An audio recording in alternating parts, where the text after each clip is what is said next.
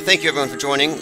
Just a few more minutes. I'm sending out notifications. The previous track was, I believe that was, oh yes, Saturn X, going to take you to Saturn.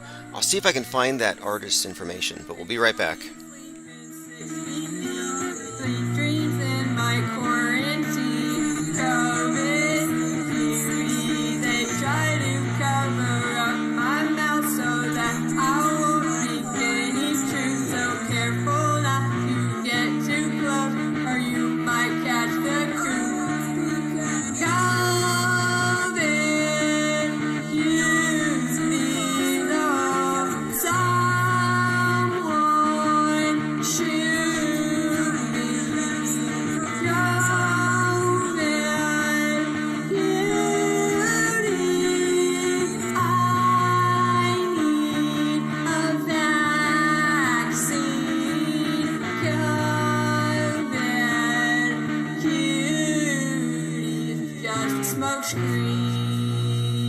Hey, this is Isaac from Thought Crime in Denver. This is Pestilence on Infinite Plane.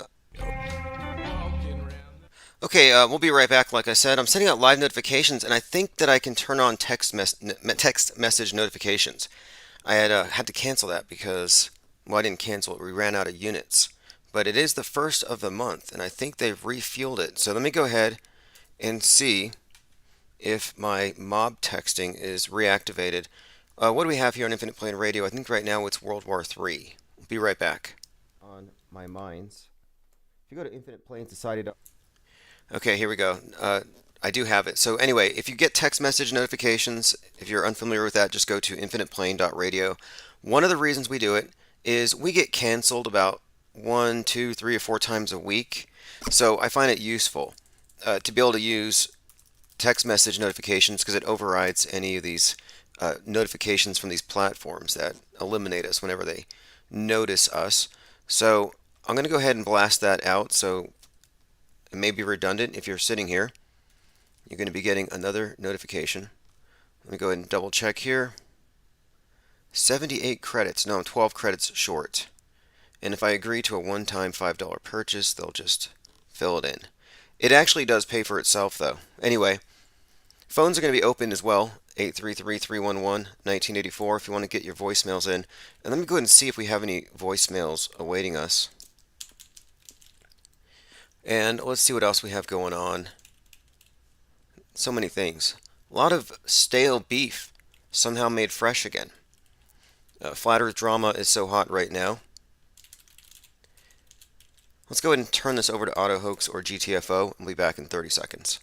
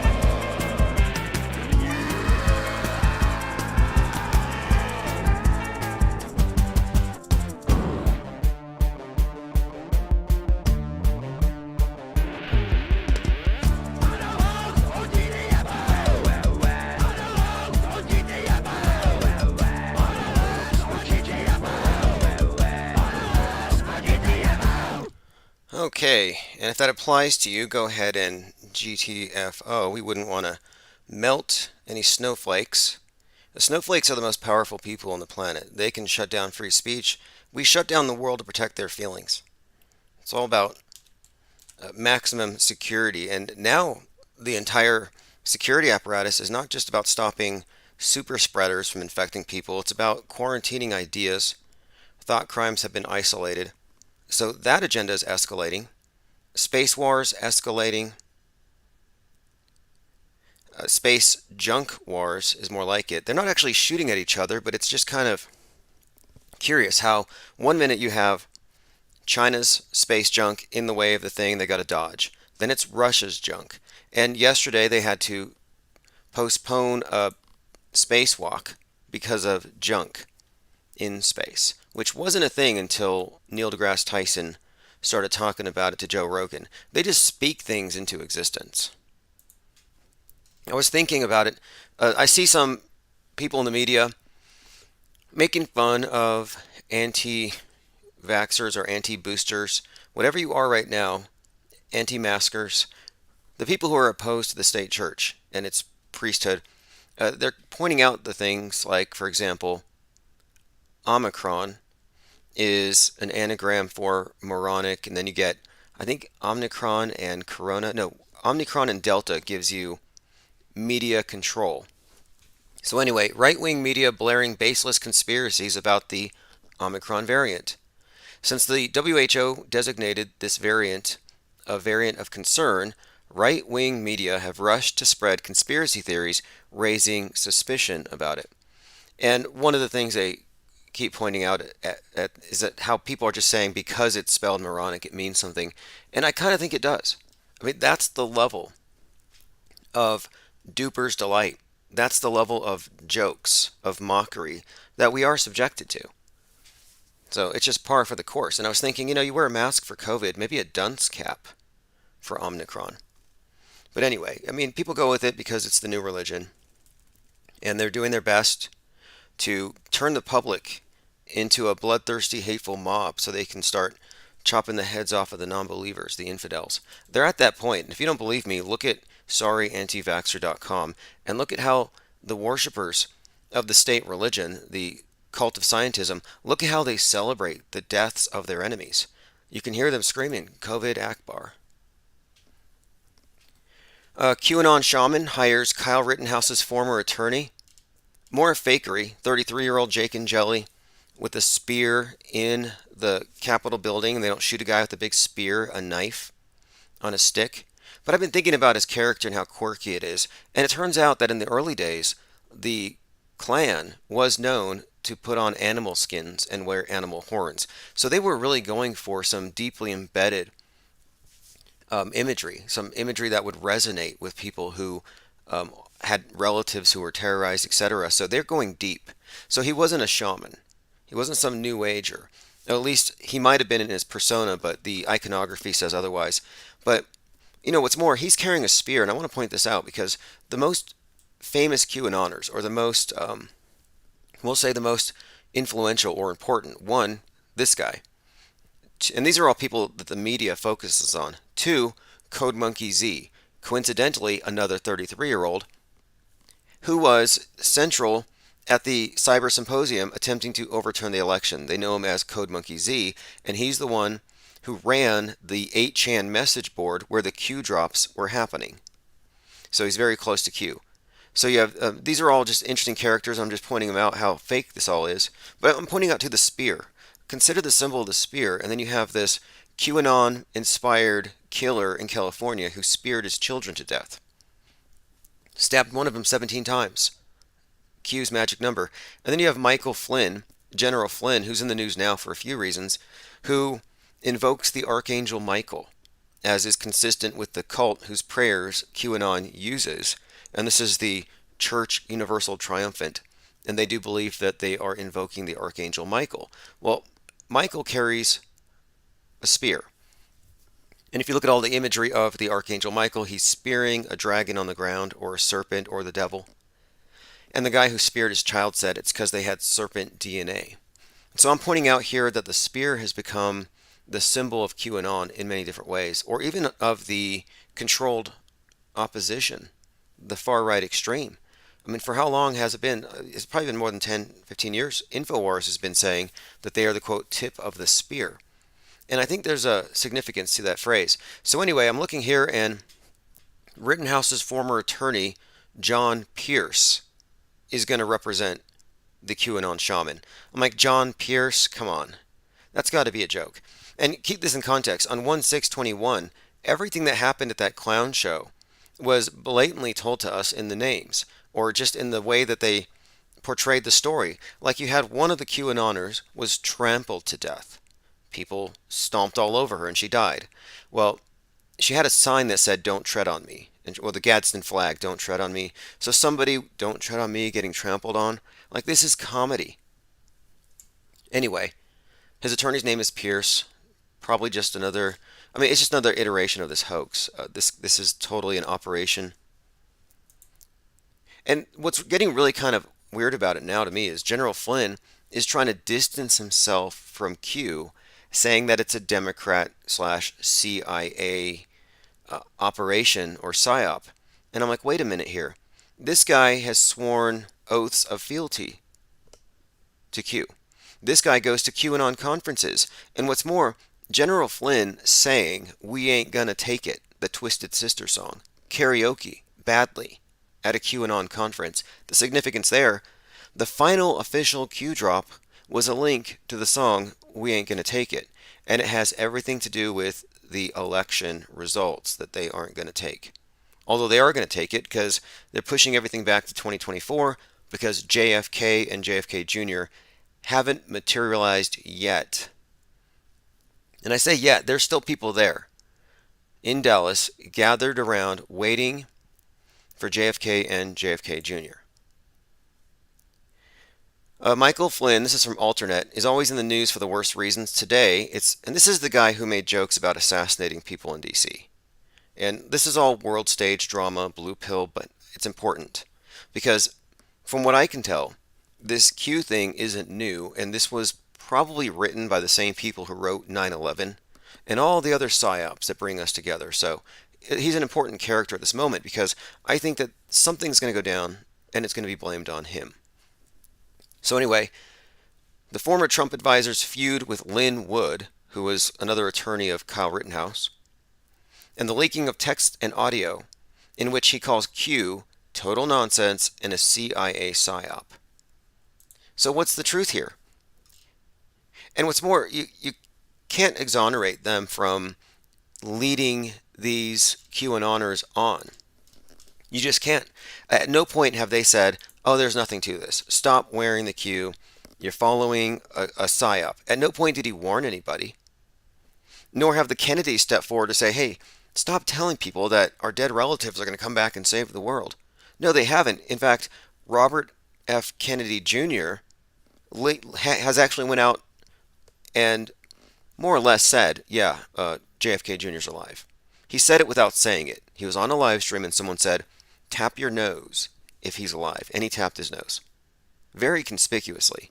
So this is some kind of a game to them, I suppose. I'm not sure. But for him to say QAnon is, quote, total nonsense and a CIA psyop is kind of a big deal. It says here, before this, QAnon members accused him of being a Satanist for a sermon, and the sermon had drawn from a New Age apocalyptic leader. And this is another point here. So at this event, which was in September, called Opening the Heavens, this was where he had the QAnoners chanting this prayer, which comes from the Church Universal Triumphant, which was a New Age apocalypse cult. And they all moved into bunkers because they thought we were going to be bombarded with nukes from China and Russia. And so the same religion, the same textbook, and it says here, Flynn said he felt called to St. Michael, his archangel and namesake. So this is all really intriguing, and he gives the archangel's prayer, and they're all praying to Archangel Michael and the seven rays. And my thinking is, wait, here they are, and this is a group that actually, they don't just pray to these angels. They believe that there's a war in heaven between good and evil, They believe in the Great White Brotherhood. That's who they pray to. And they call for Archangel Michael with his spear to come stab the commies and the devils or whatever. I mean, you can actually read these for yourself. A lot of it is actually strongly anti-communist. It says the seven rays concept was used by Elizabeth Care Prophet, and it's part of the Theosophic movement and Theosophy. So this is blatantly New Age, as the QAnon movement is New Age. And their New Age Christ, you can laugh, but it is in fact the Kennedy bloodline. It says here they have an anti-communist ending, aggressively anti-communist. So listen to this. Archangel Michael, stand with me, save my household, my nation, and bind the communist hordes. So it's no small deal that the visible leader of Q, or the QAnoners, the cult spelled with a Q, that he is actually using a template that was used very effectively to run a very effective doomsday cult. So there's no way that this thing is going to end in any rational, sane way. There are still more than, I believe, 4 dozen people camped out in Dallas, hanging around waiting for the Kennedys to return. And again, this is all happening right now, real time, and the next stage, I think, is when they move into their doomsday cults. And just in time, we have Russia and China messing things up in space, which may lead to something. Anyway, we'll continue to follow the development here with the QAnon cult and where they're going. But the reason this is falling apart is Kyle. Kyle Rittenhouse kicked off a civil war on the right when he said that there was no election fraud and that Lin Wood is crazy. So the QAnoners are distancing themselves from Lin Wood, who then retaliates by releasing the audio of Flynn saying he doesn't really believe it. Let me go ahead and go through comments. We had a number of interesting calls yesterday. We spoke with Tim Truth, Jake Gibson, or Jake the A-hole, called in. He's waging a one-man war against Flat Earth Pizzagate. This was kind of the topic of my newsletter today. So let me go ahead and bring this up. And if you want to read the newsletter or subscribe to it, I'll put a link in Substack. They kicked me off Daily Cause for some reason. Mr. 521 says, I'm looking to unsubscribe from the text message. Yeah, just click the link at the bottom. He doesn't like my criticism of religion. That's cool. Go to church, bro.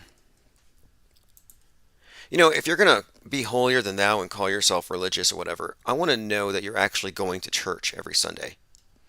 It's like you're not pro-vax if you're not vaxxed. You can't run around claiming to be holier, than me because you're religious if you're not actually going to church. I want to see your bona fides. I want to see evidence that you're actually going to church. Because I think a lot of these people are just talk.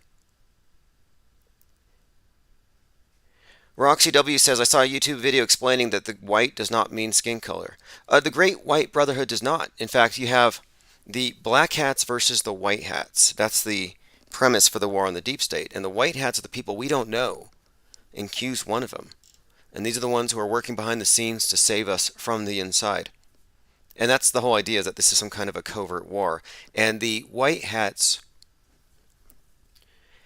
replace the Great White Brotherhood in this framework. They've just recontextualized it. And yeah, you know what, the text message thing, I could delete the list and start over in case there are people who don't want it, but it is actually easy to opt out. But I will look out for this person's username and see if I can find it, and I will take him off the list. Hope we didn't wake him up with all this dangerous misinformation. Okay, so from the desk of Tim Ozman, 12/1/21, Shadow Space Wars, 113 Metascript Clues, and Flat Earth A-hole versus Flat Earth Pizzagate. So there is some next level conspiracy drama happening in YouTube right now. Jake's on a one-man mission to expose evil in flat places. And this is not about YouTube clout or fame. He made it very clear, as entertaining as his breakdowns may be, he is fighting evil and he is putting himself out there if what he's asserting here happens to be true. And he has referenced a few things, which will, like one of the things we were kind of behind. The Infinite Plane Society had already conducted some preliminary investigations into the connections that link mainstream media personalities to Flat Earth Conference organizers, to federal informants, to sickos on parole. The resultant documentary Behind the Perv, which is a knock on Behind the Curve, was basically our way of exposing what we had found. And what he found is just as troubling. So there's all these Pizzagate style accusations being flung, and we're just going to wait and see where it goes. He called in last night to discuss this, and we spoke for about 35 minutes or so. And he made it clear he's not a globe believer. He's vehemently against the AE map. He's against what he sees as a dangerous cult, misleading people with ulterior motives, perhaps even human trafficking. And it sounds far-fetched, but you have to listen. Erica Bear says, I didn't get the text. Go to infiniteplane.media and re-sign up.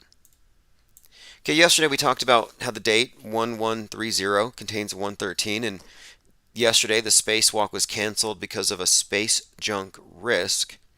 And I was coincidentally, if you believe in coincidences, watching episode 13 in 100. And that's season 1, episode 13, 113. And the episode was about a space station falling to the Earth. And in that episode, there was actually a painting of the Tower of Babel. Anyway, this is just very consistent. It's predictive programming, and we've recognized patterns. Numbers like 911, 311, 119, and 113 are consistently found around predictive programming regarding the major psychological operations of our time. So here's just an example of how consistent this is. Again, yesterday was 1130. So on 3/11 of this year, ISS dropped the largest piece of space junk ever into the ocean.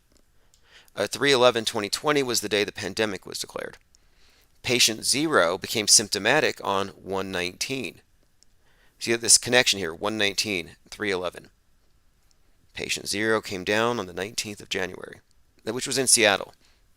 So anyway, 10 years prior, on 3/11/2010, the show The Office had an episode where a character is wearing a mask, and everybody thought it was weird. Like, why is she still wearing a mask? Because somebody had coughed. So the whole episode, exactly 10 years prior to the declaration of the pandemic, was about the awkwardness of somebody wearing a mask at work. And not only that, but it was episode number 119.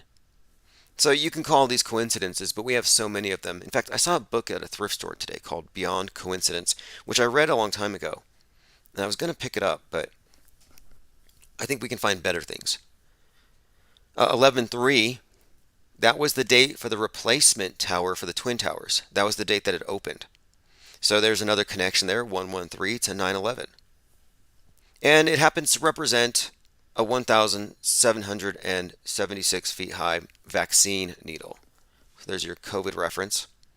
Anyway, it's very consistent. I have a list of movies that also connect 3/11 to 9/11 and the PSYOPs. And a lot of people noticed the 9/11 stuff, like for example with Vanilla Sky. Everybody noticed the 9/11 connections. It was remarked on at the time, jumping out of the building, the marking materials. It seemed prescient, as did Donnie Darko, which by the way was released on a 119. The Donnie Darko marketing was kind of stultified because of its, I guess it was insensitive for the time because it had plane parts falling from the sky, even though it came out before 9/11. So these two movies both have all kinds of 9/11 predictive programming all over it. But what we wouldn't have known until 2020 was that they both referenced 2020 as well. So this is, again, a consistent theme. And I mentioned the movie The 100 on Netflix because it's new. So right now, as we speak, the masses are being programmed, and their programming right now contains copious amounts of space junk. I wonder why. Cowboy Bebop, new live-action version of the popular anime, was released on Netflix on 11/19. And the opening scene involves a hole being blasted into the side of a space station by a weapon called the Disruptor. A lot of space junk. So this has been a reoccurring theme. And then we have the thing about the hole in the space station, which shows that there's a rift between the Americans and the Russians up above, in addition to the crack in the space station. Going through some comments here, Ryler05 says the Space Shuttle Columbia exploded February 1st, 2003, spraying debris all over East Texas. Now, look at the dates with all these these conspicuous explosions, everything with the space program. And in fact, you can find an article here. I think it's Tragic Week for NASA or something like that, where it was just showing how all of these explosions happen at the same time of the year. Here we go. So, Challenger tragedy marks somber anniversary week for NASA. So it's not just the Challenger explosion. Okay, January 28th, Challenger. And then, of course, the same week, you would have, I think you go back 19 years, and you have the Apollo 1 on 127. So basically 19 years, almost to the day. You had the three individuals burn up. And then a few days later, that same week, you had the Columbia. There's a few other things as well. You could look at other significant explosions on those dates. Columbia, February 2nd. Another February 2nd was SpaceX had one of their starships crash. It's the one that fell with head of 42 on the Raptor engine. But anyway, that one blew up spectacularly on February the 2nd. And I'm saying these are all part of the same rituals. Those weren't accidents. I'm not even saying people are dying. But in Musk's latest one, February 2nd was the 33rd day of the year. That was the day that Jeff Bezos stepped down. But he's been a part of this. I would say these are rituals, these immolations. In fact, let me point this one out. He had said, Elon Musk had said, we are going to, and these are their words, sacrifice the Falcon in Dragon's fire. So, in his words, why is it important to sacrifice Falcon 9 in Dragon fire? And this happened during that same week, which was also the week of Kobe Bryant's fire explosion in the sky. SpaceX is busily preparing for its final uncrewed flight test with the Falcon 9 and Dragon capsule before it sends the first astronauts to the International Space Station. In many of SpaceX's launches, the company does all it can to recover the Falcon 9 first stage. Now, if you're watching on the screen, that's all CGI. I mean, I shouldn't have to tell you that. But my point is, he used the phrase sacrifice, and I thought that's interesting. Because here they are at the end of January, during the same time of the year, same week of all these other explosions, these immolations, and he's doing a quote sacrifice. So the symbolism's even a little deeper when you get into this. And this was on January the 19th, 119. So there's another 119, another sacrifice, something in the sky. But the dragon, of course, symbolizes, I would say, the night or Saturn, the darkness, and Falcon is a sun god thing. So like Darth Vader, Luke Skywalker. You have the Father, the Son, Saturn and the Sun, Dragon and Falcon, same thing. Falcon is the sun god in the Egyptian pantheon. It's Horus. So the sacrifice of the Falcon is actually just symbolizing, I think, the same ritual of the death of the sun god, or the Challenger being destroyed. And I was mentioning the numbers. These things are so damn consistent. The Challenger blew up at 1 minute 13 seconds. 113. 1 minute 13 seconds. Very consistent all across the board, but these dates are not insignificant. In fact, I'm not going to play the boring speech that Reagan gave after the Challenger explosion, where he talked about the coincidences, and he used that phrase. And it goes back to Sir Francis Drake when he disappeared. And I believe it was the anniversary date of the Challenger explosion. And there's their name again, Drake, Dragon. Seva Bear says, has anyone looked into the brainwashing with the side of entertainment called Utopia? It's all about man-made viruses and the deep pop agenda. That was recommended to me. Did that come out pre-2020? There's a few movies that I think that are told. This is an example. I think it's called Abigail. There are some movies that tell you that the public is being conditioned to accept the news. And some of these things are extremely just well detailed. So Abigail came out in 2019.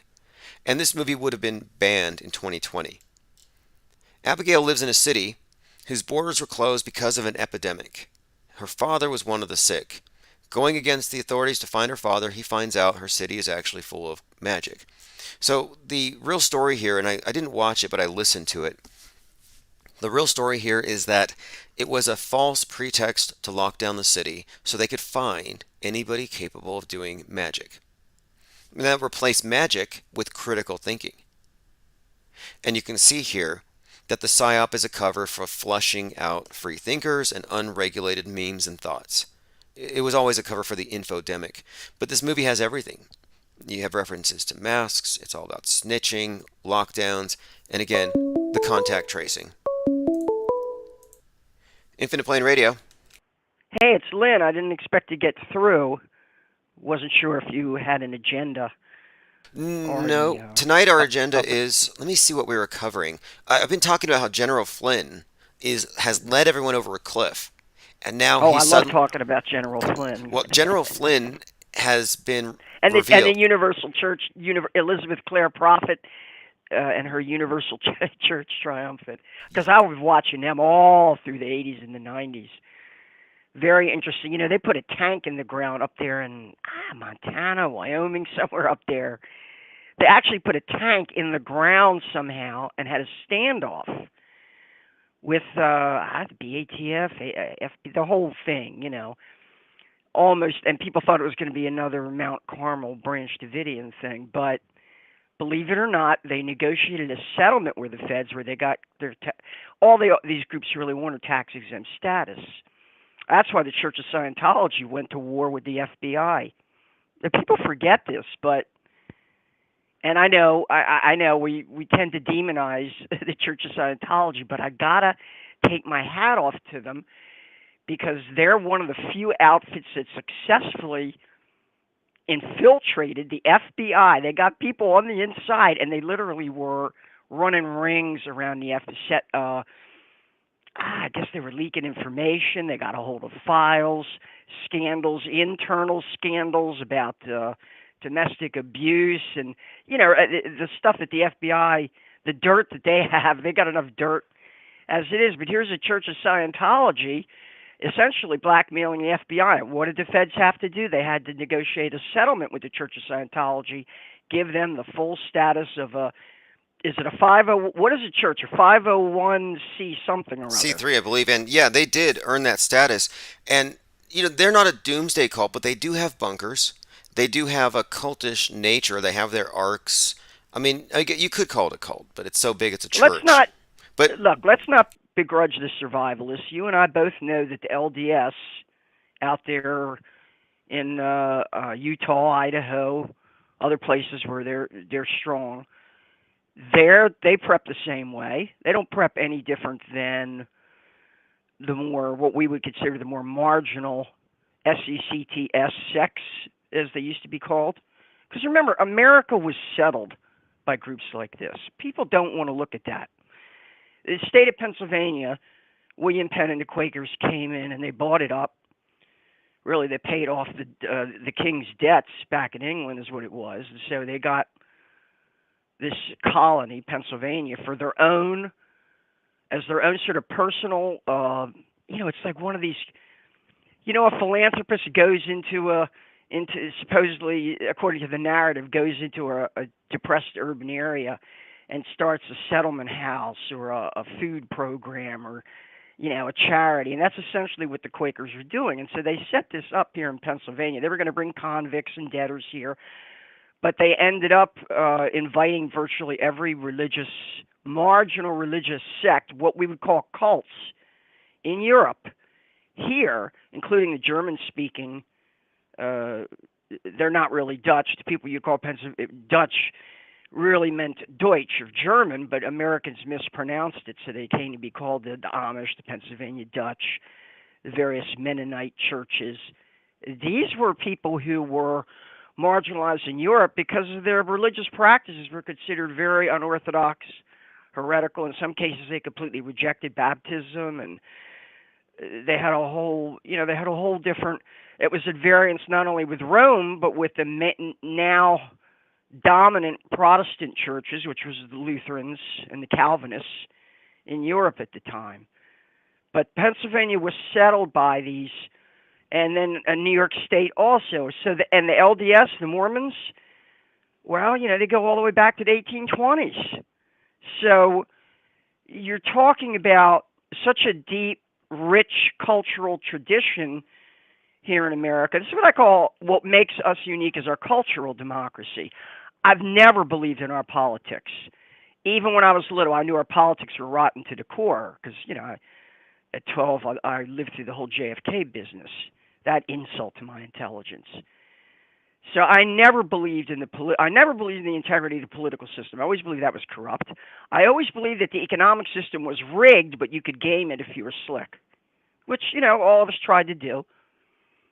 That's really what happened But when with it the comes to baby boomers. the religion, okay, yeah, the word I wouldn't. But the one thing in Scientology has a America, clean record. They haven't had any sort of wars that they've started.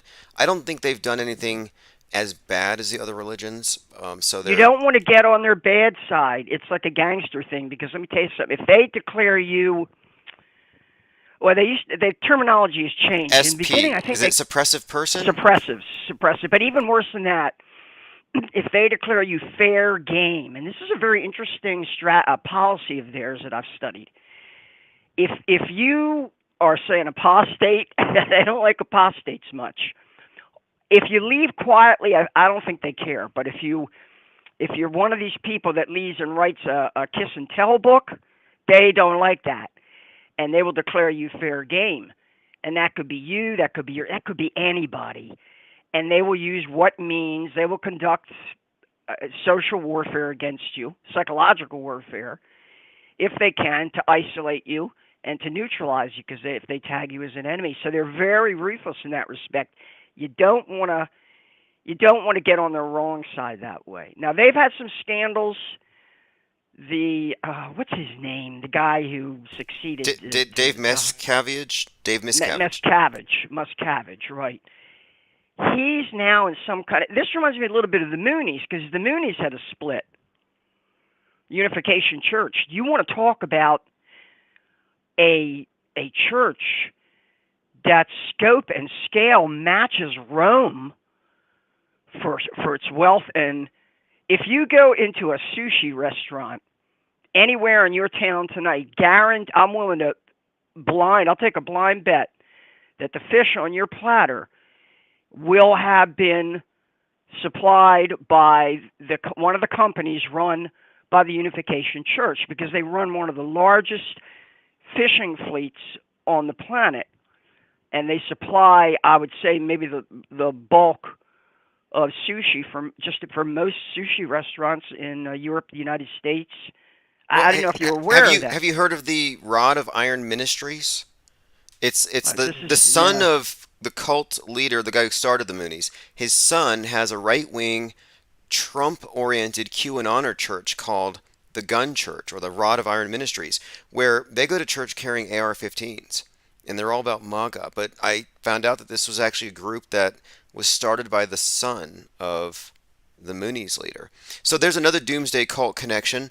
What General Flynn is playing with, I think, is fire, because Elizabeth Clare Prophet, with her Church Universal Triumphant, which I think is now the Church Universal Trump, I think that is a very potent way to get people to believe that they're fighting a spiritual war and that the world's about to end. And this is why I'm not against prepping, but I am against fear-based rationales for prepping, where it's like the world's going to end next week. And she succeeded.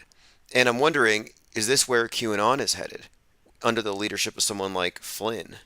Is he just grifting them? Are they being radicalized so they can be targeted with as patsies in the next major psyop? I mean, what do you think Flynn's trying to do here? There's nothing particularly new or unique about the apocalypse metascript. There's always people out there who are preaching an end of the world scenario. But some of them can, I guess you could say, they know how to harvest enough loosh, as a term. Who is there?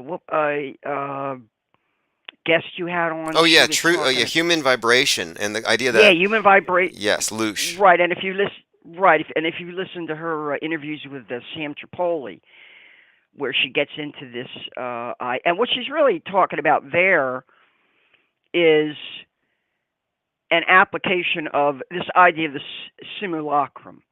That is to say, if you create, and this is what I would argue about something like, say, German National Socialism. It really swept, excuse me, it really swept Germany, and was because it had style, the colors, the banners, the torches at night, these huge, highly choreographed rallies and stuff. This was cutting edge entertainment at the time. For politics, it had never been seen before. The German National Socialists were the first ones to use radio on a large scale, and they were the first ones to use the airplane to fly candidates around. They were very innovative. So, I'm just saying, and otherwise they might have remained marginal. And people say, well, yeah, they got big money behind them. They got Wall Street behind them. Well, that's true. They got the Union Bank of New York behind them, and they got Montague Norman of the Bank of England financing them, helping them into power. There's no doubt of that. It was a plan to rebuild Germany, and use it as against the Soviet Union essentially, and Stalin. But there still has to be some intrinsic. The National Socialists would have been one group among many who were candidates to be selected to play that role. This is very, if you want to talk about the role, because cults, we think of cults as. Wait, would you compare Flynn to, because listen how, this is from Alternate, they said that Flynn is building a violent, ultra-nationalist, right-wing Christian takeover of the U.S. And if you actually follow through with the plan, it does involve a lot of bloodshed when the deep state wins. Would you think that's an accurate description of what Flynn is advocating here? Who is Alternate exactly?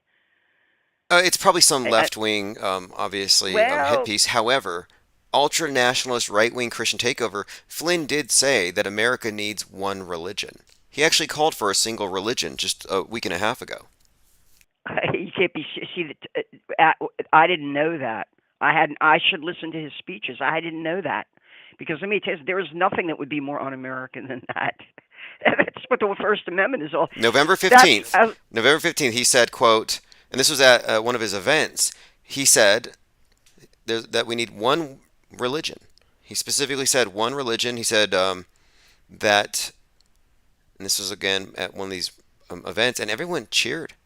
So he said, here's where we put somebody like General Flynn on the spot, who, along with his peers, and I would say this is the cream of the crop of staff and general officers at the Pentagon over the last 20 years since 9/11, have by definition committed, if not treason itself, misprision of treason with respect to the events of 9/11. For not having even spoken out or said anything. I've made that clear before. But the thing about General Flynn is, if he is going to say something like that, that's so, I can't think of anything more un-American than the idea of one single, because what is the phrase that the founders, as we call them, used? The Establishment Clause. That's the one thing you do not allow, is the establishment of a national church. That was one of the cardinal points on which we broke with the British Empire. Supposedly, the United States came into existence based on the idea of anybody could come here and practice just about any religion. And so, yeah, the United States was the Disneyland of cults, the Wonderland of cults, because there was plenty of space here if you were willing to either chase out the native tribes, or if you could, in the case of Pennsylvania, that land was purchased from the native tribes for the most part. The Quakers actually paid fair and square a decent price, because they were ethical people at the time. They're the only people certainly the only people who were unalterably opposed to slavery, and did not allow slavery to be practiced up there really that much. Hardly at all in Pennsylvania. They abolished slavery very early. Quakers were against that. Now, what the Quakers are now, they're probably owned by the Rockefeller Foundation now, or the Ford. In other words, you understand, we're talking about a legacy, but that has nothing to do with what these institutions are now. Now they might be intelligence agency fronts. They can be anything. The Church Universal Triumphant has its roots in theosophy. This is the doomsday cult that is actually, I think, the structure for QAnon at the very top, and it's based on theosophy and the idea of this war in heaven, and it's not a religion in the conventional sense. You couldn't even really compare it to the Amish. I mean, we're talking about a group that believes that they're in touch with supernatural beings and that they're warring with the world itself. So what Flynn is doing, I think he's leading a dangerous he's playing a dangerous game. Especially, there are still 3 dozen or more people camped in D.C. at the site of JFK's assassination, waiting for his return. I mean, that's pretty. I would say those are some pretty diehard believers. Yeah, I wouldn't. Well, that's the thing. It's when does this go from being marginal to having enough of a following that it can now be called main. I mean, in other words, we see a lot of the mainstreaming of insanity. The whole, the masking thing is a mainstreaming of insanity, as you pointed out. Without, if you were even going to begin to tell people to do that, you'd have to have these biohazard boxes all over the place, and people would have to be ditching these things and carrying, either a package of a package of disposables with them wherever they went, or Oh, look, yeah, you're right. wouldn't be Mainstreaming. going out. Anytime they present something to the mainstream, it suddenly exists. Like space junk now exists. And until about a month ago, the JFK worshipping wing of Q didn't really exist. I even interviewed an author of QAnon the Storm, Mike Rothschild, and he didn't even address it once in his book, which I thought, why not? He didn't think it was a big deal. Well, now this JFK fixation is in every major late night TV show. Jimmy Kimmel makes fun of it. They're all making fun of it. And even the Young Turks weren't making fun of it. They were saying that it was worrisome that now you have a group of people who are Heaven's Gate level, radicalized and out of touch with reality. And I think this is all a setup because there was a couple of movies out, like Pizzagate Massacre, where now the public is being prepared to accept a conspiracy theorist terrorist, probably a QAnoner. And so that's kind of what I think is happening. I think they're building up for that. There's no other explanation, if you can ask me, for why you would have this fixation on JFK, unless you were trying to make these people look crazy. Well, that's where you see that's where you see who's really after the truth and who's gaming things. All the ones that you just referenced, Jimmy Kimmel, and who's ever and General Flynn, and the MAGA people, and this is an interesting question here because you've also got like this Sebastian Gorka and that crowd. You've got the Bonginos, and you've got this other AM talk radio, Todd Starnes. You've got this whole sort of colorful motley crew over there on what's called the right, or what's supposed to be the right, I guess. And it's like a carnival in a way, and you don't know what it's going to congeal around. But what distinguishes all of them, and the same thing on the so-called left with Jimmy Kimmel and all that, all these people are scripted. That is to say, their job is to run down the script, and usually the core script is the left-right paradigm, because they still want to keep people wrapped around these phony elections, national elections, and the illusion of democracy, and what happens in the courts is real, and all that. They still want to be able to do that, and so they run down the script. That's how you can tell who they are. People like us, we're stepping outside of it.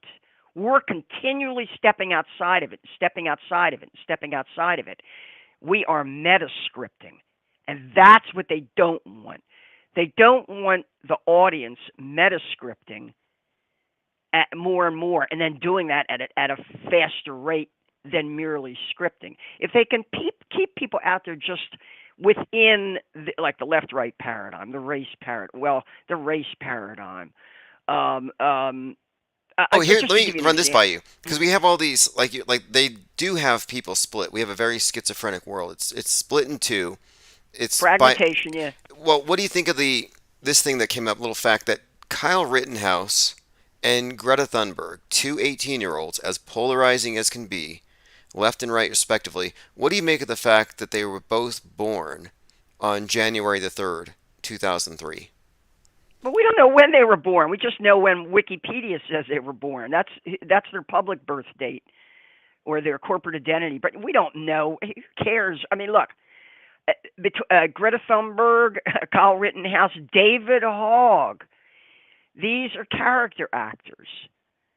I think pretty much. I know David Hogg is for sure, and I know Greta openly. Her parents are actors. The whole family's actors. Rittenhouse, I'm pretty well 99% convinced he's got to be. If he is, he's pretty good at it. You got to admit. Yeah, he's a great actor. Rittenhouse is the Award-winning best. crisis actor. Yeah.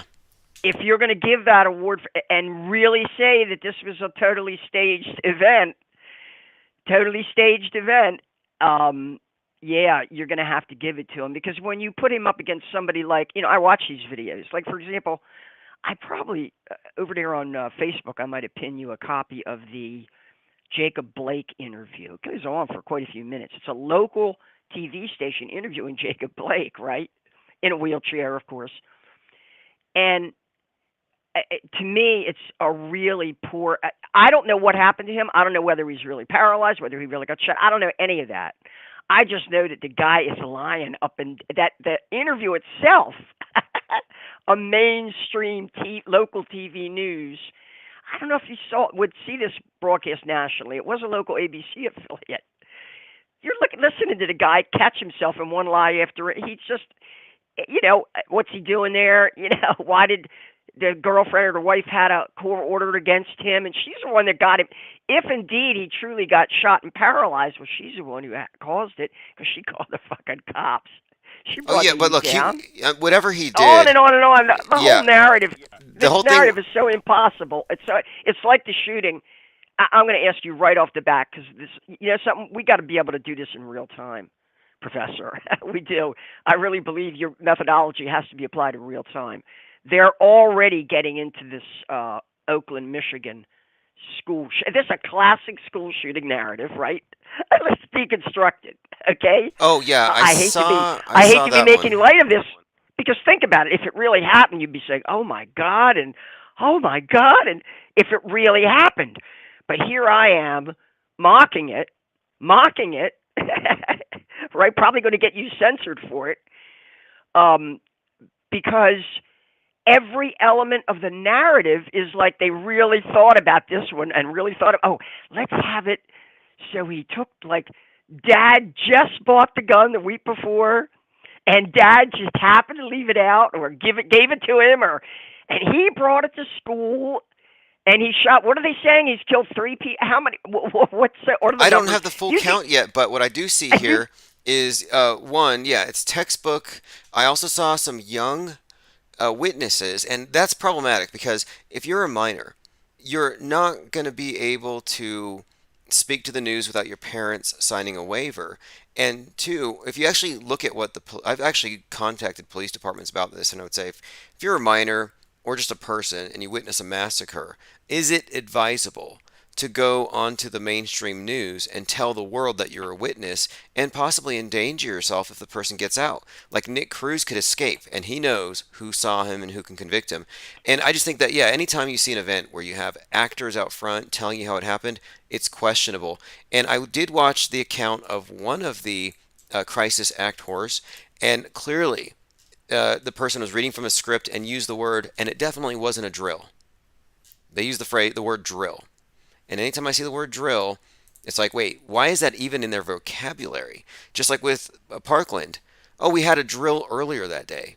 That's just such a reoccurring theme. So my take on it is, it's a drill, it's a psyop, and every angle they have to attack the Second Amendment, they go for it. They're trying to say, oh, you're weaponizing self-defense. In this case, it's the young person had access to his dad's thing, whatever. And, I'm looking at the picture of him, and he's wearing, like, military issue BC glasses. Did you see those? Ethan Crumbley? Yeah, it's, to me, even more than that. It's the crazy. It's trying to track the rate at which they give you details and how different that is from one case. Like there's so, one thing might be reported, and you're getting nothing from them, or the details keep going upside, reversing and going upside down from one day to the next. But here, in the case of this alleged shooting up there in Michigan, all of a sudden they've got all the details. Do you understand? It's like, oh my God, within the first 6 hours of reporting, we're being told everything that happened. It's an application. This is another thing I learned from you. Because I never used to watch this cartoon. I couldn't stand it. It was a little bit after my time. Scooby Doo. I've generalized. You're the one that identified what you called Scooby Doo justice. Essentially, the crime is solved within, like Lee Harvey Oswald and Jack Kennedy. That's it. We got the suspect. We got Bin Laden and 9/11. We got it. We got all the information within the first 12 hours. Here it is. Investigate. And not only that, we pulled the mask off at the end, and within the space of a single half-hour episode, we solved the whole problem. And you call it Scooby Doo Yes, justice. Scooby Doo Justice, because what it's doing. I mean, look, we got Scooby Doo Justice down below, and then up above. Well, NCI, or what's the other one that people like to watch about the forensics? What's the name of that stupid TV show that people watch? They give you the villains, they give you the victims, they give you the story, they give you the background. The conviction that the DNA that they have all this test and that device and that technology, and people believe this shit. They believe this crap. They watch that on TV still and believe. Where I see it? I see it in the sports bars when they're not showing, I don't know, the NBA or ESPN. They've often got this, what is it called? NCIS? The ones where they allege all these brilliant space age forensic technologies that allow them to pursue crimes there in New York City or wherever they are. I can't even think of the name of it, but you know what I'm talking about. What I think they're doing here, though, the purpose of the Scooby-Doo Justice is I think they're destroying the presumption of innocence, just as they have with the pandemic, where you're all assumed guilty until proven healthy, or you're sick until proven healthy. Well, here, you're not even seeing due process. The witnesses are convicting the person in the court of public opinion, and they're forming your opinions in advance, and it's all about the narrative first. We're not seeing the process play out. We're not seeing a full investigation. How do we know there weren't multiple shooters? How do we know that David Hogg didn't frame Nick Cruz? You can actually find evidence supporting that if you note that there are alibis for Nick Cruz, but they will never investigate that. So yes, it's prepackaged. We got Scooby-Doo Justice on the ground. We got more than that. Looney Tune physics. We got Looney Tune physics in space. It's all cartoon. Scooby-Doo medicine. We've got Scooby-Doo medicine. We've got what I'm doing is I'm extending that to a generic principle, a general principle. We've got Scooby-Doo medicine. Imagine that. Within hours, we now know there's like Omicron variant discovered, patented. Now they got to be patent. If they're claiming a unique variant is a unique sequence. Did they get a patent on that? Does somebody get paid and given a patent on that, or can you? Do they patent? This is a whole argument about whether this is a bioweapon or not. Because if they could patent, you cannot patent a life form. So if this occurs spontaneously in nature, they can't claim a patent.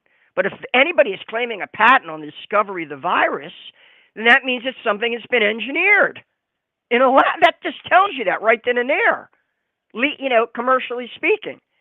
So, and of course, that's what's been claimed. But now I'm kind of lost. Well, hey, let's get into this for a second, because I'm making a general point here about it's a Scooby-Doo It's not just Scooby-Doo justice. It's Scooby-Doo science. See? Yes. It's right, and I guess the United States of shallow. That's what this is really about. Mandela is very much the key to this. Yes, the Mandela effect is actually the standard operating procedure for the MSM. It's like the Ministry of Truth, and we're so malleable. And you can see, I mean, the 1/6 staged guided tour is somehow a riot. I mean, give me a break. And hey, since the last time we've spoken, the media has made a really strong point of highlighting any time somebody who denies COVID dies. It's always the same. COVID denying influencer, COVID denying preacher. They're always dying. Well, since the last time we've spoke, Flat Earth Fokker and Rob Skiba have both died ostensibly of COVID-like symptoms. What do you But think? who's paying attention? Who's paying attention outside of this? Now, let's think about that a second. Speaking of cults and cult behavior and the way you re-engineer society into these fragmented cults so you can manage them all, pretty much through social media, because these are mostly social media cults, I guess. Uh, who's going to care? Who's going to give a flying rat's ass?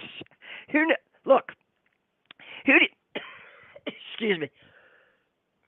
Okay, yeah, these people are marginal. However, I think that these are like, okay, this might be I might be over. Unless unless the people who are ready to call themselves flat earthers are not marginal. Ever think about it that way? Because you'll never. At what point will you know that they're desperate enough that they've got to attack? Not only have they got to attack you, but they got to make good on the bluff.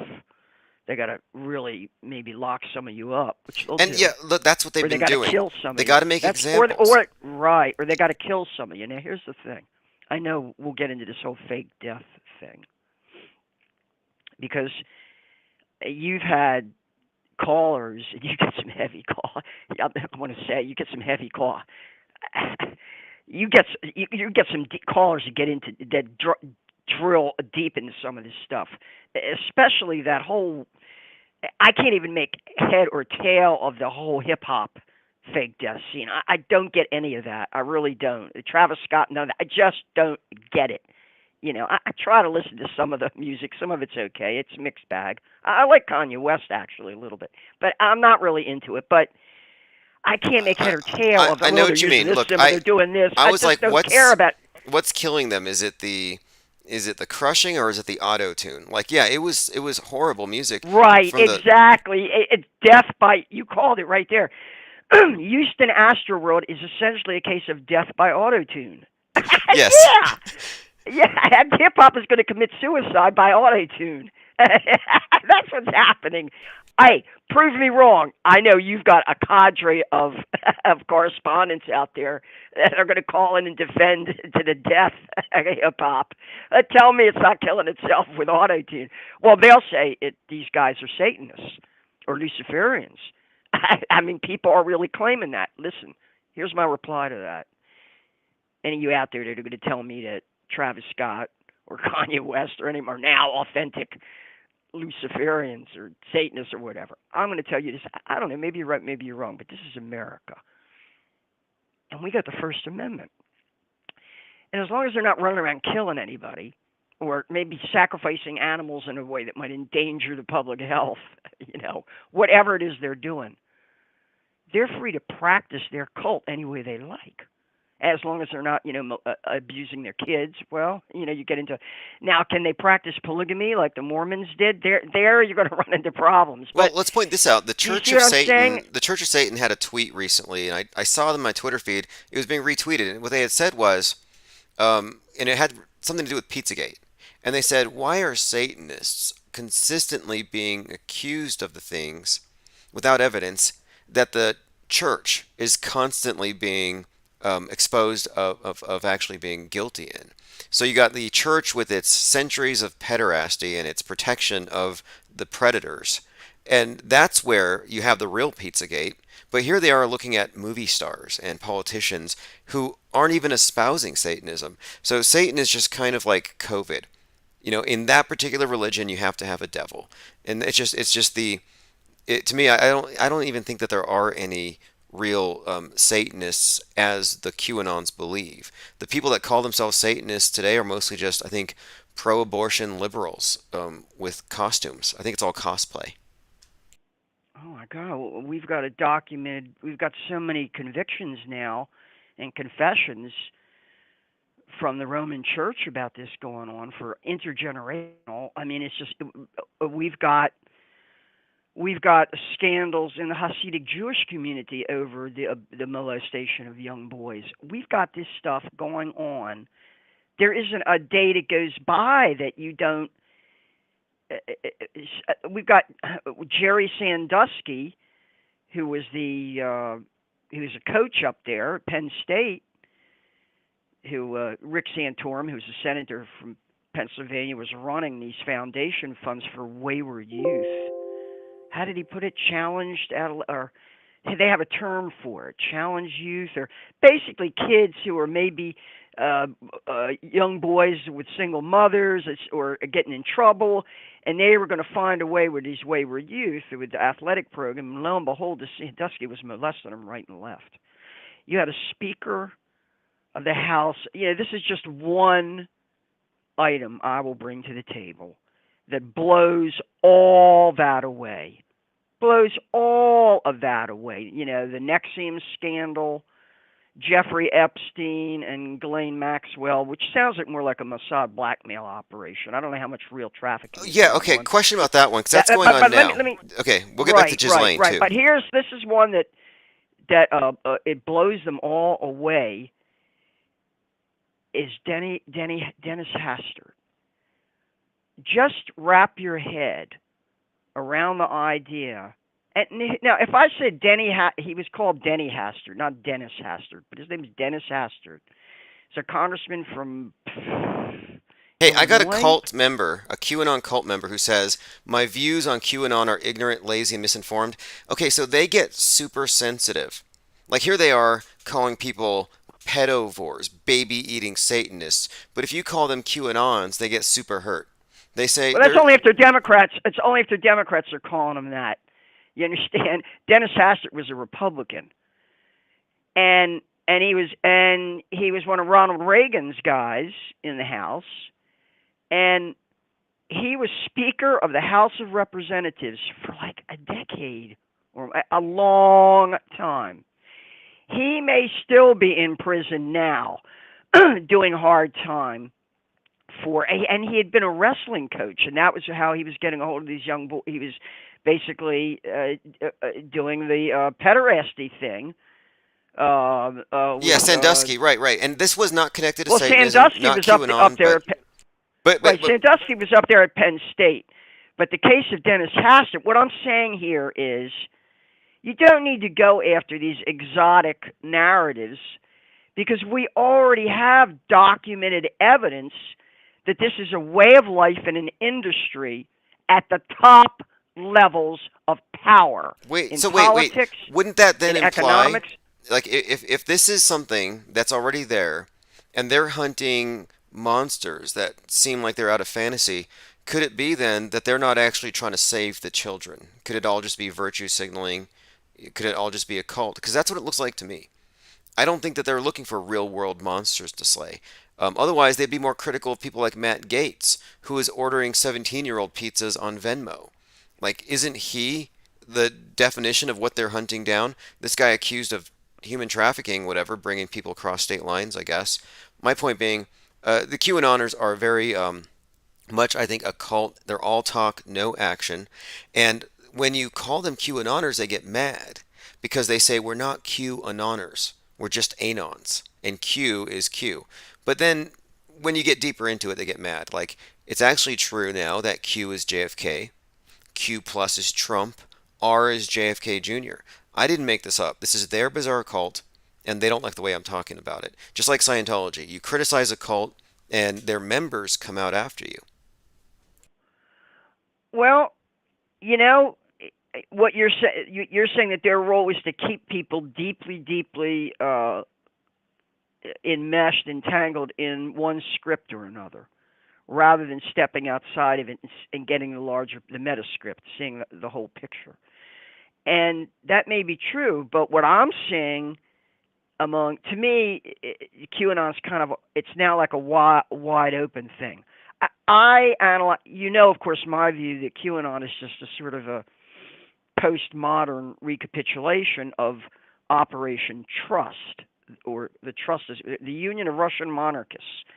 Union of Russian Monarchists was, what happened was, Lenin called in Felix Dzerzhinsky, the first head of the Cheka, and said, "What are we going to do about these exiles, former supporters of the Tsar, and others who have gone into exile? They're in Berlin and Paris and London, and Vienna, and they're organizing against us." And Dzerzhinsky said, "Well, let's just start an organization of our own to keep them, keep track of them. And so we've got the money. Let's do it." Actually, they ended up getting Western intelligence agencies to pay for it. That was a beautiful thing.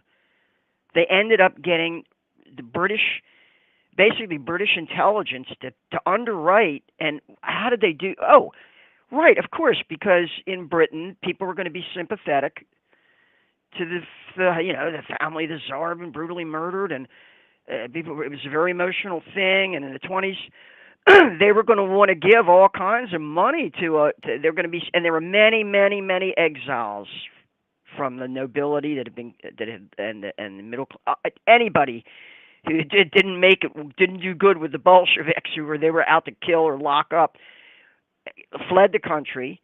And even here in the United States, many of them came to New York and California, but a lot of them were in European capitals. And Dzerzhinsky said, "Let's just start," and basically through their agents, they had managed to infiltrate the British intelligence organ. They got British intelligence to put up the cash to underwrite the Union of Russian Monarchists. Now, what this was going to be was a coalition of, it's so weird, a coalition of people who maybe wanted to restore the Tsar in some way, or I don't know, people who were convinced that you could somehow work with the Bolsheviks because the Bolsheviks said, "Look how nice we are." It just was very, very weird. How did they co-opt and get these people who really were, many of them, sincerely opposed to Bolshevism, but they were willing to participate in this organization, even though they had to know it was compromised? You understand? It's when you start wrapping your head around it, it gets really weird. The only reason it came to an end was because a British agent named Sidney Riley said, "I'm going to go over there and just blow this thing apart." Actually, it came to an end because Stalin was fed up with it. Well, okay, Stalin said, that's one thing. You're talking about Operation Trust. You yes, find that's what Q is. Operation That Trust, is, trust the if you want plan. to. But the thing is, Everything okay, old is new again. this is Everything old is new again. There's nothing new under the sun. Any one of these things that they've done is a reworking of an older script. I haven't seen anything original from these assholes. okay. Well, listen, these QAnoners though are the ones who are still true believers. When the cult starts becoming radicalized and the fringe is all that's left, the fringe get fringier. This is the case in all cults. So now, if you don't believe that JFK survived his head wound and he's Jesus and his son is going to save us, if you don't believe that, it's because you're not smart enough, or you don't know the right interpretation of the Donald Trump tweets cross-referenced with a QAnon drop from 3 years ago. That's how batty it is, and they can't back down. It's ego, it's pride, but they're true believers at this point. And I don't think it ends except in a doomsday bunker with all of their money being funneled over to Flynn and other questionable people. That's where I think it ends. It's a honeypot. It's a patsy garden where they groom patsies. It's a sheep shed for sheep dipping. It's all of these things. It's what you call a counterintelligence operation. And to me, it's so stupid. You wouldn't think, "Oh, look, we just got the latest drop." Right out of somebody. Dropping, what droppings is, right? Like the latest elephant drop, the latest cow pie. And that's when they say drop. "Oh, I got the latest Q drop." Some insider is dropping, and yeah, it probably you found the insider. It's this Marcus Goldfinch or Ron. What's his name? Watkins. Who gives a damn? You understand what level they're operating? This whole thing is so shallow and so weak.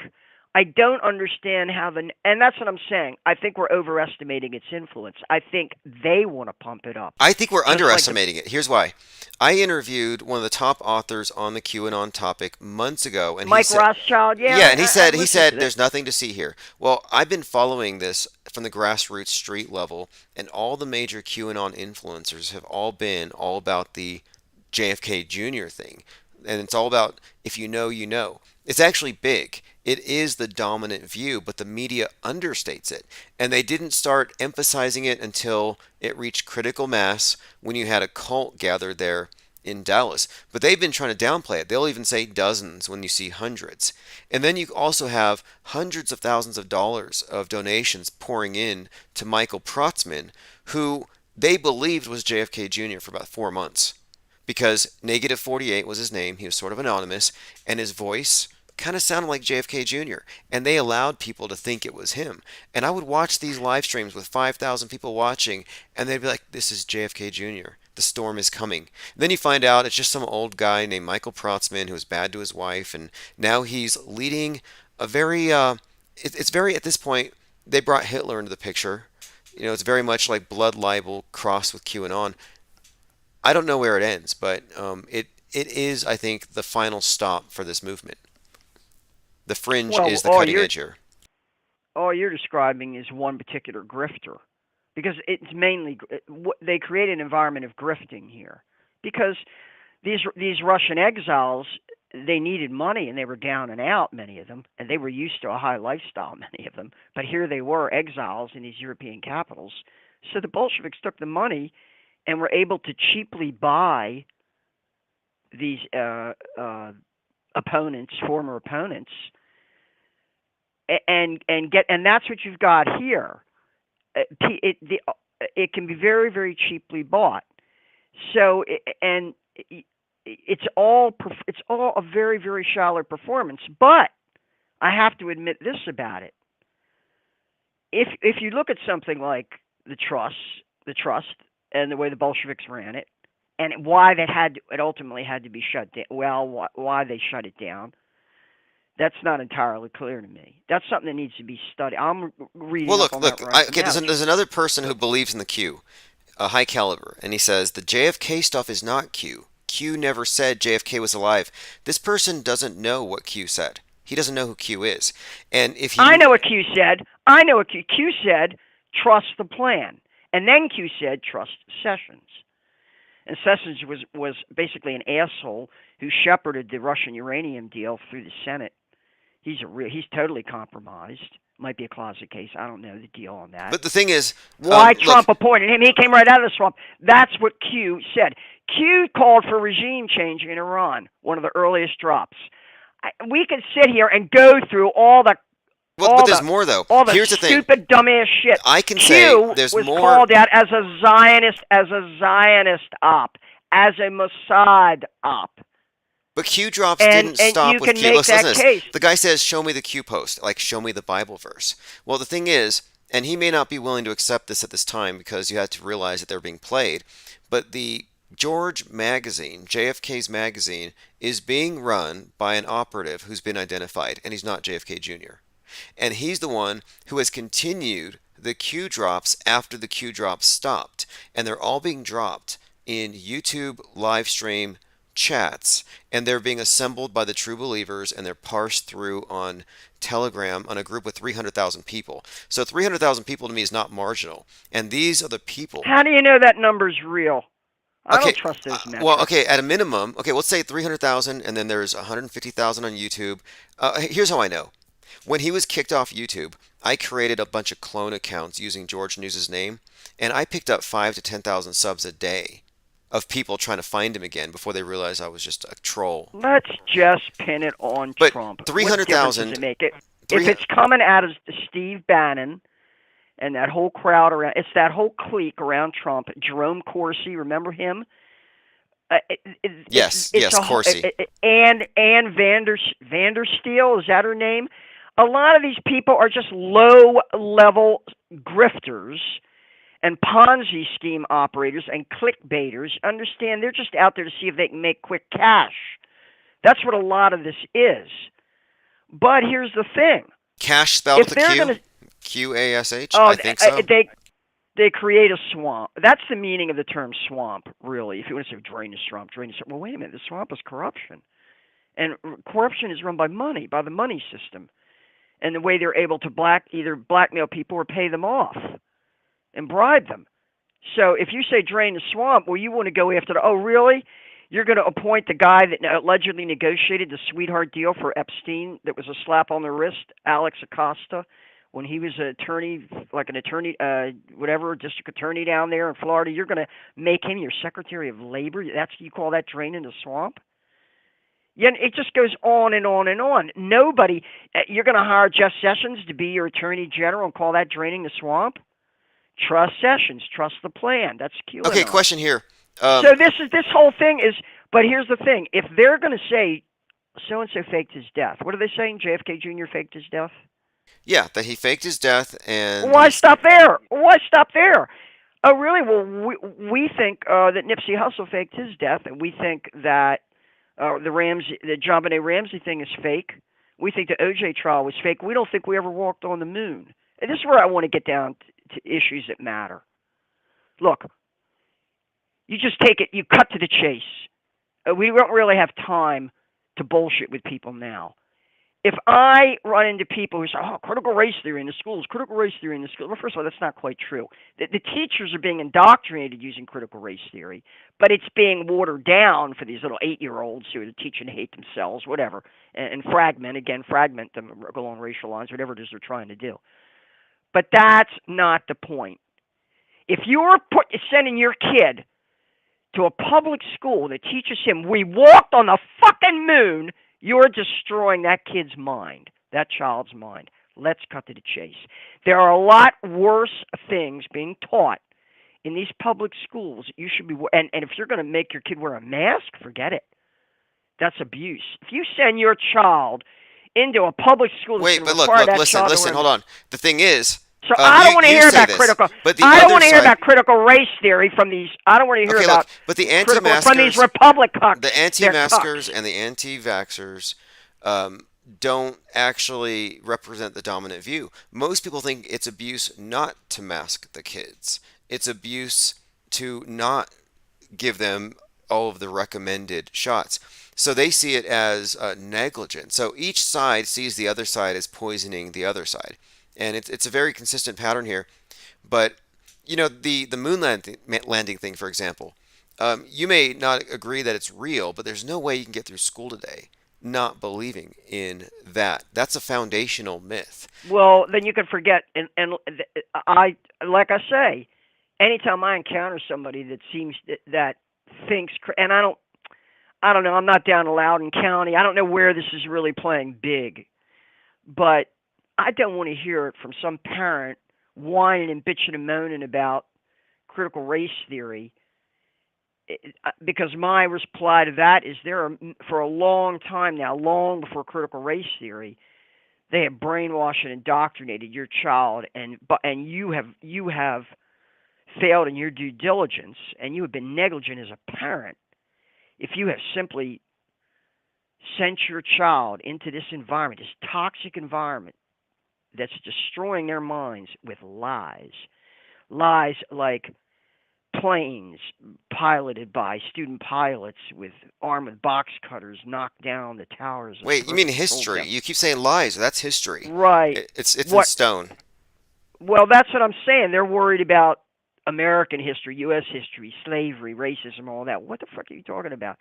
What good is it to fight that if you're going to allow your child to be indoctrinated with this ridiculous NASA Disney fakery? That is child abuse. That is deliberate. And if you say you got one or two things to say, well, I believe that myself. Well, I don't have time for you. Got to move on. Or they'll say, well, I don't know. I don't know. I don't have control over that. Blah blah. That's weakness. That's moral cowardice.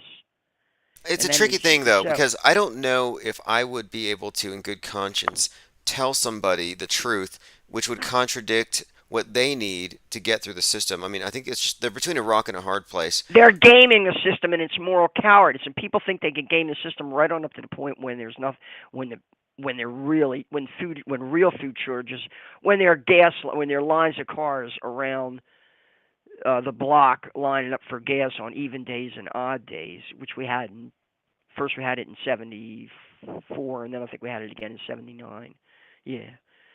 If you unless you've lived through that and seen people getting ready to shoot each other over who gets in a place in line during an engineered gasoline shortage, which, by the way, I wouldn't put that off entirely. That's not exact. Talk about reworking an Oh, old it's still script. I 2021. wouldn't be This is the year I, that Mad Max takes place. I mean, it should have I started. wouldn't be surprised if they try to pull off another one of these. Oh, we got a gas shortage, and that's why you hear in the narrative, oh, the president asked OPEC to turn up the spigot, but he turned off our pipelines. Oh, the president just announced he's going to release so many barrels from the strategic oil reserve. Why would they even be, oh, like he's really making that decision? Like, this, people really going to believe this Okay, senile let me groper run is this by making that you decision? because we're looking at these various world stage It's propaganda, psychodramas. all of it. Okay, well, the latest one is, and this is one that they've been building us up for, is space junk has been in the news repeatedly. We've had multiple instances of the space station having to dodge junk, and yesterday they had to cancel a space walk because of a space junk hazard. So I'm looking at this, and then on Netflix, space junk's the latest character in all the movies. Every movie has that in it. So the public's being prepared for, I think, some kind of calamity above, just like the predictive programming leading in to 9/11. But what do you think about the possibility of a successful space-borne psyop? Do you think the non-belief of individuals such as yourself or people who think the Earth might be flat is going to make a dent on the major narrative when they say, "Oh, satellites are falling from the sky" or whatever? Oh, well, I could go into an extended discussion of George Norrie, who's I try to listen to some of the callers who call in there from time to time over the years because I mean you've gone into asteroid, the wayward asteroid script. We sort of hear that a little bit. We're looking at technologies to blow up an asteroid because we calculate this one is going to hit us or something like that. They've got that. I don't know, aliens from UFOs and all that. You see that pop up now and then. But you got to ask yourself. The question there is, if you want to answer that question, tune in George Norrie in the middle of the night when you can't sleep on one of these AM talk radio stations, and I think it's still Clear Channel that owns him. I could be wrong, or maybe it's Westwood. I don't know who owns him, but he's owned and always has been. And ask yourself how it's. And George Norrie will have is Sasquatch. I don't know. Chupacabra. The Abominable Snowman. Alien abductions. That's one of his favorite things. Always talking about alien abduction. Alien this, alien that. UFO, UFO, UFO. He is Mr. UFO for how many decades now on AM Which, I radio? mean, have you seen Mirage Men, the documentary about how the Air Force Yeah, used special yeah, I know agents? all that. It's all I fake. know all that. There's no Well, abductions from but aliens. if you listen to people calling in to George Norrie, because this is a cross section of a certain population, you listen to them, and you say, "Wait a minute now, are you telling me none of these people, here they are, they're going out of their way because a lot of them, oh, they've read this and they've read that. They're so full of detail, so full of Talmudic, Kabbalistic detail on this crap." And they've read like the people that analyze the Q droppings, that kind of thing. They're just so full of detail. You say, "Oh my God, it's a whole Bible that they've memorized." You're telling me, you'll never convince me of this, that not once they haven't come across the work of skeptics who have exposed NASA. That not once they haven't come across clear, undeniable evidence of, like, the blue marble, for example, on the iPhone. That one's classic. That they admit, that NASA admits is a digital fake. Well, why did you? And there's a whole. If you do a Google search on it, the first thing that comes up is why they had to fake the blue marble. Well, really, why did they have to fake the blue marble? You're telling me that those people that call into George Noory haven't come across that and have just dismissed it? That they don't know that we never walked on the moon and that the ISS is, they've never encountered in all of their reading and all of their travels into these arcane fields of ufology, never encountered skepticism about Apollo? Bullshit. You know what? Sure they have. It's. I believe this was true believer syndrome is what they have, and this is a syndrome where, and this had to do with why people continue to believe in psychic mediums, but it has to do with cognitive dissonance. That when people are in a fanatical group, that even if they're shown how it's been staged, they will continue to believe in it. The documentary Mirageman tells us or reveals that the alien mythology was created to hide Air Force technology, but you're not going to tell that to the conference organizers and the true believers who all want to go talk to a group of people about how they were abducted and probed, which never really happened to anybody. So it's like, wow, very imaginative people, and it's creative storytelling, and it's lying, and it's started by government agents. So this to me is like a technology. It's a form of controlling people. And this is what I see Michael Flynn doing with this cult universal triumphant turned Trump, where they know how to lead sheep astray. And I think that's what we're watching, both with all the political cults, but it's very pronounced with the Qers, the Q honors. Yeah, if you listen, like I say, if you listen to the callers to George Noory, you'll get. But see, that's the weird thing. You know who we had on the other night? RFK Jr. talking about the vax. I'm thinking to myself, you know, I remember when this happened. About 2005, 9/11 Truth was really very influential. It was dominating a lot of what then existed. We didn't really have social media then, but we did have like blogs and stuff like that, and it was really doing well on the web. And it was becoming 9/11 was really becoming talked about a lot, and it was supposed to be a big deal because this couple who had a channel called Wing TV, you can see old videos they produce. Victor Thorne, whose real name was Scott Mafufka, and Lisa Giuliani, her name was, and they were from up around the Penn State area. Coincidentally, I'm thinking now, you know, they might know something about. I'm sure they would have been familiar with the Jerry Sin. Well, I don't know. This is years. Wait. So let me bring this up. Robert F. Kennedy Jr. was on George Noory talking anti-vax. George Noory. Right. Okay, two things about this guy. One, he's the reason they think JFK is alive, and two, you know when his dad was shot. Yeah, because he touched his nose. Yeah, exactly. Because he rubbed his nose. I mean, come on, man. What is it? What kind? Okay, you know look, what that's like? what? That's like George. I'll tell you exactly what that is. That's just like John Kerry and George W. Bush snickering about both of them when they were asked by what's his face, the dead one now, or is he dead? The one that who was on MSNBC. Yeah, the one about the Skull and Bones Society. Tim Russert. Yeah, Tim Russert was asking about Skull and Bones, and they both said, "Well, I couldn't. It's secret, so I can't talk about it." The laughs on you guys. That's what it's about. It's so they can laugh at us. So they can. That's what you're doing, Flynn. You are being used to make the serious people in the Trump entourage look like crazy assholes.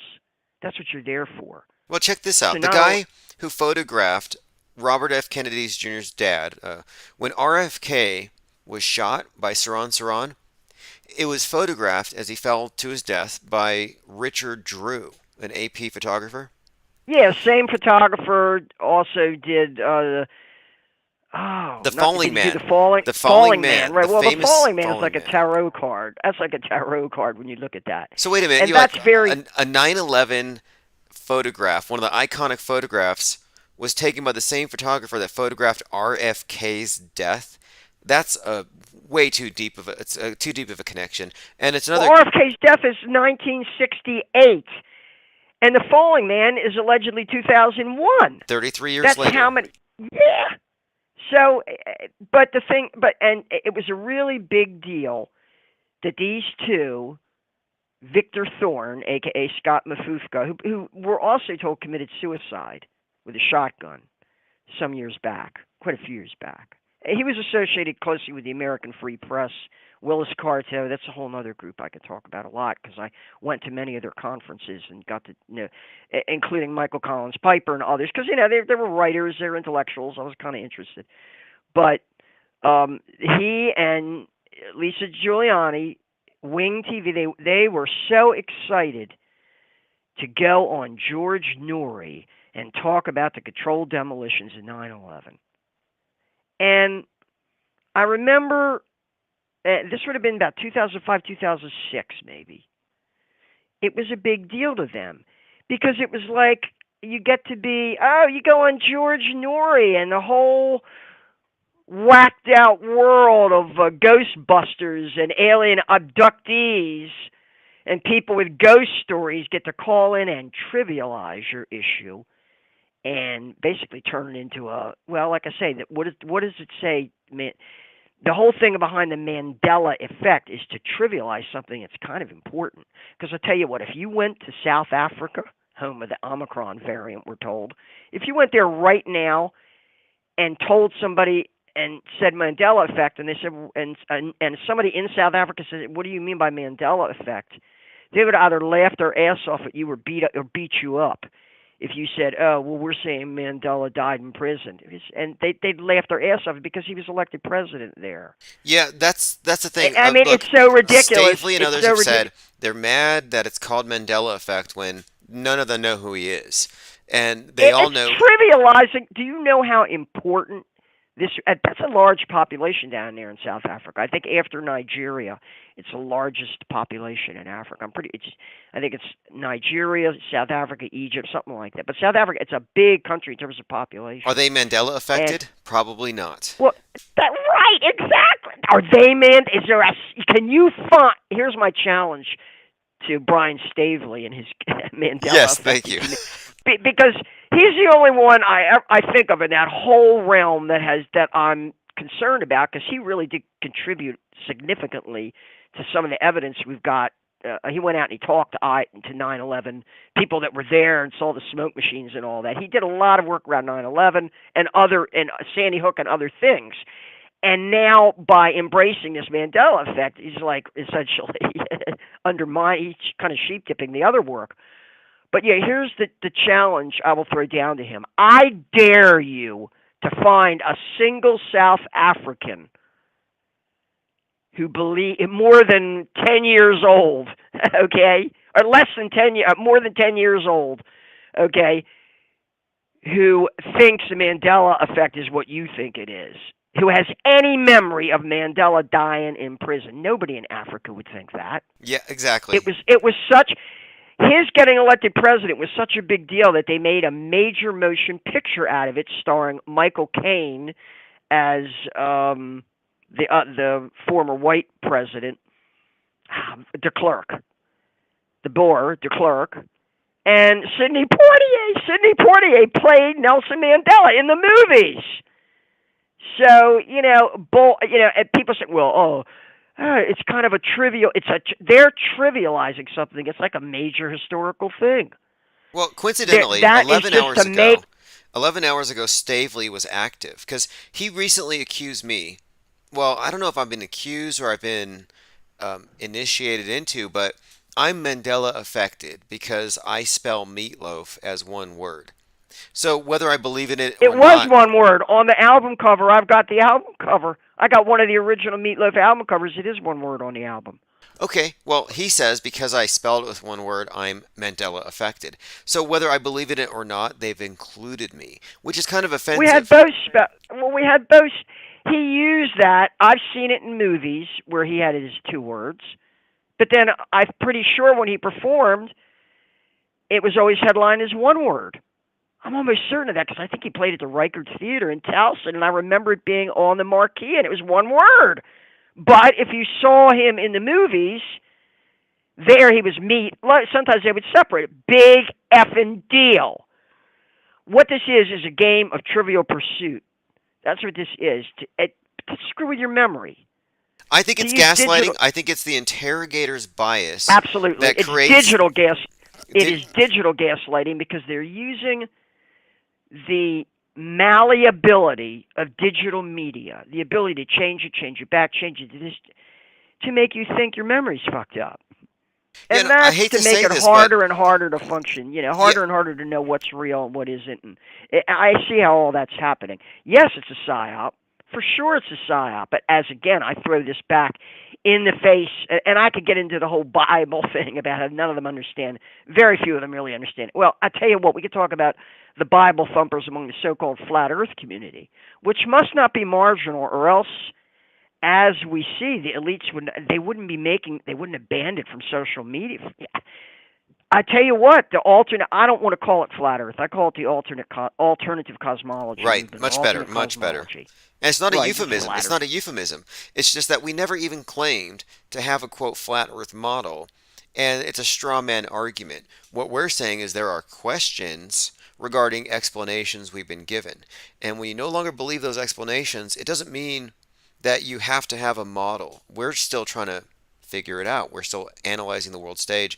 But yes, they have shut down the internet and quarantined it because of that particular meme. So you can't say that there's nothing there because they're not shutting down the internet to stop people from talking about chupacabra or Bilu or bat squatch. Or alien abductions. Stephen Greer, and I'm rolling the clock back now because I haven't heard from these people much recently.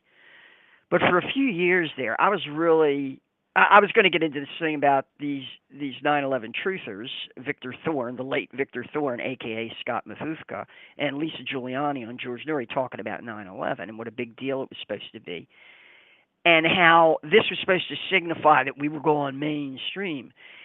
And there was a local serious, one of the first people to put up a 9/11 hoax website that showed the Evan Fairbanks clip, which is physically impossible. It's a digital cartoon. He posted that. His name was Scott Lowry. And I spoke to him, and he said that he didn't like Jeff Rentz for this. He says, because what you do is, he says, we've got real evidence, of a media hoax here and a major crime going on and treason and everything else, and they just want to throw it in the pile with alien abductions. And in other words, that's what this whole conspiracy theory thing is. Well, it's conspiratainment. Let's trivialize it. Let's make it. Let's just throw it out there. And that is the game they play with us. And the thing is, sometimes we have to engage on that battlefield. Because am I to say to Lisa Giuliani and Victor Thorne, don't go on, George? Am I to say to RFK Jr., well, I don't know if he's sincere or not, but don't go on George Snorri and let him throw you in the mix together with Chupacabra and alien abductions and never question the authenticity. Here's my challenge to your listenership, because I know you have a wide group out there. Has George Noory ever even acknowledged the existence of a significant community of people out here who know that the Apollo moonwalks were fucking faked?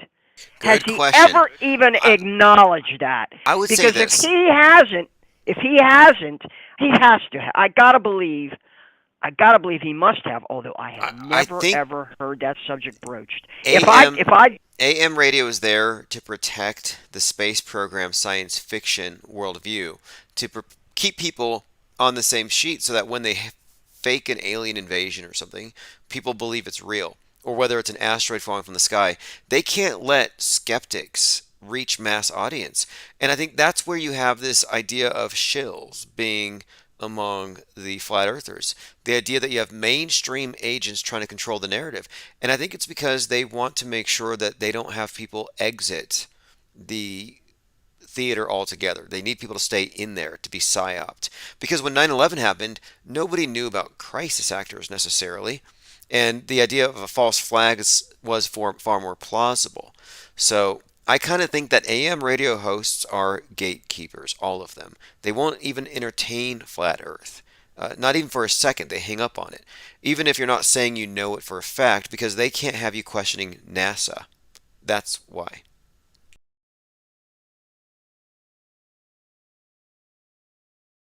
On the screen, it says that this is from Brian Stavely. It says, almost time to start chat raids like they used to do on the Flat Earth channels. That's true. A lot of what we did in the early days was we would go into other people's chat rooms and spread memes to expand the conversation. Well, apparently the Mandela affected are going to start going into chats and telling the audience that the Mandela effect is real. I Well, they think should we call it the McMahon effect. It's not the Mandela effect. They mean the McMahon effect. Calling it the Mandela effect is it not only is an insult to South Africans who would laugh. They'd either laugh at this or they'd be insulted and offended by it. Hey, are you telling me I voted for a guy that died in prison?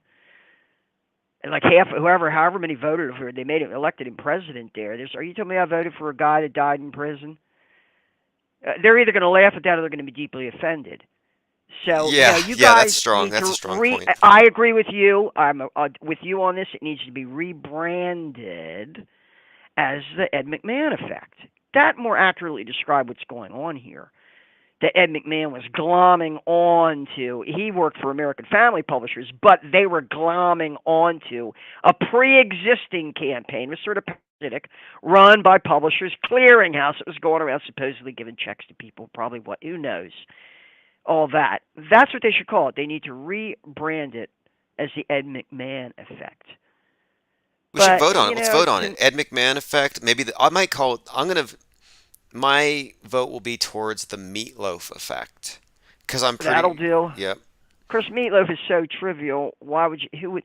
A lot of people. How many people listen to Meatloaf's music? Really?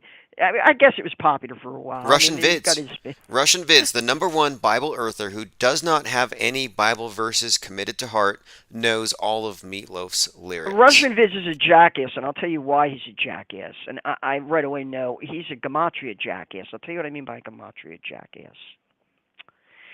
Now, anybody who studied real gematria, which I have with rabbis at the Baltimore Hebrew College, knows that gematria is it's coded and decoded, encrypted and decrypted using what we call the Hebrew alphabet, which is really maybe the Aramaic alphabet.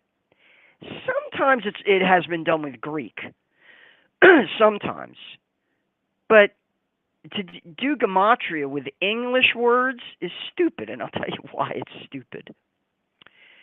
Because many of the letters in the Hebrew/Aramaic alphabet have no equivalent in English.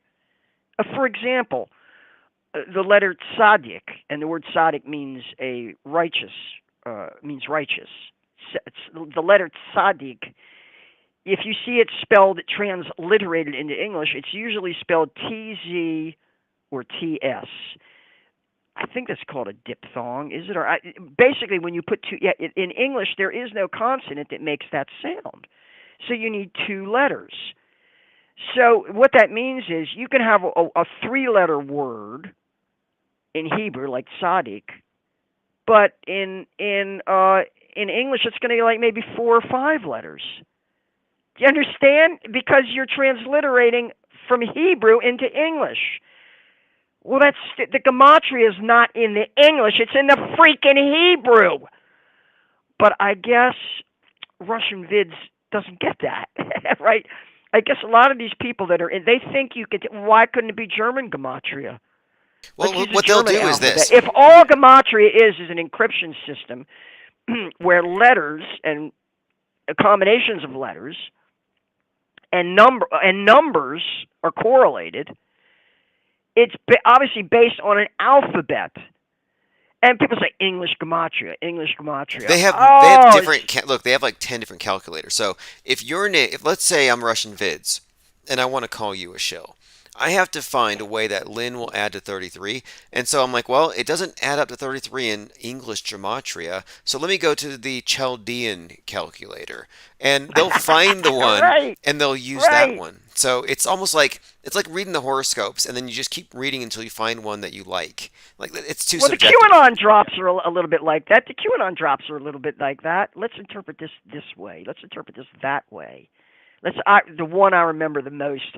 Because I got to tell you, I've got history of Q for you before you probably were even that much aware of it. Yes, that agreed. Is to say, I've got the Q history from you that goes back to Unirock, who went after Q, and basically isolated it as that group around Ann Vandersteel and Praying Medic and Dustin Nemos, that whole crap, because they had the password for a while, were posting whatever crap they wanted. But the one who really, to me, he represents a sort of low life parasites that cluster around this stuff. A grifter, probably for the money, is this one who called himself Defango. Manny, Emmanuel, I forget what his. It doesn't really matter. For a while, QAnon was talking about the spear of destiny. Really, another You know what the spear spear? reference. Yeah, that's the spear that pierced the side of Well, Jesus. yeah, allegedly. Of course, the joke is that there actually was a spear of destiny presented to Pope Alexander VI, Rodrigo Borgia, the greatest of the Borgia popes, by the Jewish community of Rome as part of a. Sorry, you're cutting out there for just a second, but that is interesting to know that the early QAnoners were obsessed with the spear of destiny. Just another example of how there's some kind of subtext here with the spear and QAnon, the right wing tip of the spear. We'll see. I have a few ideas of where it's headed. I like the phrase gematria jackass, that would be Russian vids, and their questionable methodology. And incidentally, Russian vids, I'm not saying he's the handler of Brian Stavely, but they're very tight. And Russian vids won't come on this program because Russian vids had to ask permission from Stavely. And of course, Stavely said no. So Russian Vid said, I can't, sorry. So I don't know who handles who. I'm kind of This confused is there. like, yeah, are we, in a sense, are we getting carried away with this? That used to be called drama, right? Right. Okay, interesting. Social media. Are we getting carried away with the drama? Let's ask the people in the chat.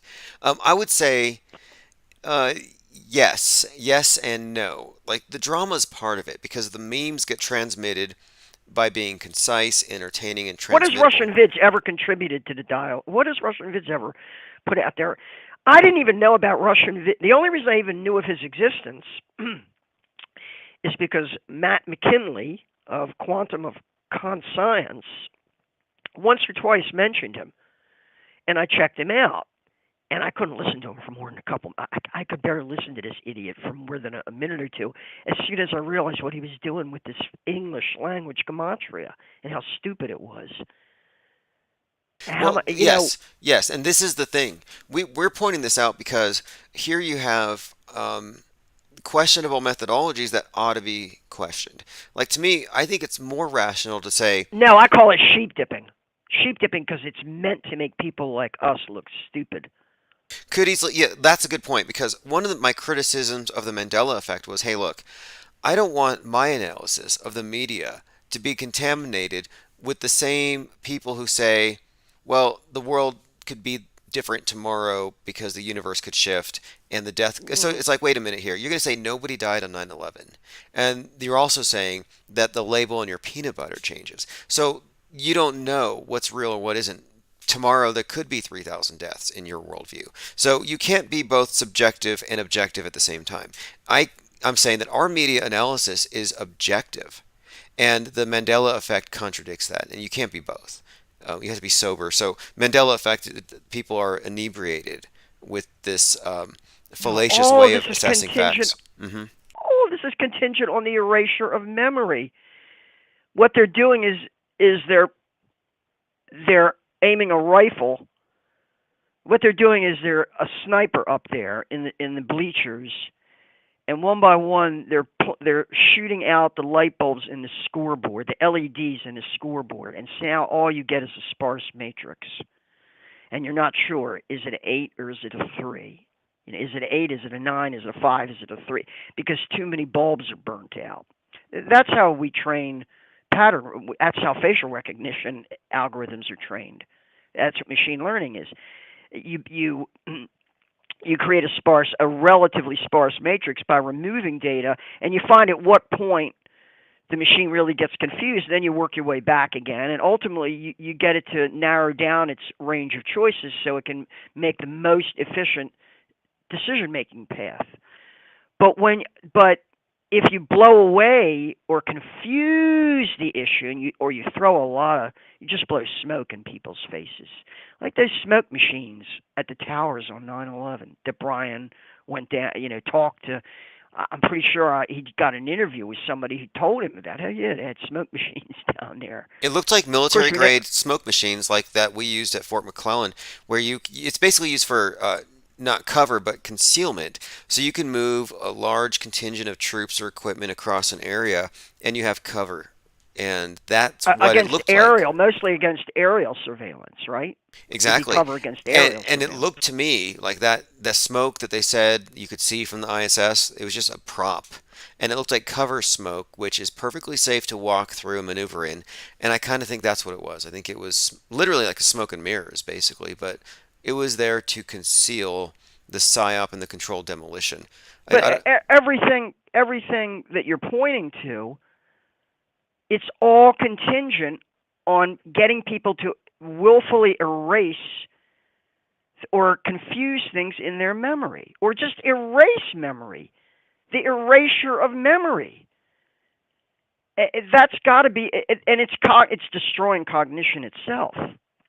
You've called it digital book burning, right? When you start creating these gaps, and then even worse than that, you actually insert these little pissed-on breadcrumbs. I think that's a Matt McKinley phrase I heard him use. it's pretty solid. I mean, it's a good way of describing it because a lot of this stuff has been treaded upon, it's been examined, re-examined. I mean, the sad thing about the QAnoners is that their prophecy about the imminent arrest of the deep state didn't come true. A year later, they said, well, maybe he meant next year. Maybe next year. Well, here they are saying he meant 4 years from this date. So they're looking at it as some kind of predictive model, and the Q drops were predicting the future. That's just it's the end of desperation. And to me, that the idea that they would accept this makes perfect sense, given that the public has already been already kind of conditioned to not know the difference between real and fake. And of course, religiosity is encouraged. So what's the difference between going to church on Sunday or gathering with your QAnon friends and waiting for your new Jesus to come? Jesus on a F. Zoom Kennedy. on a Zoom conference. See, Yes. after all, if you go to church, you got to wear a mask, and you can only have social distancing every 6 feet. On a Zoom conference, that's how they, or from your home, right, where you'll be safe and you won't get infected. The thing is, where it all ends. There's people out there that are convinced now that the Obamas were executed and they've been replaced by body doubles. You understand? That's the realm we're into now. Well, I want to flesh that out a little bit because, as I say, if the QAnoners are going to say, well, JFK Jr. faked his death, or this person faked their death, that person faked, or these people were executed and they've been replaced by body doubles. You start running into these kinds of arguments. Well, I want to discuss the significance of public executions conducted by the Taliban, and I guess in some cases in Iran, and used to be by the Chinese communists. I don't know if they still do it. In certain really heinous crimes, I understand they still will actually have a public execution in the community where the crime was committed. In the case of the Taliban, the reason why we know these were not faked is they'd hold it in a soccer stadium. And they'd allow, and sometimes they'd hang the body from a crane if they hanged whoever they hanged, and members of the aggrieved, because here's the deal with public executions, and this is important to consider with respect to something like the alleged execution of, say, Timothy McVeigh, who I know you think is this Paul Weissipol, but I think we need more evidence of that. Yeah, executed on 6/11/01, inspired by the Turner Diaries. Yeah, there's a few questions Well, about that, but with the public execution thing, The The public QAnoners executions want to see that it. the Taliban conducted are real. They want They're to not see. fake. This is the thing. Because what they have Storm. them in public, and you are allowed to inspect the body, and sometimes members of the family will spit on the body, they'll strike it, in other words, for certain executions, the Taliban conducts them in public in a stadium to ensure that people will realize that this is not fake, this is for real. Oh, I see. I see. That's important. It's very important because all fake all the time. Yeah, that might. There are certain ways that things can be done where it can be pretty much assured that it was done for real. For example, how would you know that those terrible, satanic, bloody Bolsheviks really did massacre the Tsar's family out there in the Okay, basement of his house? this is a great point How because would you know that maybe I'm that was not in all that fake? camp of everything's fake. And I do believe that there's standards of evidence and that status quo needs evidence to be challenged. You can't just say it's all fake. Reality denialism doesn't it Right, but does not. a public execution settles that, and that's why I submit for consideration of your audience the notion that none of us should believe in the execution of any judicial sentence unless we can see it and verify it for Okay, well, ourselves. look, at the end of the yeah, the QAnoners do believe that the deep state needs to be publicly executed for that reason. In fact, the first person who told me about it said, "Yeah, we're going to have all the Democrats and Hollywood elite lined up and shot."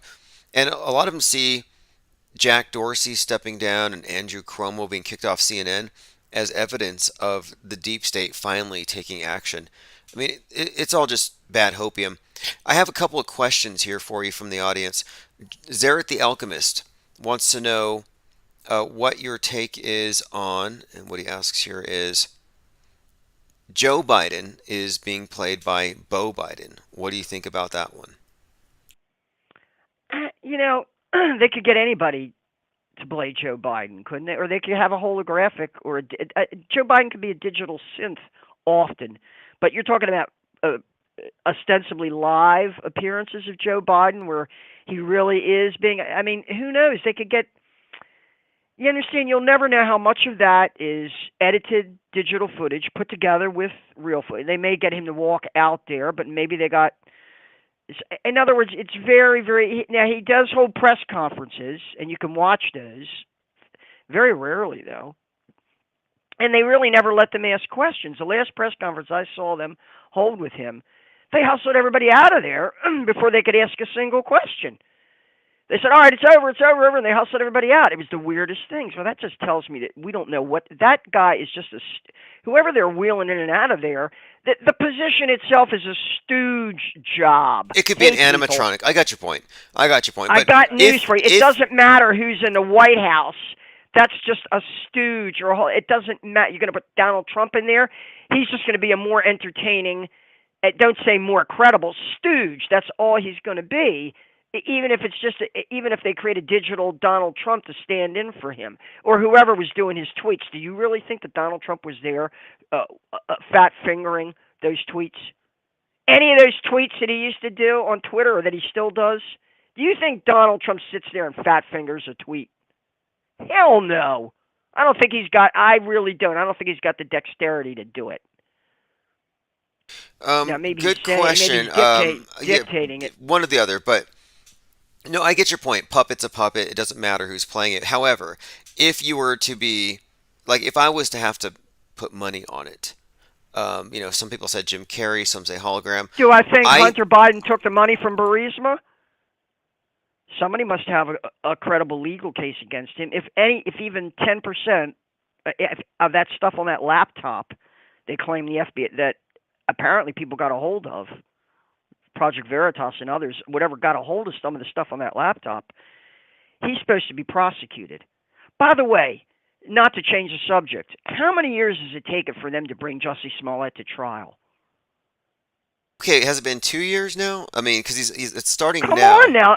It was right shortly after Trump got elected. That I'm long pretty ago. sure Yeah, it was you're right. not. It was. You're right. It was. Let me bring this up. Jussie Smollett. Smollett, is it Smollett? Anyway, yeah, it was 20. I think it was 2017 then. Okay. Well, think about that.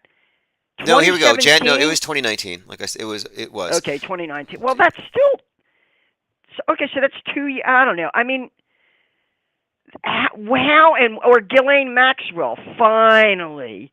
Well, that's the other thing Okay, Ghislaine because Maxwell right now is on trial, and let me run this I by you. gotta tell you, She's there's a got trend there's out there a now. mountain a People ranch. are calling it out as fake. People are calling it out as fake. They're saying it's staged. It's a show trial, and they don't believe anything. Wait, you What don't I'm believe telling it? you is Why? Why haven't you seen the colored pencil drawings? right. Well, that's a fair. You know what they'll say there? They'll say, "Well, that's a." You'll say, "Well, the Rittenhouse thing, we got nothing but all this digital crap coming out of it." And they'll say, "Well, that was a state trial, and this is a federal trial, and they don't allow cameras in for a federal trial and all that." No, no, there's a lot more that's like totally. This whole thing. I'm telling you that there is now a credible trend out. It's just like you see people, ordinary people, saying Jeffrey Epstein didn't kill himself. Now, you don't know what they really mean. Did they mean he was murdered? Did they mean he's, over there in Israel? What do they mean? I've actually heard people say that now, that they think Jeffrey Epstein's in Israel. These views are entering, the Overton window is open now, wider. And people now, you will encounter people who you would have thought of as one of these traditional conservative Republican types, or who are talking our language now. They're saying that this Ghislaine Maxwell thing looks staged. This guy, who I tuned into, he said, "Oh yeah," he said, "that alleged temple down on the island turned out to be a little stage set, a little pasteboard stage set." That was And Jeff. Was it Bear? What was it? It's a dollar vigilante. yeah, The guy with the dog blog, the pet blog well, guy. there's him, right there, but there's a crowd. Yeah, I'm just saying this idea is, I hate to say mainstreaming, but it is.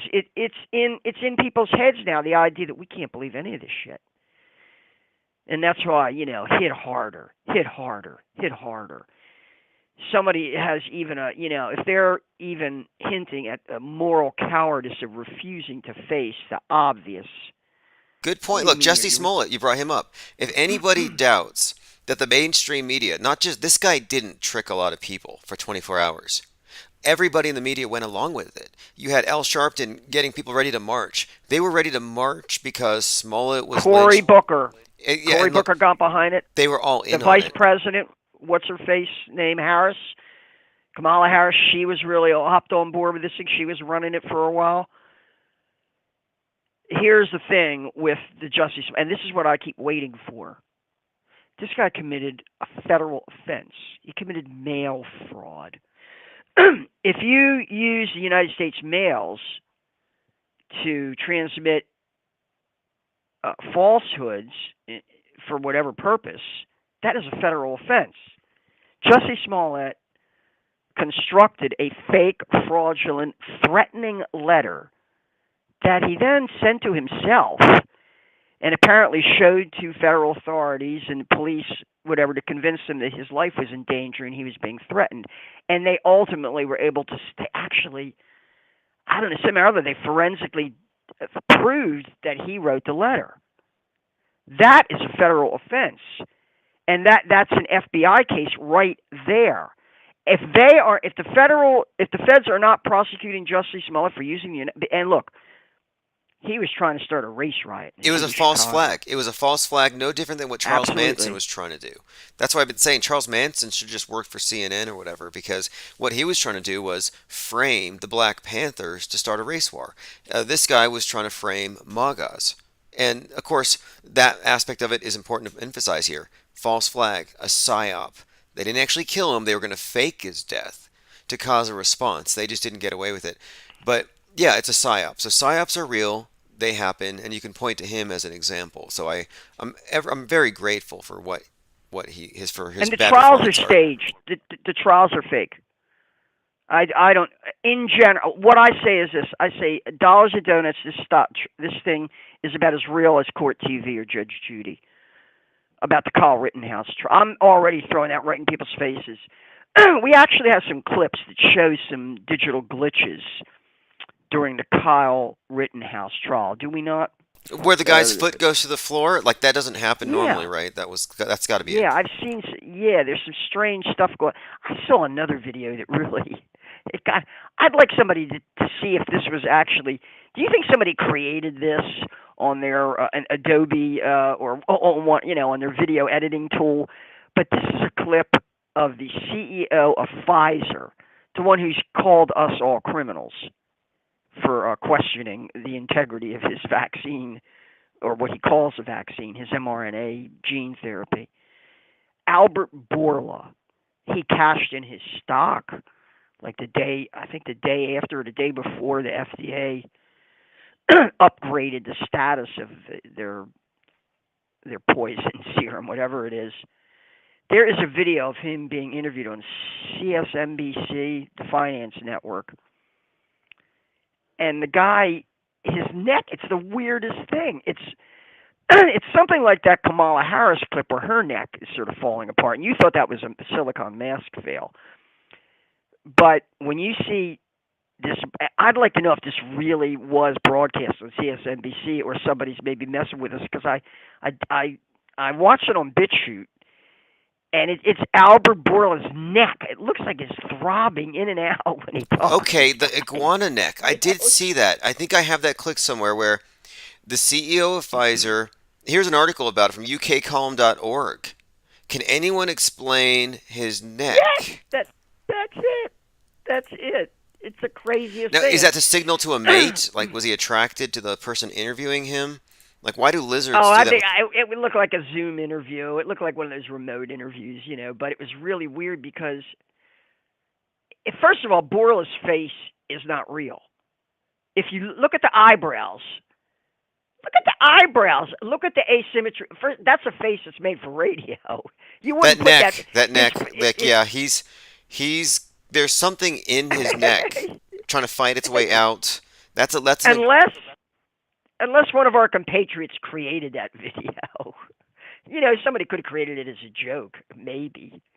I think it's I'd like to reptilian. know Look, if. I think it's reptilian, and interestingly enough, during this interview, he said something about this how he was serious. They use the word serious. They emphasize it several times if you listen to the audio, and the term serious happens to be, I think, a reference to the dog star, and that's where the reptilians come from. And they're talking about the quote serious side effects of the vaccine. I kind of think this was kind of a nod to the reptilian overlords. I mean, what else can you make of that? I've heard it said that this Borla is from Salonika, which is now in Greece, but it was part of the Ottoman Empire, and it's the Thessalonica, whatever, is the home of a large group of what are called the Donme. The Donme were followers of Shabtai Tzvi, who is a Messiah, a Jewish Messiah that cropped up in the early 1700s,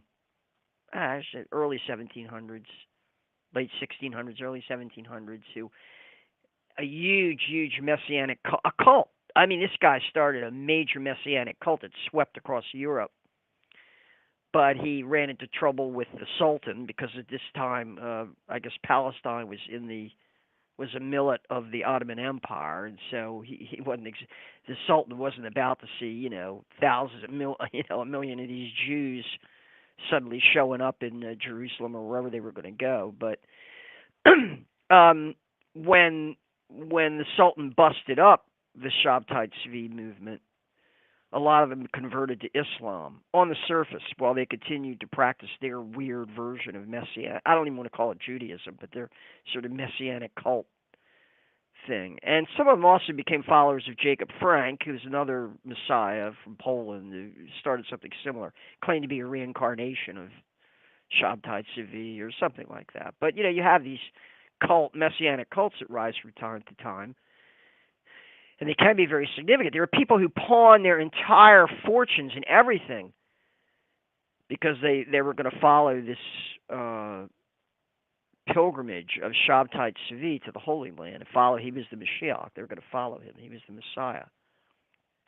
The descendants of these people ended up in this place, Thessalonica, this city, and they came to be called the Dawn May. And then later they were they're sort of a unique group because they were very cosmopolitan. They were very closely involved with Kemal Ataturk and his revolution in Turkey, in Turkey that created modern Turkey and all that. This guy Borla, I think, comes from that background, so he's very cultic, super cult, super cultic, hyper cultic. Yeah, definitely. Why would they trot him out? This guy's the CEO of Pfizer. Why would they give him such a high profile? I guess it's like asking about Bill Gates. Why Yeah, put this I think guy out there? these are all just fronts. I mean Bill Gates is just one of these characters. If you're on the left, you love him. He's your savior. If you're on the right, he's the devil. There's no way you How can can the be a left? How savior can the and a left devil. love? How can the left love Bill Gates? He's a greedy. I mean, his operating system sucks. Really, the Windows operating system sucks. It's basically the place where computer viruses started. I know this because I had to work on Windows platforms because they were the industry standard for like 30 years. But at home, I have a Mac. I still have a Mac. I wouldn't. You couldn't give me a Windows op. Well, maybe I don't know, but they're just trash. They're garbage. So why would you? The left. What exactly is left wing about this greedy capitalist bastard Bill Yeah, Gates? they see him as a savior, and it's also he's in their priesthood. You know, He's a sugar daddy, and they're whores. It's just like George Soros. He's a sugar daddy. He's got a little bit of cash. They don't ask for much, and they're cheap whores. They're just prostituting I themselves would for some. place him in the You know role what of it's like? he's almost It's Pope like level though. Bill Gates, you got to think about his role as administering the salvation, the communion to the world. He's actually yeah. like big, and the two is this: the Pope is the Antichrist, the people who aren't a part of that church, and that's why he's beloved and seen as a savior by his own side, and quite literally as the Antichrist by the other side, who think that he's offering the mark of the beast. Any character that's very polarized, I just have to assume is fake. That's why I brought up Greta Thunberg and Kyle Rittenhouse having the same birthday. It's because clearly these are made for TV characters designed to polarize the left and the right. If you have a society that's parasitically corrupted by corporate NGOs money, and that's what Gates does. He goes around giving. I mean, if he gives you a grant, you're going to worship his ass. That's all he does. He goes around giving away this money. That's what Epstein was doing, laundering money. They're buying people with money. That's about the easiest. You know, something that's so Wait, transparent. Epstein? Okay, speaking of Epstein, I read this on Drudge. Trump was on Lolita Express, but I'm pretty sure he wasn't doing anything. Tucker Carlson has been to Epstein Island, so I don't know how much of this is a construct, how much is Is that real. right?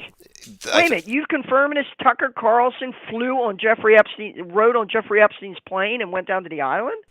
I'm gonna have to double check that. I didn't check Snopes, but Tucker Carlson. Was he wearing his toupee? Was he wearing his toupee when he went, or was he incommunicado? Because if you see him as he really is, which is bald on the top, you might not recognize him. We'll see here. You We'll didn't know. see. You didn't know that Tucker Carlson wears a toupee on the air. No, I kind of thought that he has some kind of prosthetic above his nose that gives him that I don't think it's a scowl. hair weave. I don't think it's a hair weave. I don't think it's a real hair weave. I think he's got a wig. None of these I'm characters to pretty me are sure. believable. The fact that he was so close to the Kenosha, one of the persons who attended to the first victim, to me, all of that is just very questionable. Now, Uh, isn't Tucker Carlson calling out the January 6th event as a staged false flag? he's doing Alex Jones's job. He's calling it a false flag, not a I like how hoax. you put that. I He's like doing how you Alex put Jones's that. job, and it's really, it's Right. obvious that Oh, they've it's a done. dirty job, but someone's got to do it. Oh, it's a dirty job, but someone's got to do it. Right. Because Alex Jones is no longer in a position to do that after this latest Sandy Hook thing with him, right? Or his latest betrayal and double cross of the Sandy Hook truth. Tucker Carlson now is the new. Hey, yeah, you're right. You're right. I. The thing is, if these people, well, if someone is willing to call out the January 6th event as a false flag, then we're perfectly entitled to say that nobody died. Ashley Babbitt was just a crisis actor. I'm pretty sure they've identified her as an employee of the Colorado Department of Transportation. There is a Really? blog or website. There is a website out there that has identified her by name as an employee of the Department of Transportation in Colorado, who's been in some of their promotional videos already.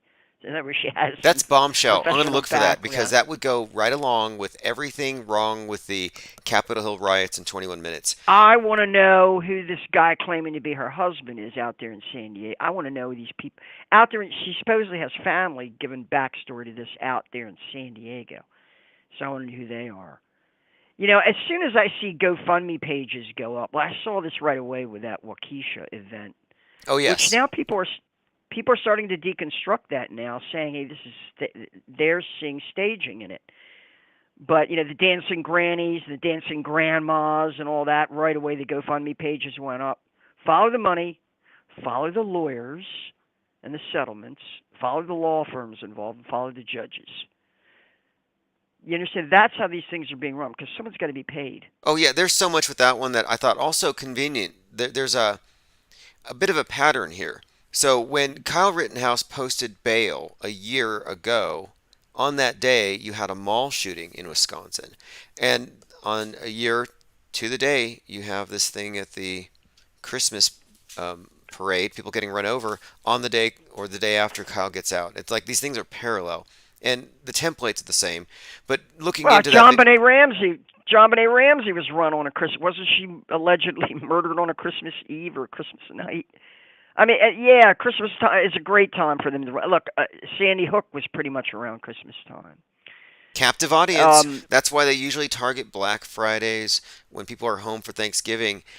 Captive audiences, and I think that's a pretty predictable thing. I'm looking forward to this holiday season's psyop, and I'm hoping it has to do with asteroids. Do you have any expectations? What would you ask Santa for if you could choose the next psyop? oh, you mean what kind of side would I like to see them try and pull off? Yes. Because I don't think I just don't think people would pay any attention to I think they'd laugh at the asteroid hit. I do. They might have, as you say, you've been predicting an ISS disaster at some point. They're going to bring down the ISS because they can't sustain the special effects anymore compared to Netflix or whatever. I don't know. I don't think people are really. I don't think people identify with it that much. I'm looking for a biowarfare. I'm looking for them to come out completely out of the closet with the idea that bioweapons are loose and that there's now a bio. I'm looking for a warfare Dark scenario. winter. And you know what? There's Dark winter. plenty Yeah. there's plenty to support that. In fact, in 2022 coming up, there's a movie. Now this is fascinating because right before 9/11, you had the Donnie Darko movie, which is Jake Yeah, Gyllenhaal. falling Well, things out of the sky. here we have a new movie with Jake Gyllenhaal about to come out, and it's called The Division. It's all based on biowarfare, shutting down America, smallpox, and it's Tom Clancy. So we got a Tom Clancy, Jake Gyllenhaal movie coming out very soon. So I kind of think you might be right. The big psyop is probably going to be a variant, a smallpox, something that locks everything down. But I mean, I'm hoping, not hoping, but I'm hoping that we don't have to go through something as boring as that. And I'm thinking that it's likely the ISS.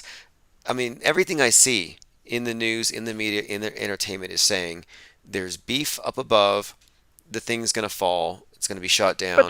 that's just a movie. The ISS is just a movie. Most people are not paying attention to that as much. I'm not saying we shouldn't discredit it for the shoddy, sloppy fakery that's involved. Yeah, we should because it's so obvious. But people's lives. It doesn't affect people's lives the way the price of gas does, or supply chain disruptions, things they can actually see and experience.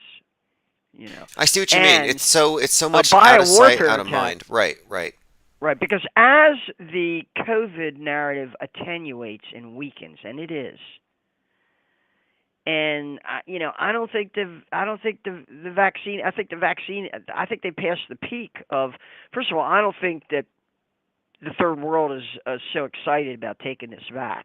I think the word is out there. People don't want to go near it. People are seeing this, so they've got that attenuation there. they're going to have to pump up that narrative to somehow or other justify people continuing to get these shots. So, and where they're going to say, well, we got a new flu, we got this, we got that, we got a new strain of this, a new strain of that. That doesn't appear to be working.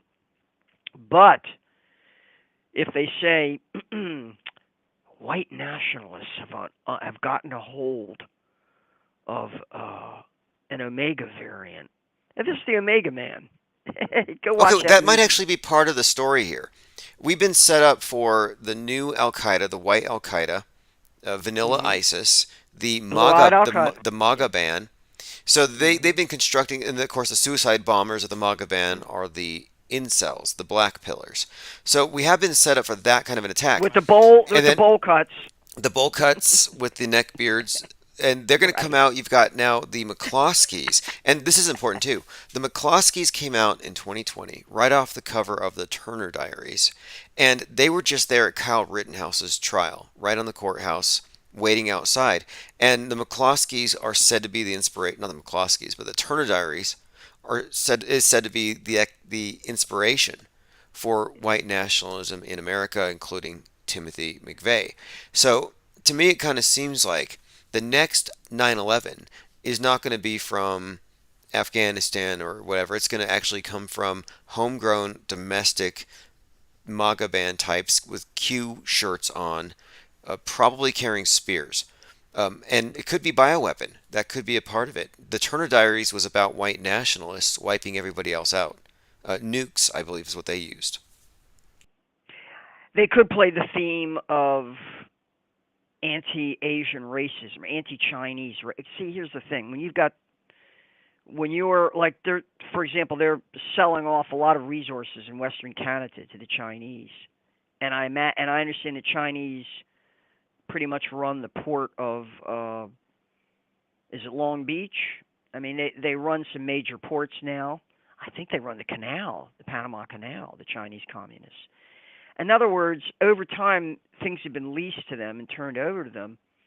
And so I have a feeling that this sort of white nationalism is going to be conflated with anti-Chinese feeling. Because remember, when you look at things like, I've been looking at like the way the NBA went over there and, kowtowed to them. And I really see the Chi-Coms as playing an important part in this as junior partners in this whole arrangement. And so one of the things they're going to do, they're going to conflate somehow or other. They're going to work out the China war. I think you're right. The people are going to, You're because right. a lot of right wingers It are has come convinced up that this that was way. They actually just you that the just called this. COVID.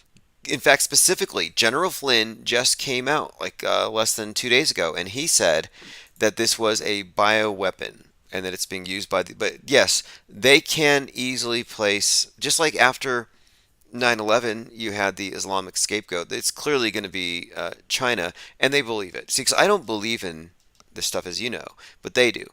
And the QAnon, or rather the Trumpers, the right wing, whatever, they are definitely looking at China as the scapegoat. They're not There auto is a hoaxers. Steven Seagal film. There's a Steven Seagal film. You might be familiar with it. I think it's called The Patriot or something like that. And one of the plots in the film is that these militia types, they're not white nationalists, but they're sort of patriot militia types, constitutional patriot militia types, who are sort of cast in the role of this marginal extremist group. And one of them infects himself with a contagious, bioweapon and gets arrested so he can spread it, to the federal to the federal government, and so he can spread this thing and cause a bio. What was it? It didn't really do that well at the box office, but it's worth checking out because it is definitely one of the narratives that they could run this narrative down just like a news TV news story. They really could. Well, It's last month they very did it plausible. in New York. Last month they had some kind of tests to see where the airflow would be. So if there's a bioterror attack, they can be ready. So they just ran a drill at 120 separate locations in New York. So I can see the stage being set and the What dark was the winter. cult in Japan?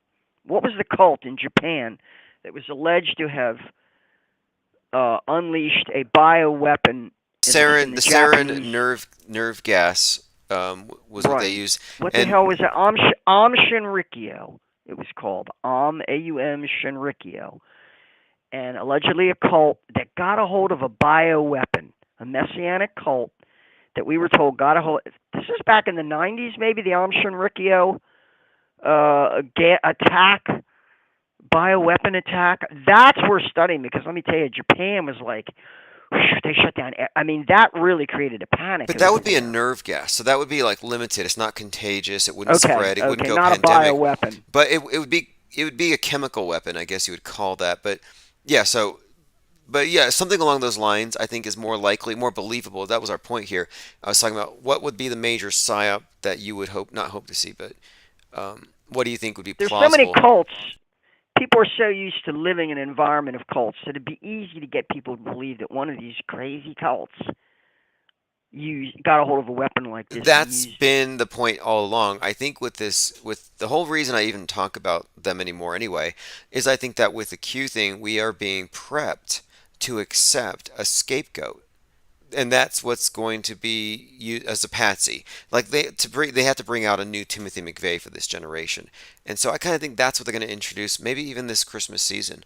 I'm not trying to predict it, but it just seems like all of the predictive programming, the entertainment, and Netflix seems to be steering us in that direction. So I'm kind of like it's a coin flip, coin toss. Is it going to be some kind of homegrown white Al Qaeda attack in America, or is it going to be space wars, or possibly both? And one more thing, the white nationalist group in America today is called the Base. You know what Al Qaeda means? Yeah, the base, the found allegedly the database that the CIA used to recruit the The Base. Mujahideen. It's like they don't even change the names. They don't even change the names. The incels are the new terror cells. They just have a template here, and they've introduced. And so we need a new Osama bin Laden and a new OBL. And I think that what they've done is they've kind of created a basically they've created an environment where people will accept this. And there's a movie that I want to watch really bad. It's called Pizzagate Massacre. And I I've think heard if of this. Yeah, that movie I think is showing us that that's the new scapegoat, and we're just waiting for them to introduce it. I don't know how influential this stuff is. I don't think that they can. I think they fragmented the audience demographically speaking to such an extent now and polarized that when you polarize people, it means that in order to reach both groups, you now have to send out mixed messaging. That's the problem. In other words, if you split them, if you have a directed dialectic where you're splitting people right down the middle, you got to take one side or the other. If you allow for mixed messaging, it gets very confusing, and people start to see through the scripting, and they step outside of it and see it from a metascript because they see cognitive dissonance. Good example of that is Trump as the vaxxer in chief, right? He should have called it out as a hoax. He did initially, and then obviously his advisors talked to him and saying, no, no, no, you can be a hero by this. You'll come out with a vax before the election at warp speed, and you'll just get carried in triumphantly to Rio. They talked him into this because he's such a fat ego. So he became the vaxxer in chief and lifted all the normal testing requirements to get this thing, steamroll this And poison you're right. through. That did cause a great deal of strife because they thought, wait a minute, He got booed at the last rally for shilling for the oh, you should get the vaccine now, which is crazy because he allegedly caught the COVID, went to Walter Reed for 3 days, and then was back on the campaign he took trail again. Regeneron, and Yeah, it brought him back from the yeah, dead after three right. days So or if you something. have natural immunity, why would you be screwing around with something that could cause blood clots? That's got to be fake. But Pfizer, he took money from Pfizer. There's a whole story behind that. So he's a shill. Now that is mixed messaging. You understand? Well, and if you confronted, you know what Trump is running around saying now? He's saying, oh, they're the ones that created vaccine hesitancy by questioning my vaccine. And if I had been rightfully put back in the White House, you wouldn't have all this vaccine hesitancy, and everybody would be going. You wouldn't need to be mandating the vaccine because people would be getting it on their own. Oh, That's his yeah, line right I now. think that whatever it is, the cognitive dissonance, it did have the effect of getting a lot of people to leave the Q cult. But then others said, no, this is necessary. Disinformation's necessary according to Q, and it requires more discernment. So a lot of them took the argument that this was necessary 8D chess and you have to see through it, and some people won't. So they accepted it as collateral damage. So it's just like, again, this is what you see with all sorts of cults or Stockholm syndrome, whatever you want to call it, where their leader can do no wrong, and everything he does is genius, and his mistakes, oh no, that's just 8D chess. He's just thinking a few steps ahead. He had to lose in order to win. Oh, we had to lose in 2020 so we can win in 2020. It doesn't make sense. But they're constantly making excuses for the failure of their leader to manifest whatever he's promising.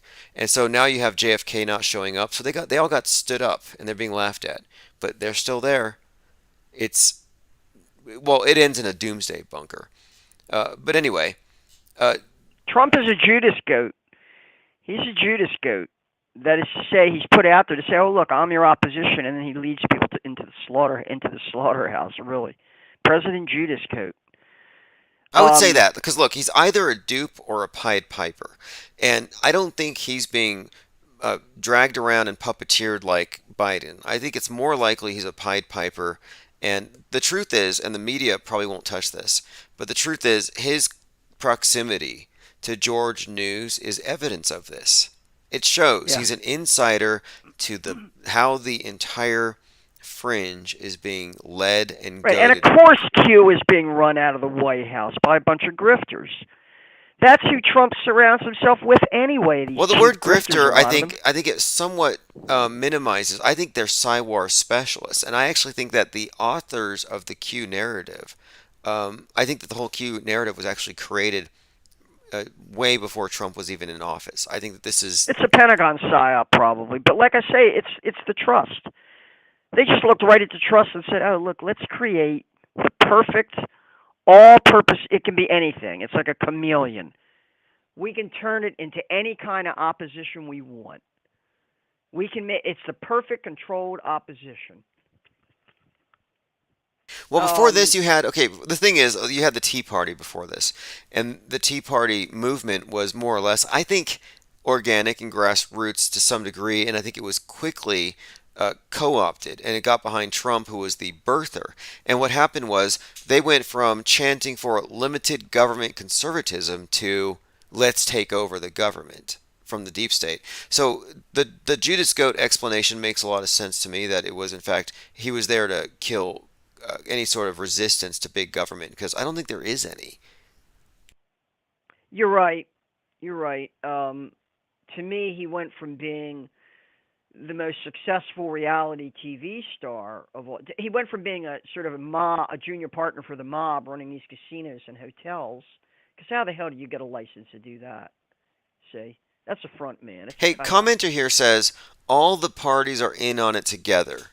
Yes, absolutely. And it's just like WWE professional wrestling. You know, they have this slapstick comedy out there in the ring, and then they go back in the dressing room and they have a beer and they're laughing at it, and they order out for dinner. I mean, it's all staged, it's all fake, and the real decisions are being made, behind closed doors and in It's a places big like look. It's a lot of it's BlackRock and difficult for things people to like that. accept that he might just be a heel. Because if he's fake, then other things are fake. And when you take away, this is what John LeBon. I just spoke to John LeBon yesterday. I'll release that soon. But he was describing what he calls white pills. Like, oh, by the way, nukes are fake, or asteroids are fake. When you have a white pill, something that takes away fears, it should make people happier. But it actually makes people less happy because it threatens their worldview where they felt safe from the threats. Well, if you say there's no threats, it kind of undermines everything. Then they don't need their leaders as much. It's kind of like a spoiler, I guess. But the idea of saying that both parties are controlled is a big spoiler, and a lot of people don't want to hear it. Yeah, behind it is extortion, though. I realize most of the time it's just intimidation and media trauma. That's what they're using, but there's an implied threat behind it. See, I wouldn't underestimate their willingness to go the distance if they want to make a special effect convincing enough. You know, the Gladio bombings in Europe during the 70s and 80s. The Bologna train bombing. Some of those bombings really did kill people. So it's hard to. They will go the distance if they feel they have to. Now you're right. It's reached a point now where maybe they don't. They can just stage Well, fake this is media a good point because, messages. look, But I said this earlier. I'm not an auto disbeliever. I don't say it's all fake. I think that Psywar is a tactic. And as long as they can keep you threatened and intimidated psychologically, they don't need to hit you again. But they may be just cajoling us to a point where the day of the slaughter actually comes. I mean, I can't rule that out. Zombie Day may be in the near future. how much are people going to tolerate? As long see, they can reduce standards of living. They can slowly squeeze and ratchet it down, but there will be a certain threshold below which people will start to act out in crazy ways if that's not happening already. Maybe that's happening already. When they say that they've got, people just arriving in vans and vehicles and going into stores and filling bags and emptying the shelves, this is not made up. What's happening in San Francisco, I heard today that Portland now leads the nation in murders. Now, do you believe that, or do you think that's made up? No, I think I mean, I see what you're saying. Like, you do have real crime, real smash and grab, organized crime, and real murders do happen, of course. I question some of these Antifas. They all look very fake and phony, a lot of these riots, some of them, but no, there's real violence thrown in there, but the media doesn't touch that. They look at the fake violence and exaggerate that, and the real violence, they pretend it doesn't happen. But at the end of this and there's thing, messaging too. There's messaging too. One case, I did hear a caller to C-SPAN this morning, really irate about this. Lives in California and said that there's a town in California where Antifa and BLM showed up back in the summer, and they burned down a number of businesses, including a bank, a hair salon, or nail salon. They burned down a bunch of businesses and wrecked some people's businesses. All of it was captured on video. The guy he was confirmed and confessed and everything else. I think he pled guilty. He got like a suspended sentence and was ordered to basically stay. Basically, his sentence was he has to stay 100 yards away from the location. He didn't even do time behind this. It's like major arson. Major arson in a city, in a California town. And the messaging from the court was, we'll give you a little slap on the wrist for that. What's going on there? right? I mean, what is What that? What's going to be the net effect of that? I think it's Because all an these attack. businesses It's an really were attack. destroyed. It's all an attack on property rights. One, and then two. I think it's a Yeah. way for big corporations to take control, and of course, then enforce federal guidelines. This is part of the fascist takeover under the guise of protecting us, and you can see who's complicit. And if you're not, good luck competing. You can sell your stuff on Amazon. Either way, you're kissing the ring of government. Well, government fronts. I mean, Jeff Bezos made $33 billion the first quarter of 2020. And I think the second quarter he pulled in 13 billion in one day.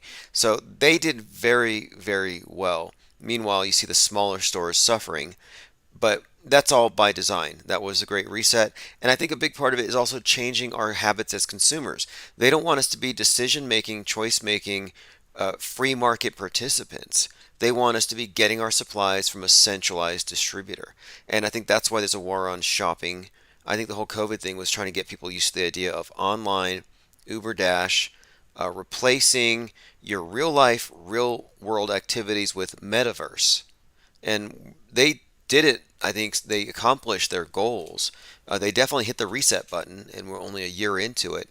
And metaverse is, I think, the ultimate goal here. We're in permanent quarantine mentally and physically, and we're happy. It's very hard to sympathize with a lot of these small businesses.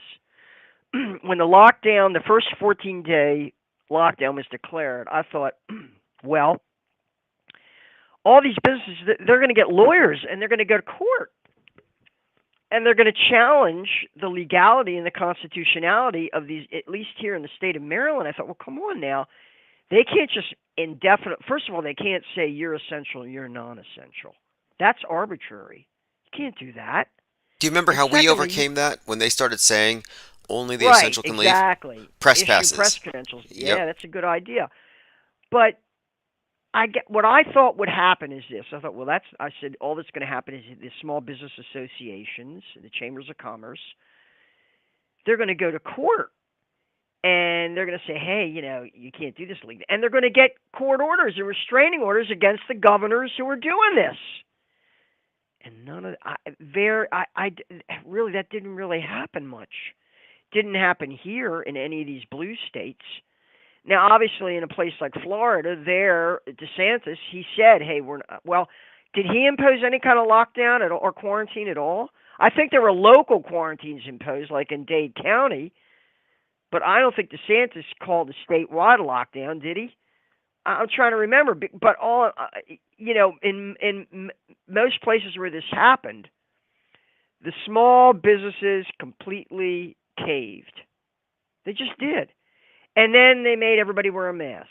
So, it's if they're not philosophically, ideologically, emotionally committed to the idea of a free market and running a small business in a free market, then forget it. Yeah. That's It's it's over. a It's culture over. war thing. I think part of this here, a large part of it is culture war. And that's Right. the part that's already been lost, where I thought we valued free speech. No, we burn books.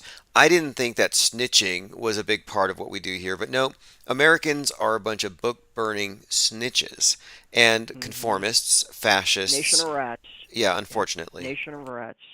I mean, And except for and us, except for the 103 people listening on YouTube and you and I, but for the most part, they yeah. always exceed, don't they always exceed our expectation in terms of disappointment? Never fail to disappoint me, really, America. You're supposed to be so, you're all supposed to stand up for freedom. And look, you just caved for everything. And what if, I guess, New York State is now imposing new requirements and restrictions, and the governor up there is issuing new mandates. It's Yeah, getting, it's gonna be and bad. It's like California no too. Vax Pass, no Big Mac. That's where it's getting, and that's what's going to make it work. They're gonna. It's being normalized, and the way I think this works too is the propaganda is definitely going to mold the youth. The people who are a little wiser to the media, who see through it, yeah, they're not going to matter. They're going to be phased out of the metaverse. I think that they won the game. I think it's checkmate humanity, and we're just kind of observing this. I don't what you gonna call it. I mean, is it downfall? Is it decline? Is it Well, by that you mean nullification? people are going to capitulate to the digital ID, which is really what this is all about. Yeah, yeah, I think so. I think so. I think that the world's being guided by, the idea of Greta Thunberg addressing us at the UN, telling us to lock down to save the climate. Well, that's the goal here, and people are going for it. And environmentalism, as far as I can tell, is just a philosophy to break us away from our attachment to owning private property. And I think it's working. It's working swimmingly. And I don't know if there's any real resistance because people have been, intellectually, I think, blindsided by the mass media circus where they accept the screen as evidence. If it's on the screen, it's real. So we're in a big doomsday cult, and we may laugh at the idea of asteroids and alien invasions, but it doesn't matter what we say. If 98% find it compelling on TV, I think it's going to be accepted. So we'll find out here very soon, and it's Christmas season. I kind of think there's a captive audience, and I'm not making predictions. Well, actually, I am this year. Fake World News, the New Year's edition, is going to have predictions about 2020. So Do you have any? If you have any, we'll have to get in touch before New Year's. I'll probably Well, get. like I said, Bill Gates back in maybe 2016 I think he was actually addressing the World Economic Forum, or it might have been an EU organization. He predicted a biowarfare attack that would kill tens of millions. That was like years ago. You can watch that video of him making that speech. I think it was either the World Economic Forum or it might have been an EU group. But basically predicted tens of millions. It made the front page of the London Guardian. Tens of millions would die in a biowarfare attack. Now that's probably what this COVID thing was meant to be, but it didn't quite live up to that.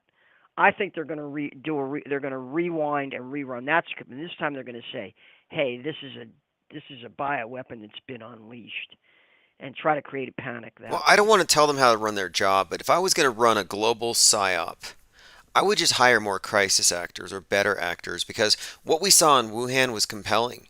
I was shocked when I saw people falling on the ground face first. I'm like, wow, you walk by where somebody sneezed an hour ago and you face plant dead, like you've been kicked in the back of the head by an invisible ghost. The Kung flu got you. And then it came to America and it was like, look, Tom Cruise or Tom Hanks has the sniffles. So we didn't get the dramatic rollout. Like they 9/11 Wuhan with the coronavirus. But here in America, it was just weak sauce. We didn't see anything dramatic. So if they are going to try to pull off something like that, I would hope that they could at least respect us enough to give us a convincing show and have some people actually like die convincingly this time.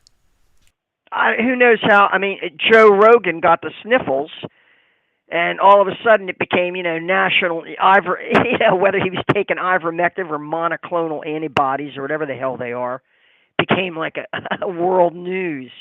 I mean, how absurd is that? And he played it. He played it for what it was worth. Oh, All LeBron the James, clickbait by it the was worth. way, caught the COVID. I wonder if he's calling Dr. Joe Rogan. Like, hey, should I get some of that ivermectin or whatever? I mean, we got Dr. He's Joe fully Rogan. vaccinated. LeBron James is fully vaccinated and Don't you caught the love that? COVID anyway. Okay, okay. I had been hiring people through. Breakthrough. They've invented a whole new language here.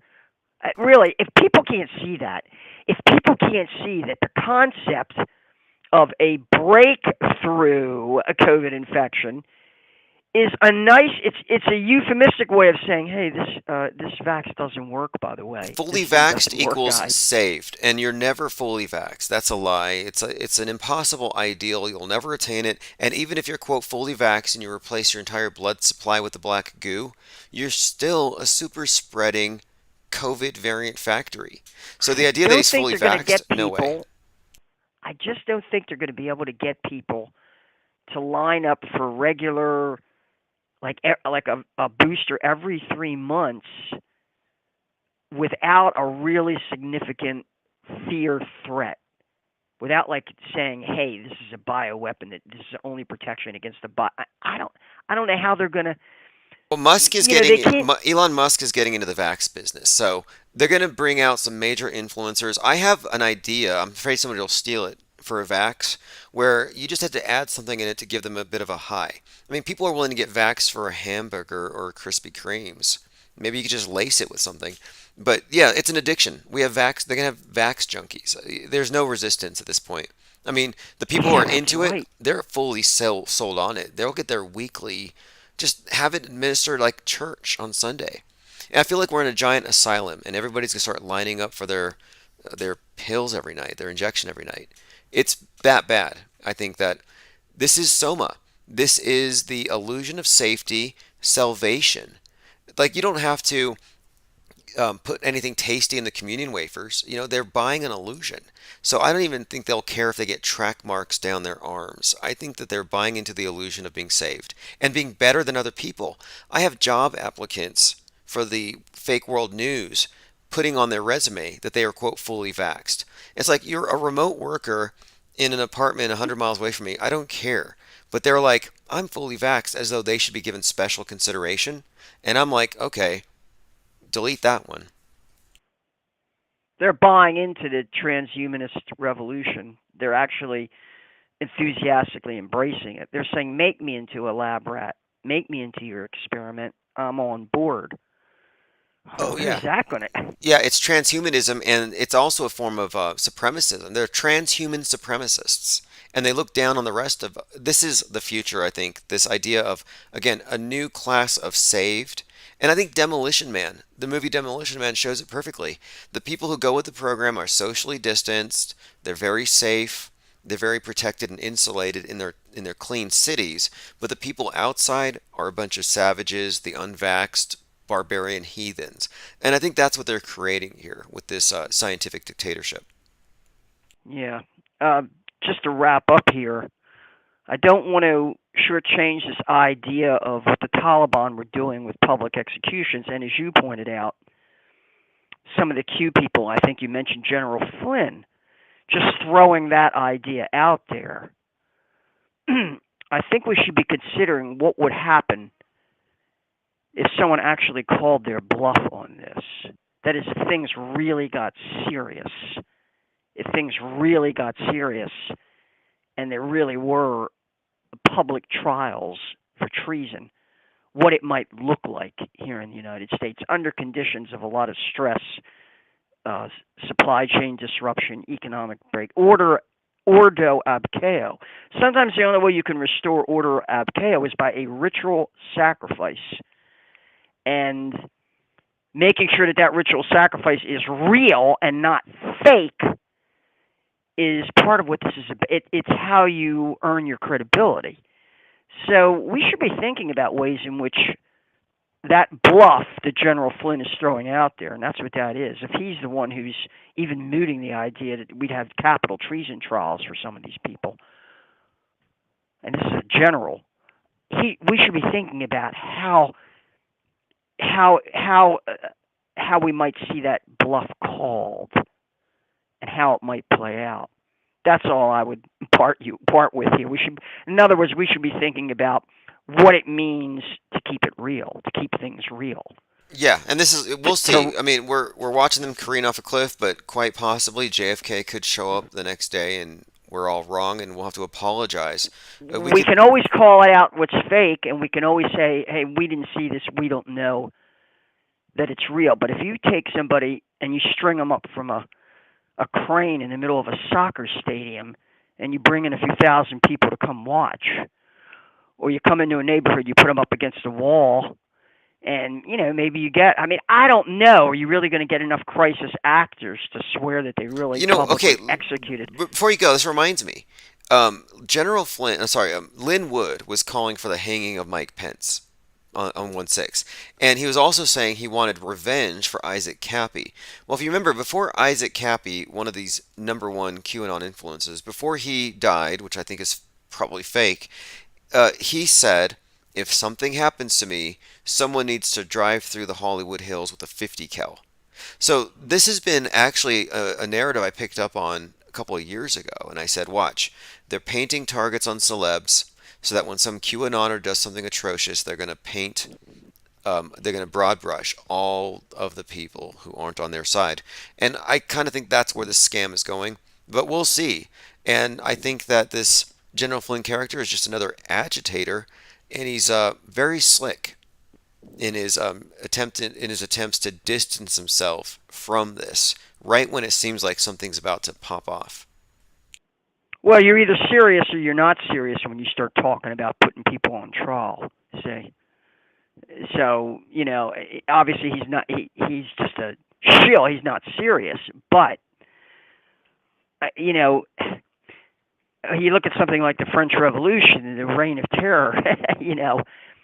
If people, it can begin as drama, and then some people can be so convinced that it's real that they make it real. Well, And they that were you trying really to create that perception with 1/6. There's a lot of people who are obviously not actors who were Right, there. And right. the thing is, and this is something that has not been picked up on by the media, but on that day, you had Donald Trump Jr. Making these cue dog whistles. But they had a big crowd there, so it was very easy to frame them. And I think that if the crowd had been a little more violent, if they had acted like Antifas, it would have been a done deal. you would have no way of denying that the thing was real. But Well, you're convinced that nobody died at the Travis Scott ritual, or maybe were there a few bystanders that were sacrificed? I Would think they they were, do that? I think crisis fainters. I think that was fake, Okay. and I have a very good reason for thinking so. It just so happens to be the case that the exact same number of attendees and deaths happened at Rockslide 20 years earlier, a Pearl Jam festival. And Travis Scott was wearing that very concert t-shirt in his Well, most no recent one's going to video. convince me. No one is going to convince me in a million years that four Capitol police officers committed suicide in the wake of the trauma of the January 6th insurrection. And that was run as a mainstream news story in the Washington Post, in the Hill, and other places. Four Capitol police officers allegedly committed suicide because they were so deeply traumatized by the January 6th insurrection. No one's ever going to Weak. convince Okay, one me more of here. that. What do you think of this? The attorney representing the people at the Astro World. This is a dead giveaway because they were chanting, "I can't breathe." So the attorney who's representing them is Benjamin Crump, Floyd's I know attorney. all about him. He's always there for these race hustle cases. Yeah, yeah. He usually shows up with Al Sharpton at these things. Yeah. Well, hey, I appreciate the call, and you gave us a nice lead. I hope someone follows up on that. Ashley Follow the Babbitt. lawyers. Follow the lawyers. Follow the law firms. Follow the money. Follow the judges who make the settlements. See who's getting paid. Because, like I said, the actors have to be paid. The actors But have I to don't get know. paid. I don't know. But the Ashley Babbitt may be, as you pointed out, a Department of Transportation worker who did some video. Colorado, state of Colorado Department. Somebody did sort of finger her and produced a. It's a small website I saw out there that did this, but this should be followed up on. It really should, and also the identity of the officer who allegedly shot her. How does it just get slipped through the cracks? Oh, his initials were MLB or BLM reversed. Totally fake. Agitation. But yeah, Yeah, what okay. is Tucker Carlson saying about that? You know, he's allegedly exposing the January 6th thing as what, an inside job or a false flag? He's Is calling that it a his false claim? flag, not a hoax, so he thinks that was real, and he thinks that Ashley Babbitt's a martyr. Ashley Babbitt's last birthday party was well attended by a bunch of people calling for revenge against the shooter, against the Yeah, Capitol Hill yeah. officer. So So that Tucker Carlson is shilling the Ashley Babbitt narrative, and that video has been completely deconstructed. let's just We call him know it's Tucker fake. Jones from now on because he's taken the place Yeah. of Alex Jones as the false Uh, flag pusher. Tucker Toupee. I call him Tucker Toupee because of that wig he wears. But all right, hey, take care. Great night, great call. Thank you for calling, Lynn, and we'll talk again probably before the end of the year. I hope. A lot of I'm people always are learning. awesome. Thank you Always for the call. learning.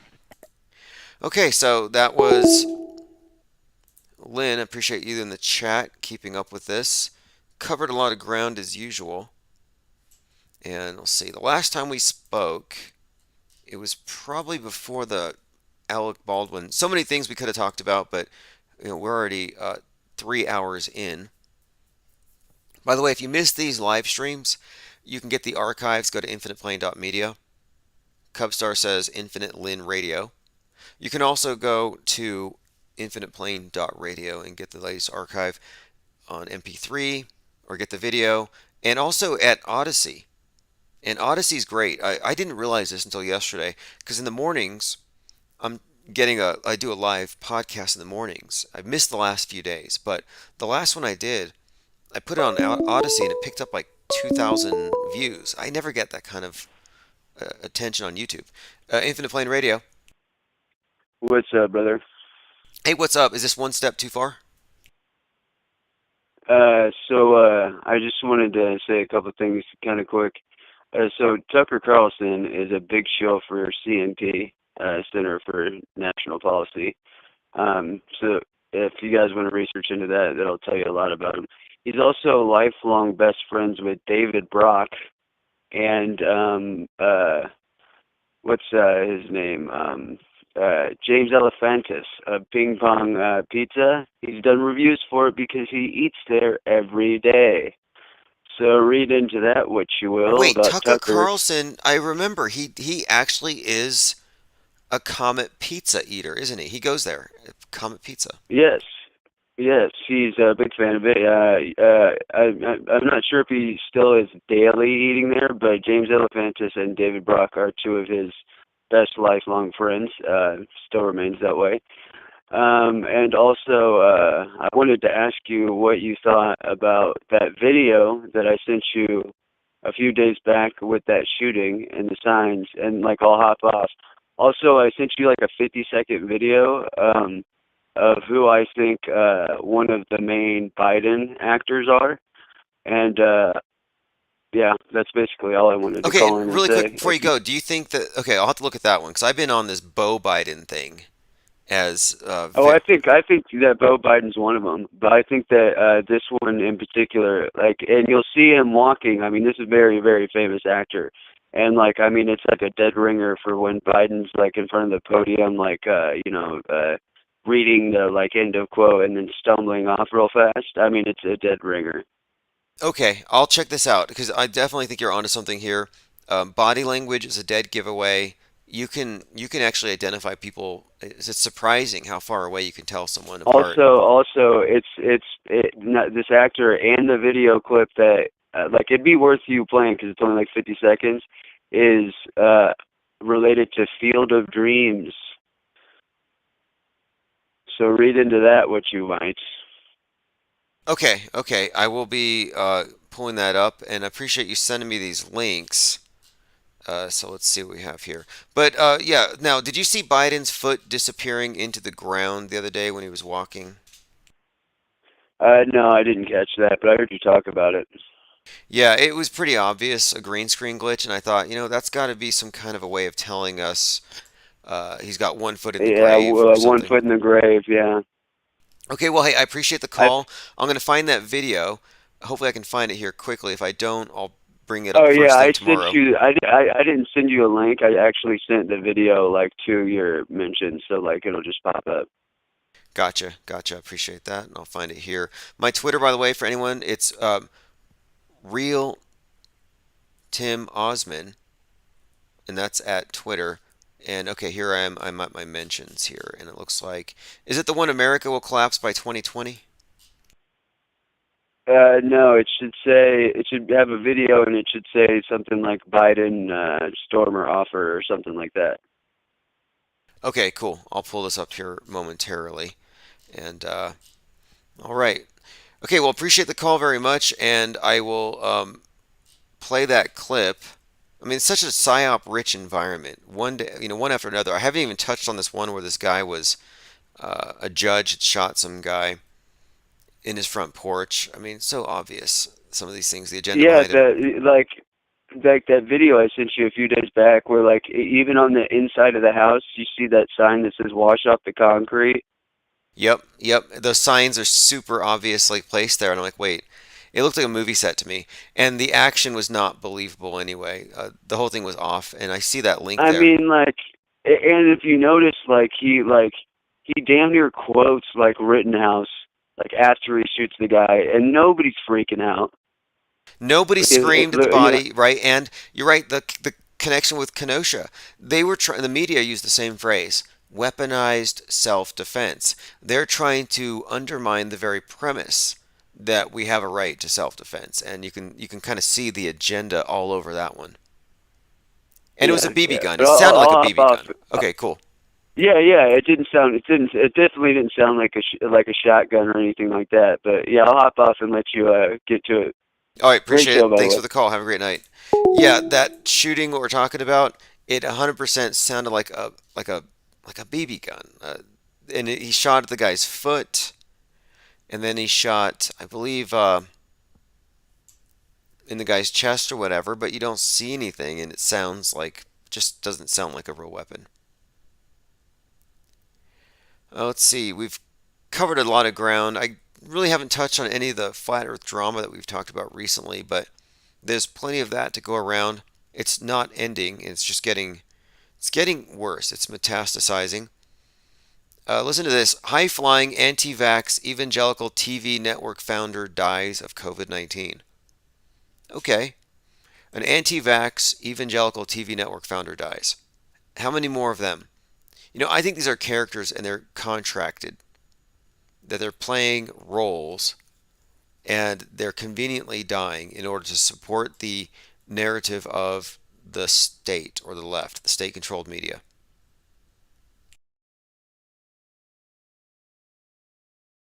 Ryler says, I sent you the video from 2014 that says America will collapse by 2020. There's a pretty good movie called Daybreakers, which came out in 2009, predicted a future in 2019 where a single bat would precipitate the lockdown of the entire world. Only it was for vampirism. Interesting movie, Daybreakers, great movie. In fact, I thought it was really entertaining. And it does contain this element, it does contain foreshadowing of 2020, including the entire adrenochrome and deep state narrative was just part of the plot, where the head vampire wasn't really cool with the synthetic blood because it didn't taste as good if it didn't contain fear.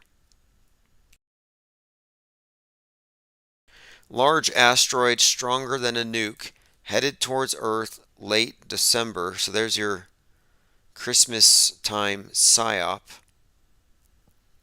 Other people have noticed the connection or the resemblance between Omnicron Necronomicon, which is a book for invoking or rather evoking demons. Invoking, I think, is where you invite it in to possess you. Evoking is when you send it off to mess with somebody who crossed you in some way. But yeah, book of evoking demons is kind of consistent anyway with what appears to be nothing more than a weaponized superstition. But check this out. 1963. Omicron. The plot? An alien takes over the body of an Earthman in order to learn about the planet so it can take over. So here you have it, another movie predicting the future, Omicron, about an alien taking over. Now, about an alien taking over, Sputnik is the name of a movie that came out last year, the same day that Putin released the Sputnik vaccine for Corona. The first place that aliens landed, if you believe the official news, official fake news, Roswell. But it wasn't in Roswell, it was Corona Field. You have Men in Black, Corona Park. The connection between aliens and a virus goes back pretty far.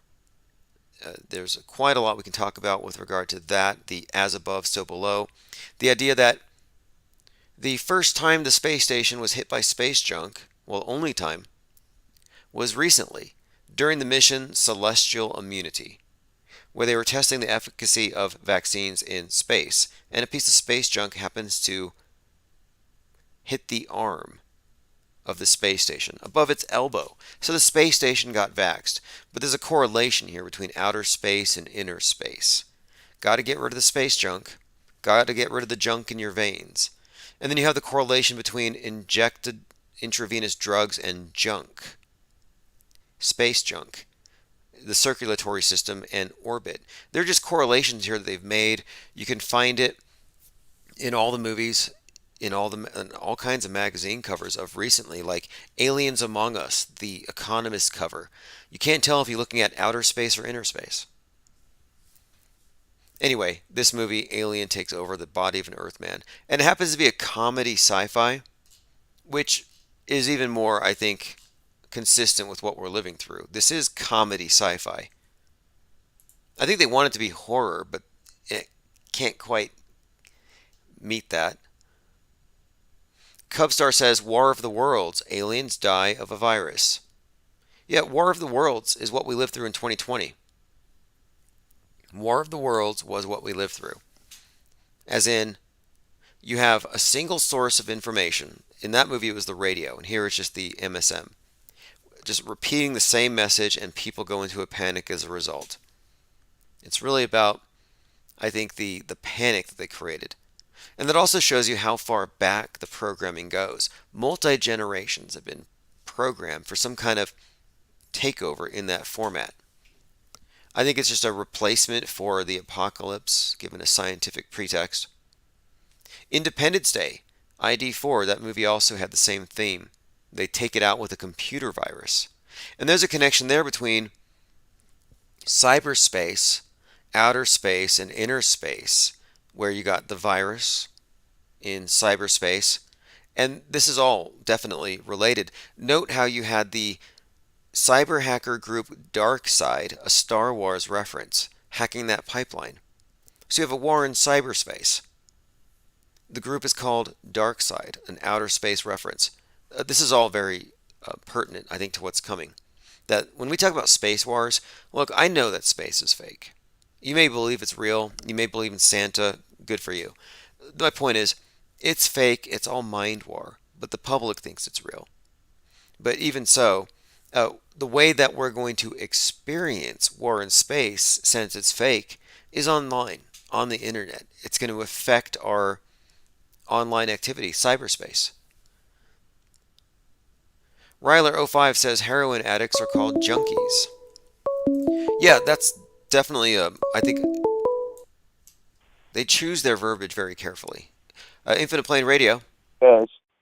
Sorry to call right back in real quick, but you also realize that Darkseid is the like big bad like villain of the DC universe. He's No, like the I didn't know. Thanos of DC. Yeah, like his mission is to attain the anti-life equation so that he can eliminate life in the universe. His name's Darkseid. Okay, I see him here. Supervillain, Darkseid. I will have to look into this. Very, very Yeah, interesting. I can send. I'll send you a bunch of information on it because I like know the entire lore, and it's like way more connections than just like what you've made from Darkseid so far. Like it'll really like set off some bells. But I'll let you get back to it.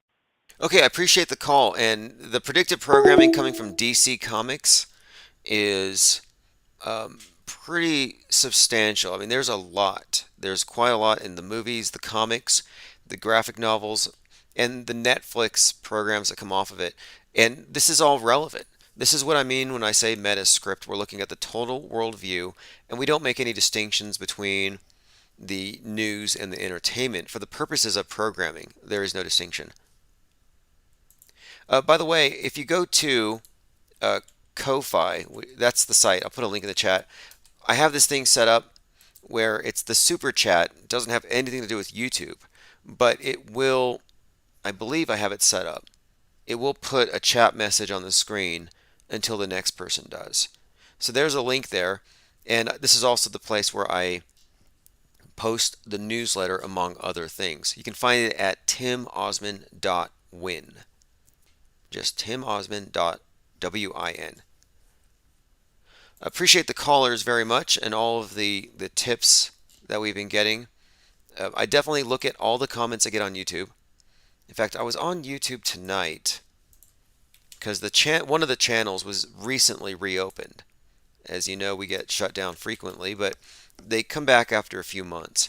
So sometimes I find people who haven't listened in a few months, they haven't been around in the think tanks because, for all they know, we've been shut down. Anyway, I got this notification on YouTube tonight. It said that I got followed by a Patricia Steer. And I'm like, well, I'm not really interested in S coins. I'm not really into that kind of crypto. She has very bad taste in cryptocurrency, so I'm not really sure. Anyway, I blocked the person because I am trying to distance myself from immediate involvement in this flat earth drama that's being kicked up by Jay Gibson. I'm reporting on it for our information, and I'm getting to the truth of it. But I don't want to be directly involved, so I am definitely trying to keep certain people a safe distance so that I can remain objective. So anyway, I blocked a movie star from my Twitter account. And you wouldn't believe my blocked list. I think I got blocked by someone else yesterday. My Twitter blocked list, some pretty interesting people have made it a point to make sure that they never come across my tweets. It's like they're quarantining. Anyway, we were talking earlier about the Mandela effect, how they should have called it the Ed McMahon effect. And this concept was, here we go, the subject of one One-Eye Jack and the Murder Hornets' best videos, Ed McMahon. I'm going to go put this up on the screen if you want to watch it. Otherwise, just listen. This is One-Eye Jack and the Shells, Ed McMahon, a paean to the Mandela affected. And I'm one of them. The door and sang "It's a Beautiful Day" in the neighborhood.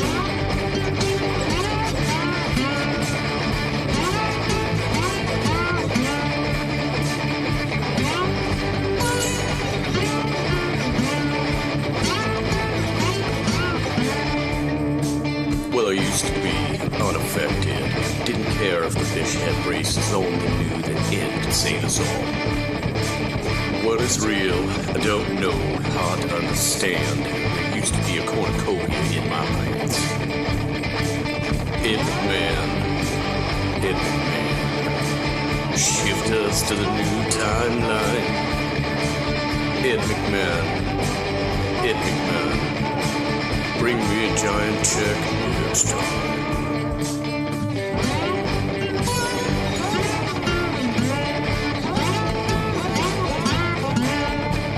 Well, trouble ain't what people don't know, it's what they know. That ain't so, said the OG Cress's acting Marlboro Man. It's a miracle, it's true. I know my memories ain't no fool. I seen the Chinese dude get mowed down by the tank. Seen it on TV, feeding Bates and Smiley and a double bind that got your mind in, and a tasty cup of noodles for your soul.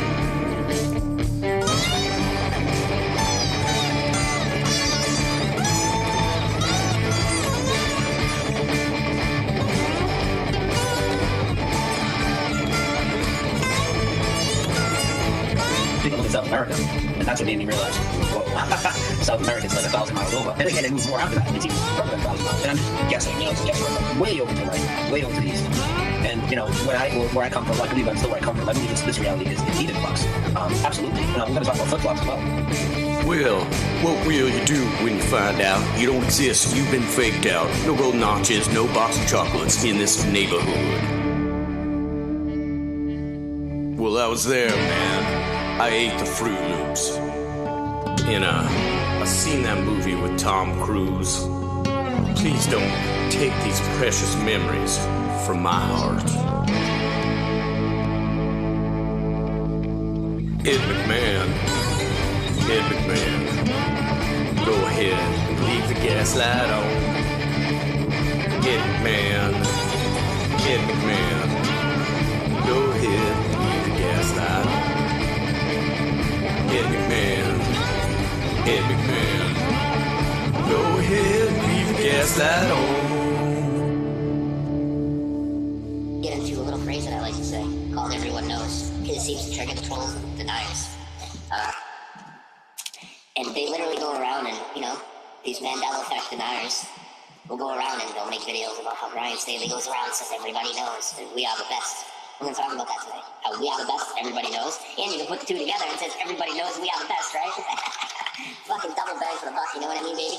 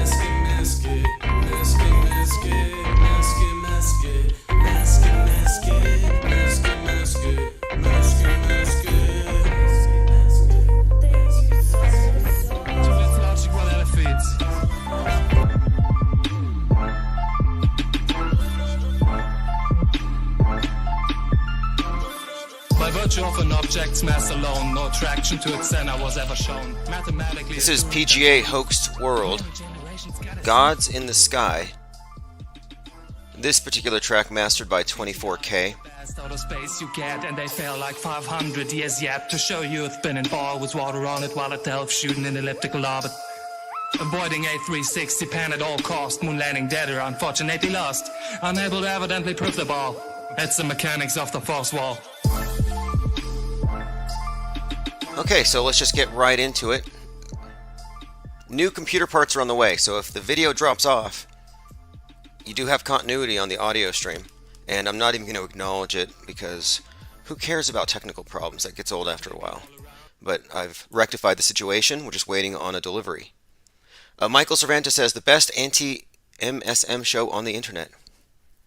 Well, yeah, anti-media was a term I started to use before. I thought, are we anti-media? But we're not really against it in that sense. More of a counter-mainstream media perspective, because the mainstream media has hoarded itself out to the governments of the world, and it has a monolithic voice, quote, globally. So yes, you can say anti. However, as soon as we started using the phrase anti-media, a quote, anti-media individual held a Fox News station in a hostage situation. It was some guy getting back at his ex, but they said an anti-media shooter. And I thought, I had not heard that phrase before, and they said it was Trump's anti-media rhetoric. Trump ignores question on anti-media rhetoric. Days after the shooting at the Pittsburgh synagogue and a mail bomb targeting CNN, Trump escalated anti-media rhetoric. Anyway, that phrase was kind of contaminated, so I thought, I'm going to abandon that one. But we do offer the only PSYOP-free news source, and that's true. And by PSYOP-free, it's not that other people are intentionally playing into it, but a lot of people just have these presuppositions, like this event was real as advertised, that really happened, this really happened. And if you connect those dots and that forms your views, well, you might be just very misinformed, but well-intentioned. Well, we're not misinformed here. We're not confused. We know very well what is and isn't real, so we don't have to pretend. We are communicating above the heads of the misinformed and the MSM itself, and they obviously hate it, but we're not giving. In fact, we're expanding. Let me just bring this up really quick. If you go to fakeworld.news or just go to infiniteplane.media, you'll find it here. We're introducing something that the world very badly needs right now. A tabloid. A reliable print tabloid to cover the fake world news accurately. It's coming soon. It's scheduled for all of 2022, but the inaugural issue will be out on the 13th of December. Pre-sales are being taken right now. So this is going to be a digital and print tabloid, and I'll probably have it distributed through all of the ebook providers, Kindle, Barnes & Nobles, etc. Top shelf conspiratainment, mass media deconstruction, breaking news, investigative journalism, memes, art, music reviews, interviews. We have it all. We have dozens of people eager to write for this thing in touch with me already, so it's a go, and it's probably going to eliminate a lot of the problems we've had keeping this channel afloat. We have technical issues, gremlins, micro EMP bursts. Benton says, do you think Awakened Souls was talking about this? Be more specific. Awakening Souls, I believe you're referring to the Canadian, one of the two of the witnesses from Revelations, if you believe them. Text message notifications will resume in about a week. I used up all of the units. And this is what I mean. When we don't have 100% of the resources that I would like to have to be running. I mean, we should be on more platforms than we are. We should have open phones 5 nights a week. But that's going to happen in 2022. And we're not all that far off. But I'm doing my best to make it happen like today, yesterday. So text alerts will resume, but otherwise you get them if you're in Patreon or Twitter, or if you follow any of my blogs, really. We kind of blast it. But anyway, text message alerts are probably the most effective because we lose a YouTube channel per week on average. All right, so let's go ahead and continue. Phones are open 833-311-1984. I want to go ahead and start off with some voicemail. So go ahead and just randomly. This is from, there's quite a few here. This one's from a couple of days ago.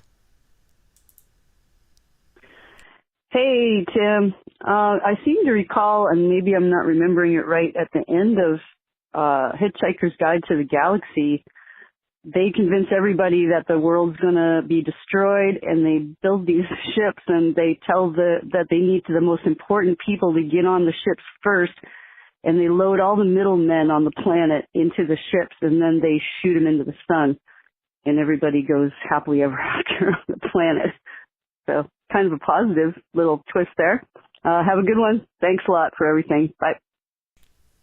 All right, I appreciate that. I have not heard that. I mean, there are some connections with Hitchhiker's Guide to the Galaxy. I think even the author's birthday is probably March 11th, Pandemic Day. And anyway, if you didn't know, the Hitchhiker's Guide to the Galaxy, the book, is encoded into everything having to do with space travel. And not just in a cutesy way, a nerdy way with Elon Musk, but on a much deeper level. Specifically the number 42, which has meaning that extends beyond this particular book. And the book's about an AI god who tells them that the answer to everything is 42. And that number may refer to, or seems to refer to, the worship of Saturn, the god, weirdly enough. But it's not just Musk, it's all of them. You can see it written into the storyline of all their major launches or PR stunts. The Tesla Roadster had "Don't Panic" on the glove box, and that was the glove compartment. Don't panic, which is a reference to that book. And by the way, the movie version opens when the Earth is about to be destroyed, and it's surrounded by these cube-shaped craft, like a bunch of cubes surrounding the Earth, if you can imagine this. And all at once, they basically nuke it. So the Earth gets destroyed by a bunch of cube-shaped craft. And I thought, that's kind of interesting, because the last time I checked, Elon Musk was busily filling the skies with CubeSats. And do we really know what he's putting up there? It could be a bunch of kinetic weapons. It could be a bunch of nukes. But what are the odds? And the whole theory or storyline behind the car going to space, I think, is don't panic is the world's going to be destroyed, but you're saved. Don't panic. So the stunt of sending the car to Mars is pretty much a way of saying that the rich are going to buy their way out of here after the coming catastrophe. Also, by the way, the number 42 is significant to Jeff Bezos, who has built a clock. He had a clock built in a mountainside in Texas, and he spent $42 million. Think about that, 42. Why 42? This all ties into the storyline of the man who fell to Earth. Look, we talk about the space popes a lot and where they come from, because they're all amalgamations, composites. Elon Musk is a little bit of Tony Stark, a little bit of Willy Wonka, a little bit of Daddy Werner von Braun. And I think they threw in, there's a few other characters. Like I said, he's a composite. We can get into that. Evar says, I wish I could bankroll you, Tim. Well, all of our patrons do. Benton, appreciate that. Another one of my patron supporters. Yeah, Patreon is basically a way that I can send out live stream notifications and directly link people to the most recent archives, because we have not had a continuous collection of archives anywhere outside of that. Art of Thinking Out Loud Live Common Sense Analytics says Drake is mentioned the number 42 in every song he's done lately.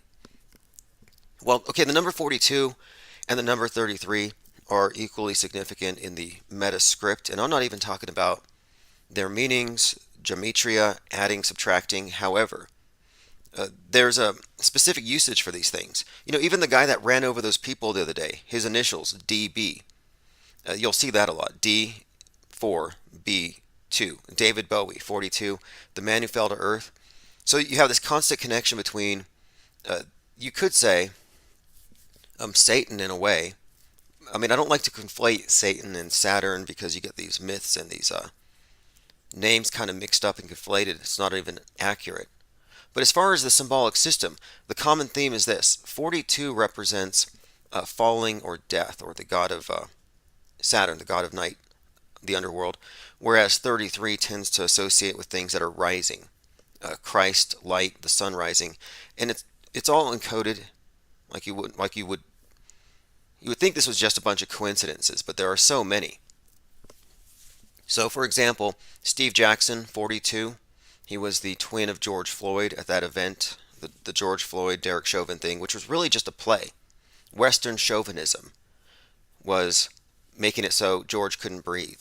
The reason why he was suffocated for 8:46 is because 9/11 started at 8:46, which they timed with the rising of Mercury that day. But 8:46, they were 9/11ing America. That's why Derek Chauvin's hearing was on 9/11. That's why they released him after he posted bail at 11:22 a.m. from Hennepin County. 11:22 is an Oswald reference. I mean, this thing is deeply and richly encoded. There's no reason to think that George Floyd is dead at all. I mean, unless you're just going to make an argument from ignorance, because there is plenty of evidence to show the whole thing was theatrical. I mean, those two guys worked together. Besides, the thing again was all play. And this is the key point, the sun set at 8:46 on 5/25/2020 in the Twin Cities. Twin Cities, a reference to the Twin Towers, another 9/11 reference, but there's your 8:46 again. And look into the 8:46 movement and what the comedian Dave Chappelle had to say about it, that number. It's very significant in the world stage, and it shows you a common author behind all of these psyops. But the sun setting at 8:46 references the death of Floyd after the 8:46. And what you had there was the death of the sun. The sun sets. So the symbolic killing of the Sun King was what we were witnessing. It was a ritual, much like the killing of Kennedy, who, by the way, I mentioned, for example, I just mentioned a second ago that Chauvin was released at 11:22 a.m., an Oswald reference. Well, George Floyd was 46, the age of Kennedy. I mean, this is a very well-engineered event, or it was. Not a coincidence at all that... Here we go. Fox News just posted this. Catholic University has a painting depicting George Floyd as Jesus. It's described as heretical and blasphemous. Fascinating. Now, the I can't breathe phrase is actually an anagram for a better China. And this all ties in, I believe, to the Marxist revolution. But I can't breathe is sort of an indictment against the oppression of Western chauvinism, the police, the environment being choked by capitalism, aka climate change. Our atmosphere is being destroyed. They're imposing climate lockdowns in some parts of India because they can't breathe. Even at the Astroworld event where nobody actually died, the eyewitnesses, the crisis actors were saying, people said, I can't breathe. That was all just code. And it has been this whole time. Yeah, nobody died at Astroworld, and I can prove that with one simple fact. And you have to look at the video, Escape Plan, that came out a few days before the event. And in that video, at 1 minute and 40 seconds, and it's less than a second, you got to really catch it. Travis Scott is wearing a shirt that gives away the game. As in, he's wearing the shirt from the Pearl Jam Rock Slide Festival 20 years prior. It has a figure 8, looks like a CERN with an eye in it, kind of like a CERN portal, just like their stage. So even the visuals of it, it looked like his stage. But the Rock Slide Festival had 50,000 attendees, and 9 were crushed to death. Now, I have to assume that's probably fake as well, but my point is, Astro World Fest had 50,000, 9 crushed to death, and he's wearing a shirt from that event. That tells you how coordinated this is. Slave Rescue Hound says George Floyd is a made-up character. Oh, no doubt. And there's a few different areas. I mean, there's some attorney in Corpus Christi who said that he died a few years ago. There's plenty to indicate, though, he might actually be a more well-known actor wearing or having a bit of a disguise, but I don't know. At this point, it's just a crisis actor living at Crisis Actor Island. He was a friend of Derek Chauvin, and their names give it all away. You have the symbolic roles, but the name Chauvin, it's Western chauvinism. Derek means hangman. It comes from the etymology of that name is a hangman who hanged 3,000. And 3,000 is a 9/11 number, if you think about it. Derek Chauvin, 9/11 to America. 9/11, they have a hearing. And on that day, since it was the 19th anniversary of 9/11, everybody had 846s, out there. At 846, though, it was for two different reasons. You had Floyd's team with Benjamin Crump with 846 on their masks, a reference to George. But the rest of the country were out in their front lawns waving their flags at 846 for 9/11. Like these symbols were overlapping. And by the way, Benjamin Crump is also representing the people from Astro World Fest. So you see the same medical examiners and you see the same attorneys representing the psyops, and it kind of gives it away. That's really what got me looking at Kenosha very closely. I'm open to the possibility that maybe the shooting was real, but at this point, just the involvement of Lynn Wood, who was the attorney of the JonBenet Ramsey's parents, and a few others, just too many things there, too questionable. Okay, let us continue.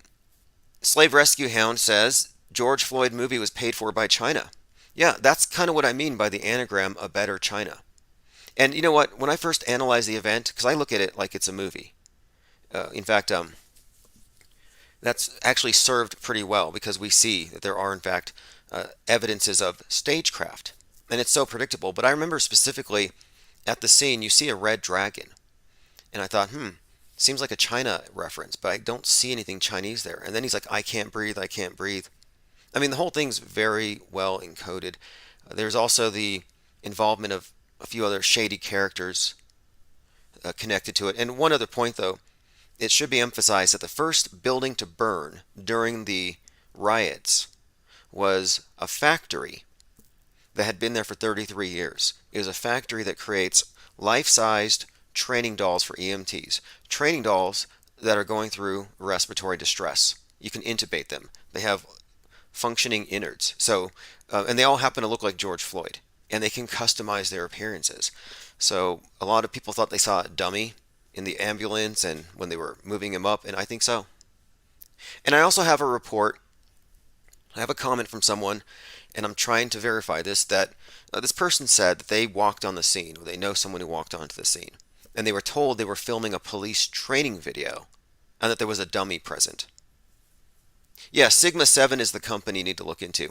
Also worth pointing out, sure, is that George Floyd had 4 funerals, golden caskets, pulled by horses, just like you would expect from somebody representing the Sun King or Sun God, Osiris. Sun God's always pulled by horses, but the golden casket, 4 funerals paid for by Floyd Mayweather, who on the 1-year anniversary of the cemetery of these funerals had that boxing match with Logan Paul. Just so weird, but these names are all very significant. I was mentioning the meaning behind Derek Chauvin, but even George Floyd. Floyd is referenced, it's kind of foreshadowed in 2001: A Space Odyssey. And this is why I was talking about looking at these things like it's a film, and that's kind of how we've been analyzing. What we're doing isn't really hate speech. What we're doing here is we're critiquing the mass media presented worldview, the one that's officially like the state religion now. All right, so let's go ahead and continue. Erica Bear said they moved those dolls to the COVID wards. Oh yeah, this whole pandemic has wreaked havoc on the rubber doll population. I mean, how many of those have you seen? Rubber dolls that they put on the news. By the way, the guy who ran over the people at that event, I think it's probably fake. One of the things that we saw, shoes everywhere. This is one of the common things we see at all the psyops, piles of shoes. I brought this up yesterday. I should probably bring it up one more time in case any of you missed it. January 3rd is the birthday of both Greta Thunberg and Kyle Rittenhouse. January the 3rd, 2003, those two brats were brought into this world simultaneously, and they each went to opposite ends of the political spectrum, and they became equally well known and equally polarizing. Nothing to see here. I mean, what is it? Is it evidence of astrology, destiny, or scripting, lifetime actors? Dirk Diggler in the comments says Floyd, actor, porn star. true. I would say the fact is he was involved in a psychological operation, and it was given away in the original photos. The very first pictures of George Floyd, if you search for him, the very first one always had him in a suit next to a mirror, or rather a reflective glass on a door, and right behind him was a poster that had COVIDs all over it. You know, big old COVIDs, which he had it, by the way. And it had, I mean, the design looked like a big COVID ball. But then it was a poster for Corona, Corona Light. Light is a very Masonic term, and of course, Corona, the crown. All these symbols are very important, but the fact is he had a Corona beer there. And that picture, of course, was the first one to show up. No coincidence. The other picture, he was in front of a brick wall. Very Masony, at a minimum. Tominoid says Pink Floyd's brick wall plus breathe and breathe in the air. Right. Well, the I Can't Breathe was put into our collective consciousness throughout 2020 with the Floyd event, the masks, the COVID, the ventilators, and then you had the, like I was mentioning earlier, the environmentalists are now using that term as well. That we can't breathe because of this. And it's all code for this revolution. And speaking of revolution, there was a Mars base, you know, where they prepare people to go to Mars and they have them all living in close quarters, like a simulation. And it's basically a prison, but I guess, I mean, that's what's so strange. And I've said this before, that the greatest accomplishment of the space program has been to convince the capitalists that progress lies in being propertyless, uniformed slaves in some far-off gulag. They sold the freedom-loving capitalists on gulag life as progress. This is from Futurism.com. Simulated Mars base got rebellious, worrying the scientists. One of the things astronauts need to contend with when we colonize Mars is isolation. After all, they'll be alone with their crew members for months or years at a time. Plus, it could get even worse if the Martian situation occurs and somebody ends up alone on the red planet. During a recent long-term isolation experiment on a simulated Mars base, they found that participants get distant and rebellious at times. So they're looking at more than a dozen of these experiments where they have people in a simulated Mars base. And apparently things tend to fall apart, they get a little rebellious, and it kind of got me thinking. Like it says here, it says ultimately, it's probably better to communicate more with mission control. Maybe later we can worry about a Martian astronaut revolution. Well, my point about the achievement of the space program and getting the capitalists to see giving away everything and leaving the worldly nature of their lives behind, the fact that they got this to be seen as some sort of a progress, as a step forward, is actually a revolution. It's subversion. Just like environmentalism is there to make you feel bad about being a consumer, same thing. The space program, I think, is a stalking horse for a communist revolution. So no, the Mars is already inherently a communist revolution. If they get you there, you're in your commune. You're going to be a potato farmer. And now they're saying it's going to be made out of astrocrete, which again is a brick made out of blood. Yeah, blood and Mars dust. Scientists suggesting mixing astronaut blood with Mars dust to form a glue that can be used to build. Apparently it's a stronger concrete than what we have here. It's a special concrete. Blood, sweat, tears, urine, Martian dust could be a magic formula for building on the red planet. You know, what's interesting is the voicemail was about how a lot of people were sent out into space and sent to the sun as some kind of a sacrifice. And that's kind of what this looks like. It looks like a sacrifice. It also looks like, you know, you give yourself up for the community and they turn you into a brick in the wall. Very strange, very ominous. I think it's very Soylent Green. All right, let us continue.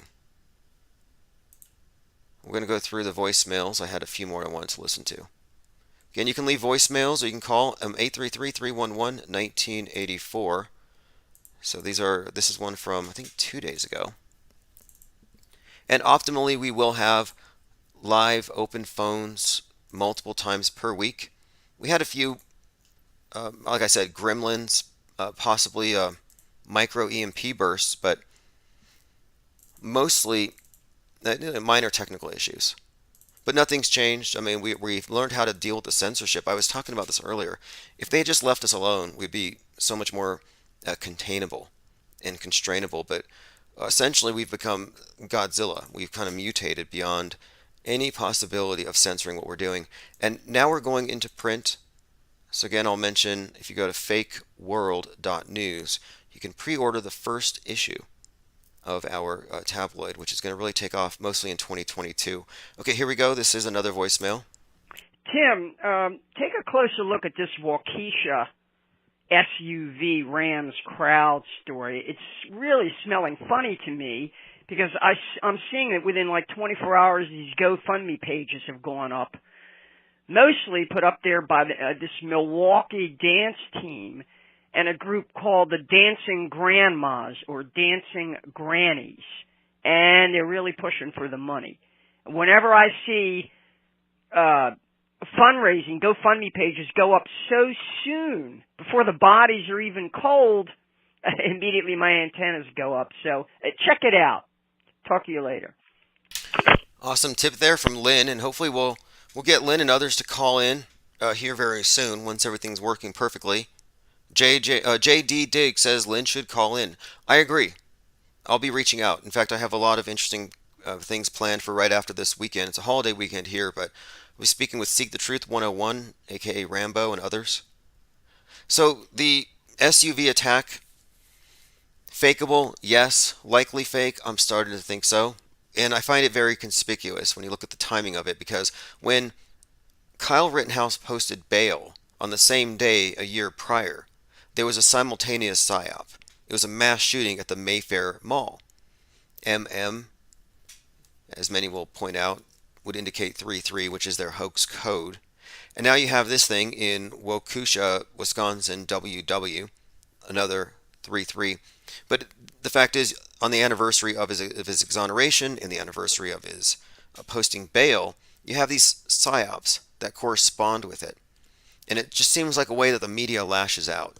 Kind of like they just happened to catch a guy named Kyle Rittenhouse for illegal materials involving children. And this was in Florida. And it's like, wait, another person named Kyle Rittenhouse just happens to get in trouble, giving fodder to his haters to just read the headline and say, Kyle Rittenhouse guilty of this crime. It seems like one of these stories they make up. Like, this person does not exist.com. P-Trippa103 says Rambo is good. Yeah, whenever I get these guests on, I'll make sure I post links to their Patreons and their Twitter accounts, because there's a few Twitter accounts that you need to follow if you want to remain on the cutting edge of deep fakery, which is far beyond phone apps. And it's been used on all of us since before we were born. We really just don't know who in the public sphere was just a rubber face. I mean, it's the truth that they were using Hollywood special effects long before digital. I would almost say that the digital deepfake and the emphasis on its prevalence today is pure distraction from the fact that they've been deepfaking us for a long time. Okay, I have another voicemail I want to get to here. Art of Thinking Out Loud Live Common Sense Analytics says the rapper Moneybagg Yo has a popular song called Waukesha 2 right now. Fascinating. Yeah, we have to look at these connections. Like when Astro World was going down, the music video tied into it.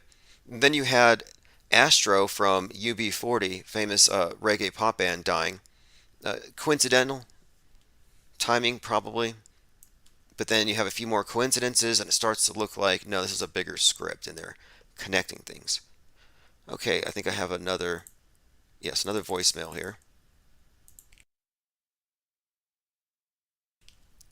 Now, as a rule, I don't say something's fake unless I have a reason to think so. There is a methodology here. You can't just say, I just call everything fake, because to me, that's an argument from ignorance. It's kind of lazy, and you can't really claim to know more about the situation than the person who's actually studied it. And I don't think that ignorance is an excuse here. I think it's more important to say extraordinary claims require commensurate evidence. And we're not asking a whole lot. Well, apparently we are. I mean, has anybody here yet seen a convincing uh, video of the Earth floating in space? Everything seems to look like bad science fiction. All right, I have another voicemail. God, there's so many here. Okay, this one is from. You know, sometimes when I can't get my infinite plane radio fixed. Okay, that was from last week. Okay, well, tonight is you can consider this a booster, an infinite plane radio booster. Yeah, we haven't been on consistently, but I haven't missed a thing. And one thing I have kept up with is the newsletter. In fact, I think we've had 21 issues so far of from the desk of Tim Ozman. And the reason I started the newsletter is I had the plan to create this tabloid, and I wanted to get the newsletter going first, just to see how many readers we would have, and I could use that as just the basis for all of the stories, which I generally do.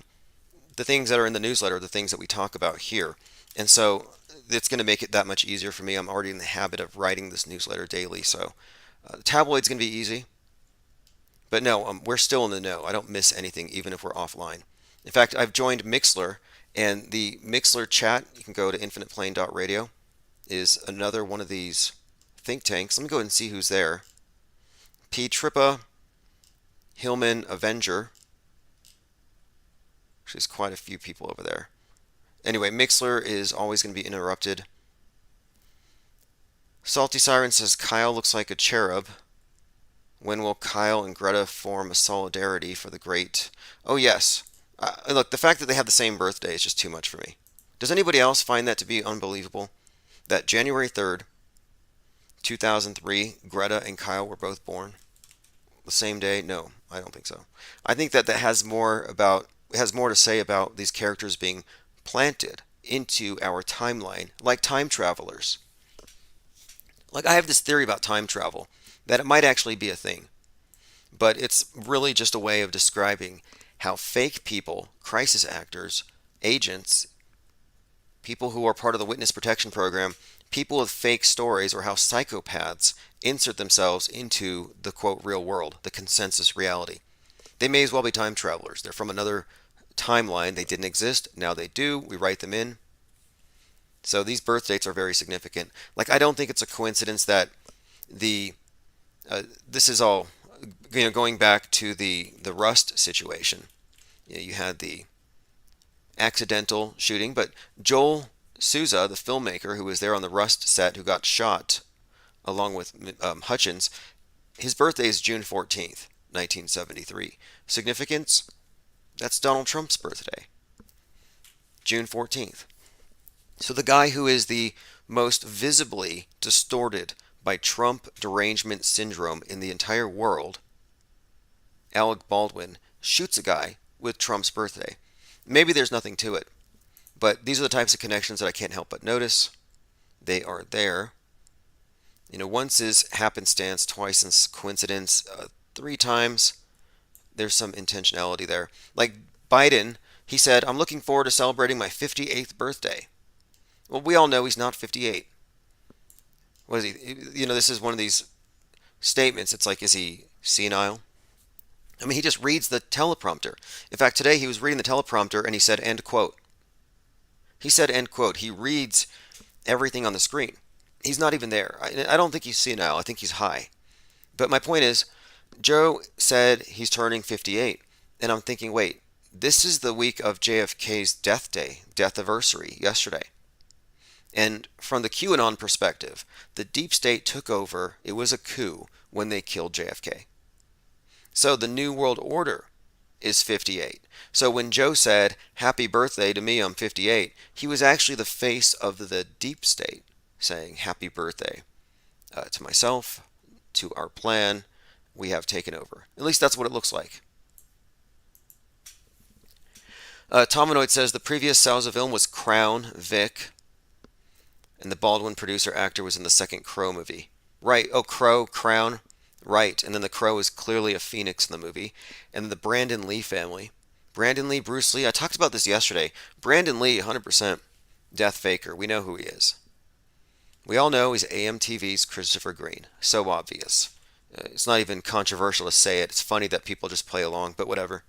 But anyway, yeah, so Brandon Lee, Death Faker, it's inherent in the movie script, the whole thing about a guy who dies and is reborn, and he dies in the way that his father dies in the movie he was in during the time that he died. Well, Bruce Lee, famous for the one-inch punch, was, quote, reincarnated by one of these made-up persons, one of these personas inserted into the real world. I would say, and there's a lot of evidence to support this, but you have to understand how they tamper with backstories, that Michio Kaku is Bruce Lee, just as Christopher Green is Brandon Lee. I mean, it's like in the family. And there's a lot to substantiate that. You know, Brandon Lee's fake death date was Nipsey Hussle's fake death date. And he was in the news when Dolph died about a couple weeks ago. And Dolph had some connections. His death and his imagery had connections to Astro World that we could point out. Mark says Bruce Kaku. Yep, pretty much. I've been watching Cowboy Bebop, if any of you have seen it. It's on Netflix, the live action version. Premiered on the 19th of November, 11/19.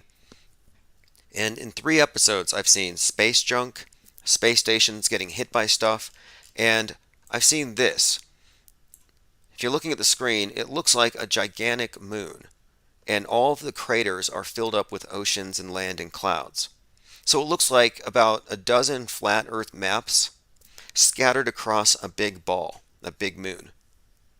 This is very much what Crater Earth USA seems to describe, the idea that there are these contiguous land masses, but we just got to get through the walls, get over them. But it's just right there in your face. You know, I mean, look, the flat Earth quote theory isn't really a theory; it's more of a question. Because if they're lying about the globe, it's got to be either one, a realm, something unexplainable which you can't really argue for, or a much bigger ball. But whatever it is, they're hiding land. And one of the possible explanations for what it would look like would be these various regions of habitable land, each with their own enclosure, or they're each enclosed self-sustained systems. But this is from Cowboy Bebop, just a scene out of the movie. Interesting imagery at a minimum. Jordan says Dolph and Juice WRLD are Death Faker cousins. Okay, so Dolph was wearing a bejeweled Smurf pendant, and the dead bodies, according to TMZ, at the Astroworld Fest were called Smurfs, because presumably they couldn't breathe until they turned blue. Just a dumb story. Nobody died at Astroworld. In fact, a couple of people have done some investigation. There's no records of their deaths at the county morgues. It's all a hoax. I called it day one. I said crisis fainters. I invented that term specifically for this event. And the thing that seals it for me is Travis Scott wearing a Pearl Jam shirt from the Rock Slide Festival 20 years prior that had the identical number of deaths, the identical number of attendees. That's just too much. Tominoid thinks that Jim Carrey is Brandon. You know, yeah, the Joe Biden could easily be played by a Jim Carrey. I can see it in there. And this is one of the reasons why I want to talk to Rambo, Seek the Truth 101, is that you really have to look deep into the nature of these disguises to know what's even possible. Like, for all you know, The Weeknd is Justin Bieber. And I could point to a few dozen things that would make that seem even more plausible than just saying it's a mask. I mean, you can talk about overlapping wardrobe, overlapping girlfriends, overlapping lives in so many ways, but yeah, there's a pretty plausible theory there. All right, so let's go ahead and continue. Now, was Dolph a reference to, I think his name was Adolf, by the way, because somebody had pointed out that Travis Scott's birthday is also Hitler's birthday, which is also the anniversary date of the founding of the Church of Satan, April 30th, and that the 11/6 concert took place 666 months and 6 days after the founding of the Church of Satan. I mean, the thing was awash with satanic symbolism, but it was a reality TV production. All right, I'm going to continue to go through my METASCRIPT decode. I want to point this out, something that this will be in the first issue. of fake world news. There are some interesting links, some stories attached to this Baldwin Rust thing. But the armorer, possibly the guilty party, the one responsible, on her Facebook account, she actually had a premonition. She said in September, she said she felt like she got a big break, but she was going to have a fall from grace. And right now she's in the middle of this investigation. And she's never going to be trusted with a loaded weapon again, even with blanks. So her career's over. But she predicted it. And I don't think that's normal. You know, when people predict things like that, it's indicative of foreknowledge, which is only possible if it's fake, it's staged. I mean, I'm not psychic, but I accurately predicted the death of Mac Parhar. And one thing about that, I found this to be interesting. We're talking about names earlier and anagrams, and someone pointed out to me that the death of arguably the most famous flat earther, or infamous, you know, this quarantine violator publicly dying of COVID after taking ivermectin. Okay, well, a lot of people piled onto this, a lot of websites pointing out that this is an example of somebody doing everything wrong. Well, his name is an anagram for pharmaco. Well, a pharmakos is a person condemned to death or sacrifice in ancient Greece as a means of purification or atonement for the community. You know, like a ritualistic exile, a scapegoat. And so it almost seemed like he played a role of a scapegoat that was ritualistically executed in order to, from then on, have something to point to as, hey, look, all of you who think this way, who do yoga instead of getting vaxxed, look what will happen to you. And so he's like almost like it's a story, a cautionary tale, a sacrifice, a pharmakos. And of course, the fight against big pharma. I mean, I tend to think it's faker than not. All right, I'm going through some comments. Midnight Mass on Netflix, says Mark, is about giving people small doses of vampire blood in their weekly communions to get them used to it before the big event. Fascinating. Fascinating. Okay, Daybreakers is an excellent film to watch. And Daybreakers, it came out in 2009, and it was about a world pandemic that took place in 2019. And has a tagline, it all started with a single bat. And the point of the movie is, it's about a vampire plague that takes out the world. And the vampires are having to use this synthetic stuff in order to keep their thing going. And funnily enough, the head vampire prefers to use real blood. And somebody asks him, why don't you use the synthetic stuff? And he says, it doesn't taste the same if it doesn't contain fear. Kind of an adrenochrome reference. And funnily enough, at the end of the movie, the army goes in and drags all the vampires from beneath the ground into the sun so they die because they don't want to be reconverted into human. And it's kind of like the deep state being destroyed. Like there's a subtext there, very predictive of 2020 and the main news stories. But the point of that movie is there's a character named Elvis who drives a car with a big phoenix on it. And this character named Elvis figures out the way to jumpstart your heart, to cease being a vampire. So Elvis becomes the savior of mankind. He's played by William Dafoe. Yep. The world is saved by the blood of Elvis in this movie. One Step Too Far says, you got to hear this nonsense crisis actor about the parade. She says the car honked and she was at the Walmart shooting in El Paso. Damn. Okay, look. The Walmart shooting in El Paso was one of the fakest. We could point to a number of the crisis actors there. One of them even really blew his cover as an actor, and they had to kill him off. We're talking about PFC Oakley. Look, we remember all their names. We really do. We have been keeping up with the crisis actors since 2018.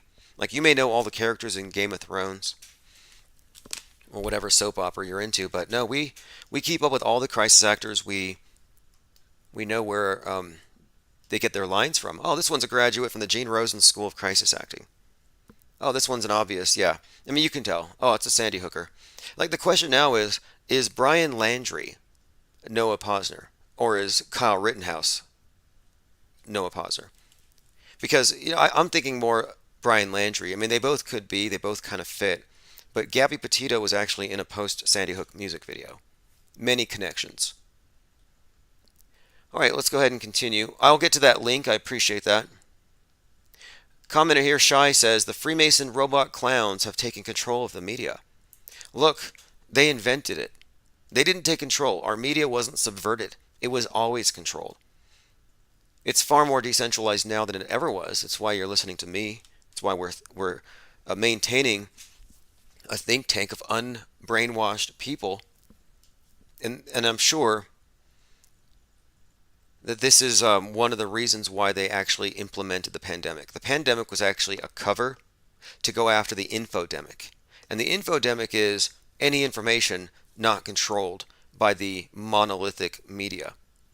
We're living through a new Council of Nicaea, like the TV's the Bible, the televised worldview, and they're getting rid of the Apocrypha. They're getting rid of anything that's unapproved, non-canonical. So all of the conspiracy theorists are going to be erased, digitally burned.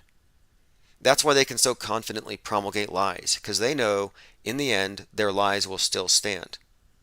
Their lies are evergreen. Dustin says Hellbound, South Korea series like the Squid Game, and it may be the same director.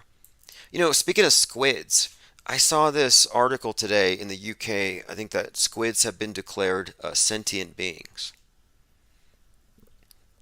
I'm not sure what that means yet, but it all kind of makes me think about this Kraken, the Kraken meme, which has been kind of in the background. Okay, let's go through these headlines here. The Pizzagate Massacre. I'm going to have to watch this film. I'll review it. In fact, if you're in Discord, we should just do a group viewing. The Pizzagate Massacre film takes a conspiracy theory to the next level, sending Trump fans into a rage. Okay, so the Pizzagate Massacre film is painting a target on, quote, conspiracy theorists, which is basically a non-believer in the MSM. And now you're all radicals. You're all incels. You're all ready to shoot someplace up like a pizzeria. I mean, they've created this, and they're about to implement something with it, because you've had for weeks now, you've had the QAnon true believers waiting in Dallas for the return of JFK Jr. Well, JFK Jr. didn't show up, and this is being widely reported on. In fact, there was some local TV special there saying that this is a dangerous part of the cult that they've reached. Listen to this. This is from complex.com. After traveling to Dallas to witness the resurrection of JFK Jr., a group has formed that is very reminiscent of Heaven's Gate, the infamous 1974 cult run by Jim Jones. I mean, it seems like this is consistent with the age right now. We're being told from everywhere, every authority figure is saying, it doesn't work unless you drink the Kool-Aid, get the vax, get the booster, and people are looking for that kind of leadership. And if you're going to fall for bad hopium, there are dealers out there. And the bad hopium dealer out there right now is known as Negative 48. And I've listened to him. He uses his own form of numerology to convince these people that JFK is back and JFK Jr. is back. And he's the one who's organized this. They're at Dealey Plaza. And I think yesterday there were hundreds of them there. And I've been covering this back and forth, and we'll go over that some more. I also want to bring this up. Alex Jones and Roger Stone have been subpoenaed for the 1-6 Commission. And Joe Rogan, and I should play this. Joe Rogan is actually calling out the use of agent provocateurs. I personally don't think these individuals ever go far enough in their explanation of things. I think they're very controlled. But even suggesting that is noteworthy. But they're still basing this on the idea that it was a real insurrection, that Ashley Babbitt actually died. But if you really do any investigation into this, you would know that Ashley Babbitt isn't dead. And there's a very good documentary called Everything Wrong with the Capitol Shooting in 21 Minutes. And it shows you how that was a simulated riot. It was simulated. They basically used a group of agitators and actors in a closed part of the set, and they were there to scapegoat as a way of smearing everybody else that was there. Let me go through some comments here. Lean Dion says Spectre, the shadow government in James Bond, has an octopus squid logo. Cthulhu's coming. Hail Hydra, says Alpha. Hey, so Cthulhu from the Lovecraftian mythos. He came down, or it came down from the sky, this massive octopus-headed alien, and it has a sunken city, which happens to be located at the Pole of Inaccessibility. The Pole of Inaccessibility happens to be the satellite cemetery. The place where they drop off all the satellites when they expire. Yeah, that's the exact same place. Spacecraft Cemetery. That's where Lovecraft said that the elders, or the old ones, or whatever, fell. The Spacecraft Cemetery, the South Pacific Ocean uninhabited area, is a region of the southern Pacific Ocean east of New Zealand where spacecraft that have reached the end of their usefulness are deorbited and destroyed. The area is centered on Point Nemo, the oceanic pole of inaccessibility, the location furthest from any land. So, one, you have Lovecraft. That's where the aliens landed. So that's where the satellites land. So it's kind of interesting. Lights in the sky falling down, all landing in the same spot. And I believe that's what Jules Verne placed 2,000 leagues or 20,000 leagues under the sea. Is it 20? Is it 2? The location, though, is consistent for these science fiction, sci-fi, horror, and then you have, of course, NASA, which you could categorize as science fiction. And by the way, why are they dropping their satellites in the ocean? You could kill a whale. Really, think about it. The only place known to be hospitable to life in the universe is this little tiny blue ball. And out there behind you, you've got an infinite black abyss peppered with black holes, wormholes, suns. It's like, why would you throw your junk right there? Why foul your own nest? You've got an infinite trash can behind you. They never do. On 3/11/2021, NASA deposited 2.9 tons of used batteries into the ocean. Biggest piece of space junk ever. Almost 3 tons of batteries being dropped into the ocean. Nobody cares about the ocean anymore. They're all about the space junk. Nobody's saying save the whales. They're like, screw the whales, we need to take care of space junk. But again, why would you throw 3 tons of batteries into the ocean? Shoot it into deep space. Tominoid says the Watchmen comic had a giant squid alien. Yeah, that's right. It was raining squids, and it had a giant kraken-like thing land on New York. Now, if you're not familiar with the Kraken, it started in July of 2020 when the NHL's 32nd team, the Kraken, put out a trailer that was 1 minute 13 seconds long that showed what looked to be an EMP, underwater nuke, or something hitting Seattle. And the Seattle Kraken puts their logo out. It's an anchor with a space needle on there. About a month later, it's like the Kraken is coming, 1 minute 13 seconds. So I put this down. I talked about it. I said 11/3, we're going to see a Kraken. Election day.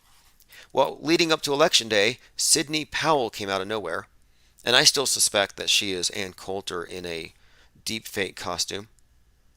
But Sidney Powell comes out to overturn the election. They call her the Kraken. She passes the torch to Mike Lindell, who openly advertises that he's a former crack smoker. So the Kraken, having to do with the crack, the split, the schism in our nation, having to do with the election. And then you've got Mike Lindell, the Kraken. This term was being used again and again. And at the same time, leading up to the election, you had Hunter Biden and his crack pipe, because his laptop was being dissected by the media, and the right were trying to use the crack pipe photos to discredit his father and win the election. So you had crack pipe, you had the Kraken, then you have the follow-up crack smoker, and now the space station has cracks in it. So this has been a reoccurring theme again and again, and I don't think it's about what they say it's about. I think it's all about even the fact that 11/3 in the election is the key point here just tells me it's about a crack in our country. In fact, I saw this headline on the Drudge Report. I think it said irreconcilable differences that the Kyle Rittenhouse verdict reveals that there's a split in our country, and that's something that they're playing into. All right, let's see. That guy that ran over the people the other day, which I think was probably fake, he did rap about it before his vehicle was used in a rap video. He rapped, "We terrorists," and I think he also rapped something about pigs, referring to the police. And in his social media, he actually did say a lot of things suggestive of someone who was wanting to perhaps strike back. So it looks like retaliation, possibly for Kyle.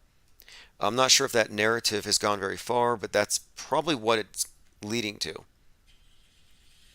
All right, let me go ahead and go through my Twitter feed. And just a heads up, we have been live here for 56 minutes. This is something of a record.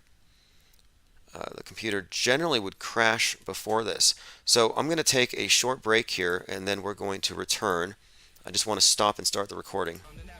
Apparently making everything is fair, giving you uncountable objects in orbits, a random universe of chaos.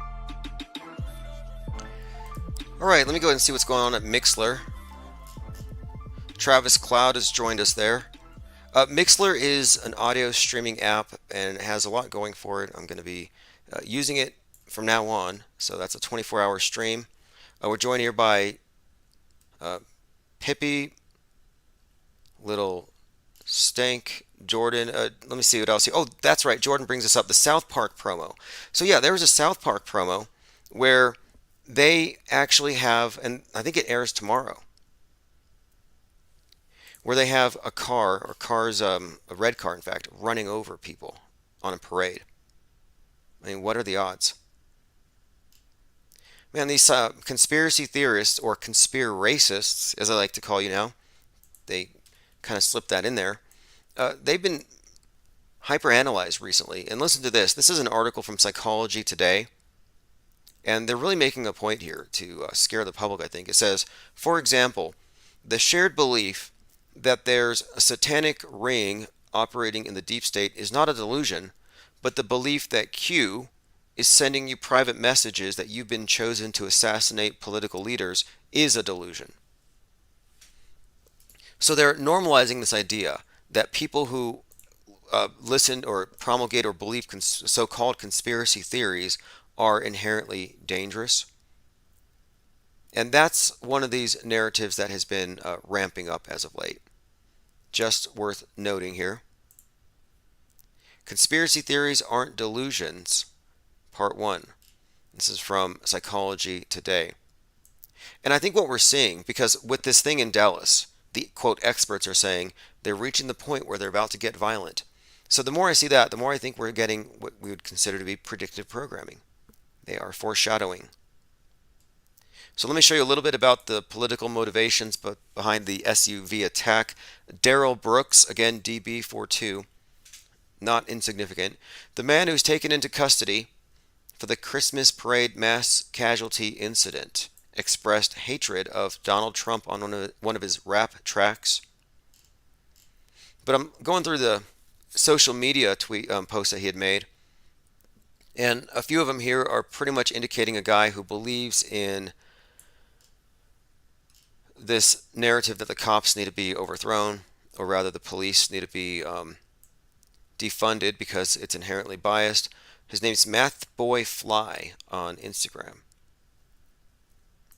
So you can just see, though, that there's a bias here. For example, one of his posts says here, the cops have instructions on how to kill black people, which is a really interesting way of interpreting their policy when it comes to dealing with mobs on the street and running over people, which isn't really a policy. It's just there is this problem of people mobbing up on cars, and at what point is it appropriate to drive over them?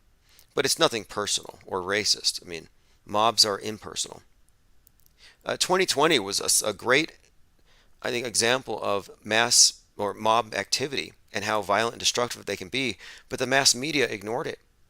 And then we have this thing on 1/6, and it was a guided tour by comparison. That's why after 1/6, 2020, when I saw the official news, like what's going to be in our history books, when it was reported on 1/6/2021 that this was an insurrection, I thought, wait, these are the same pundits who ignored the summer of police precincts burning, of people being beaten in the streets. I mean, sure, there's some psyops here and there, but the reality of the situation was completely ignored. But no, the public was convinced enough, and many think that January 6th was worse than 9/11. And if they do a made-for-TV version, they'll probably have a plane crashing into the Capitol, driven by like Marjorie Cameron Green or Marjorie Taylor Greene. All right, let's see what else. Going through the headlines here, Conspiratained. Oh, another one here. So, a couple weeks ago, Chinese space junk almost hit the space station. Last week, Russian space junk almost hit the space station. And I said this is Space Wars, that it's going to be China and Russia shooting down the American space station. And it's coming true. Well, look at this now. So now we're in Space Wars because, again, this is coming from, looks like China was followed up by another bout of space junk from SpaceX. So we're getting hit by China, by Russia, and now by SpaceX. Says that on November the 25th at 7:18 Moscow time, a fragment of an American launch vehicle is expected to approach the ISS. So that's actually about to happen. They're ready for it. Elon Musk's rocket debris flying towards the ISS. A fragment of a SpaceX rocket is stuck in orbit around the Earth and is going to pass the ISS. Russian mission controllers have announced, confirming that they are monitoring the course of the debris. So there we have it. Now SpaceX is part of the space war narrative here. And there's a storyline here. The real underlying story, if you ask me, is about this, when it comes to space wars, is about how are we going to move up into space as communists or capitalists. And there's this documentary about Mars on Netflix where Musk actually has a cameo. And in it, you have two Mars settlements. One set up by the capitalists from Texas who are there to drill for oil, and the other by feminist scientists, communists, who find life on Mars. So while the scientists are finding life on Mars, these space cowboy capitalists create an earthquake, endangering everybody. So what you had there was an example of, we can't let the greedy capitalists go out there to exploit Mars and repeat the mistakes of Earth. And this was put out very clearly in this documentary that mixed real footage to confuse people. I mean, if you watched it, you would think that we had already landed on Mars. But the war in space is a continuation of the war here on Earth between competing political and economic systems. And I think we know which side is winning. The space commies. All right, let's go ahead and go through the rest of these headlines. Again, go to fakeworld.news if you want to get the first issue, where we'll be going into depth on a lot of these stories and creating a permanent record that can't be deleted. I mean, I guess they could go back to the conventional way of getting rid of banned ideas, which is book burning or tabloid burning. Okay, here we go. A JFK-obsessed QAnon cultist set off alarms with ominous chatter that they have to experience physical death. So that's been happening. The cult is at the point where they're not going to meet their JFK and JFK Jr. saviors until they pass onto the other side. So finally, somebody is coming out to put some water on this fire. I was saying for some time that it's irresponsible for the Kennedys to allow people to form a cult around their family members and to set expectations so high. Well, one Kennedy family member has finally responded to it, Maria Shriver, the niece of the former president, cousin of his son. So she shared to Twitter a segment from NBC where they described the conspiracy theorists as lost souls. She said, "Well said, Brian Williams. I know many struggle with their losses. Go kindly into the days. But basically, what Brian Williams said is that the Kennedy family does not deserve this circus of lost souls. I'm going to go ahead and play a clip here. Will they listen to her? Will this put a stop to it? Tell us we're not supposed to pity cult members or conspiracy theorists. So let's not do that. Let's instead focus our pity on the Kennedy family. They lost their modern era patriarch, the President of the United States, to assassination, his brother to assassination, and the son of the President of the United States to a plane crash. Let us also remember the Bissett family. They lost 2 daughters when that plane crashed in 1994. You don't get over that. You learn to wake up the next day and Now again, this is Brian Williams, Lion Brian Williams, but what they're doing here again is, at this point, they're just trying to put a stop to it. And the title of the story is Delusion in Dallas. the day after that and hopefully keep on living some semblance of a life. The Kennedy and Bissett families deserve our respect and our sorrow after their staggering loss. They do not deserve the circus of lost souls that is now soiling a sacred place in American presidential history. And there are a lot of people there gathered around JFK's assassination site waiting for his resurrection. I mean, the word cult doesn't quite describe it. I think that it's a bad batch of hopium, and you have a lot of heartless dealers, because it sells. Hope sells. Religions have been doing this for a long time, and this is a new religion. I mean, this is actually a fascinating study if you're into anthropology. We are witnessing the emergence of a new religion before our eyes in the last few years. Shai says, Bezos says he's building space hotels. Right, metaverse space gulags. This is the thing, though. They're trying to, I think, paint this picture of the rich guys get to go there first. They get to exploit it. They get access to trillions in wealth, and they're going to commercialize it. And they don't like that vision.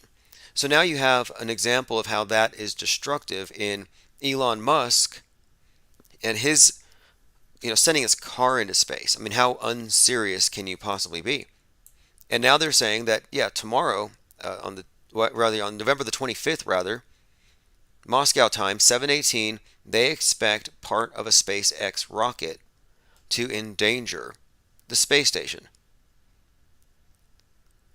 Says Roscosmos announced that the fragments were not a risk to those on board, referring to the previous launch, but they have previously warned that space is increasingly becoming a theater of conflict. SpaceX's Falcon 9 rockets have been launched 131 times, with 129 successful missions. So anyway, just the developing story here is this. They're pointing fingers at each other. You messed up space, you messed up space, and when you get down to it, the pariah here is America.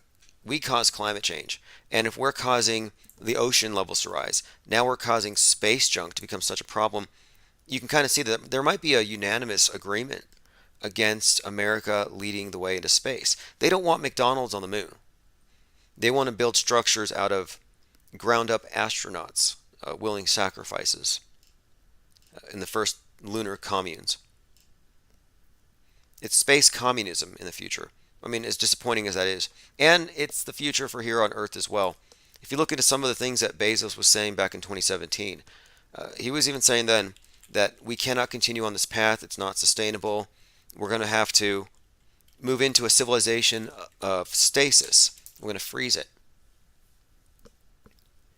He says, I'm pursuing this work because if we don't, we're going to end up with a civilization of stasis.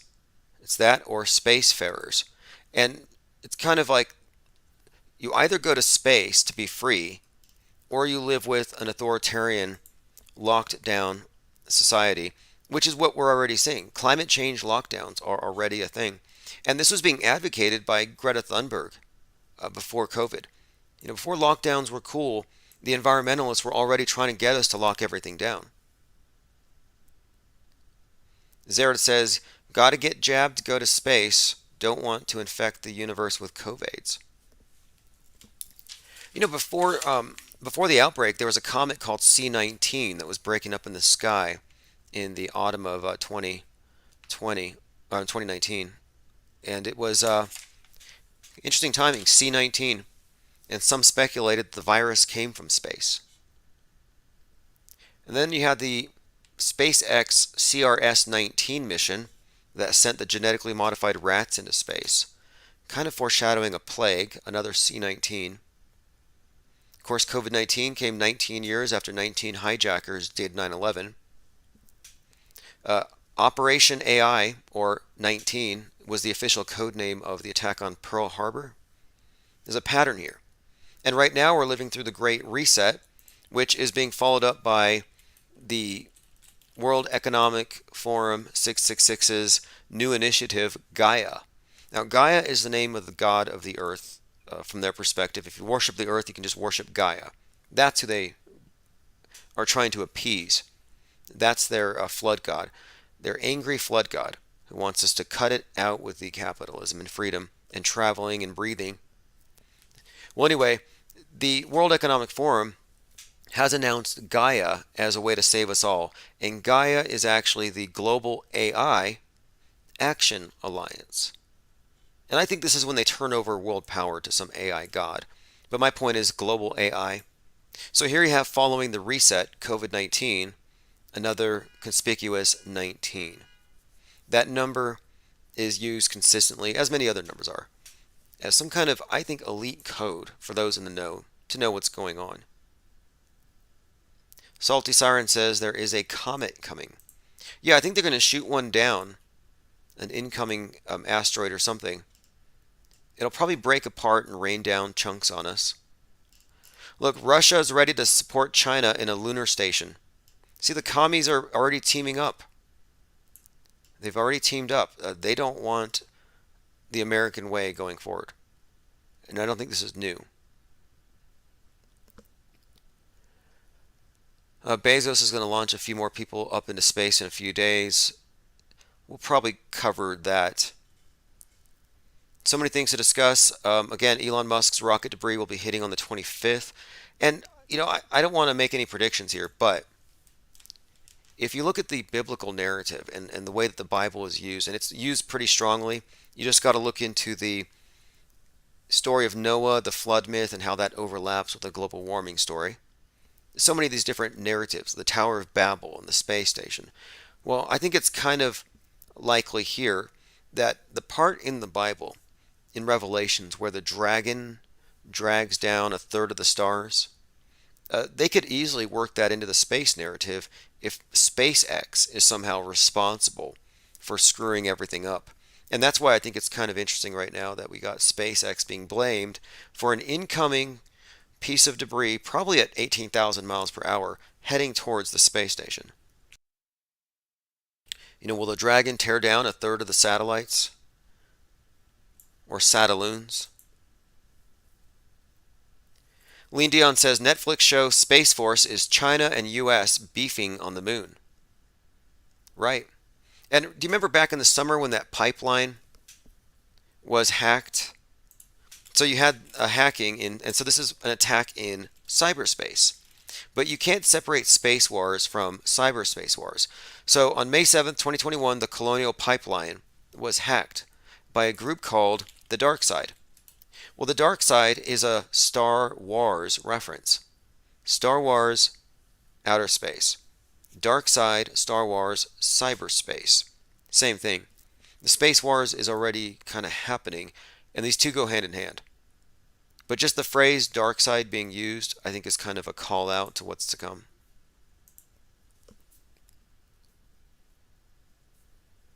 Commenter says, okay, let me go ahead and check. We got some information to look at in the Discord server. And let me go ahead and peruse my Twitter feed. I tend to retweet things that I think are worth paying attention to. That's what I use this for. And I follow a lot of great Twitter accounts. So if you just follow the people I'm following, you won't be led astray. I'm going to be doing some more interviews with people that I follow. Last week I spoke with Commander Lou with Crater Earth USA. I spoke with Human vibration. Oh, by the way, someone had said that you can't go to space unless you're vaxxed. Listen to this. President Biden will require essential non-resident travelers crossing U.S. land borders, such as truck drivers, to be fully vaxxed. Now, is there such a thing as fully vaxxed? I don't think so. I don't think you're fully vaxxed until your entire blood supply has been replaced by the goo. It's like in religion, you can't be, or in Christianity, you can't be fully saved. Yeah, you've been baptized. Kind of like hand sanitizer, it's like, hey, you've been cleaned, but you can always accrue more sin. You can be saved. You can have your weekly communion, but you can always backslide. You can always do something wrong. So you're never completely saved. Same with the vax. You're never fully vaccinated. You're always a spreader. You're always a super spreader, a carrier, asymptomatic or otherwise. You're a lowly super spreader. It's the new sinner, and you're all sinners, and you have all fallen short of the grace of total, I guess, vaccinated status, total purity. The only person who's 100% pure is Bill Gates. So it's just like fallacious to say that you're fully vaxxed.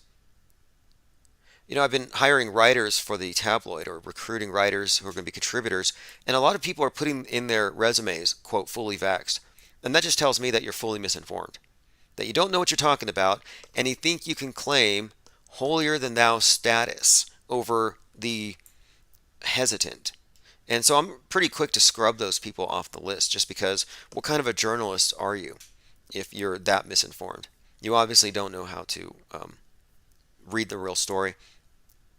A coincidence here, but I think a few weeks ago, or a few days ago, I mentioned this, that Malcolm X's shooters, or supposed assassins, were released. They were exonerated, and this happened a few days ago, but right after, this is kind of the interesting timing of it, Malcolm X's daughter dies. Now, she'd been sick, they say, so there's no connection other than the timing. So you had 3 men that were arrested and convicted for the death of Malcolm X, and these 2 individuals happened to be exonerated right at this time, and then she dies. Again, timing usually gives away the story, so if there is anything there to this Malcolm X being brought up, we'll see very soon. That was on Monday. Going through some comments. Victoria says, what if OSHA does not enforce for Joe? Right, to me, we're looking at a political schism created by this hypothetical situation. I kind of think that people use the word force too loosely. Like, I'll believe it when I see the Vax drones. I looked at the interview with Kyle Rittenhouse on Tucker Carlson. Very polished. If he's not a crisis actor, obviously we owe Gage an apology for those memes. But I mean, if he is an actor, and if you think the thing is fake, you have to admit that he is one of the best actors you've ever seen. Got to share this meme while this QAnon story is still out there. A lot of these QAnoners were taking images of Jesus and taking his beard and mustache and superimposing it over images of JFK Jr. I said it's a new cult, it's a new religion, and it's all based on the idea that JFK and Jacqueline Kennedy, or Jackie Kennedy, that she was in fact a reincarnation of Mary Magdalene, and John F. Kennedy was a reincarnation of Jesus. I'm wondering what's going to happen, though. What happens, let's say this is a cult. Let's just say hypothetically, just for the sake of argument, that JFK is not going to come back at the age of 105 and make Trump the president of America again. Let's just say hypothetically that's not about to happen. What becomes of all these individuals in Dallas who have their hopes up so high? What happens to them? What do they move on to next? Like, is there something else that follows this? It just seems kind of like, I'm not really sure, but look, this is an article, Q believers still waiting for JFK Jr. in Dallas. CNET, this pro-Trump conspiracy lives on. We have a mental health crisis in our country. Now, is that fair? There are many people who belong to fringe cults and fringe religions, and to be fair, the definition of a cult is generally just the church down the street from yours. Just like the definition of misinformation is the news network you don't listen to. However, we are at a point where you do have a large group of people fixated on this thing, and to the point where they're all out there reinforcing each other. And I have a hard time believing that there's not some sort of psychological operation at work here.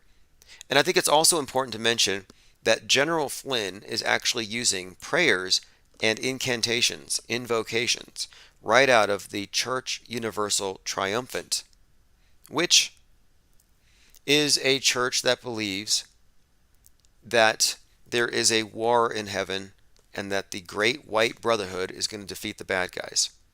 And they also believe that they are invoking the Archangel Michael, and General Michael Flynn, actually, I believe, probably thinks that he is somehow the avatar of the Archangel, who's always carrying a spear, stabbing the devil on the ground.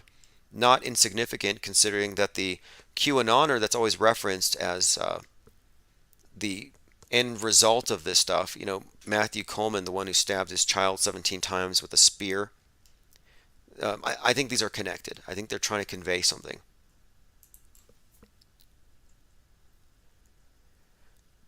Okay, let me go ahead and I'm going through some comments here.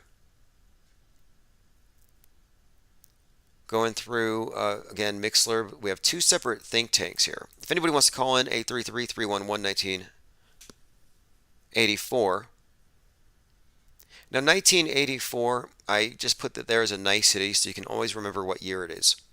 Because it's always been 1984, always will be. It's not new. Okay, I think I have another voicemail here. Okay, this one looks interesting. Hey, Coyote 2021 here, or actually I appear as Lyle Agent, I think, on your feed here on YouTube. Yes, I want to say that, first of all, I want to tell you, Strange Angel about Jack Parsons and Crowley and all that, and the developments of JPL are on CBS All Access. Okay, yeah, CBS All Access, Strange Angel. If you want to know the story about JPL, Jack Parsons, Aleister Crowley, black magic and science fiction in the creation of our space age religion, it's a must watch. And we do look, this is, you can call the QAnoners cultists, but the fact is, the mainstream worldview is in fact a cult, by all definitions, the Ball Earth cult.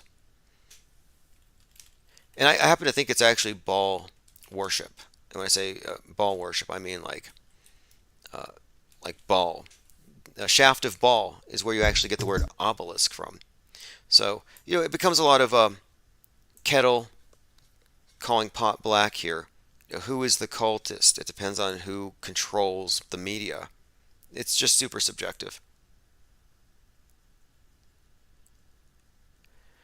Zaret says they're like brain parasites that cannot exist unless we believe in what they need us to survive. Yeah, I do think so. I do think that it requires the matrix that we're in, the world stage consensus reality that's full of lies and full of holes and easy to debunk.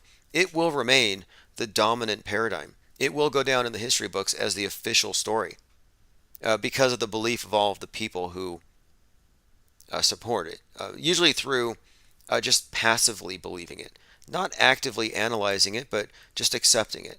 So the believers in the world cult have essentially hijacked our reality like a bunch of matrix batteries. And what can you do? I mean, you can't change that. I don't believe you can do very much other than, you can try dispensing red pills all you want. They'll shut you down. I just find that the best thing here is to get the clearest view. And the clearest perspective that I'm able to find is the one from right off the world stage, a post-world stage or post-media perspective, and sharing that perspective or discussing it with others who are looking at things from the same spot. And there's not too many. But the number is growing, I think, of people who are being labeled, branded as conspiracy theorists. You know that you're considered to be anti-vax even if you're vaccinated, if you don't support mandates. I mean, what a high standard. What a purity test. If you don't want to vax and mask the unborn, you're an anti-vaxxer. I mean, that's a sure sign that you're in a cult, though, that you're either saved or you're damned. There's no middle of the road.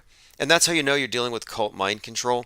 All cults use us versus them. The us versus them dynamic, that split, is necessary in order to maintain the cult. And so they want to condemn strongly the resistant, the hesitant.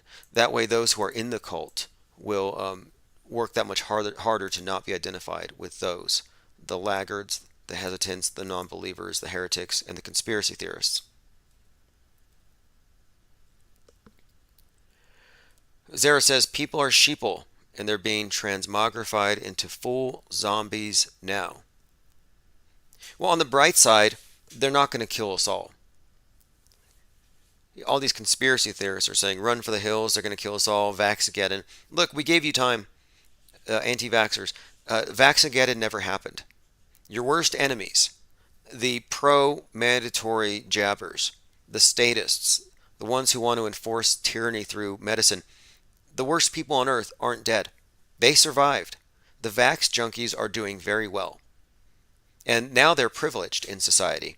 So there is no Vaxageddon. They're not going to kill you. So that's on the bright side, the good news.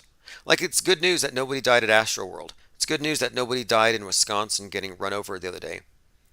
And I guess it's good news that Gage Grosskreutz used a squib, that Huber is a bad actor, and Rosenbaum is still alive.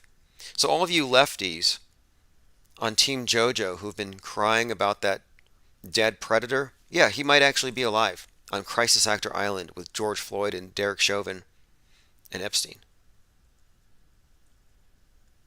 Lean Dion says, Kyle's verdict came the same day as the feast date of Saint Elizabeth, the saint of the falsely accused. Yep. And I believe there's a Saint Kenosha who happens to be, I believe, a nun. Here we go. Strangely enough, Kenosha, Kennocha. Saint Kenosha, or Saint Kyle, was a Scottish nun. The date is March 25th for remembrance. So she was a model of meekness. She rejected suitors. What did Saint Kyle do? Did Saint Kyle kill a pedo, a burglar, and a strangler? Not sure. But yeah, there's a Saint Kyle of Kenosha. Fascinating. Now, the trippiest thing for me, though, really, is the fact that Kyle Rittenhouse and Greta Thunberg have the exact same birthday. That trumps a lot of the weird things to have popped up lately, because it just, to me, I don't believe in, I know there are coincidences. I've seen some. But the levels of coincidences that we're experiencing now are so far beyond that you'd have to be a very imaginative coincidence theorist to form a plausible explanation that could make sense of all these various coincidences. And there's so many more. I have a lot more to go through, but I'm just glad that we were able to stay on live this long without anything being cut off. We had a couple of incidents, and Jordan brings this up. The CGI foot going through the checker floor at the Kyle trial. Yeah, we have CGI inserted people. CGI overlays, like this happens in the space station too. People, their heads go through the ceilings. Well, in this case, you have someone was it a juror or someone, their foot went through the floor. Joe Biden, his foot went into the ground. What are they trying to say there? One foot in the grave? Joe Biden walking across a grassy knoll, and his foot literally goes into the ground, like up to his ankle. Like, someone explain that to me. Lean Dion says they're moving people to quarantine facilities in Northern Territory, Australia. Extreme lockdown in place. Disgusting. I heard that. I've seen some reports. I'm waiting for some validation, verification, but I've heard that they are doing that. I don't know. I mean, to me, the idea of quarantining people in group goes against the wisdom of having people quarantine at home. I thought the home quarantine, and I still think the home quarantine is the future model. It is the future FEMA camp. You are in your FEMA camp. And as long as you're in front of the monolith, the screen, and you're believing what you see, you're considered to be contained. There's a card called Backlash you have to look at in the Illuminati playing card deck. It looks exactly like Kyle Rittenhouse. And it looks like they've thrown tomatoes at the screen, but it looks exactly like him. And if you paid attention to his performance when he cried that day, there were people like LeBron James throwing tomatoes.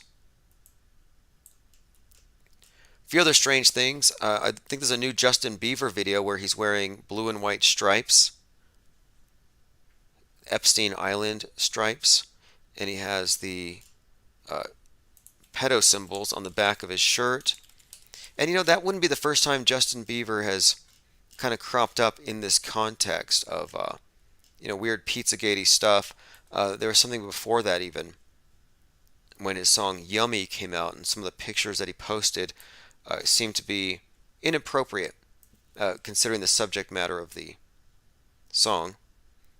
A few other things. Brian Landry found dead, bullet hole in the head, supposedly. If you believe the story, again, I don't. And I think Brian Landry is alive, and Gabby Petito alive.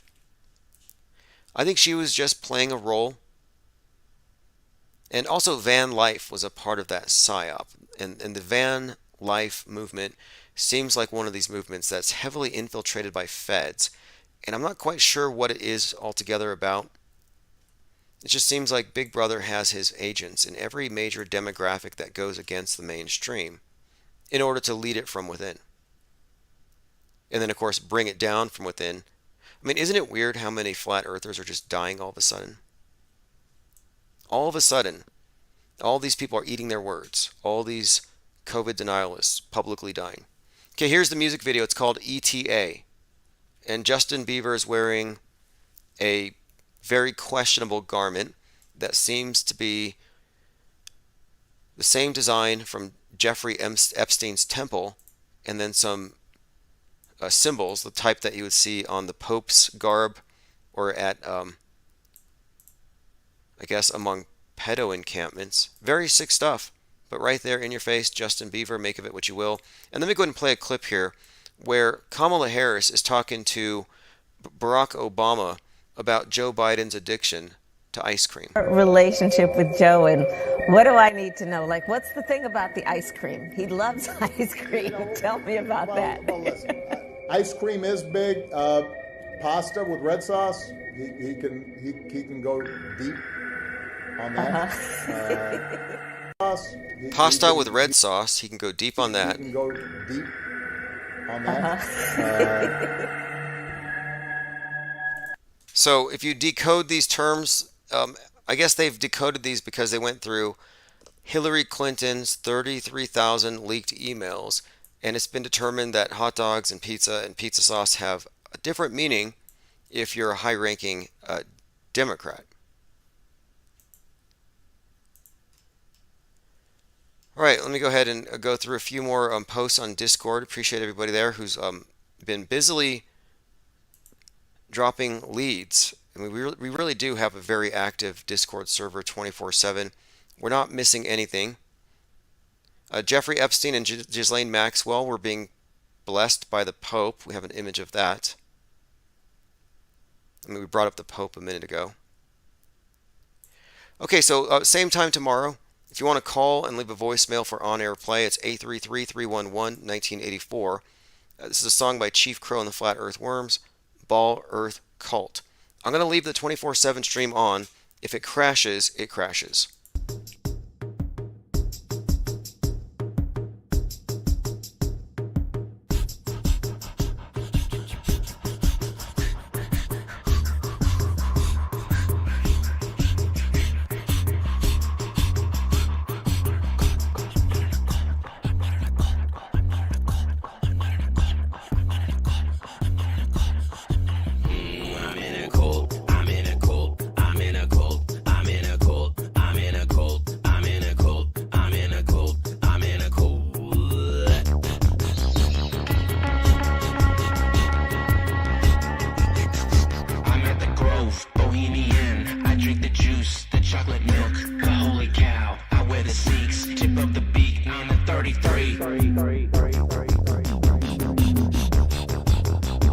Charles Manson, ranch dressing, goat heads with the number 9. It is so divine with the holy grail, shape of the snail, the Fibonacci, sound of the conch.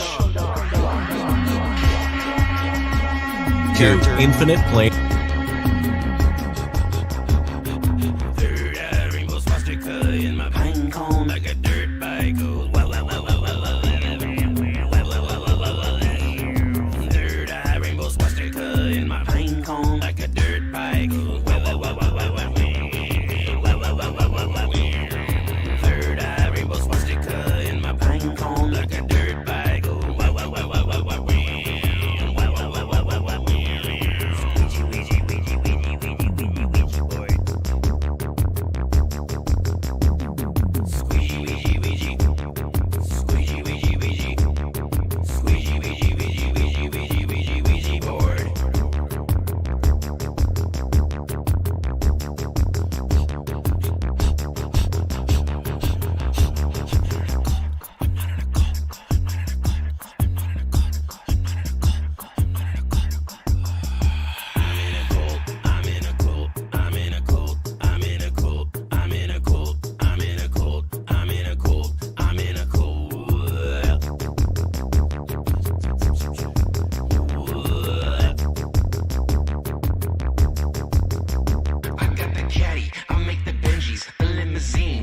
And cream, you make that dough, the symbol show euthanasia. Nightmare hippie girl, blue wrench, flippy Illuminati, got the VIP cause I'm a 33.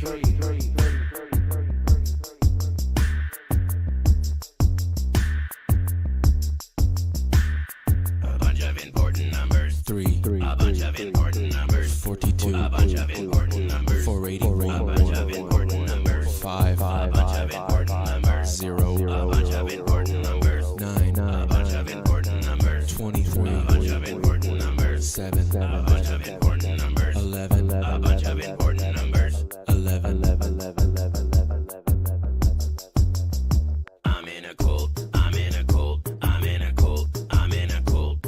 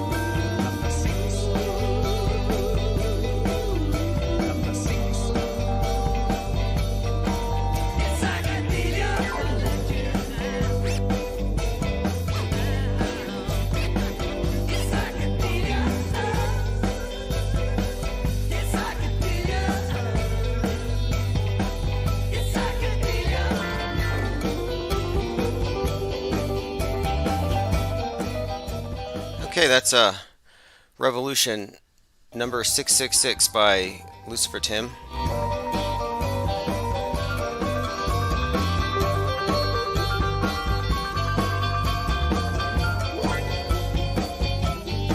And if you're looking at the screen, it looks like our mascot penguin has a mouthful of Oreos all chewed up. But no, that's just a distortion in the image. I didn't do it, but I like it. Before we got cut off, we were talking about the meme pool that we're generating, and a meme pool being the sum total of all memes present in a given human population. I don't know why they have to be speciesist, but we have a collection of memes which are defined as transmittable units of cultural ideas, practices, and symbols. In other words, thought crimes. Ideas that can be shared without the need for mediation from one of Big Brother's middlemen, idea managers, filters. So we have a very dangerous meme pool, and the meme pool, the term, is analogous to gene pool. So in essence, it is the whole of the culture of a population. So what we're creating here with our think tank and what we have been creating is a meme pool. And so I'm working on consolidating all of our work under the umbrella of infinite plane media. So we have a lot of music, a lot of audio, obviously, a lot of phone calls with valuable content from callers. Very interesting information comes from all over the place.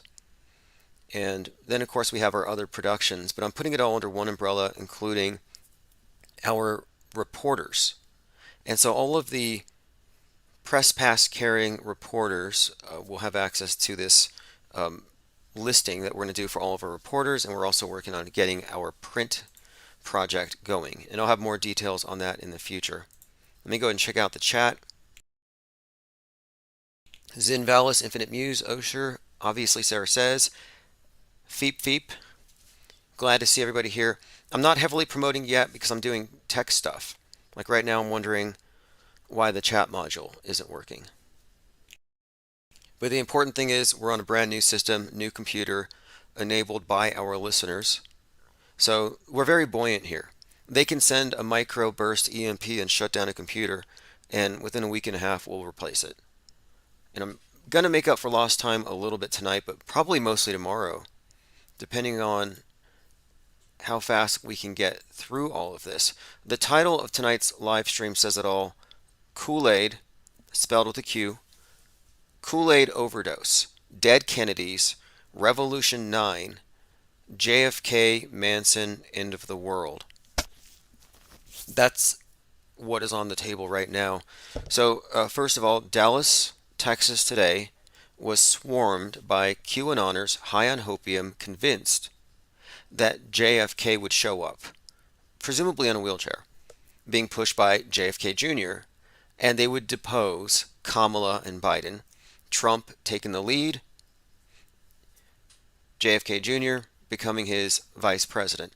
That's what they were expecting today. And finally, this has made mainstream news. We've been talking about this really since it started, and I've spoken to various authors on the subject of QAnon, and they all really seemed incapable of recognizing the significance of this notion that they're actually gathering around in the hopes that JFK and his father would show up, and that, moreover, that they are, in their words, the bloodline of Jesus. So they're suggesting that, yes, we're looking at the second coming. So JFK Jr. was supposed to appear in Dealey Plaza today. Hasn't happened yet. But then they kind of pushed the goalpost back a little bit. And what they pushed it back into is, well, he's going to show up at the, I think they said, a Rolling Stones concert.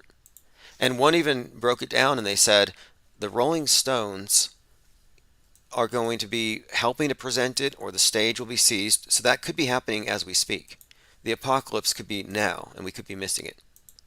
But they said the meaning of it is that the stone rolling from the tomb of Christ is going to be kind of told or used in this story, the Rolling Stones, as they unveil all these death fakers, these dead Democrats coming to save the day. So not dead, 104-year-old JFK to return to the scene of his death today. This is from RollingStone.com. Speaking of Rolling Stones, though the Kennedy scion failed to appear at Dealey Plaza, some are hopeful he will appear at a Rolling Stones concert later. Now they have identified one individual as possibly JFK in disguise, a laughable disguise, but the guy was too short, too skinny, it wasn't him. But it looked like John Denver aged appropriately. And there is some substance to that theory, but it says, Dallas, Texas QAnon believers gather Tuesday morning on the anticipation of the return of Camelot. Now, this is very important, because Camelot, the killing of the king, is the ritual structure of JFK's death. If you look at the ritual underpinnings, killing of the Sun King, 33rd parallel, there's all kinds of stuff pointing to that being the ritual, and that's very significant when you're talking about this supposed bloodline of Christ.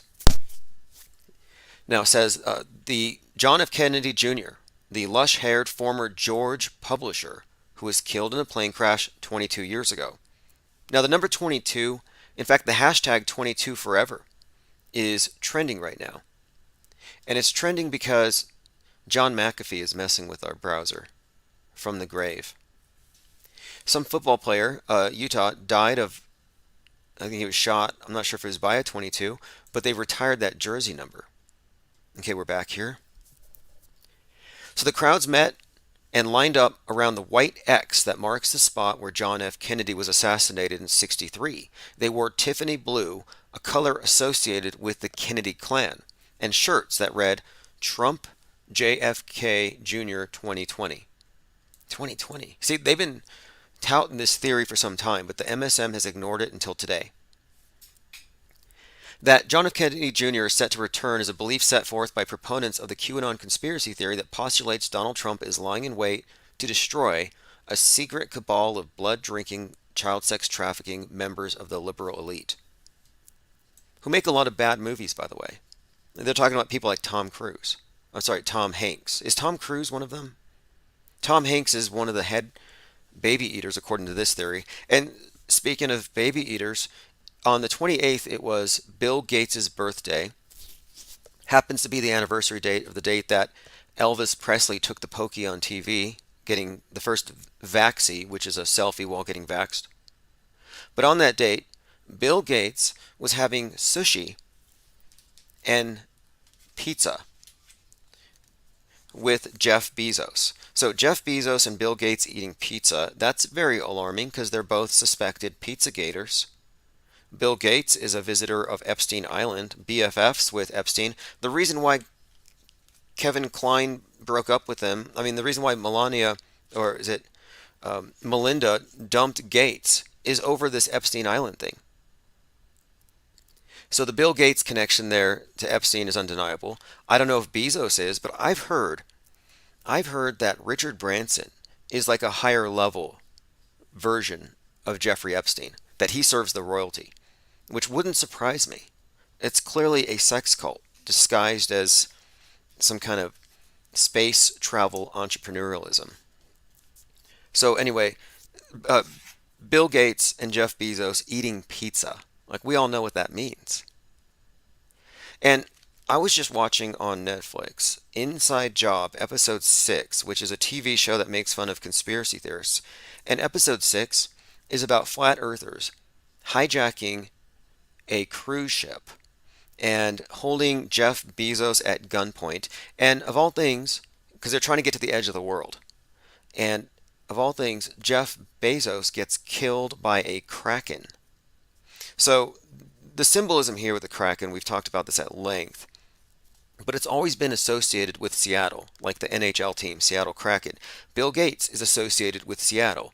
The Space Needle is right there in Seattle, and you got Bill Gates's depopulation headquarters there.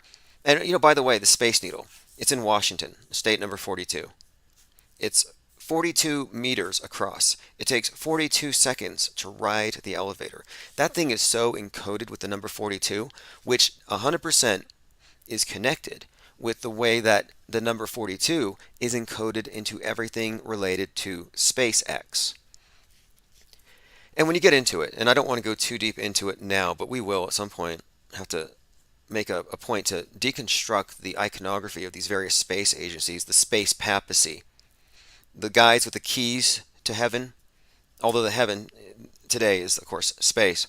But even the X, letter number 24, you find 24, 42. These numbers tell a story in and of themselves. In fact, the number 42 is how the elite have slyly inserted Saturn into your faces. It symbolizes their, I don't know if you want to call it a god, but whatever they worship, it's symbolized by a few basic things. And the connotation is they're worshiping, I think, the cycles of life and death, the earth god, Osiris. St. Joe says, reporters, where is the info? Well, we first rolled out the press passes back when we found out that the hospitals were all empty, the tents were empty, and we were looking at a decoy operation similar to what we saw in World War II with inflatable tanks. Only it was empty tents. To make people, and empty tents, empty trailers that were supposedly full of bodies. They said the hospitals are overflowing. They're so packed with patients. The ICUs are packed. They don't have enough nurses, not enough PPE. Yet you have nurses upstairs doing dance routines in full protective posture, wasting all that stuff. And you don't see anything but empty hallways. But we're told the hospitals are so full that patients are practically falling out the windows. Not true. That they're turning Central Park into a mass grave. Not true. But that's the type of reporting that we were initially getting started with. But we also had a lot of riot coverage. We had someone front row seats at people getting run over. We had one at a shooting. One of our reporters got batoned, maced, and something else happened to him. I think they broke his phone, which is why you should live stream. I mean, you can record it, but they can break your camera. If you're live streaming, it's out there. If you want to go up against the mobs. All right, so we were talking about Bill Gates, Jeff Bezos having pizza. Let's get back on track here. Okay, yeah, QAnoners are right now, as we speak, hanging out in Dallas thinking that JFK Jr. is going to come back. And they say this, that Trump's going to be reinstated as the 19th president. And this is because everything from 1871 on is unconstitutional and fake, which is very contradictory. But it says here, this fantasy concludes by claiming that Trump will become one of 7 new kings, and most likely the King of Kings, from Revelations 17. A lot of revelations here. That's why I gave a title for this live stream. Kool-Aid Overdose, Dead Kennedys, Revolution 9, JFK, Manson, and the End of the World. It's all really coming together here. So we're going back to this idea of revelations being manifested, and I said this when QAnon started. I said this thing is based on revelations, that this thing is based on seals being opened and a great awakening. Like in the Bible, they open the seals. Well, here it's the sealed indictments that show you the bad guys so they can be judged. And at Revelations, the bad guys get destroyed and the good guys get raptured. Well, in this story, the Guardians, the Space Force, are going to rapture the good guys, and the bad guys, the deep state, will be purged. So it's not even a happy ending, because if they get their way, if JFK Jr. comes back with his head wound, all the Democrats are going to basically be executed. That's how it looks. All the deep staters, all the pro, I would say, world government types would be on that list. So it's not, I mean, it's revelations, but it's a destruction. It's another reset. So it's like choose one reset or the other. It's just another reset story. I'm not sure if I believe it. Does anyone here believe it? But it goes further. It is 100% based on revelations, and they have this quirky interpretation of JFK. They said that he was shot in the head because he was Christ, and that Christ is supposed to come back, survive a head wound, and this will shock the world. Well, the thing is, that's the Antichrist in Revelations 13:3. So JFK is the Antichrist. However, they say that the deep state changed the Bibles. So there you go. JFK was Christ, and he's going to come back with his head wound and show the world that he's still alive and he has the real information. And this is all interesting considering how Biden was just blocking the release of certain documents relating to the JFK assassination that they said they had to block as a matter of national security. So it does get kind of weird here. But the other thing is, all of the QAnoners chant this thing, the best is yet to come. And in recent months, I've heard that its code for the beast is yet to come, and the beast is JFK. So whenever Trump has said or tweeted or hashtagged the best is yet to come, TBIYTC, it's the beast is yet to come. So they're waiting for the beast. The people who are afraid of the mark of the beast are waiting for the beast so they can worship him. Probably for 1,000 years. How does this fairy tale go again? How does that fantasy go? It seems like a script, and it is a script. All right, I'm going through some comments. If you have anything, I will go ahead and read it. Jay Roberts says, yay, missed you, Tim. Yeah, we were, like I said, we were micro EMP'd. They shot one of our computers. But in the meantime, we have developed in other areas. We've been working on a lot of things. In fact, now if you, and I'll put this in the newsletter, we're on Twitter Spaces, which is basically live streaming on Twitter.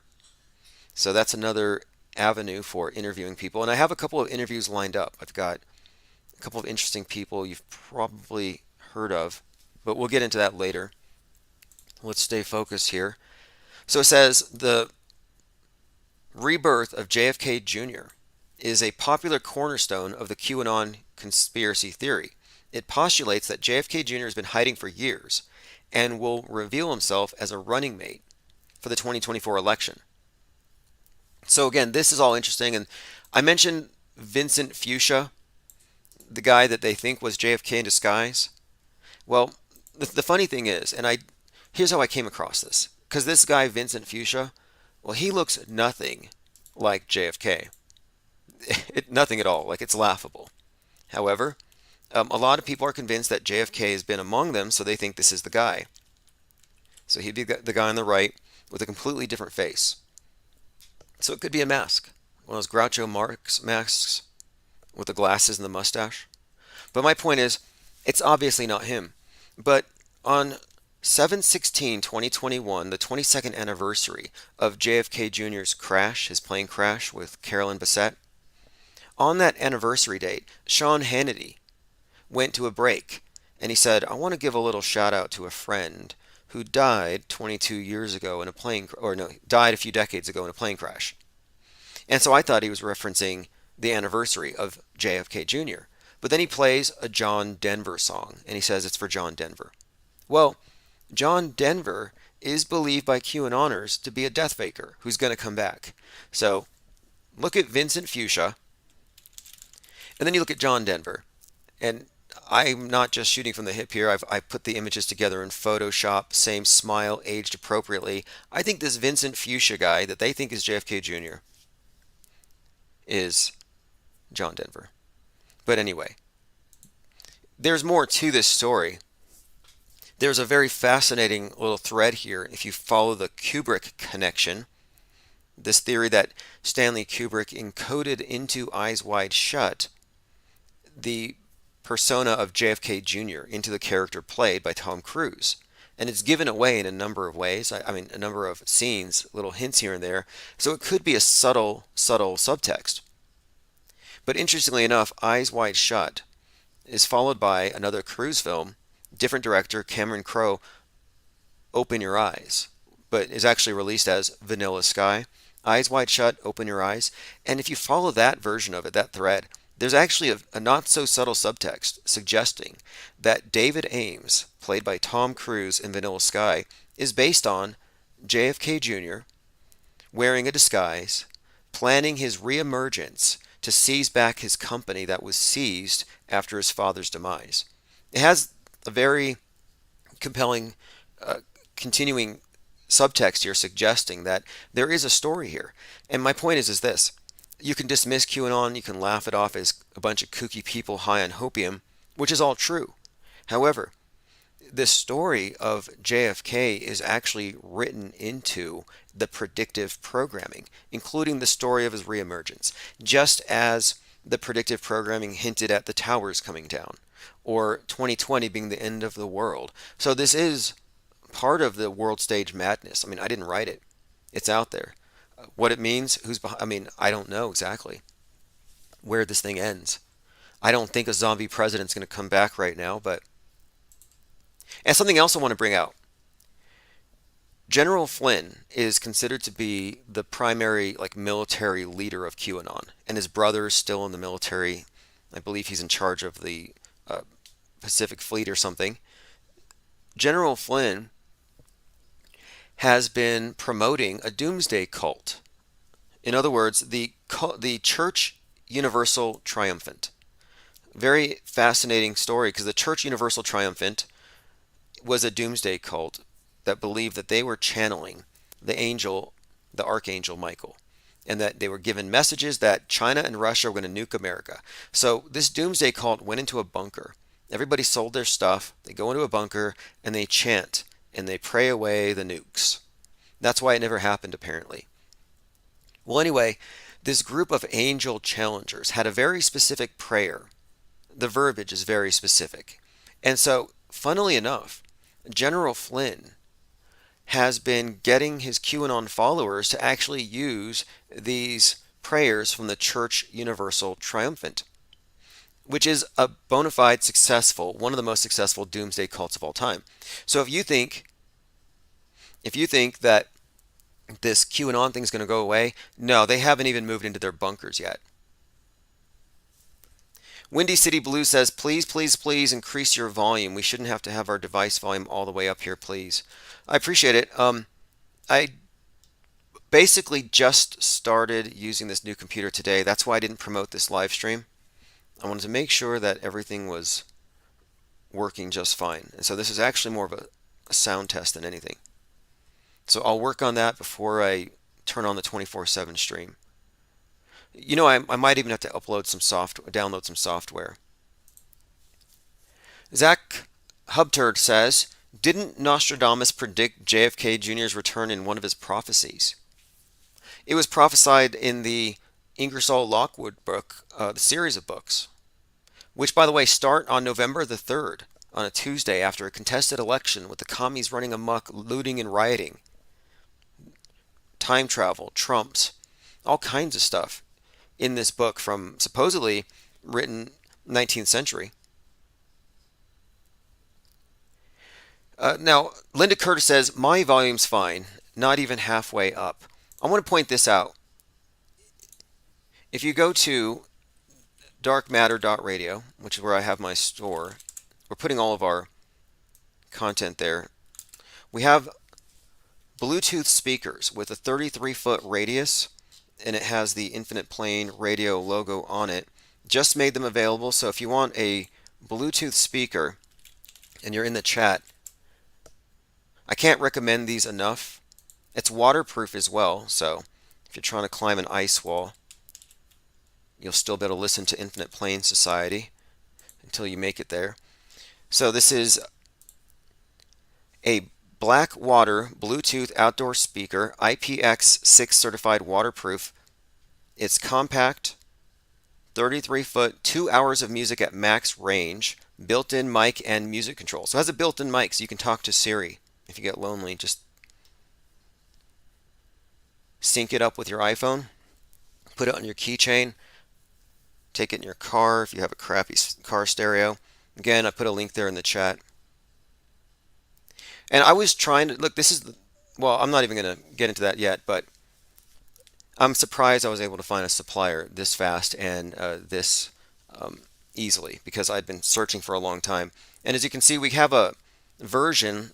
This is a modified version of the NPR logo, because NPR is kind of the antithesis of what we are. That's government propaganda, mind control radio, and we're the ones that undo all that. Thirst for Truth has joined us.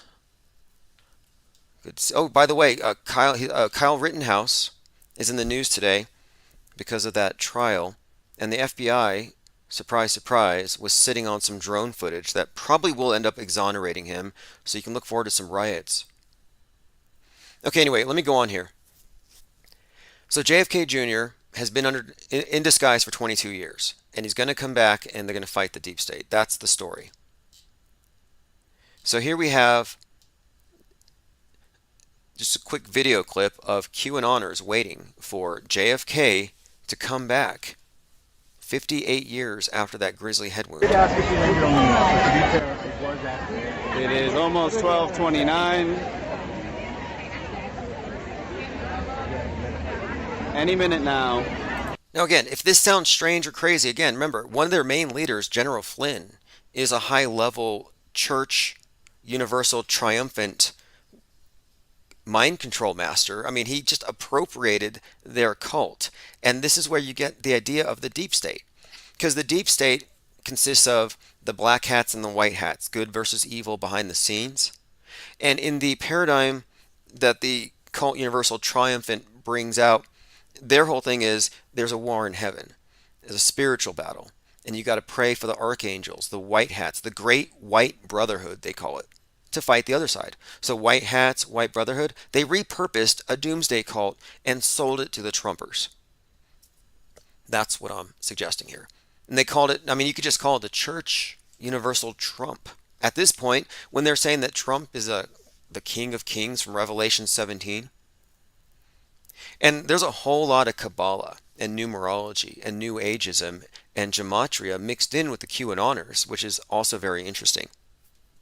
So check this out. It says the Gematria General says God communicates in numbers and Trump does too.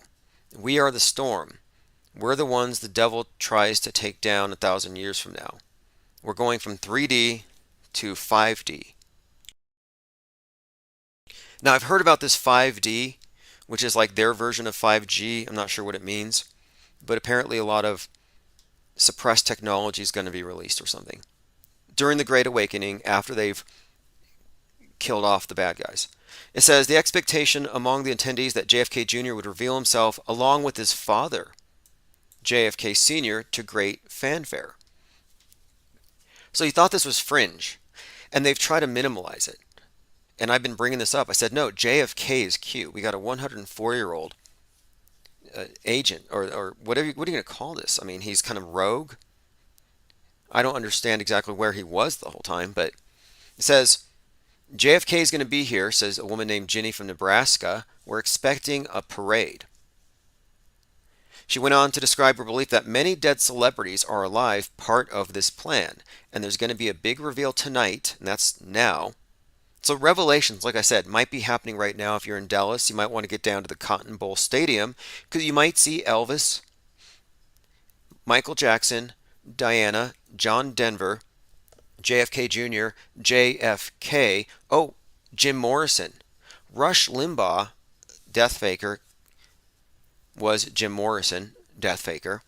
So Limbaugh's going to come back with his previous incarnation, I believe, according to this theory. Maybe he'll sing This Is the End. You know, there was a Rush to Excellence tour that Rush Limbaugh did in his early days as a broadcaster with the, was it EIB or whatever? And he sang at one of these events, and it sounded like Morrison. You can actually find a clip of him kind of like off the air singing a Morrison song. All right, going through some comments. St. Joe says Elvis is Pastor Bob Joyce. Oh, that's weak sauce. Bob Joyce would like people to think so. Elvis is more likely Trump. Now, there is this theory that Elvis is intimately tied in with the devil and the devil's plan to mark everybody. That Elvis is somehow like the salesman, which is why on October the 28th, which is Bill Gates' birthday, which is why he got the vaccine on that day, the televised vaccination. October 28th, the birth date of that devil in a pink sweater, Bill Gates. Hanging out with Jeff Bezos, what is that about? Is Bill Gates going to go to space? Okay, let's go on. It says here, and this is Rolling Stone's magazine. Penny told Rolling Stone, we're expecting to see JFK sometime today. Some mentioned that maybe 12/29, noting that he was shot at that time 58 years before, but maybe they forgot, this is funny, that he was shot on the 22nd. Yeah, good point. Heavy rain started pouring down. They started reciting the Pledge of Allegiance at 12/29. So at 12/29, 20 days before the anniversary. So they got part of it right, but they got the day wrong.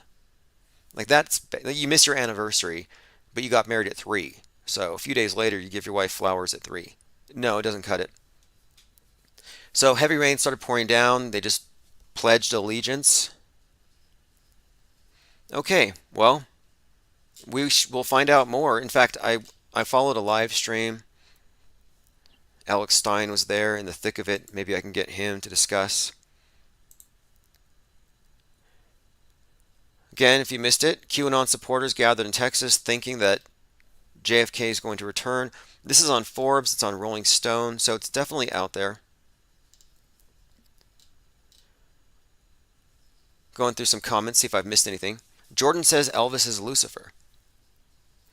Right. Yeah, we could totally go down that rabbit trail. Look, it's undeniable. And it's all given away in the birth dates. That's why I mentioned Bill Gates' birthday. These birth dates are significant. They tell a story because we're dealing with an astrotheological cult, a cult of time control, Saturn, Chronos, time restriction. It's all about, this cult is all about the precise timing of things. And I can prove this. This is how we know it's not conspiracy theory. You get down to these patterns, which many of you are already familiar with. It's noteworthy that we're about to hit the 3rd of November. 11/3 is the anniversary of the One World Trade Tower being opened, that 1,776-foot tall tower that replaced the Twin Towers. Part of this 2 into 1 ritual, all encoded into 2001 Space Odyssey and the monolith, the one tower. But all right, a few other things. Marilyn Manson, Justin Bieber, and Kanye West. Did you all see them? I'm not sure if this is some kind of continuation of the ritual at Donda. I don't know the significance specifically of Justin Bieber in this either. But I'm going to play a short clip here. This is Justin Bieber, Marilyn Manson, and Ye.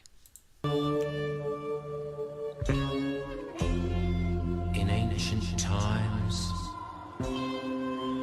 hundreds of years before the dawn of history, lived an ancient race of people, the Druids. Druids. Okay, well, anyway, I'm pretty sure that's overdub, but I'm not sure. I just binge watched half of Squid Games, so I'm not really noticing if there's bad voice syncing. Have you ever watched that, Squid Games?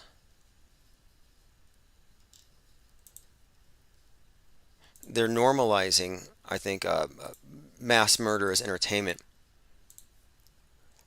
All right, let us continue here. Going through comments, Pippi Langstriff says Paper Towel Club. Yeah, Manson, Kanye, and Bieber look like they're wrapped in paper towels. Speaking of Bieber, check this out. This is The Weeknd, who many believe is Justin Bieber in a mask. Well, here's The Weeknd in a mask, Don Corleone, the Godfather, and it looks just like him. And I'm just showing you that, look, nobody has a better disguise department than The Weeknd. He's come out as Beetlejuice, the Joker. He has prosthetics. And I'm thinking it's a disguise within a disguise. And even looking at the hands, I'm really thinking, I don't know. I'm really on the theory that The Weeknd is Justin Bieber's weekend job. And you know what also gives it away? Bella Hadid, ex-girlfriend of The Weeknd, is a spitting image of Bieber's wife. And once she was blasted for wearing darkening skin oil. They accuse her of blackface, essentially. And I think, what was Justin Bieber's soon-to-be wife doing with a bottle of some kind of darkening suntan lotion? That's kind of interesting. Jordan says, those are Bieber's hands. I think so, too. St. Joe says, the clock in the sky from the Creator is the one Chronos doesn't want you to learn about. Sun, moon, stars for the days. Yes. It's all on there. Windy City Blue says, why aren't you on TuneIn? We are still in the process of rebuilding. I had to replace the computer, and I'm still waiting for a few other things, other components, but I should be back on. And we have a lot of listeners on TuneIn, even more on Mixler. And I'll make sure that I blast out a newsletter that shows you the permanent links because I'm creating here something stable, so even if we get nuked again, it won't make a difference. Infiniteplane.radio, darkmatter.radio. And what I'm going to do is smoothly integrate the video because we want to maintain the 24/7 video stream. We want to maintain the 24/7 video because of the chat and because of the conversations that happen all the time. It's always enlightening. And I go through the chats all the time. I screen cap and we go through this information. Now, about this Weeknd thing, look at the last Super Bowl. The Weeknd did the performance where he was surrounded by many versions of himself, all wrapped up like they just had cosmetic surgery. And his whole theme has been about masks this entire time, which is weird. It has nothing to do with his music, which is sex pop. So what is all this weirdness with the masks and the grisly murder and the bizarre, gruesome graphics? Makes no sense. So I've been looking at this character, The Weeknd, and that's been a recurring theme also with Justin Bieber. So remember The Weeknd running through the Hall of Mirrors with 50 versions of himself? You can find similar scenes with the Beaver, with many versions of himself. So Super Recognizer, who's really good in this, he's done a lot of work in the field of examining deepfakes, people portraying other roles, people who've basically changed their entire lives, but they're still in your face, but you can't quite put your finger on it. And he did his homework. And he said, well, there are some scheduled conflicts where Bieber and The Weeknd were having concurrent concerts, which is impossible. Two people, two different places, no way. One person couldn't be in both places. However, if this is true, then it could easily just be explained by lip syncing and masks. Now, let me bring this up because somebody in the comment questioned my use of the term sex pop. I didn't make that up. I want to show you something because this is very much reinforcing what we're talking about. Weeknd, I believe it was in GQ. Okay, keep this in mind. He's a singer. Okay, The Weeknd is the king of sex pop, GQ, January 12th, 2017. This article tells it all. First of all, the image, you see the reflection, you see the mirror, the duality. It's already encoded. The way his hands are done here on the right, on the left, quite obviously Baphomet goat. And look, the hand. Look at the hands. Look at the flesh tone. One is significantly darker. So they're going with dark and light. And so you have Justin Bieber going to the family life, praying, converting to Christianity, even praying with Church of Satan priest Marilyn Manson. That's, he really believes that he can, he's taking up his own cross. He's very much a Christian in every way. And then you have The Weeknd, who is on a downward spiral with drugs, driving drunk in one of his videos, out of control. His lyrics are all about just using people, I think. So there's the path of virtue, the path of vice. I think it's a story. Like, I wouldn't be surprised if The Weeknd is like a cautionary tale or something. They could kill him off. But anyway, says, The Weeknd, king of sex pop, dated a Hadid, pioneered a hairstyle, pulled out the biggest album on the planet, and yet he's remained a cipher. Here's something weird about him. The Weeknd didn't want anyone to know what he was. When people became aware of him in 2011 after he released 3 mixtapes, nobody knew what he looked like or his name. They didn't know if he was a person or a group. So up until 2011, nobody knew if this was even a person. His arms have never been seen. I mean, he didn't show his arms in public on a stage at any point. He's always covered, always wearing gloves. It says here, all you had was a eunuchy voice trained in the sacred arts of Michael Jacksonism, disembodied from any human that possesses it. Another thing, his name is Abel. So if you're talking about duality, Cain and Abel, and this is why also, if you look at The Weeknd's various, I guess you call it performance art, when he did the awards ceremony, he had a head wound. Like, he came out with this disguised, this costume head wound, which is kind of a weird thing. Like, you're going to go out to an award ceremony with a fake wound on your head. Why is The Weeknd's face in bandages at the 2020 AMA? His, quote, wounds seem to grow with every appearance. The Weeknd's bandaged face becomes a meme. So think Cain and Abel. What was it exactly that killed Abel? Well, Cain whacked him on the head with a rock. So here you've got the weekend, of course, and something else about the weekend. What is the weekend? Saturday, Sunday. Saturn, sun. Darkness and light is the polarity. And here you have the weekend by a glowing cube in red and black.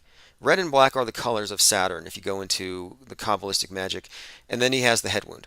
So I think there's a subtext here. And J and B, Justin Bieber, JB, Jeff Bezos, Joker, Batman, that's the duality of the Masonic pillars, also black and white.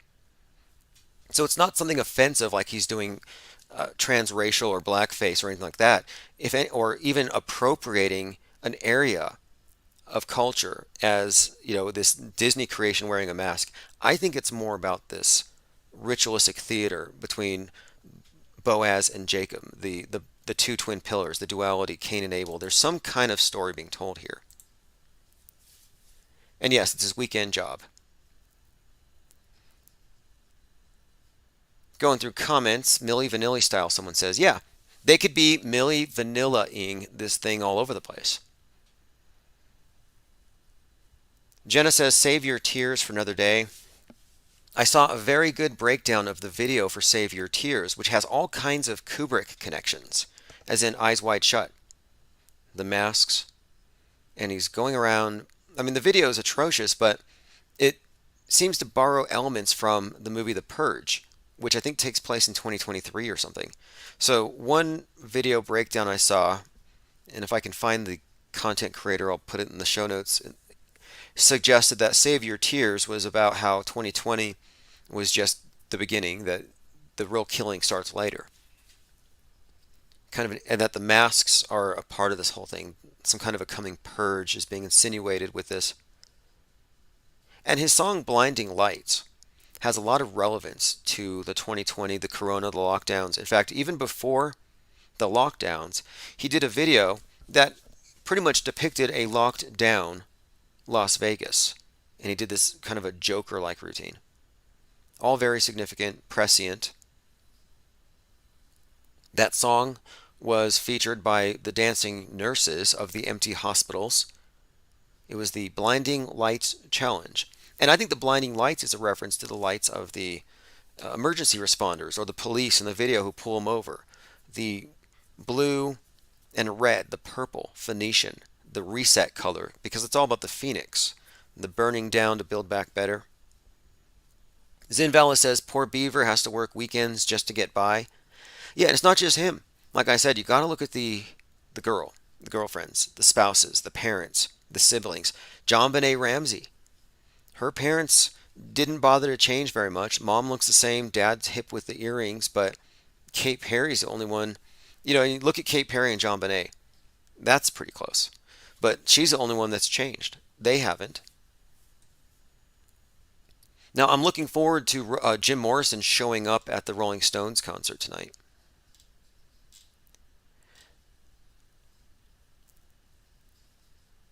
Okay, I'm going through some comments. Now, this looks problematic. This was posted by Donnie of the Dead. The astronaut Shane Kimbrough may have to get canceled. They may have to throw this guy out into the nearest wormhole. He tweeted this. Congratulations to my hometown Atlanta Braves from space, World Series champions, Braves. I mean, the other day Trump was out there with Melania doing the tomahawk chop, which has been already branded as racist by the PC media. So the tomahawk, I'm wondering if that's a cancelable offense. Yeah, Trump was at an MLB game with Melania. It could have been a double. Salty says Beaver's wife is Alec Baldwin's niece. Oh, crisis actor Alec Baldwin, who didn't kill anybody. I mean, he says it was an accident. It was just an accident. It wasn't his fault or whatever. They're trying to rebrand this thing as an accident, make it about guns. Guns kill people. Alec Baldwin doesn't kill people. But by every indication, the thing is a big hoax. Daniel says Fauci is CC DeVille, guitarist of Poison. Now, I've heard that Fauci means sickle. And it got me thinking about, hammer and sickle, communism. Okay, I'm taking a look here at CC Devil or DeVille of Poison, one of these glam rockers, and you're suggesting, look, I'm open to the possibility that all of these deep staters are all the same shallow gene pool. And I do see that, yes, this guy looks very Fauci-esque if Fauci was in a wig with eyeliner. But I think a closer match for Fauci is Ellen DeGeneres. If Ellen DeGeneres had just a little bit of age added, and the glasses, she actually looks very close to Fauci. Posture, ears. In fact, I'm close to even calling this one. So I'm just going to put a couple images of Fauci and a comparable expression with Ellen DeGeneres.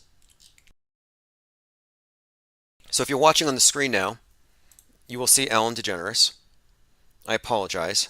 It's the visual equivalent of fingernails on a chalkboard. But this is research. We have to go here. This is Fauci. Now tell me it's not the same exact face. They're both mousy in the same way, but no, that's the same face, same nose. Proportions, the skull. I think it would be easy for Fauci to be a character portrayed by that media personality. And why would they do this? It's part of the game, part of the polarization, they know that the people who relate to Ellen will transfer that to this guy. They'll transfer the trust, the love. They've cried with Ellen. There's a bond. So I think they're hijacking a pre-existing bond by having this person come in a different persona, but it's the same person in all of the essential ways that you may notice in the meta communication, but it may not be obvious. You may not consciously recognize it. So it could be. If you think about it, the people who don't like Ellen don't like Fauci. St. Joe says that's Ellen without the adrenochrome. Right, she misses a couple doses. This is a fascinating one. Elvis Clinton says, Elliot Page was born a male, forced to be female for Hollywood. Double meaning in the Oprah interview. Okay. So many layers to this onion when you go down that route. And I've gone down that trail and I followed it to its logical conclusions, and it gets pretty crazy if you really get into we're talking about Revelations. Is Trump Revelation 17, King of Kings? Or is he, what's the one, and I'm not big on Revelations being a prediction about the future. I think that's a repurposing of it. But when the Whore of Babylon makes her appearance, Revelation 17. Okay, here we go. So, first of all, Maga means female magus, like a witch. So Maga is also, got witch, and then you have Make America Great Again. So Make America Great. America, if you look at America in this context as being Babylon, New York being described as Babylon in the architecture of the Cathedral of St. John the Divine, not a new concept. So let's just say America is Babylon. So make Babylon great again. Well, he comes out in a scarlet hat. So across his forehead it says, Make America Great Again, make Babylon great again. And it's also scarlet. So it says here, the woman arrayed in scarlet, and upon her forehead was written, Mystery Babylon the Great. So how else would you have it written on your forehead but on a hat? It makes perfect sense. So I was looking into the etymology of the word mystery, and it does seem to have a relation to creation, as does the word make. And so make, mystery, Babylon, America. Yeah, you could say that Trump does fit the description of Revelation 17. He's the great whore of Babylon. But then he's a male, he's a man, so that doesn't make sense. Unless you take MAGA literally, and this is what I said, I've been down these rabbit trails all the way, and there are people who think that Trump is indeed a MAGA, some big woman, evil witch, totally deceiving the entire world. I mean, it's insane. But I didn't write the Bible, it's there. Jay Roberts says Ellen DeGeneres and Fauci have the same eyebrows. Have you seen them in the same room at the same time? I haven't. Salty says make America Greta. Okay, here's a couple of things with Greta. I've been saying that Greta could quite possibly be the animatronic avatar of Al Gore. But let's say she's not. Let's say she's really this authentic person and not an actress. Just the symbolism here. She came out with her head covered in goo. And I'm sure you all saw that cover of The Guardian. A few things we could point at here. But the main thing here is, like every other picture of Greta Thunberg, she has one eye covered. The symbolism of one eye covered is a reference to the god Horus. So if you get into the occult, the New Age, Aleister Crowleyism, Thelema, they said that when it comes time for the New Age, they're going to achieve this, what they call the great work. In fact, Aleister Crowley's channeled book, that's the basis of their cult, the Bible of Thelema, it's basically called the Book of the Law, the Great Work. They constantly use that phrase. So the Great Work refers to the initiates changing the world and making it, or inaugurating the New Age. And they said that the New Age would be heralded, would be announced by an incarnation of the god Horus, who would appear as an angry young androgen child who would denounce the old age and the old traditions and inaugurate the new, and the world would be bathed in blood, and then we can start over. Great reset.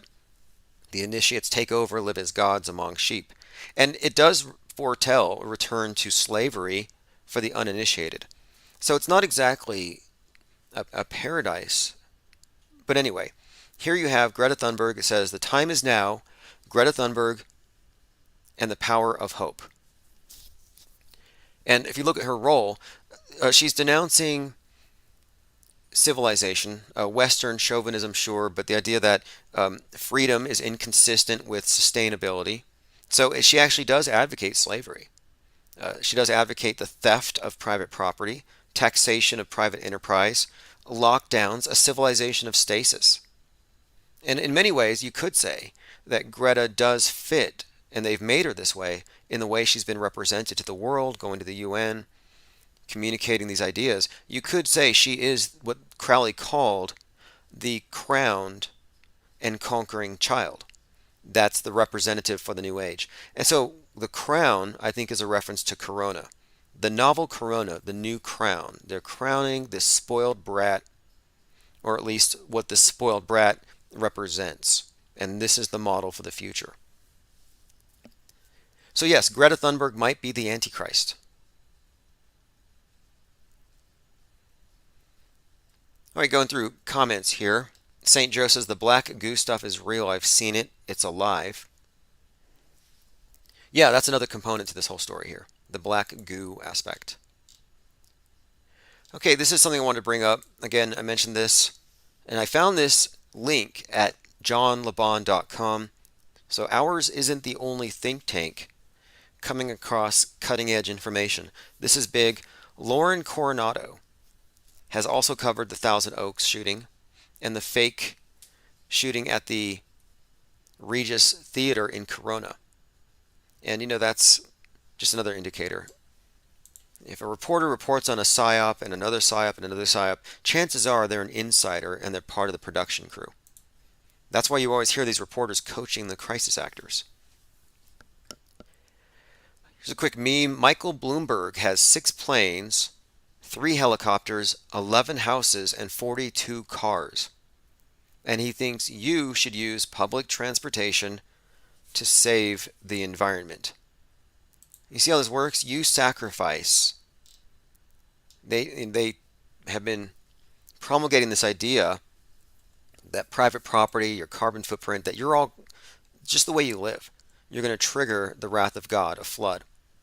They've made this a point for some time, and it's like, well, this is just the selling of indulgences, apparently, because if you're rich, you can get away with anything. Okay, here's a video. Greta has joined the Black Goo Club. I'm going to play a clip. Greta Thunberg turned up in The Guardian yesterday, and it looks like she has joined the Black Goo Club.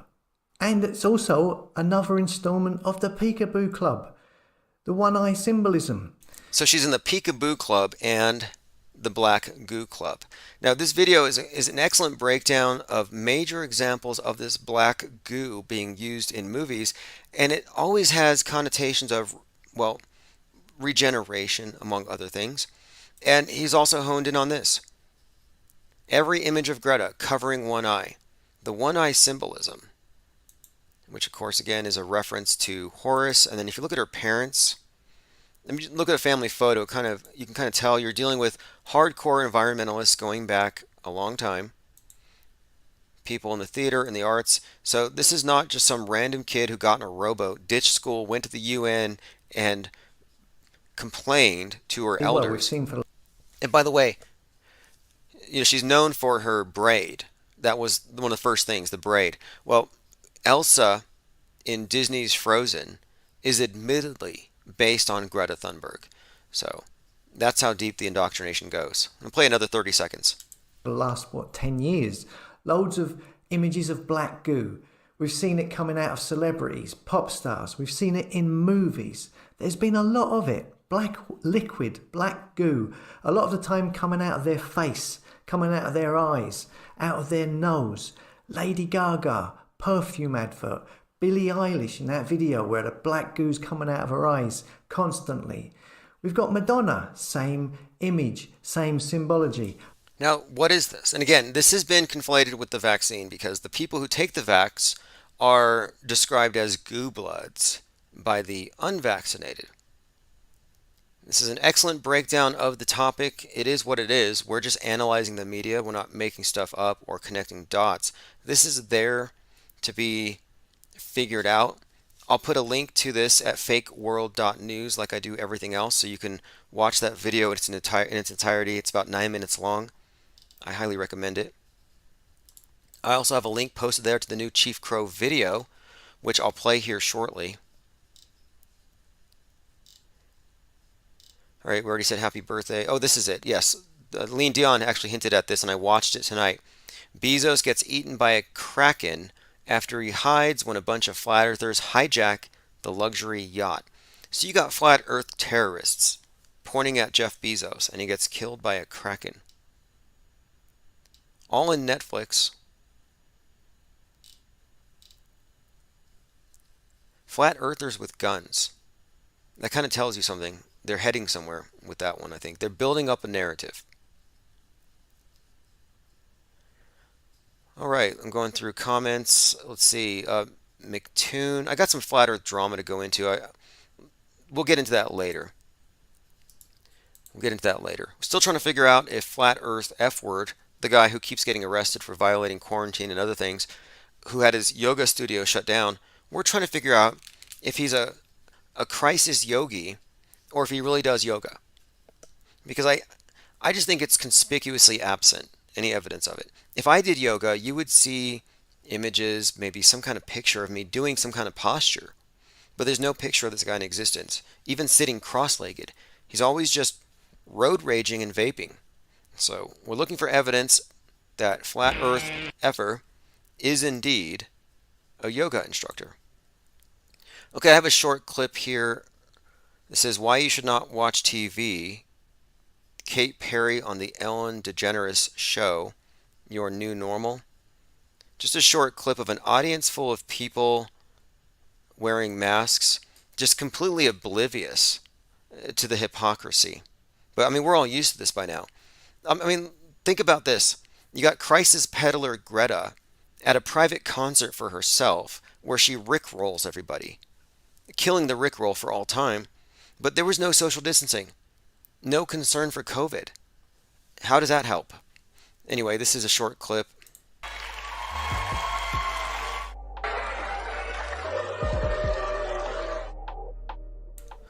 Something about watching people in slow motion applauding, all wearing masks, completely oblivious to any of this.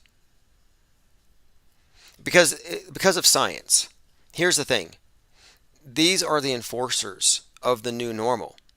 And they believe in the science of lockdowns. But the only reason why they're there worshiping that particular idol there is because there's not a mandate telling them to stay home.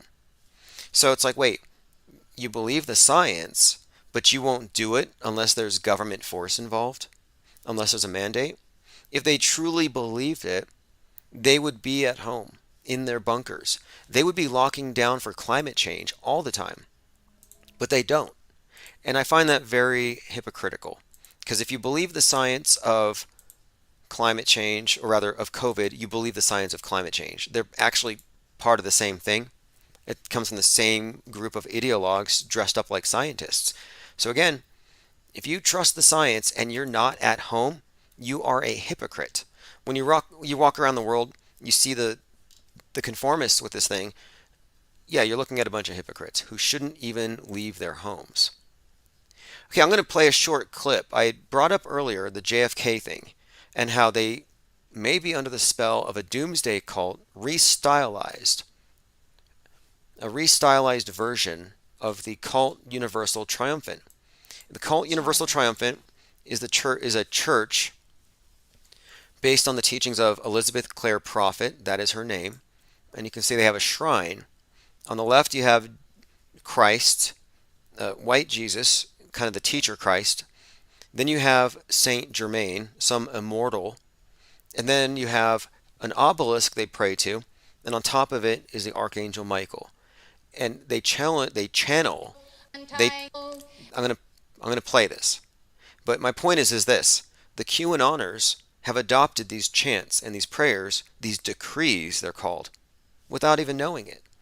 And I find that noteworthy, that we have the QAnoners waiting for the resurrection of some dead president to save them today, gathered in Dallas, and they're all involved in this without even being aware of it. So I'm going to play 10 seconds of the cult Universal Triumphant, now Trump.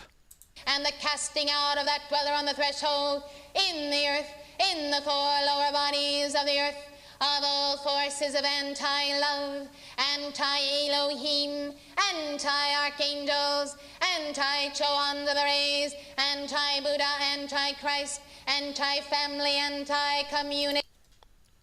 All right, interesting lyrics. Now, just to give you some context, General Flynn, who's the military mind of QAnon, they believe he's the guy leading the fight against the deep state. He's always winking at them through codes and specifically timed tweets. So if you look up General Flynn and Church Universal Triumphant, a number of people have finally picked up on this. Michael Flynn has had to come out and say, quote, "I'm not a Satanist." So this is the cut is a New Age religious organization, is founded in the 70s. So Michael Flynn, to his believers, "I'm not a Satanist." He had to say this in an interview. He says, on Tuesday, he appeared on Truth Unveiled TV to rebut the idea that he led a congregation in a satanic ritual borrowed from a nuclear doomsday cult. Well, it wasn't satanic. They were worshiping the Archangel Michael and ascended masters like Saint Germain. But it certainly is a nuclear doomsday cult. So here we have, in this bizarre YouTube video, Flynn had to convince his once fans that he's not a Satanist. We have here, his troubles started in September when he led a congregation in Nebraska, and his prayer included invocations to the legions of the sevenfold rays. These phrases struck some of his followers as strange. Flynn added, "We are your instrument of the sevenfold rays, and all your archangels, all of them, we will be the instrument of your will, whatever it is, in your name, in the name of legions. We are freeborn, we will not be enslaved by any foe." Now that's practically verbatim, and you can search it, right out of the sevenfold ray chant incantation from the Church Universal Triumphant Nuclear Doomsday Cult. That's why there is no way that this thing is going away anytime soon. That's the caliber of cultism that we're looking at here. St. Joe says, that's wild, great research. Yes, that's what we do here. We do bring research from the very fringe of the fringe. People say that they hear the term flat earth and they think, like this Netflix TV show depicted, they think it's a bunch of basement dwelling miscreants who have no clue about reality. But for me, even the phrase, it's always just a starting point for a conversation that begins at the edge of the known world, which is the end of acceptable discourse, where you can't talk about this because it's borderline content. It's to the point where our media is treated as almost sacred, like sacred writ. You can't question the news because you're a conspiracy theorist. You can't question older news because then you're a hater or revisionist. And it all comes down to you can't question the elite. Anyway, nothing is an accident. I see these cult connections with QAnon, and I brought this up earlier. There are suggestions that this entire narrative of returning divine kings is written into some major league psyop, and they've got some military general employing epic mind control powers on people. General Flynn with his sevenfold rays, and he's always talking about how he's got the birthday of Jesus, Christmas, and his name is Michael, like the archangel. He references that. So for all we know, he may believe he is the archangel Michael, which makes me wonder. I mean, there might be something to it. I'm going to have to look into the iconography here. So you see the image of the archangel. Is it Michael that has the spear? Who's the angel that carries the spear? The lance of Michael that he uses to kill Lucifer in the apocalypse. Okay, this makes perfect sense. So the lance of Michael, and you've probably seen this image. I have this on a pendant. It's the angel Michael stabbing usually it's the devil or a serpent. So the interesting thing here is this. The QAnon shaman had a spear, and they made a very big point to show this guy with a spear. And then in August, we had a QAnon-influenced madman, kind of on the anniversary of the Charles Manson killings, spearing his children to death because they had serpent DNA, the devil's blood. So you have this theme of the spear and QAnon holding the spear. Kind of an interesting, and it's not a spurious connection, because then you have the ADL came out and they said that the symbol of the spear going into the serpent, and they said that this is actually being adopted by QAnon as a hate symbol. And that's because they're saying that this is all about driving immigrants out or non-pure. It's just, again, it's another one of these reoccurring symbols, the spear. So to find that it also belongs to the Archangel Michael, I think is significant considering Flynn and his role. So we'll look into that. We've been noting a lot of the interesting bits of symbolism in this unfolding drama. Let me head on over to my blog really quick. Even though we've been offline for technical reasons, I have been busily keeping up with everything. And I put a lot of my notes on the blog if they're raw and I don't have time to edit them. So if you subscribe there or you follow it, you can usually get information before I've had time to fully examine all these different connections. All right, just a moment here. I have to do a little bit of live hacking. Seems like every time I turn around, it's another code, another security check. So here we go. Just give me a moment. Appreciate your patience. All right, we'll just get back to that later. This is a new computer. We just set it up. Everything is starting from scratch here. All right, I'm going through some comments here. Anagrams Free Speech Network says Christmas is not Yeshua's birthday.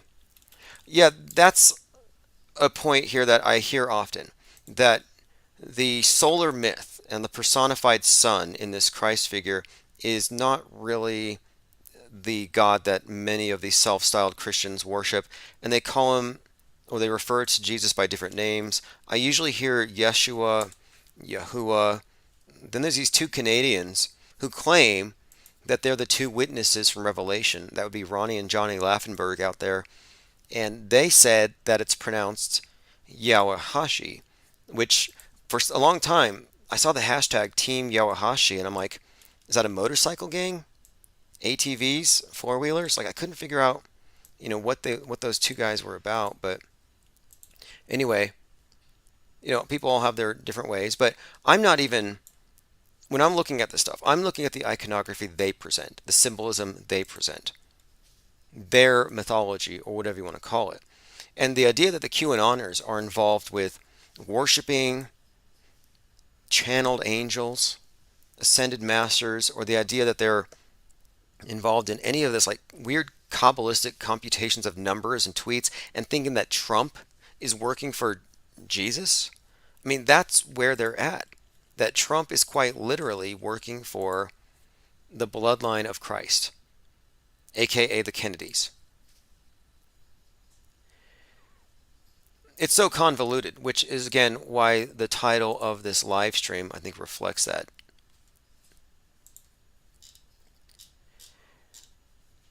Kool-Aid, spelled with a Q. Kool-Aid overdose, dead Kennedys, Revolution 9, JFK, Manson, and the end of the world.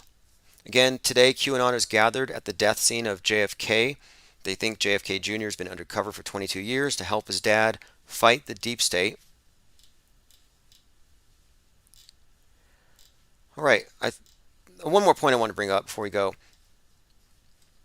If you're not a conspiracy theorist by definition, according to the media, if they don't consider you to be a conspiracy theorist, then you're a naive and programmed bot of the MSM. So we have another Jussie Smollett level psyop committed by the Lincoln Project. So they dressed up as a bunch of racists and they posed with their opposition and they were easily exposed. So when we talk about fake school shootings, fake viruses, fake climate change, it's all being pushed by the people who presented this as real. And they reacted to this stunt as real until it was exposed. So if it hadn't been exposed, it would still be real. So the people who trust the news are being led like by the Pied Piper. They don't have any autonomy of thought. That's what I mean by programmed bot. I don't mean it in a pejorative sense. It's just a fact. Here's another fact. The Pentagon, construction started for the Pentagon on September the 11th, 1941. Just another example here of little hints, little bits of foreshadowing. All right, we covered a lot of stuff today, and there's so much more to go over. I want to get this 24/7 live stream and video chat started again. Yep, definitely hours and hours to go through, but I also want to take calls. And so we're going to take calls tomorrow once I get the phones back on. We'll go over the new Kenosha footage, drone footage. FBI had that all along. By the way, I was thinking about Kyle today in the story, and I was out on a hike, and I saw this cloud, and I don't know if you see this, but I see an AR-15 in the sky right there. All right, everyone, this has been fun. We will resume shortly. Get on the newsletter because I'm going to be sending out some important information about the future developments and our schedule, future guests, and everything that's going to be put into play here in the coming days. We're getting back to normal, but we're actually going to be, it's going to be built back better. This is Chief Crow on the Flat Earth Worms Airship.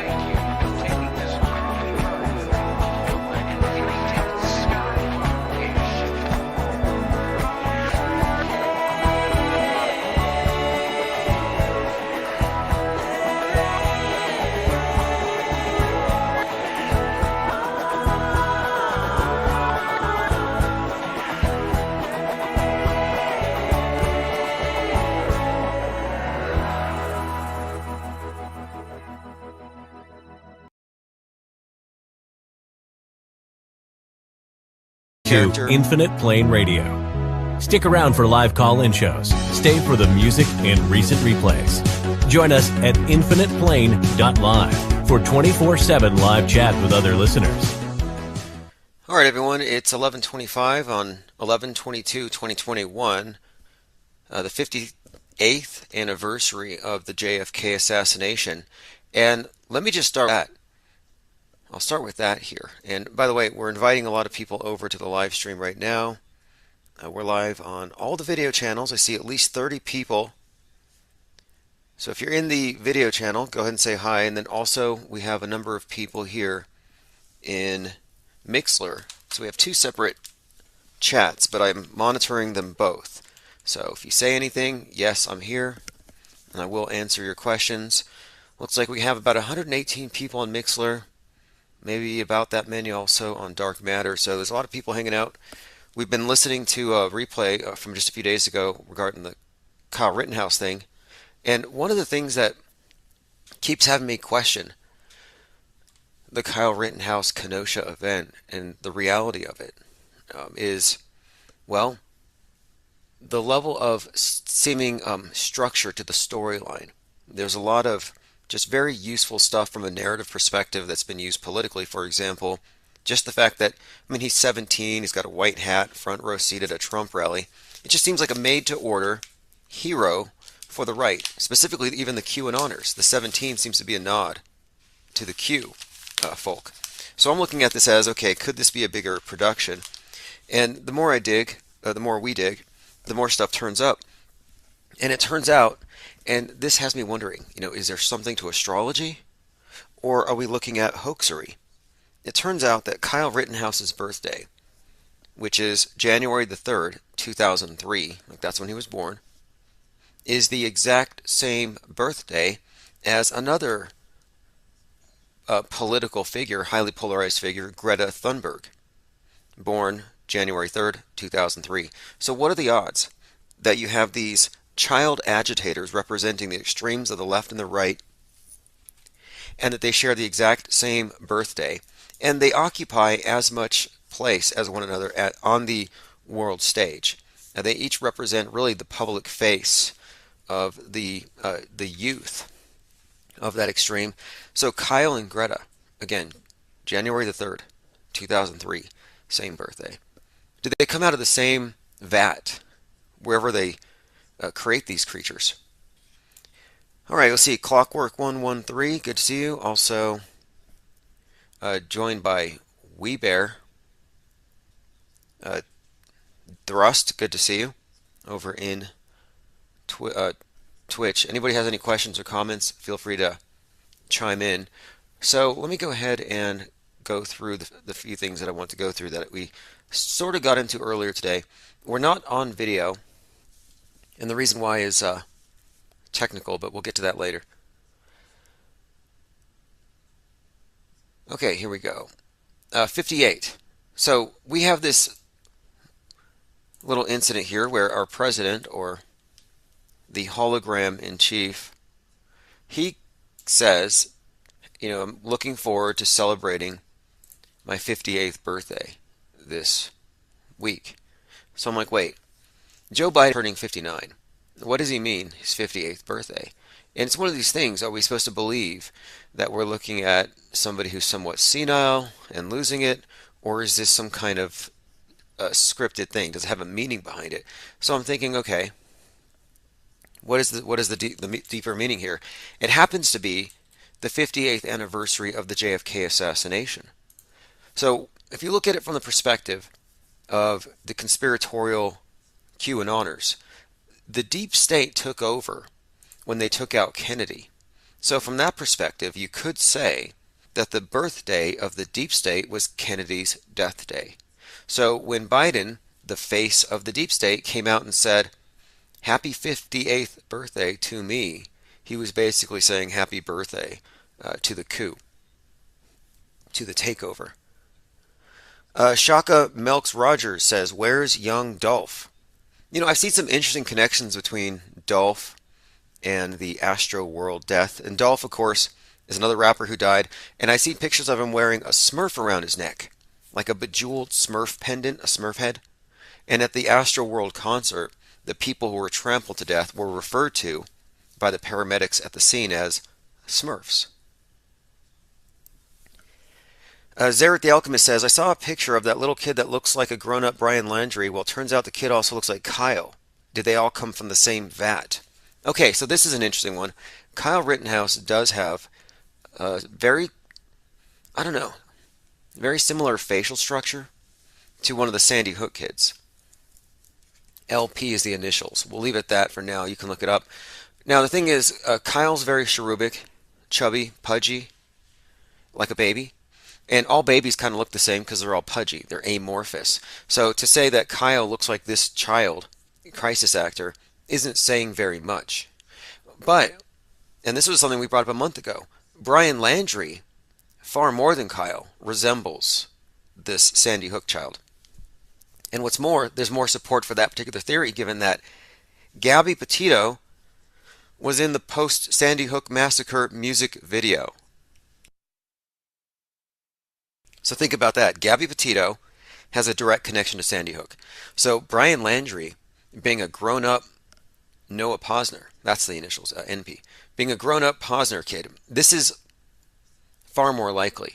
And then you throw in the coroner or the medical examiner who looked at Adam Lanza, was also sought for comment regarding the state of Gabby Petito's body. Now, I think the Gabby Petito death, interestingly enough, is ritualistic. It was, I believe, Persephone being kidnapped and taken to Hades. I think that she represented Virgo. And many of the pictures of her actually showed her looking like Virgo, with wings, one leg bent, often posing like that. That was on all the photos of her. You have images of her holding what looks like an apple or a pomegranate, which is another symbol of Persephone. And also ties into this blonde character in the I Pet Goat series, these movies, or this animated feature, which happens to have a lot of this predictive programming and foreshadowing. And you do have this Gabby Petito-like Persephone character in the underworld, in I Pet Goat, which happens to be something of an anagram for Gabby Petito. But the story is pretty consistent with Virgo being kidnapped, taking it into the underworld, and then as we entered Libra, they find her body. So that's when the scales tip. We enter the equinox. That's when the light and the dark are equal, and we head to the dark side. So now we tipped over, and we're in the dark side. So Virgo went to Hades, and we went with her. And Brian Laundrie, the name and all that, makes me think brain laundry, brainwashing. Those of us who are brainwashed by the cult that runs the world and the media it controls, we're all Stockholm syndromed, brainwashed, I guess you would say, a captive audience, but more or less, yeah, this is a massive brainwashing operation. And that's what TV has been from the beginning. But the fact is, it was coincidental, I guess, maybe not, that we're looking at, and there's a whole lot that supports this. But we're looking at actors, lifetime actors. That's why her involvement with Sandy Hook is not all that surprising. But now, follow that up after Libra, a month later, then we have Scorpio brought in, inaugurated, with the killing at the Rust movie set, the Alec Baldwin shooting. And that kind of tied in, I think, very perfectly, that whole scene. And there's a few things about that scene I wanted to bring up, like the narrative regarding the Hannah Reed, the armorer who handed him the loaded weapon. There's some interesting things that kind of imply maybe a plot here that may even begin with Baldwin's ex. But what's more, just foreshadowing here, she hands him the loaded gun, he kills somebody. She has a big conspicuous tattoo of a Black Widow spider on her abdomen. Well, somebody cleaning up the movie set after gets bitten by a spider and nearly loses an arm. Again, all of this stuff, just these types of things make me question if these things are staged events. And even with Kenosha, just the fact that his birthday is shared with Greta Thunberg raises my eyebrows a bit. There's something questionable about that. In fact, someone showed me some video from the trial where like one of the bailiffs or something is walking in the background, and you see his foot disappear into the floor.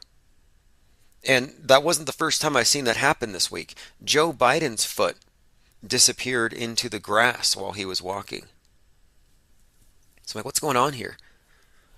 It's this CGI, fake reality. Where's the real? Where's the fake? Where's the line? And then there's already a documentary about the trial of Kyle that Tucker Carlson put out that's about to be released. And he just interviewed a very polished Kyle Rittenhouse. But my thinking here is like, wait, Tucker was friends with the guy that did the first aid on Rosenbaum. He's front row seat to this whole thing, and now he's got a documentary. So anyway, let us continue. So then we have, now today would be the beginning of Sagittarius. And I'm not really into astrology. However, time and dates are very important to the cult that runs this world. We're talking about birth dates. I mean, for example, as I go through the birth dates, well, at the Rust shooting, this is just not a coincidence if you ask me. Alec Baldwin could easily be considered to be the most afflicted of all people in the world with Trump derangement syndrome out of everybody. So he's the most in hate with Trump that we could possibly name. So it's kind of, and he also impersonates Trump on SNL. So it's kind of interesting that Baldwin happens to shoot, not only did he kill one, but the bullet went through and hit it. So Helena Hutchins died right there. But he injured Joel Souza. Well, Joel Souza has the same birthday as Donald Trump. I'm like, that's kind of weird. Donald Trump's birthday, and the guy who hates Trump more than anybody nearly kills him. Then you have some connections with Souza and the Crow franchise, where you had the Brandon Lee death, and the Brandon Lee family chimes in about this. And there's a whole lot to suggest that Brandon Lee didn't actually die. It actually ties into The Crow and the movie, which is about this character who dies and comes back from the dead, resurrects. And in that movie, the Crow is the phoenix. Just like in the Batman movies, they've stylized the bat as a phoenix. Very interesting symbolism, especially because Brandon Lee died on a movie set just as his father Bruce Lee did in a movie during which he died in real life in something offset. And there's a very compelling conspiracy theory that the Lees are still alive and well, and you can look at them right now if you know where to look. It is believed that Bruce Lee disappeared, came back as, now get this, this is where I tell you, I mean, I look for structure. Like when I said that it's more likely that Brian Landry is Noah Posner than Kyle Rittenhouse, it's because there's more connections to Sandy Hook. So there are some connections here that I find kind of peculiar. Like, you know, Bruce Lee's known for the 1-inch punch. And so the 1-inch punch was this idea that he could so focus his energy and his mind and his body into a little punch. It's called, here we go, this is from Wikipedia. Supposedly it drove a man back 16 feet. 1-inch punch is a punching exercise from Chinese martial arts instructor Bruce Lee. It's purported to improve power and technique. It was made popular in the West when it was demonstrated at the Long Beach International Karate Championships in 1964. Bruce Lee, according to the witnesses, knocked a 245-pound man flying. So there's a television show, Stan Lee's Superhumans, where a monk tests his 1-inch punch on a crash test dummy, and they said it was 1.7 times more injurious than a 30-mile-per-hour car crash. So whatever you think about that, Bruce Lee is known for the 1-inch punch. So it is believed that, by those who think that he faked his death, that he came back as Michio Kaku. And this individual is known for the 1-inch equation. And so if you look at the two characters and how they overlap, there is a bit of, you could see the character, there's like a bit of archetypal overlapping here. The 1-inch equation to explain all physical laws. It is a theory of everything. So again, 1-inch punch to 1-inch equation, pretty strong connection there. just like there are strong connections between Alex Jones, Bill Hicks, and the same producer. By the way, Jones is in the news along with Roger Stone. They're being subpoenaed as part of this 1-6 committee, this investigation. Again, thanks everyone for joining at Mixler. And again, we have about 35 or 40 people hanging out in the video streams. Right now, we're only on audio, and that's going to be the case for the next few days. I'm waiting for a video card to arrive. I decided it's better to go just audio than nothing at all. There's just too much happening, and I do not want to let anything go by. Breaking news. One more thing. Hannah Reid predicted a fall from grace. Just bringing this up, the one who handed Baldwin the gun, before the event happened.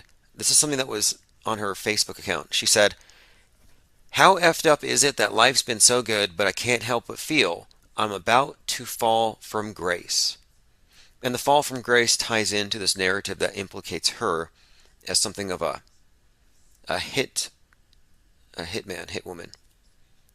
But we'll get into that. That's a kind of a rabbit trail. But let me bring this up. Breaking news. Another flat earther death. Now this one's unconfirmed. We've been talking about Mac Parhar. And there are many people who knew the guy who are even saying that they don't think he actually died of COVID. And the story is this guy was a major COVID denialist, mask resistor. He went to a flat earth conference violating the quarantine there in Canada. And despite all this, despite having symptoms of COVID, he's still live streaming himself, and then he dies, and the news media pretty much says that this guy, Mac Parhar, died of COVID. Now, how would you know? How would anybody know? You wouldn't. But it doesn't stop people like Bob the scientist on YouTube from basically remotely conducting an autopsy, a toxicology, and saying, yeah, this is why he died. But I'm suggesting that the reason people think that this guy is a death faker, and the reason why it sounds likely and convincing, is that it fits within the bigger mainstream media narrative. Like if you were creating a scapegoat, if you were making an example out of somebody, this guy is an example of what not to do. You couldn't have come up with a better figure. And I thought it was peculiar for two reasons. One, he's associated with the flat earth arsonist, the guy that burned the Masonic lodges, Benjamin Orion Carlson Coleman. He burned 3 lodges out there in Canada, March 30th, 2021. But these guys were friends. So that stood out to me as kind of strange. So anyway, now he's known as this anti-vax crusader, and he's going against Big Pharma. Well, here's kind of an interesting anagram. Somebody took his name and scrambled the name up, made an anagram here. So Mac Parhar could be pharmakos. Significance there? Well, in ancient Greek religion, the pharmakos was the ritualistic sacrifice or the exile of a human scapegoat or a victim. So I'm looking at this as, this almost seems like this was a psychological operation, that he was a crisis actor the whole time. And, funnily enough, I was reaching out to him and I said, the last time I spoke to him, I asked, are you raising any money for your legal defense? And he was like, no. I'm like, wait, that's weird. You're representing yourself. You're facing a hard time and there's no fundraiser. There's no GoFundMe. Are you not planning on defending yourself? And the day before his latest court appearance, he just conveniently dies? Kind of fishy. So anyway, I have the best of intentions here. I'm just aiming for the truth and the most likeliest thing given the context and his, I would say his position in the media. He was put out there as the face of this movement, and you can find endless news articles really condemning him. He was called an idiot by people in high places. It's like he was persecuted. Now, I was questioning whether or not he was even really a yogi, and there was no evidence for that anyway, but conveniently passed away. Okay, so now another one. Breaking, another flat earther death. Unconfirmed reports of another prominent flat earther dying. Best known as the abuser of behind the curve star Patricia Steer, Antonio Subirats. So Antonio Subirats, and I have a couple of links here. Now again, it's unconfirmed. I've heard it from a few people. I'm not really 100% sure on the cause, but I'm just saying, because look, I called out Mac Parhar's death 2 weeks before. I said, they're setting him up to die publicly so they can say, see, we told you so. And I was right. See, I told you so. Well, if this is the case, this would be another similar situation. So my guess is if this is the case, we'll find out here very soon that he died of ivermectin overdose or something. Because that's the story with Mac. That was what was being pushed by Bob the science guy, who even suggested that if he claims it was a heart attack, it was actually from the medicine because he was covering up COVID. So we'll have more on that as it develops. Going through some comments, Zareth the Alchemist says, the flat earthers have a very diminished lifespan these days. Yeah, exactly. It's very conspicuous. And some of them, I mean, Rob Skiba looked like a triathlete at the end. He looked very healthy. And then suddenly he's on a ventilator for 40 days. Well, 40 days, I don't know, for someone who is that biblical, it seemed like it was scripted. And there's nothing to substantiate any of this stuff, by the way. Travis says, can you tell me the future? Will I find true love and find the edge? Yeah, I was thinking about it. It's like, you know what? There's a point here where we've been so accurate on some of our prophecies here. And I'm not a prophet. I'm not an astrologer. None of the people in the think tank claim to be. But we tend to read the stitching on the fastball. I mean, maybe it's just that obvious. We live in a bad movie. And what makes a bad movie a bad movie? It's predictable. All right, let's go ahead and, now speaking of predictable, here's an educational article by Gizmodo. So they're getting people ready. They're getting people ready for something. Like I was just watching a new show called Cowboy Bebop, based off an animation. And in the very first episode, and this was released on 11/19. Just noting the dates are always significant here. So the first episode has a character using a weapon in a casino against the good guys, and he misses, of course, but it's called the Disruptor, and it blasts a hole in the wall, and then you see that they're on a space station in outer space, and all kinds of debris is floating out there, space junk. Episode 2. Two of the characters are, sorry about that. Heard car alarms going off. I was like, let's please not let that be another micro EMP blast. Taking out my video card. Well, anyway, so in episode 2, two of the characters are witnessing a spacecraft breaking part of the space station that they're in, and they're looking out the window. Very conspicuous 33 on the screen. But the imagery of space junk is becoming very common. And a couple weeks ago, the ISS had to do an evasive maneuver to dodge Chinese space junk. Then, just more recently, last week, they had to dodge Russian space junk. And remember, just a couple of months ago, Russia's their thrusters went off. I guess they said it was an accident. But here you have the Russians are docking a module at the space station, and it blasts the space station, sending it tumbling 540 degrees. Was that an accident? I don't know. There are cracks, literal cracks on the space station. So you have the cracks in the space station going along with the breaking apart of the relationship between America and Russia. And I think, I'm talking about in outer space, between the astronauts and the cosmonauts. I mean, maybe the astronauts are resentful that they have to drink recycled Russian urine, which is true.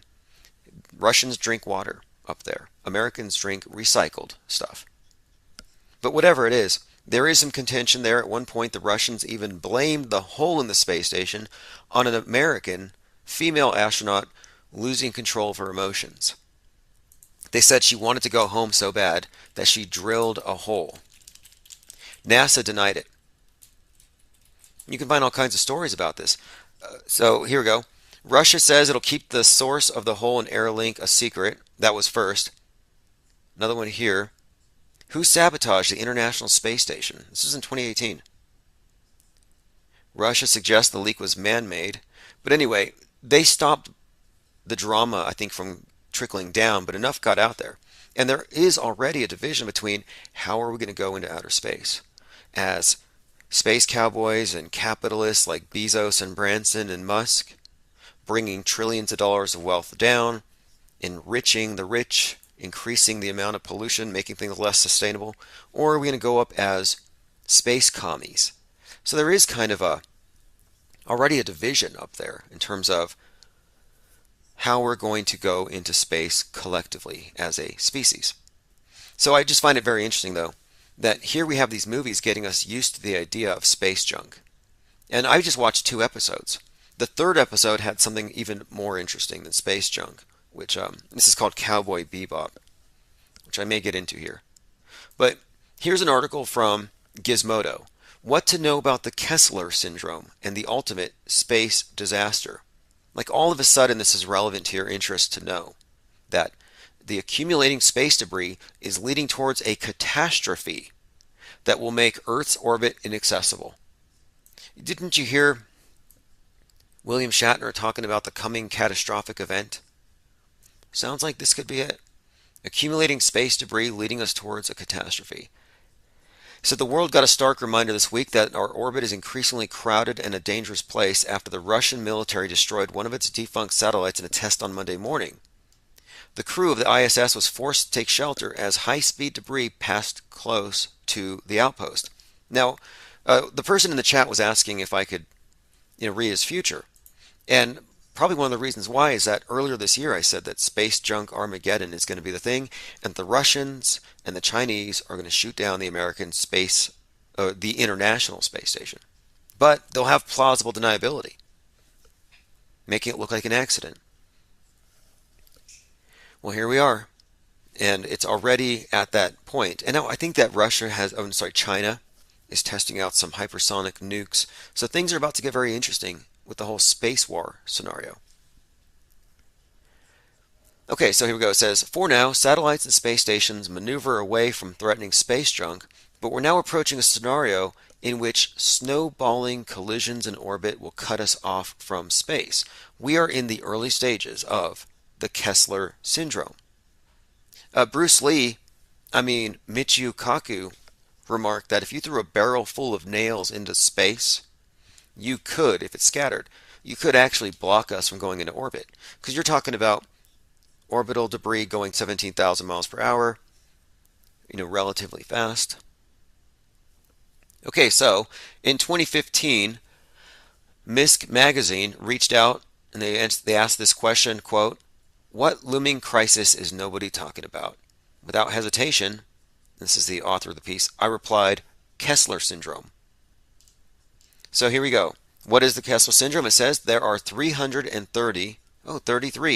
A minute ago I mentioned episode 2 of Cowboy Bebop has a space junk scene and a very conspicuous 33 on there.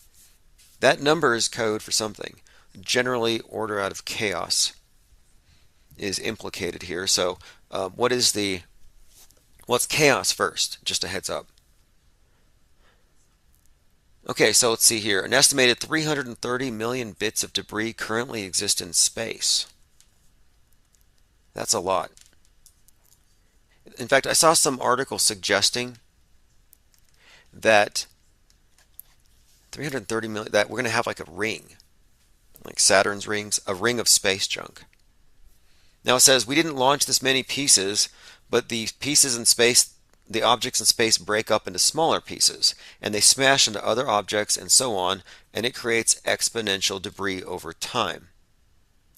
So what we're talking about here is the Kessler syndrome, and this is Donald Kessler, 1978. So 43 years now. He warned. And 1978 was the year Skylab fell. He warned that the number of artificial satellites in Earth's orbit increases and the probability of collisions will increase. Satellite collisions will produce orbiting fragments, each of which will increase the probability of further collisions, leading to the growth of a belt of debris around the Earth. The belt would get increasingly dense over time, and Kessler worried that this would become a major problem in the next century. So this is a storyline that we're being prepared for. The phrase Kessler syndrome also describes what you could describe it as an avalanche in space. So if China shoots down let's say they shoot down the DirecTV satellite. I mean, that would really get Americans off their lazy boy chairs and activate them, get them ready for World War III, cut off their DirecTV. But it says here, a cascade sparked by a single trigger event.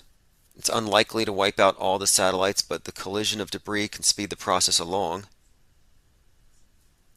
So we'll move on. It's just predictive programming. And the thing is, predictive programming, or the examination of it, what we're doing here, it's based on the idea that if you consistently find evidence of foreknowledge planted throughout the media, little Easter eggs, little hints here and there, then you should be able to use predictive programming and say, we have a predictive model here, we should know what's going to come.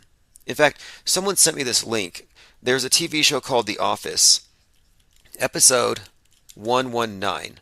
Now this is fascinating because episode 119 is, well, the number 119, January 19th, is the day that patient zero in America came down with COVID. It was in Seattle. So ground zero for the pandemic was Seattle. Patient zero 119. Now check this out. The significance here, the dates and all these things. Here we have St. Patrick's Day, The Office, the 119th episode. So it was the 19th episode of the 6th season, season 19, but 119th overall. St. Patrick's Day. So this comedy series, The Office, has an episode where one of the characters coughs and someone else decides to wear a mask. And everybody's freaking out. Why is this person wearing a mask? And the whole episode is about how weird it is that somebody's wearing a mask at work simply because somebody coughed. Sound familiar? It should, right? Well, look at the airing date. March 11th, 2020. You can find this in the Wikipedia. St. Patrick's Day is the name of the episode, The Office. So episode 119 and 311. Look, 119 and 311 are the two most significant dates in 2020 with regard to the pandemic. Because that's the reason it was declared a pandemic. It arrived here. There's our patient zero, January 19th. And this episode 119, air date 311, the date the thing was declared 10 years later. And I've looked at a few clips from this and, basically, and then there's more, actually, there's a little bit more. So not only are they freaking out about the mask, but there's a song in the episode that someone is singing. And the song is called The Cat's in the Cradle. So, and this was pointed out to me by one of our researchers in the Discord server. And this is one of the reasons why I recommend that you join our Discord server, because we do get cutting edge information all the time. So the lyrics in Cats in the Cradle say here, you see, my new job's a hassle. And the whole show's about, of course, The Office. And the kids have the flu. It was sure nice talking to you. So the song's about the flu, mentions the flu conspicuously. The episode's about basically somebody from the future. I mean, it's really predictive programming. It's someone just so out of context, their behavior. But now it's normal. It's kind of funny how somebody acting erratic in a TV show is the subject of the whole comedic plot, but 10 years later, that's the norm. All right, let us continue. So today, it's still for the next 30 seconds. It's 11/22/2021. JFK-obsessed Anon cultists set off alarms with ominous chatter of, we have to experience physical death. So the QAnoners are hanging out there in Dallas, waiting for JFK to return. Today's the anniversary of his assassination. And this was brought up by Jimmy Kimmel and Bill Maher, who finally started covering this. They finally talked about this stuff, and I'm like, finally. It's not just us. This is a big story. And they said, why would you expect a guy to return to the location of his assassination? But anyway, we now have a big group of QAnoners hanging out, waiting for JFK, Michael Jackson, and others to return. Well, this is led largely by Negative 48, or Michael Protzman. Now, I was listening to Michael Protzman for a couple of weeks. I was trying to understand their Qbala, because it's sort of Kabbalah, numerology, gematria, but it's kind of something they made up, or it's sort of a bastardized version. But it's basically numerology, which is what they're obsessed with. So this guy, negative 48, nobody knew who he was for the longest time. And a lot of people thought it was JFK, or JFK Jr., rather. So I had people sharing tweets. I've been following the QAnoners, and they're all gathering around. There was several thousand people listening, and they're all like having this religious experience that they're listening to JFK Jr., who's got the blood of Jesus, and he's telling them how they're about to take out the bad guys in the deep state. So he has people hooked for the longest time, and people would say, is this JFK Jr.? And people just assumed it to be true, but no one asked him directly, and he kind of ignored and dodged the question. Well, eventually he answered it. And once he did, people people like me were like, okay, well, why didn't he mention this before? Well, anyway, this guy's sort of the leader now of the JFK cult. So, online conspiracist, real name Michael Protzman, drew his followers to Dallas to wait the return of John F. Kennedy and John F. Kennedy Jr. But this weekend, his comments turned morbid, where participants started discussing their own deaths as a part of a journey towards this unknowable truth. And I've seen this before. When things didn't manifest, they would say, well, the truth isn't for everybody. So we're getting to this point here, and he says, ultimately, we have to experience physical death. So we're getting to the Heaven's Gate phase of the QAnon. Drink the Kool-Aid, spelled with a Q. An administrator for the Telegram channel posted an ominous screenshot that showed a destination of Waco, Texas, where there was a month-long standoff between law enforcement and the Branch Davidians. The moment when the leaders of a cultic group start talking about the need for physical death to reach utopia is the moment to get the authorities involved, said Mike Rothschild, author of The Storm is Upon Us. I interviewed Mike Rothschild, the author of The Storm is Upon Us, for Dark Matter Radio about 6 or 7 months ago. And I'm going to try to do a follow-up here. Zareth says battery is dying, relocating. You know, it's a myth that batteries will recharge if you put them in the refrigerator. By the way, if you miss anything, I will be restreaming this in the morning on video. So even though my computer's down, I'm going to make sure that I keep everybody in the loop. Everything will go through the same RSS feed, so you won't miss anything. So let us continue. Oh, let me go back to Cowboy Bebop for a second. Cowboy Bebop, episode 3, had this screen. There's a scene, and I have a screenshot on my Twitter account. So you're looking at a movie which is kind of like, I guess you would call it science fiction, sort of dystopic in a way, like a lot of these are. Kind of a mix of high tech and analog, but you know, it's just the genre. So it's bounty hunters in outer space, but the world they live on looks like a much larger world than ours. It looks like a large moon, and every crater has like basically a clear seal over it, and it has land beneath it. So it looks like the flat Earth map, where you've got the flat Earth, you got the glass dome over it, and you got the ice around the edges. Well, in this TV show Cowboy Bebop, you have a lot of these domed enclosed systems adjacent to one another, but each one is basically enclosed of itself. Kind of like, I mean, I'm not sure the whole backstory, but if you had to imagine the world as described by Commander Lou, who I also interviewed recently on Dark Matter Radio, this would be it.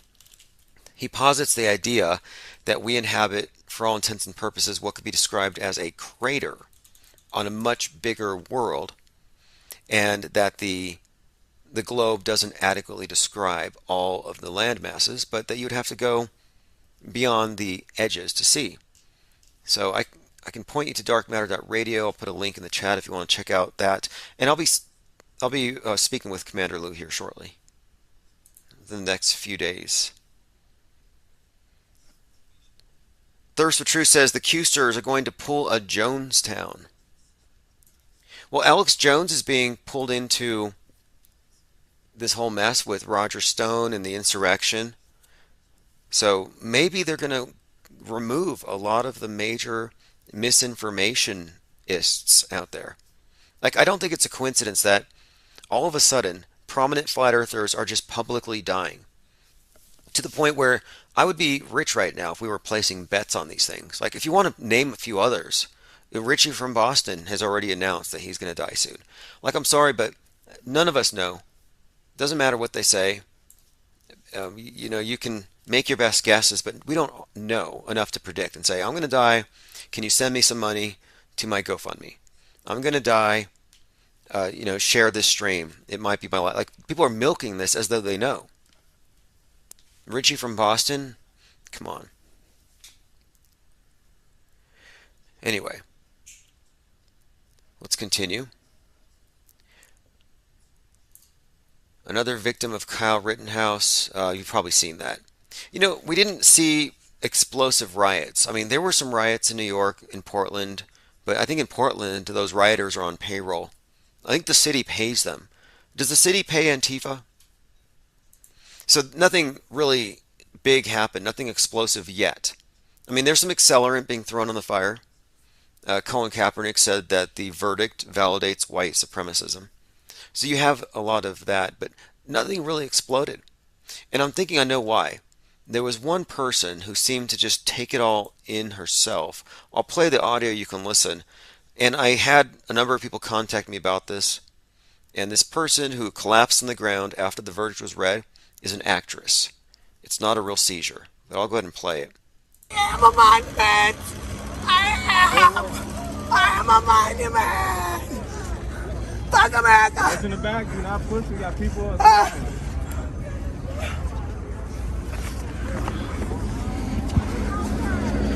Okay, now comes the fake seizures. Yo, stop that, please. Shit, okay? Holy shit. Get her. So you have a flailing liberal, basically. And she said, F America. She passed out on the ground, fake seized. And I think she took on the angst of everybody there, and nobody, catharsis. Nobody really had the need to go do it. She took on all the anger for everybody, diffused it. As if there's any legitimate anger there anyway. The only people who were angry about it were influenced by the MSM's spin on it, and we don't have enough information to know. We never did. There's too much that was held back. Like, the identity of I guess they called him Jump Kick Man, has been known for some time, but that was kept. So we all know about Gage Grossarm and Gruber and JoJo, who are all being mourned, by the libs. It's the strangest thing to me that they've made martyrs out of these contemptible characters. And you could say, well, who are you to judge? Well, yeah, I think it's safe to say that some person who creeps on single mothers and preys on their children, yeah, he had it coming. Not to mention, you don't see this in the video, and Kyle talked about this on Tucker Carlson's show today, JoJo was menacing them 90 minutes before. Now, was the thing real? Was it a psyop? Was it a mix? It's hard to say. The drone footage would suggest it was very well choreographed. And I was talking about this earlier with some friends. I was saying, look, if this was not a psychological operation, if this was a real event that Kyle got himself into, and he actually blew holes in these people and all this stuff, I mean, I find it all very questionable. Gruber being friends with Jacob Blake, it seems like a closed movie set. But let's say it was real. If it was real, then we all owe Gage Grosskreutz an apology for a lot of those memes. Like, did you see that Disco Inferno remix of Gage Grosskreutz dancing? I can't wait till I get my video back on. I have a lot of things to share. Nice shot, Kyle. But if it was a hoax, this is some of the best crisis acting ever. We're going to have a new Golden Hockey Award ceremony.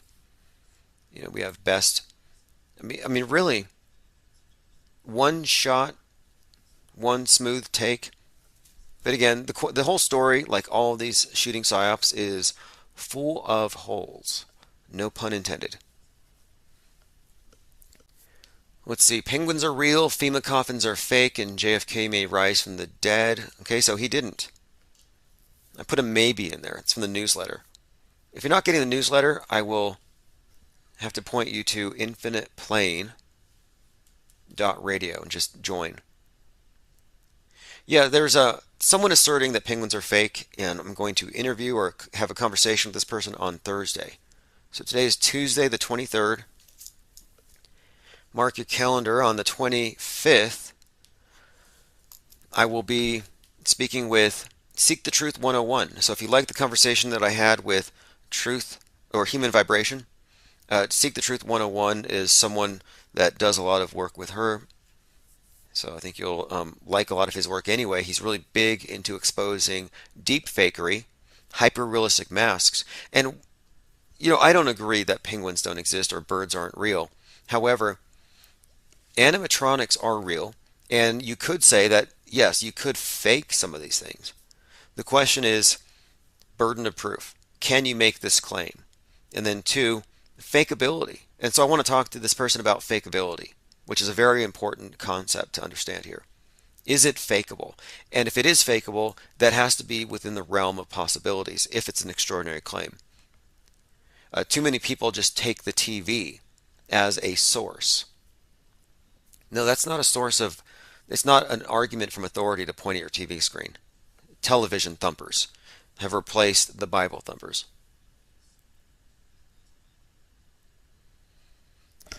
All right, let us continue. I'm going through the newsletter from the other day.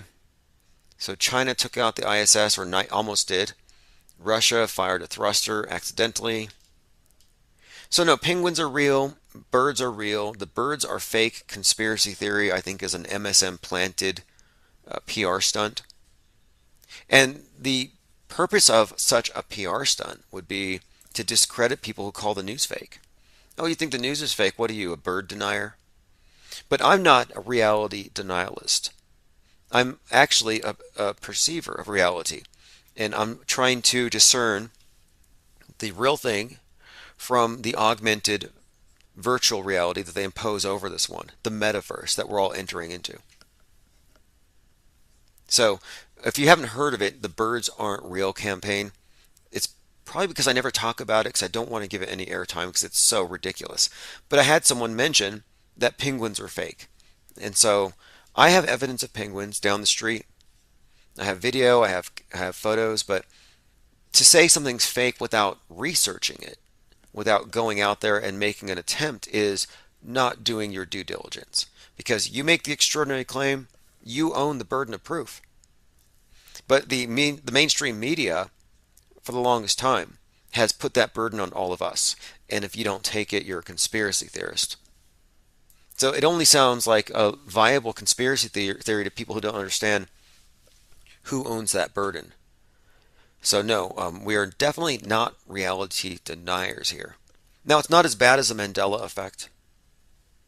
Because the Mandela effectors will say, well, reality changed, so you can't access my evidence.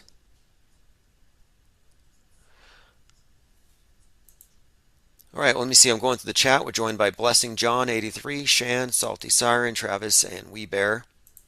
Going through some of the news, just things we talked about even a little bit earlier today. Let me see here. A 33-year-old astronaut just sent up to space. Oh, here's something. The Division for 2022. So we live in a series of really bad movies. Our world is heavily scripted, and predictive programming is a model for reading the future. Right now we're living in, everything is kind of mild compared to the movie version, but we're living through Mad Max for the most part. We're living through V for Vendetta.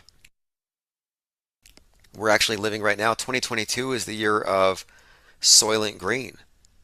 And just recently, NASA introduced Astrocrete, which is like Soylent Green. You grind people up, mix them with Martian or lunar dust, and build bricks out of them. Build back better out of astro blood. Mixing humans into cement. NASA talks about this. It's called Astrocrete. Don't ask them about astroplastic. Loath to discuss that But my thing is, that sounds to me like Soylent Green. But anyway, we're moving into 2022, and there's a movie out called The Division. Well, look, 9/11 was predicted in a book, Sum of All Fears, Tom Clancy, movie, Sum of All Fears. Tom Clancy is really, for many ways, he's the author of a lot of the bad movies that we're living through. A lot of the psyops have this interesting Tom Clancy connection. But anyway, this movie's about to be released, and here's the storyline. And again, the reason why I'm bringing this up is The Division is where you get Dark Winter, and Dark Winter is actually the name of a drill that was conducted before 9/11, preparing for something like right now. And then right now we have talk from Bill Gates where he's describing how he's going to put, I guess, smallpox into the airports. So like, wait, what? Listen to this. Why is Bill Gates talking about smallpox? Why is the new James Bond movie about weaponized smallpox? Why did the U.S. government just buy $113 million worth of an oral smallpox antiviral? Okay, so you've all heard Bill Gates talking about this. You heard me mention here that yes, the government just bought 113, 113, interesting number, if we want to get into that aspect of the METASCRIPT. But again, the James Bond movie about weaponized smallpox. Well, listen to this. This is from The Division. IMDb.com. This is their page, and here's the storyline. It says, on Black Friday, by the way, Black Friday is in just a few days. On Black Friday in New York City, bioterrorists release a modified strain of smallpox onto several amounts of currency bills. This results in the disease spreading rapidly, and before long, society in New York City has collapsed, resulting in the activation of Strategic Homeland Division. The main focus of the division is to keep the peace and restore society, while the government scientists work on a cure. Oh, that's great. 2 weeks to flatten the curve. What is it, 2 years? So the division will be here to keep you under control while the government scientists figure this out. It says multiple factions rise up to try to take control of New York City. Escaped inmates of Rikers, called the Cleaners. You have immobilized sanitation workers trying to kill the disease on their own with fire. The Last Man Battalion. Anyway, predictive programming spun off of The Division from 2016. And many of these movies do in fact contain, in fact there's a video game based on this, the Division, where in the game there's actually an Easter egg where a character sees a wall that's spray painted and it says the virus is a hoax. But remember, when this thing started, when the pandemic started, they talked about how money would carry it. Here we go. This is Tom Clancy's The Division 2, The Virus is a Hoax. Anyone who's played this game and focused on the storyline, the art, civilians, and the atmosphere can pretty much connect the two. Tom Clancy's The Division and COVID-19 have extreme similarities of what's going to come. So here are some connections here. And the game was released February 7th, 2019. And the article I'm looking at has a scene where there's graffiti and it says the virus is a hoax. Released in February 2019. It's about a pandemic in the United States. Rather, an epidemic, or the pandemic in the United States. But here's what it says. The U.S. government first told its citizens it was a virus outbreak, but later it turned out it was a bioweapon released by Russia. The scientist who designed and released the virus did it as a means of population control. The civilians who refused to vaccinate got sent to FEMA camps and were executed by FEMA agents. In the game, they use the name CERA, or C-E-R-A, instead of FEMA. Again, we're talking about a game based on a Tom Clancy, whose books have also brought you things like 9/11. Civilians lined up at the government set-up tents to receive their vaccines. After receiving the vaccines, the civilians started dropping dead. The U.S. became factions fighting for resources and control. Throughout the game, you find the virus is a hoax spray painted on walls. You know, there's another Easter egg in the same game I saw, and it was a room where there's a turtle with the flat Earth map on its back, or a flat Earth on its back. Fascinating. Again, Dark Winter was referenced many times by Biden. It was brought up a lot during the inauguration. Dark Winter, Hunger Games, all these things have been brought to the forefront. And it's intentional. So think about how many people, how many millions were immersed in that fictional universe of The Division. And now there's a movie coming out about it as we move into that stage. Zareth the Alchemist says guillotines. I'm still waiting for the Vax drones. They should just put the Vax in the chemtrail. Hey, listen to this. 100 QAnon believers show up in Dallas waiting for JFK Jr. who never arrives. Vice is covering the story up too. Covering the story pretty well.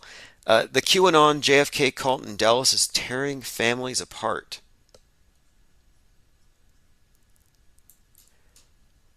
I have a couple more things. The Astro World event. Okay, nobody in the Astro World event died. I can prove that to you right now. Also, I want to mention that Benjamin Crump is involved. Benjamin Crump is the attorney for all of the high-profile cop killings, George Floyd and others. The I Can't Breathe meme was also used with these crushing deaths. The environmentalists are using it, the I Can't Breathe, which is an anagram for a better China, by the way. So, this is all very much indicative of a psyop, just the personalities just surrounding this event in Astro. But check this out. 20 years ago, there was a Pearl Jam concert. It was the Rock Slide. And at the Rock Slide, you had 50,000 people, like you had 50,000 people at this event, Astro World Fest. You had 9 people die at Rock Slide from being crushed. You had 9 people die at Astro World. What's more, this shirt for the Rock Slide Festival 20 years ago had this figure 8 with an eyeball in the middle. And that Pearl Jam shirt looks like the stage from Astro World with the weird CERN portal and the big eye. But what's more, a couple days before the concert, Travis Scott released a video called Escape Plan. And in the video, he's wearing a Pearl Jam shirt. And the Pearl Jam shirt is from the Rock Slide concert 20 years ago that had 50,000 people and 9 died. So you'd have to be an extreme coincidence theorist to think that that event happened as advertised and that it wasn't completely a psychological operation. And I called it out that day. I believe I used the phrase crisis fainters. Crisis fainters. All right, this is a clip I want to play. Writer and broadcaster Edward Curtin looks at CIA document 1035-960, which he says helped to popularize the term conspiracy theorist and its relevance to the COVID-19 debate today. Let me just go back briefly to the JFK issue. So in 1967, the CIA comes out with this memo to their own people and to their people in the journalism world that you have to use this idea of conspiracy theory and conspiracy theorists to denigrate anyone who criticizes the Warren Commission and the U.S. government's. Take that, Snopes. Snopes and Metabunk saying that this isn't true. No, the CIA document 1035-960 helped popularize the term conspiracy theory as a way to attack people who didn't accept the burden of proof for extraordinary claims. And it was after the Kennedy assassination. Now they've advanced it. Now you're not a conspiracy theorist, which might suggest you have a theory. It might suggest that you have an idea. They've replaced that with conspiracist or conspiracist. Okay, conspiracist. I see what you did there. Let's see, let's continue. So many things to cover. Michael Flynn calling for a one religion at an event that's a who's who of the religious right. Now, this guy is so dishonest. They claim they're not part of Q, or that they kind of act like they have plausible deniability, but they don't. In fact, in Vegas at his last event, he was standing in front of two playing cards on the wall. Big blown up playing cards. A queen, Q, and a 7. Well, Q and a 7 is 17. I'm like, okay. And Michael Flynn karaokeed the song We Ain't Gonna Take It, as did the whole Trump family at one of these events. We ain't gonna take it. Significance there, the final Q drop, the last Q drop that was dropped by Q was after the election, and it was a link to the song We Ain't Gonna Take It. So what do you make of that? Of course they're connected to Q. Of course they are insurrectionists, if there is such a thing. And, if there is a movement here that you could describe as an insurrection, it would be this. And Michael Flynn did say in his Reawaken America tour that there needs to be one religion for America. So just a heads up. All right, I want to play a few more video clips, things that I've been assembling lately. Again, if you get on my newsletter, you won't miss anything. Let's see what we have here. I'm going to play, some of this stuff is so surreal. And Joe Biden is such an unbelievable character. Not a joke. Not a joke. Not a joke, folks. Not a joke. Not a joke as well. Tim, where's Tim? Tim, where's Tim? Not a joke. He always sounds so confused. Not a joke. But he'd say he's 58 years old. He says he looks forward to his 58th birthday. And I brought this up earlier. I said the only thing that makes sense to me for Joe Biden to call himself 58 or say he's looking forward to his 58th birthday is if he's speaking for the deep state, which is celebrating its 58th birthday being the death day of JFK, being the birth of the NWO. That's one possible explanation. Or he could be senile. A few of the things I mentioned earlier this year, back in late August, you had Saran, shooter of RFK Jr., and John Hinckley, shooter of Reagan, both being released. So I'm like, what's with these assassins being let loose? Well, just the other day, 2 men were exonerated for the assassination of Malcolm X, just 2 days ago. Well, just a few hours ago, Malcolm X's daughter, Malika, was found dead. And the headline here connects the two. The daughter of civil rights icon Malcolm X was located dead in her home in Brooklyn on Monday, 2 days after 2 men were exonerated for her father's assassination. Probably not a coincidence. Here's another one. It's all such a big cult. Anthony Fauci's relative, Carla Fauci, has a lawyer husband, Jeffrey Roberts. Okay, so Fauci's relative, Carla, is married to an attorney that purchased Ghislaine Maxwell's home. I have an audio clip here. I almost don't want to play it. It's Boris Johnson, UK Prime Minister, and he's making a point about fossil fuels and engines and cars, and he's making engine noises, and I believe what he says is, broom, broom, rar, rar. I'll just play it. This is Boris Johnson, UK Prime Minister. Yeah, that's Boris. It's the green thing, these environmentalists. Something about it. They do get kind of culty, and they see anything, any kind of fossil fuel. They see engines, internal combustion engines, electricity. They see technology as an attack on Mother Earth, and they have to mischaracterize everything. That's why this outer space thing is such an important question. Are we going to go up as as capitalists or communists, because the theory is that global warming is going to be accelerated unless we change everything into a more sustainable way of life. And Bezos and others were talking about moving into a civilization of stasis in order to preserve our habitat long term. So anyway, I just see these greenies going nuts, losing their minds. You got Rick rolling Greta Thunberg, who still looks to me like animatronic avatar for Al Gore. And, by the way, the greenies. Let's say you're a greenie and you believe in saving the world and all this stuff.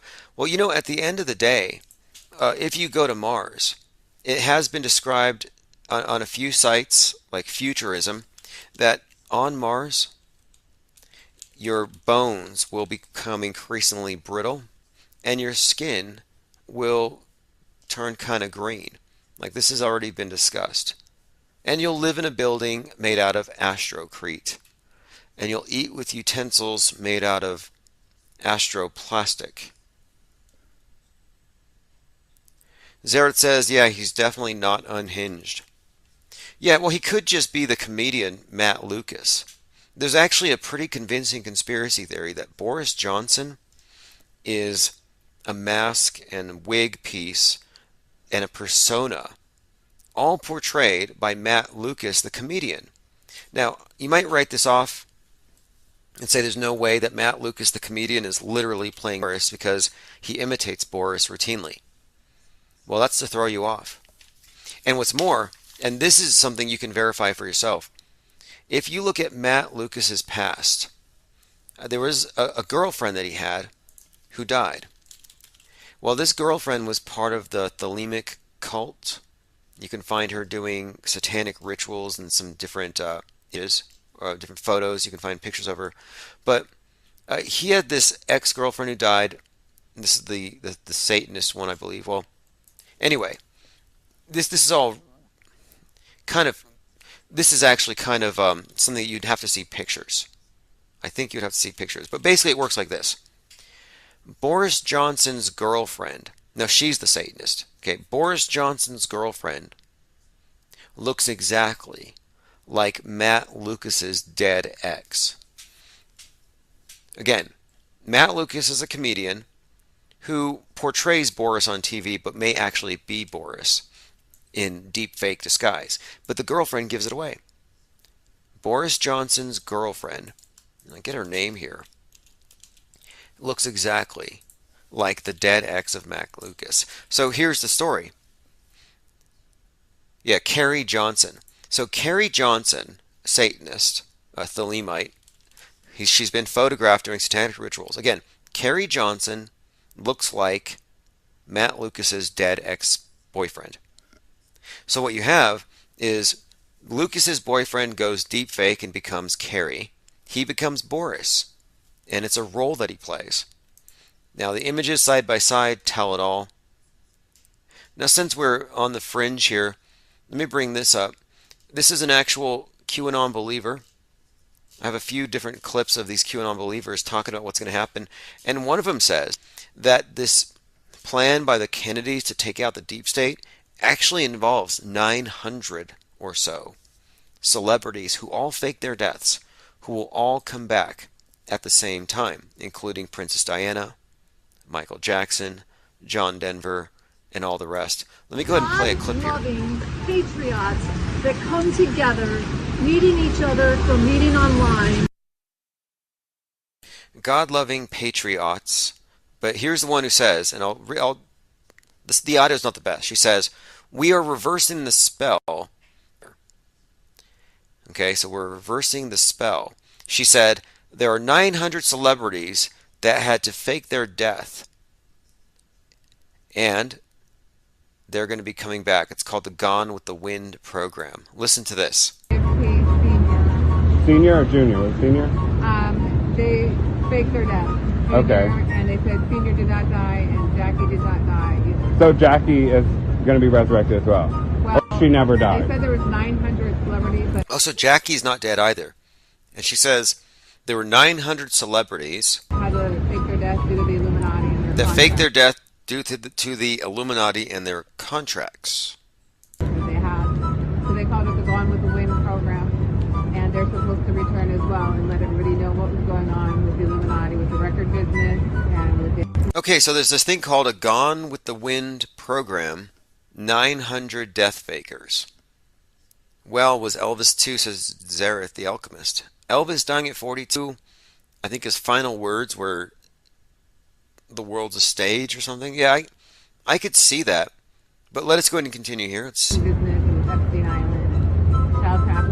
the 900 are going to come back to life, and they're going to reveal everything and, quote, break the spell of what the Illuminati did when they killed JFK, and they will bring in the age of Aquarius.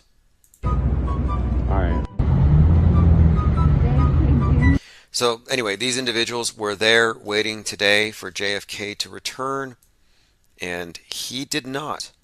Although I heard, I think, is it JFK Jr.'s birthday later this week? Like there may be another opportunity. They didn't show up. They didn't show up at the Rolling Stones concert. Some were even saying, I mean, this is hopium at its worst. They just need anything. They said, hey, Keith Richards looks kind of like a 105-year-old JFK. Yeah, that's him. And Mick Jagger, yeah, that's Michael Jackson in a mask. Elvis is on drums. Aaliyah's one of the backup singers. They had it all figured out. All right, let's go ahead and continue through the notes here. We were talking about The Division coming out in 2022. I've been looking at the iconography of, well, the Nazification of Kyle Rittenhouse's image by the Daily Beast. Whenever they show his face, it's always in red, black, and white, matching all their coverage of neo-Nazis. There's also a few Illuminati playing cards. One looks like the guy that drove his SUV through the crowd. Now, I've looked at it closely. Is it fakeable? Yes, I need to see more footage to know for sure, but it looks real. We'll see. And I'm talking about the individual whose initials were DB. Again, DB42. You find 42 and DB around any racially charged psyop. But here we have it. No evidence that parade crash suspect knew anyone en route or on the route. A couple interesting things about this. This is in Waukesha, Wisconsin. SUV driver plows through a Christmas parade. Okay, a couple of things about this. One, Kyle Rittenhouse gets exonerated. And then in Waukesha, Wisconsin, WW, you have a big tragedy like this. Well, exactly a year prior, Kyle Rittenhouse posted $2 million bail, 11/20. On that date that he posted bail in Mayfair, at the Mayfair Mall, MM, you had a 15-year-old shooting up the mall. So I'm like, that's kind of weird. Was that a real story? Or a fake story? It's like, did Kyle get released and shoot up a mall? Just kind of interesting timing.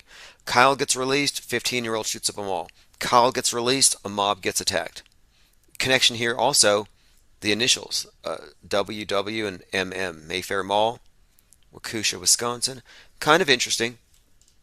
Just the timing of these things stands out to me as suspect. And then what's more, there is another Kyle Rittenhouse. So Kyle's in the news. Everybody's searching. Let's find, what's going on with Kyle. He's trending. Listen to this article here. Kyle Rittenhouse arrested on child porn charges. So anybody that hated Kyle had an excuse here to rip on him indirectly. It says here, a Florida man, Kyle Rittenhouse, was arrested for soliciting nude images and possessing this stuff. So a 24-year-old named Kyle Rittenhouse happens to get arrested for solicitation and possession of child porn. And this happens on the 19th while Kyle's in court. And it's very ambiguous in the wording, and it's like, wait a minute here. What was this? An SEO grab? Was this defamation or slander? This is kind of what it looks like. It looks like fake news. Like thispersondoesnotexist.com. That's what it looks like to me. Looks like the person does not exist, and that was probably, kind of a hit piece. Script deconstruction here says Zareth the Alchemist. Oh, here's another one. God, there's so many things we can go through. Well, we've already talked about Kyle of Kenosha having the same birth date as Greta Thunberg. To me, that's more than a glitch in a matrix. That shows you, I think, that these characters have their lives and their trajectories plotted out years and years in advance. And this is also underscored by what I said earlier about the fact, not conspiracy theory, the fact that Gabby Petito was in a post-Sandy Hook video. But yes, January the 3rd, 2003 was the birth date of Kyle Rittenhouse. January the 3rd, 2003 is the birth date of Greta Thunberg. What a coincidence. You couldn't have a more polarized couple, left and right.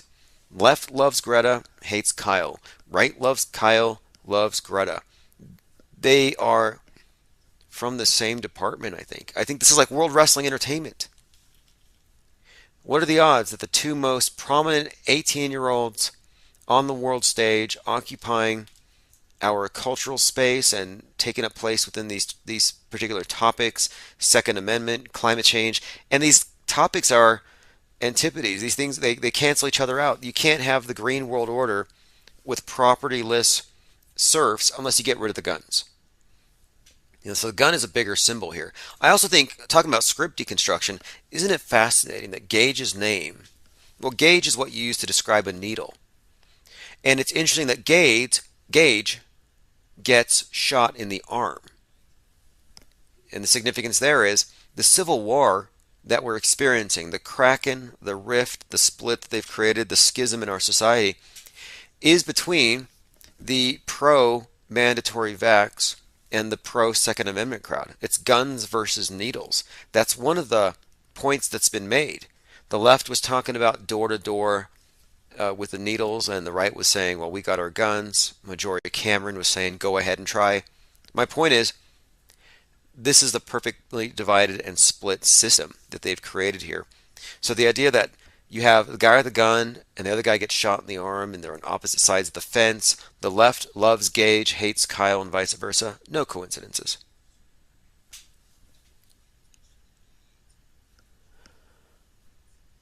All right, let's see what else we have to continue through here. Oh, yes, we're talking about the symbol of the spear. And this is METASCRIPT deconstruction. So at the beginning of the year, on 1/6/2021, you had the QAnon shaman, Q sent me, and he's got a big spear. And even though he's armed with a spear, the guards at the Capitol don't shoot him. Like, you tell me that you could walk into your state capitol with a knife on a stick and not get shot. So there's a spear-Q connection. Fast forward to August 9th, anniversary of the Manson killings. You have Matthew Coleman spear his child 17 times. Spear. Q sent him. He said, Q made me do it. Why? He said his children had serpent DNA.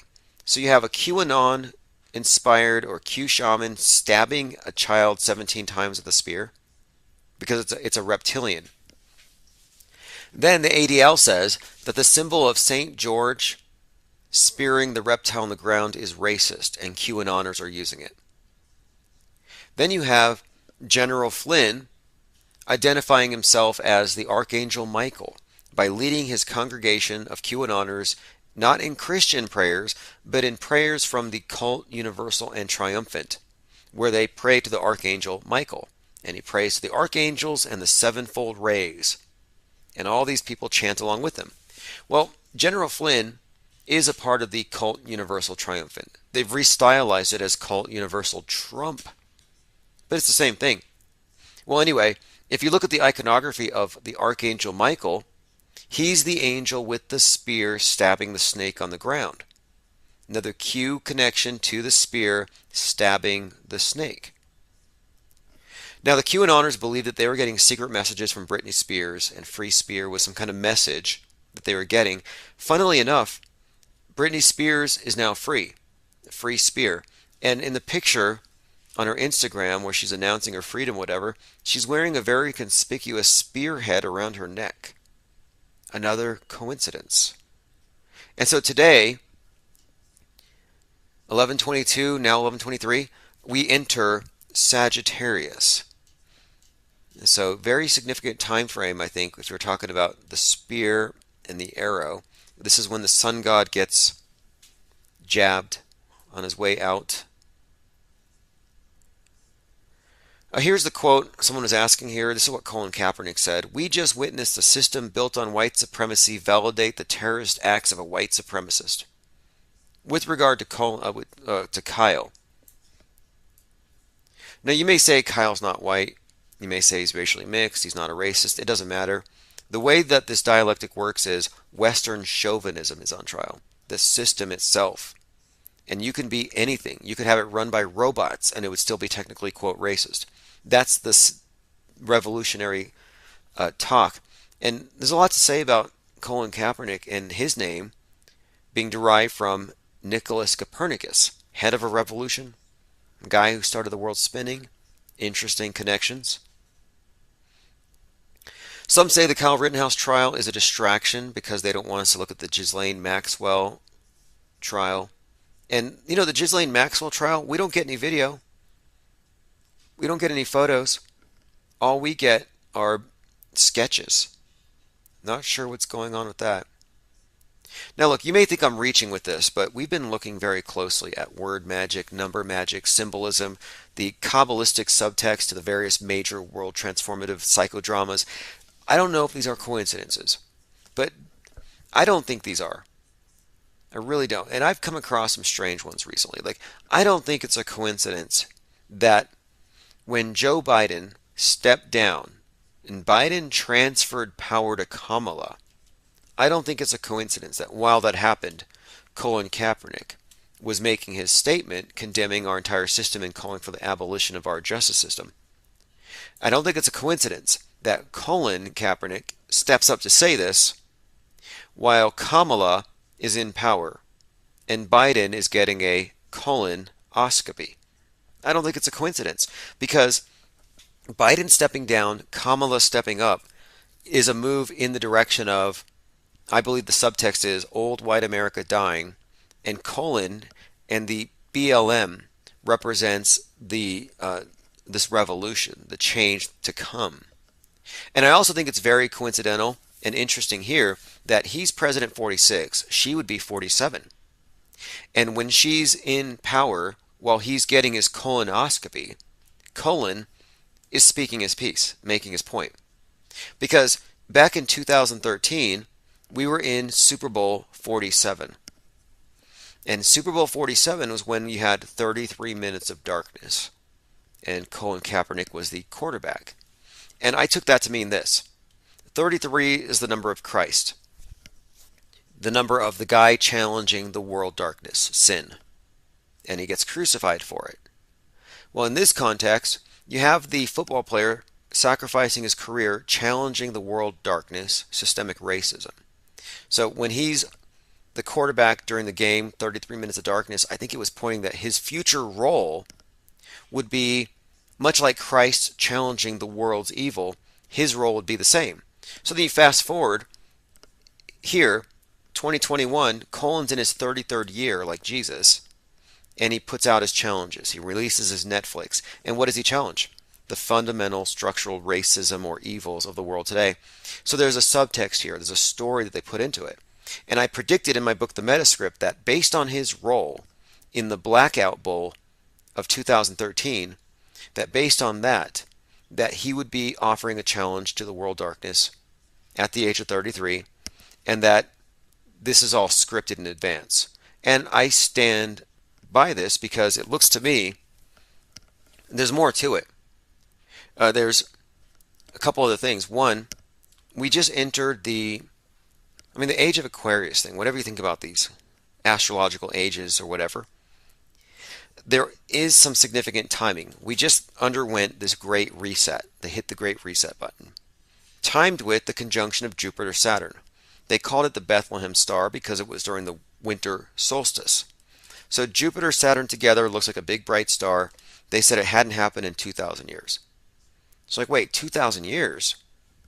2,000 years ago was Jesus. That's our calendar going to zero. That's the reset. So it kind of pointed at, wait, another reset?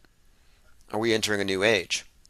And the last time we had a Jupiter-Saturn conjunction, it was actually 400 years ago, but it wasn't on Christmas. But this was when the first African slaves arrived via transatlantic slave trade, if you believe all that conventional history. So this corresponds to Kaepernick's advocacy for the 1619 Project, which is part of this revolution, which is we have to push our concept of when America started back. Not 1776, a bunch of rich landowners, but push it back to 1619, 400 years ago, the year of the last Great Conjunction. So the Great Conjunction ties into both the Big Reset, starting over at zero, and the 1619 Project, which is, again, part of CRT and this redefining of everything. And again, Nicholas Copernicus took the world out of the center of everything. Nicholas Copernicus, the name Nicholas, you get colon, Copernicus, Kaepernick. Colon Kaepernick and BLM, this revolution is to depose Western chauvinism from the center of the world. So there's a story here that's unfolding, if you ask me. You can read it at the metascript.com.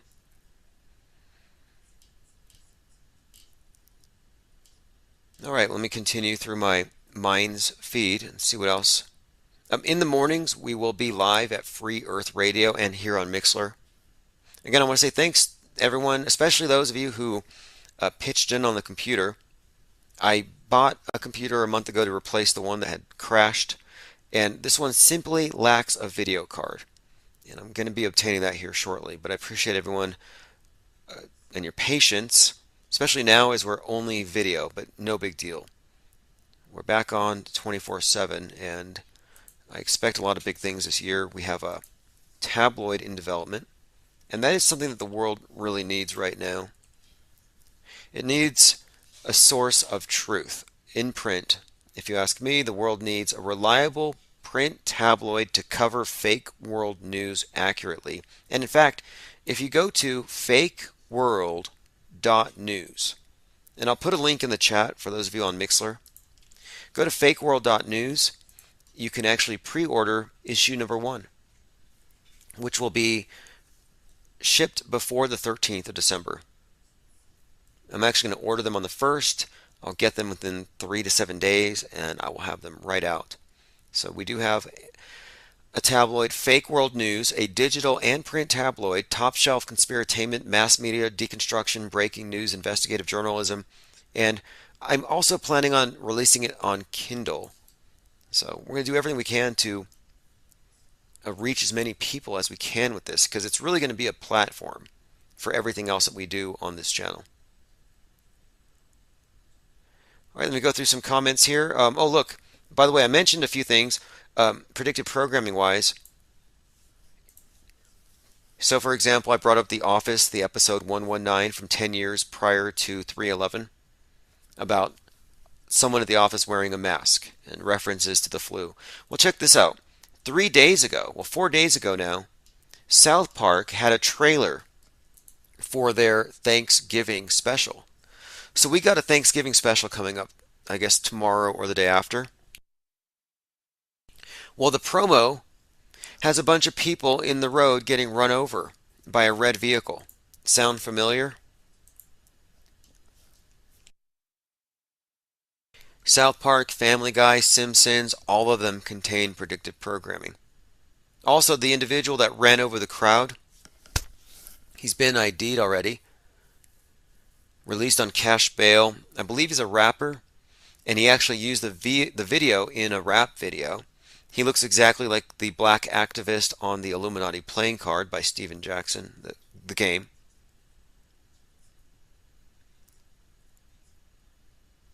Okay, we talked about the melting down of Boris Johnson, who might be Matt Lucas in disguise. Malcolm X's daughter, Malika Shabazz, found dead in her New York City home just days after the two men were exonerated for her father's assassination. I broke the news that flat earther Antonio Superat's unconfirmed report, but that he is dead. We'll find out here very soon. He's mostly known for being the abuser of Behind the Curve star Patty Steer. Terrible story, but you can look it up. Commenter says, "Thank you, Tim. I'm sending you a card for Christmas. Is that address on that page still right?" More than likely it is. I appreciate that very much. And also, I want to say thanks to Echo Charlie. I'll be having breakfast at the Cracker Barrel tomorrow, thanks to a gift card that was sent my way. Everything really does help, because this is it's kind of a shoestring operation, because even though we have good numbers and our number of subscribers and listeners is always climbing, we're actually facing a lot of, I won't say censorship, but we do get 86 from every platform. We've been kicked off YouTube 100 plus times. I've sued YouTube, but it's because of what we do and because we refuse to compromise. I refuse to compromise on our analysis, the fruit of our collective research here, because some snowflake somewhere might melt if they hear it. It's like, if this offends you, go watch CNN.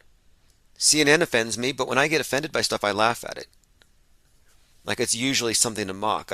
I'm not that sensitive, but if you are, nobody's forcing you, to subject yourself. Like if the world was sane, YouTube would have the system where if something offends you, you hit the flag button and it gets deleted from your account. You will never see anything like that. Like you can self-censor, exclude yourself. But no, the snowflakes want the power to get rid of ideas that they find offensive. Like, why are the snowflakes so powerful? They shouldn't have any power in this thing. But anyway, that's one of the reasons why we've had to find other means to keep this channel going. And so the tabloid is probably the best thing that we've come up with yet. And not only that, but it's going to allow us to preserve content that would otherwise be censored or burned.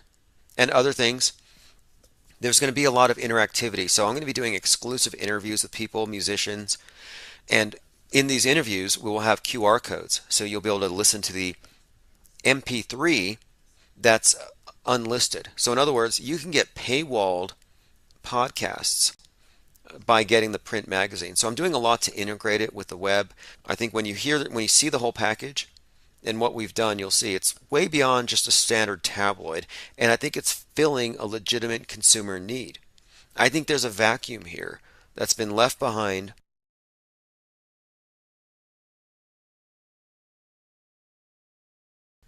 for a few reasons, having to do with the economics of print media, but there's a new opportunity here, and there's a vacuum, and you'll see we're going to fill it.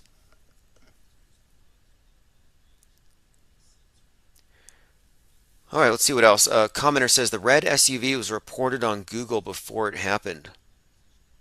Yeah, I have to say this. It looks real, sounds real, seems real, but what doesn't? Movies all pass that same litmus test. So it's not enough to seem real or look real. The video is not evidence. There needs to be more. And can you fake a scene? Well, 9/11 was simply the insertion of a couple CGI clips of planes onto an actual demolition. And we don't even know how much of what you saw on TV was from the actual demolition, because handheld cameras show no planes. Witnesses on the scene that weren't brought to you by the news didn't see any planes. They saw bombs. But my point is, they can digitally insert an airplane into a scene, and now it's real. So it's not beyond the PSYOP entertainment complex whatsoever to fake a van, insert a scene, have some crisis actors going through a crowd. That's easy. So no, it doesn't pass. I can't just say it's fake. I mean, it's an extraordinary claim, but the timing of it, everything about it just seems kind of hoaxy, but we'll see. And since it is an extraordinary claim, and because it is timed with Rittenhouse's release and an event from 1 year prior, I'm in the camp of fake until proven real. And look, there was someone doing I think it was I'll have to get this video because it's this great piece, this really great breakdown of Astro World event where this individual actually went through the different names of the victims and he called around to all of the morgues or whatever, and he couldn't find evidence for any of these people actually having died. So I'm like, okay, well somehow they're skipping the morgues. How does that work? I guess they just go straight to Crisis Actor Island? Is that what it is? All right, everyone, this has been great. We're going to be live tomorrow morning at 10 a.m. or 11 a.m., 11 a.m. Mountain Time, possibly earlier. I'm working to replace the video card, so that will be up here very soon.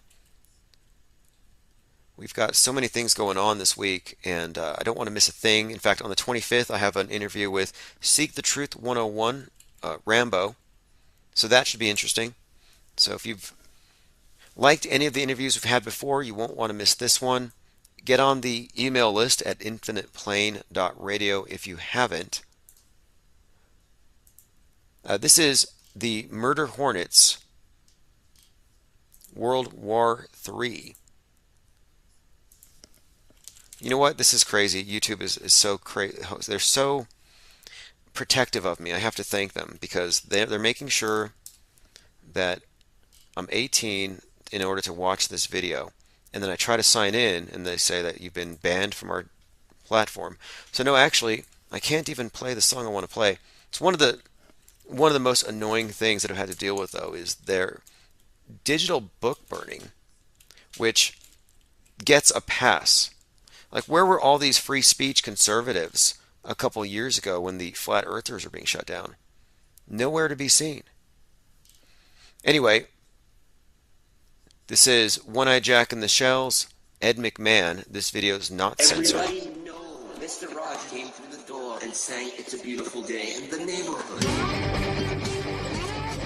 And after this, I'll be briefly turning off the stream and turning it back on so I can catalog what we just recorded here.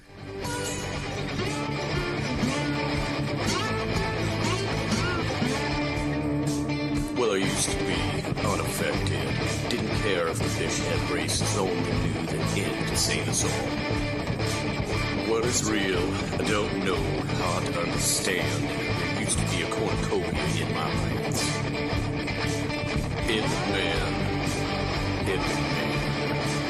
Shift us to the new timeline. Ed McMahon. Bring me a giant check when it's time.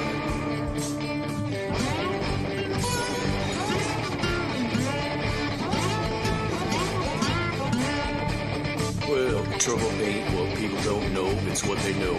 That ain't so, said the OG Cress's acting honorable man. It's a miracle, it's true. I know my memories ain't no fool. I seen the Chinese dude get mowed down by the tank. Seen it on TV. Billy Bates and Smiley and a double bind that got your mind in. And a tasty cup of noodles for your soul.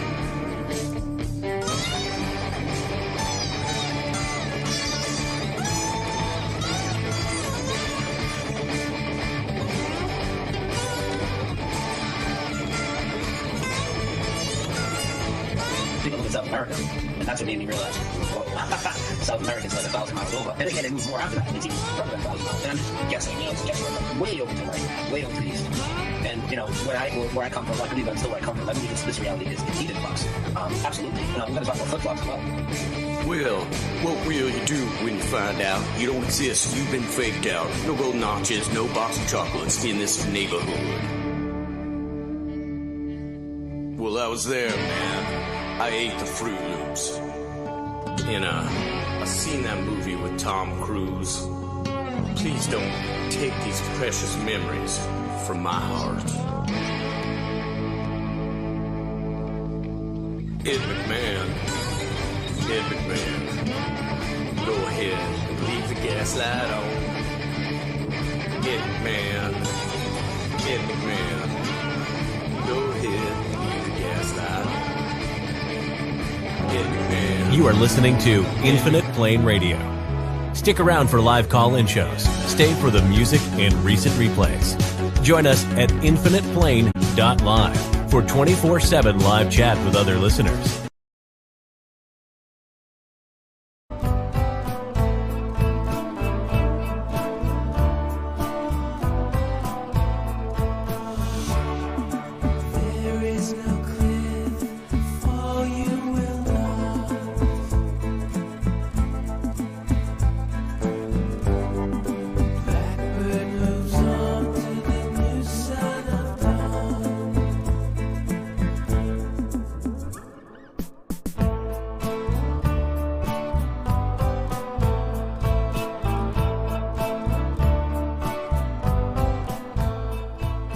Okay, thank you for joining. It is Infinite Plane Sunday for May 2nd, 2021.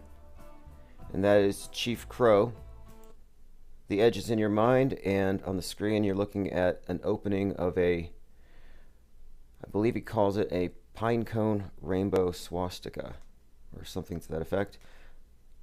More East Coast listeners, I've noticed right now, because we're earlier, that's going to be the normal thing for weekends if I can arrange it, where Sundays or Saturdays or both will be live at this time. There's a lot going on. New equipment arriving probably tomorrow or the next day for South Pole. So our studio is set up. We're going back into full production, weekly South Pole. For those of you who are there for the first part of season 1, from basically like November to January, we're going to pick up where we left off with something of a finale, which I think everyone will appreciate. Okay, topic today, Chinese space junk falling down. You heard it here first, helmets. You'll have helmet Karens. You'll have people crying the sky is falling. So you thought the mask was bad enough, we'll wait until they mandate helmets, and it's going to happen because the same experts are going to say so. Well, just yesterday, a huge rocket from China's space station launch fell, and apparently it's going to land somewhere in an inhabited area. Let me go to that article first. So the rocket is called a Long March. That alone is interesting in the context of, I consider the space program to be a Trojan horse for world communism, and the long march through the institutions that the communists said it would take to subvert the Western mind, I believe has been achieved through the space program magic show. It says a Chinese rocket stage could fall to Earth totally uncontrolled in the next few days. Uncontrolled deorbits can rain heavy chunks of rocket on populated areas. It says the enormous rocket body is shooting around the planet out of control and will fall back on the Earth within a few days. And I've been looking at the comments on various videos and news articles about this, and a lot of people, the same ones who think that China caused the pandemic, are the ones, they're going to say China's doing this on purpose. So it's a 21-ton object. It's the core stage of the Long March 5B rocket launched on Wednesday, because they're making their own space station. How convenient, right? Their space station goes up. Russia abandons our station. It seems like something's being set up. But it says, instead of falling into a pre-designated spot in the ocean, as is common for discarded rockets, it's circling the planet uncontrolled. So those of you who know about the fakeness of, orbit, know this is a hoax, but it doesn't matter. The masses believe it. So generally, they deposit their space junk and dead satellites in a place called the Pole of Inaccessibility, which is probably the place is fascinating in itself, but that's where they generally do it, which is fascinating for a few reasons. One, it's the place that Jules Verne pinpointed as Point Nemo for the 20,000 Leagues Under the Sea. It's the point where H.P. Lovecraft said the elder gods crash landed. So it has this crossover between science fiction, kind of horror science fiction, and NASA calls it the satellite cemetery.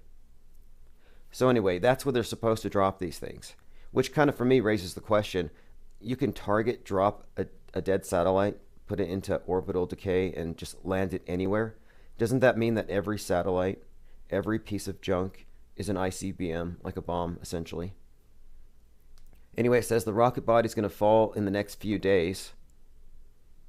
It says since 1990, nothing over 10 tons has been deliberately left to reorbit, or rather left in orbit to re-enter uncontrolled. So the problem with this, in my view, is like, okay, so you've got the Earth, which is just a little fragile blue ball, like an egg. You don't want to crack. It's like fragile.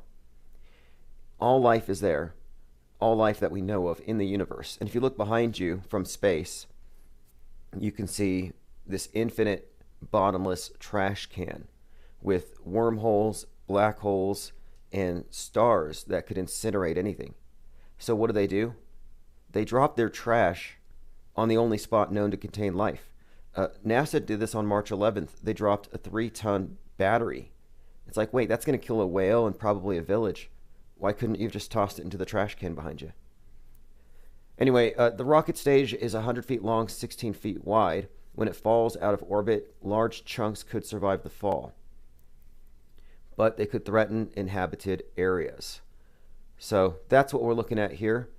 Now, let me go ahead and show you the response from an auto believer. So I'm one you would consider to be an auto hoaxer. I'm considering it to be fake until proven real when it comes to an extraordinary claim, and this would constitute an extraordinary claim. But now here's someone, a TikToker, which tells you everything. This guy on TikToker is warning you about the sky falling. Just ignore him when he fixes his hair. I got a bit of bad news for you, some bad outer space news. It's kind of important. This week, China launched a rocket for its space station, and that went great. The rocket is successfully in orbit. But the launcher, which is the size of a 10-story building, accidentally also went into orbit and is descending back to Earth, and no one knows where it's going to crash or what it's going to crash into.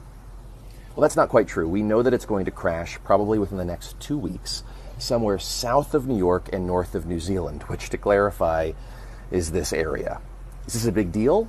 So the map he shows is basically anywhere where there's people. So the penguins are safe, but Canadians kind of look safe. But anyway, this is someone who believes it's real. So the sky is falling. A few more seconds here. Yeah, kinda. The launcher weighs about 21 metric tons. That's a lot. That's very large. Nothing has fallen to Earth of that size in our lifetimes. So, yeah, this could be a big deal. So maybe for the next couple of weeks, if you live within that danger area, which you probably do, keep an eye on the sky. Keep an eye on the sky, and then when NASA says put on a helmet, you're going to put on a helmet. Romulus says Chinese are lousy at faking. Okay, now let's now check this out. A couple of things. One, so the space junk thing has been really, I think, accelerated this year, and it all ties in to some very interesting predictive programming. There's a few movies that tell you a lot about what's to come and that predicted 2021, the sky falling, one of them being Donnie Darko. Now, without getting into that, though, we were already prepared for this because there was a thing in 2019 called the fictional event. And the fictional event was NASA working with FEMA to simulate falling objects. And this, 1 year later, almost to the day, was followed by a piece of Chinese space junk almost landing in New York. So we almost had a space 9/11. Infinite Plane Radio, are you helmeted up for the space junk? Oh, that's actually quite the hilarity, Tim. So, yeah, I just got to that article. It was on Disclosed TV, if I recall correctly. And no, I mean, yeah, China's going to hop into that new fad. I've noticed that they themselves are more or less almost like the perfect class to believe just about anything and go with just about anything. So really, I mean, it's very fictitious in that sense. Well, they prepared us. They have been preparing us with TV shows, predictive programming, and then Musk did that little bit of a light display when he did the space junk over the West Coast last month. So people believe it's real now, and all we need is an event. And I think this is it. Yeah, it could be it. I mean, this could be the next ISS possibly. But, I mean, either way, I mean, this is just a new way to get the Karens to not just mask up, not just vax up, but also helmet up. Now they'll just look like the TV trope that was the mentally challenged persona, you know, where they wear the bike helmets and they just look stupid in them either way. Exactly. And that's the whole point, you see, because, like, you know, the mask is the new, it's the new dunce cap in a way, but all of it's walking us towards something. So between the protective posture the helmet and the breathing apparatus, the filter and everything, you're in a spacesuit. They're getting us ready for the space age, and this is how it works. And I think you're going to see it. I think we're going to see people helmeting up. They sold Kevlar backpacks after Parkland. So, yes, I want to get into that business, I think, of, I don't know, maybe like Kevlar umbrellas. Like, what kind of stuff are people going to fall for? Well, I mean, if you're really into it, I mean, just a little bit of well, not really advice, but just a little bit of suggestion. So you could actually start with, say, carbon fiber looking outfits. I mean, maybe start with a little bit of gloves. I mean, make it a little bit vesty like. Maybe a little bit of vest in themselves. I mean, I don't know. They may as well just start wearing Kevlar vests, the whole entire SWAT and anti-terrorist outfit. I mean, hey, I mean, maybe you could persuade people into getting arms one day, but I mean, that's still a little far. But other than that, I mean, maybe a little bit of Kevlar mix, carbon fiber, titanium. I mean, just to make it more punzy. But yeah, I mean, no, the average person really they'll buy anything just to dodge these acclaimed fads. I mean, we basically went from war on terror, war on drugs, which respectively we had to fear a bunch of Mujahideen Muslim, which Al-Qaeda means the satellite, and then the second part being we had to fear a bunch of narco cartels that the United States through Operation Fast and Furious aided. And then right now we're still in the middle of the Vaxageddon, and we're still in the middle of the mask-demic. And yeah, I mean, in the future, there will be big, deep, dark space. I mean, look, if Bill Gates is going to block the sun, I mean, just make the whole sky set black. I mean, that's basically all he needs just to accomplish a space age. Oh, yeah. I mean, look, if he can literally darken the sky or tint it red, they can convince the next generation that they're on Mars and they were born on Mars. That's how much control seemingly, they're almost godlike at this point if they can do this type of stuff and get people to believe it. And it's working. So what do you think about the fact that this piece of space junk is from China? Isn't that kind of interesting? Because I see the same kind of rhetoric where it's like Wuhan was not an accident, and now they're saying this is not an accident. So whatever happens, you can see this makes China into like an aggressor in the eyes of mostly the right. Hey, I mean, after all, I mean, the same club in charge that gave us basically the war on so-and-so is the same club that's giving us China. I mean, they're giving us China, propping them up, making them look really, really all that in a bag of chips. But I mean, let's face it. I mean, it's going to be the new fad, but it's not really there yet. But because of the whole Samsung, the Korean company having so-called space junk, because of that one Indonesian dude that worked at the morgue got rich, basically because the whole industrial complex keeps shooting out petrified wood, selling it as an asteroid. Unfortunately, yes, it seems all too persuasive towards the auto believer, towards these space atheist junkies. And yeah, quite frankly, no, it's going to go through, and yeah, we're going to have to, the only choice we have is basically to just look from outside and critique it. Well, one final point on this, I would say, is that von Braun talked about the world threats that would be used to consolidate a world government in the future, one of them being weather, climate change, alien invasion. But he mentioned asteroids, which at the time I thought was laughable, because how can you predict that? You can't. But you can create it, which they can do, and they have been doing lately. And it doesn't have to be asteroids, it can be space junk. And now I'm starting to think that many of the recent space junk sightings or even UFO sightings, they might start saying those were Chinese spies or something, spy satellites. So I think they set the stage for Star Wars. And if something falls in the right place, it will go down. Actually, yes, Napoleon Wilson does detail this a lot. I mean, he always keeps saying that a lot of this reality is being directed by George Lucas, in a sense that, yes, there's so many of these international space station commodities. I mean, the European space station, and then you get China into the mix, and now actually, you also get India into the mix. I just got to your post, so like the video with the Indian guy, I mean, he really does fail to realize that no, actually, space origins have always been based on the cultic, the obelisks, and just matters such as that. But yeah, I mean, it's possible part of our reality is directed by Lucas in that sense. Yeah, in fact, after this call, I'll get into that. I'm going to play that clip because for people who aren't up on that, I came across a researcher in India who has recognized all of the fertility symbolism inherent within the Indian space program, and that's a topic in itself. Very, very fascinating that someone else arrived at that conclusion. But anyway, are you in one of the areas that might be hit by the space junk? I mean, I don't know. I mean, I guess you could say they could hit Southern California, but I mean, let's. They haven't exactly done that. That's just the thing. They haven't really. The best that's ever tried to fall here was a missile that happened like years ago. That's the best that ever be done. Awesome. Well, hey, I'm going to cover the rest. I'm going to go into that documentary with the, I guess we would call him, is he an anthropologist or anyway, this individual archaeologist. He's looking into artifacts and he's found what he believes to be indicators of an ancient space program. I'm going to pull that video up. Thanks for reminding me about it. Hey, no problem. All right, talk soon. All right, look, I'm going to go play a clip here. Let me give you a background on this. This is an interesting little thing that I found yesterday. This is a YouTube channel by the name of Praveen Mohan. I'll give you a link. More than 1 million subs. Great channel. The video is called India's Secret Space Travel Mission. Is it based on ancient technology? So generally, this is the type of stuff I ignore, ancient alien stuff. However, this individual has arrived at some very interesting conclusions where he has taken the modern space program and correlated it with some ancient symbolism in a way that we have when we've correlated the rocket with the obelisk.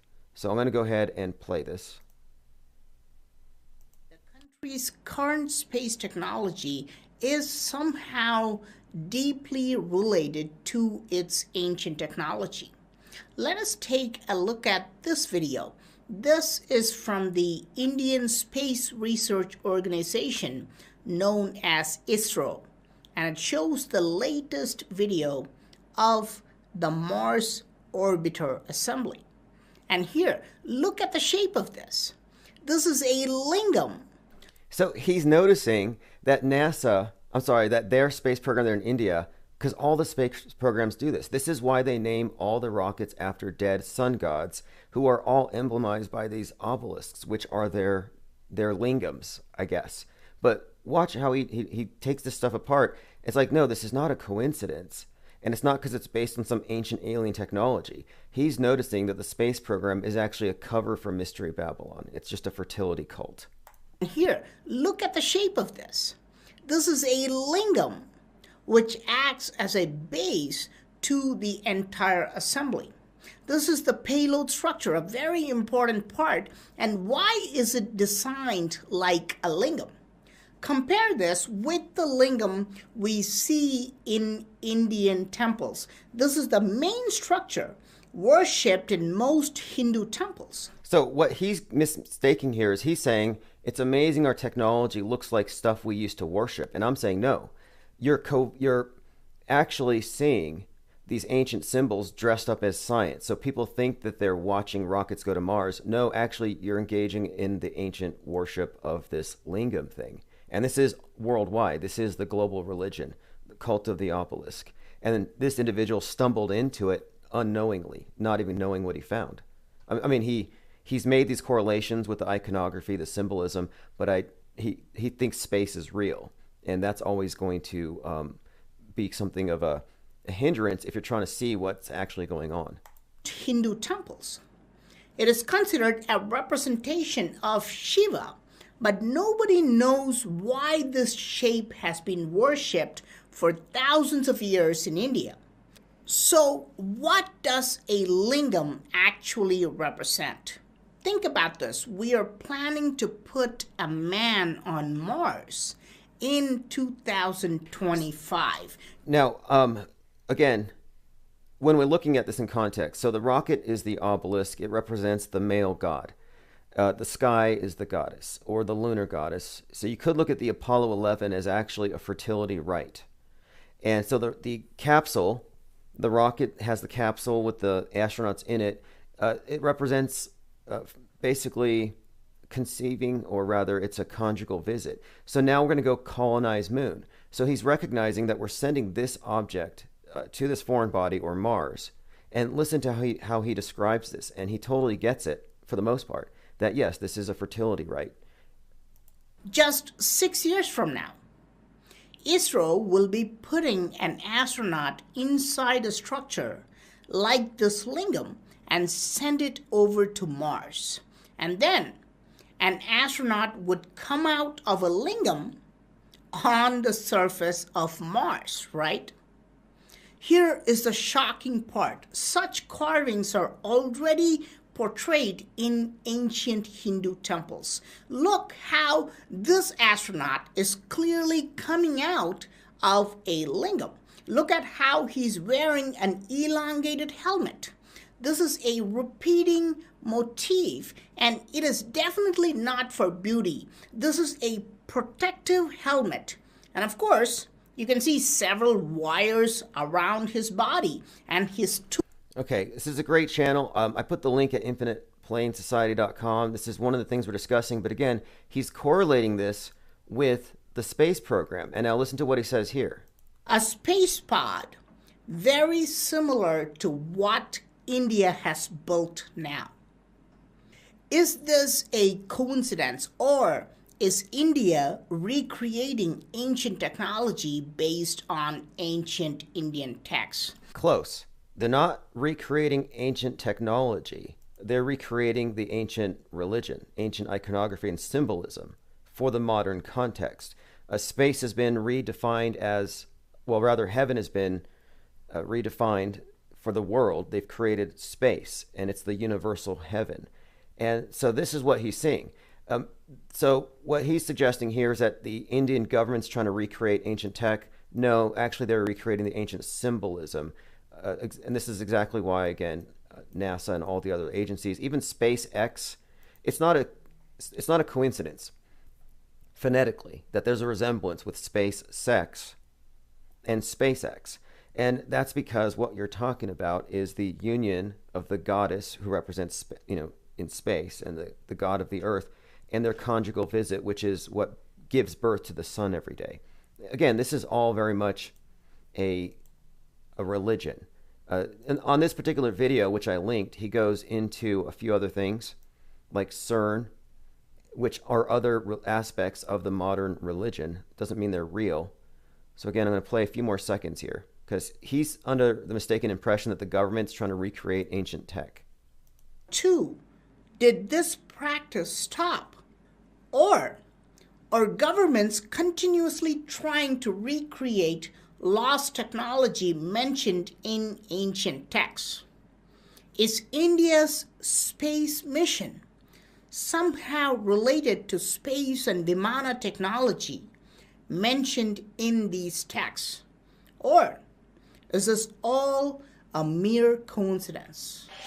Third option, but very close. Third option. They're recreating it because this is, again, the cult of the obelisk, and they got the entire world to bow before this thing. All right, so let's move on. Astronauts right now are training.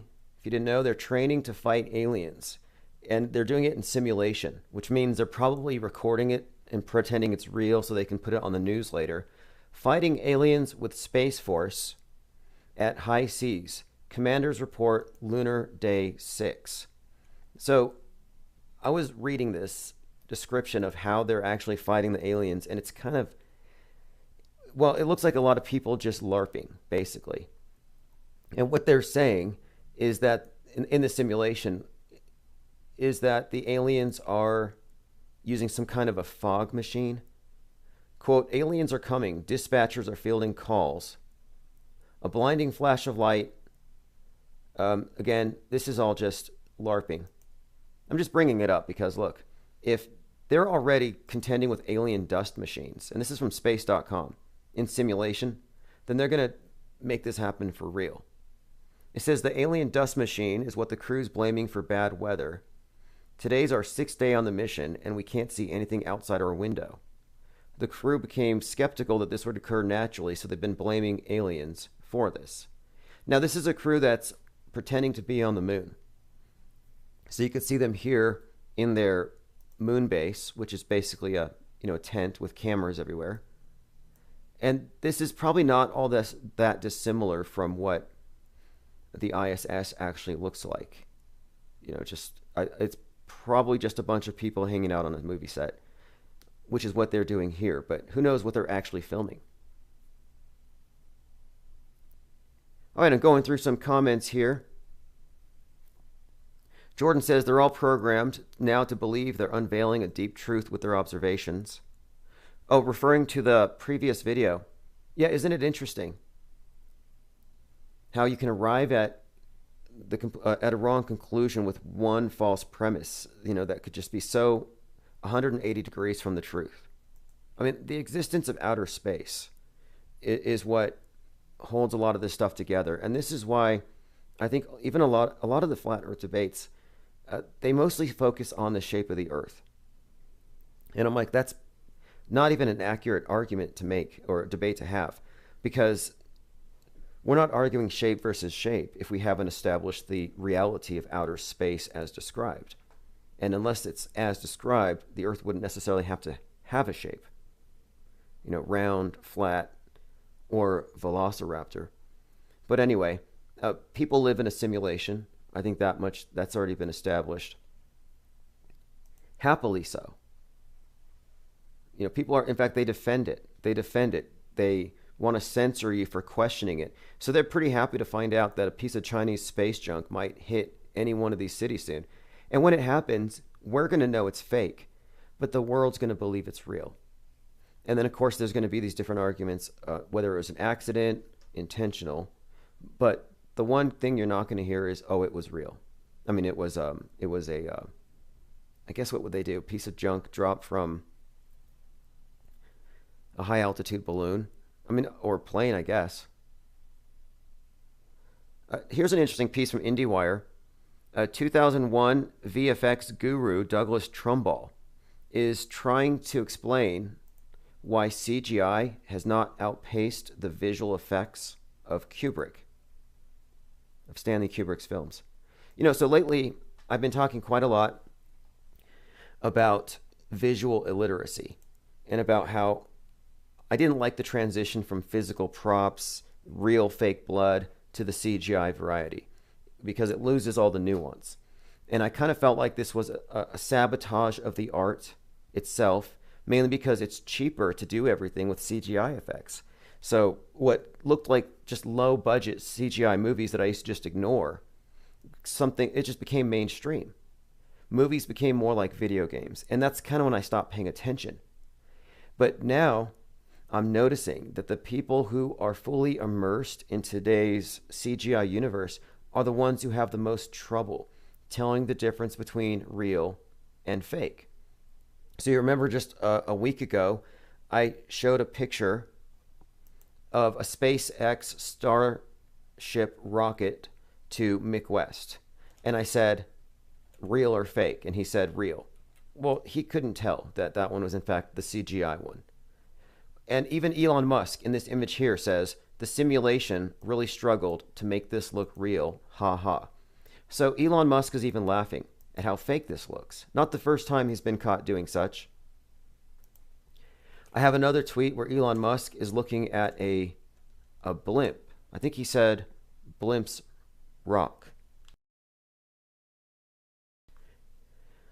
When he posted a picture, I put it side by side with the photo of his rocket, just so people could see that there is a very distinct difference here. I mean, these are not in the same universe.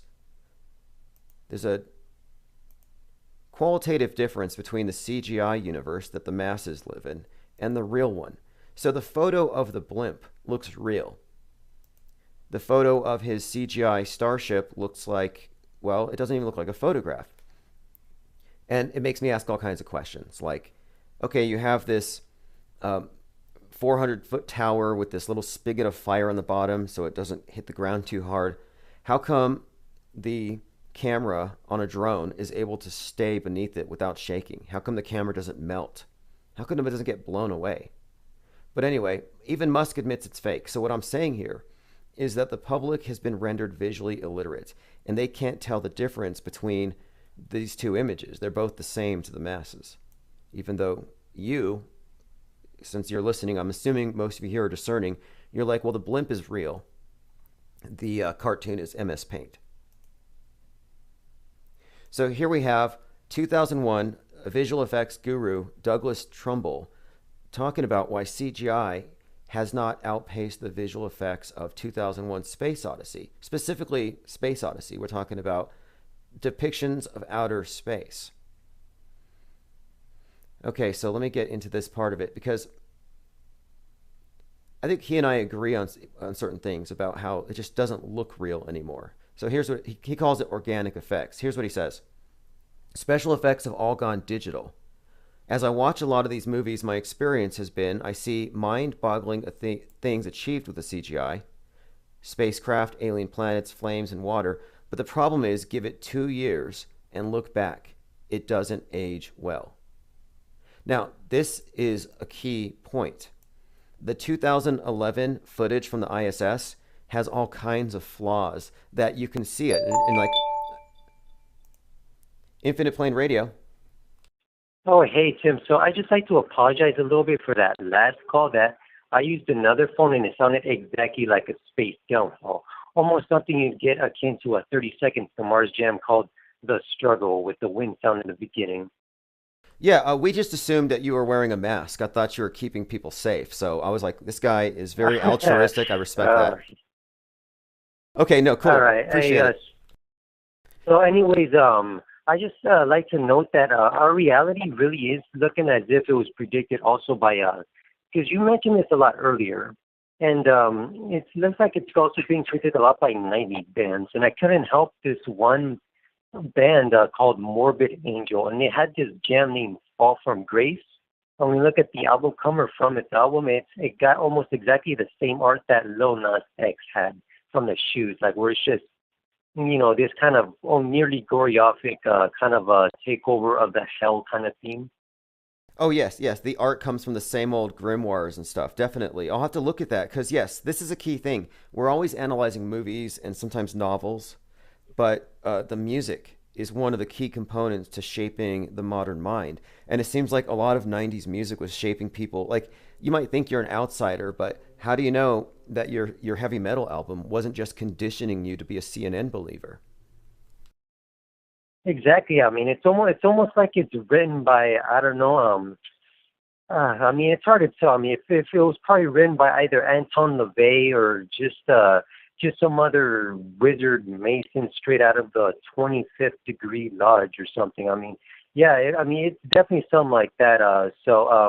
Yeah, I just wanted to put that up from there. I mean, I'm not sure if you'd like to mention more about the space fraudery, because I don't know, a lot of this auto believers that is really getting to know more and more through these just the whole stars thing and that the virtual reality. Yeah, that's exactly what it is. I mean, I ended up buying actually a few of those like 3 years back, and while they were okay, unfortunately, I mean, let's face it. I mean, there's got to be a point where actual virtual reality users have to tell the difference. I mean, there's got to be a breaking point of some sort, because the way SpaceX does some of their models, it's either blurry or when you notice that it launches up, like it just looks a little bit like CGI, and it always has some little animation playing with you, like the falling man, and that's something to actually take very note of. I mean, at some point they just got to lay away from it.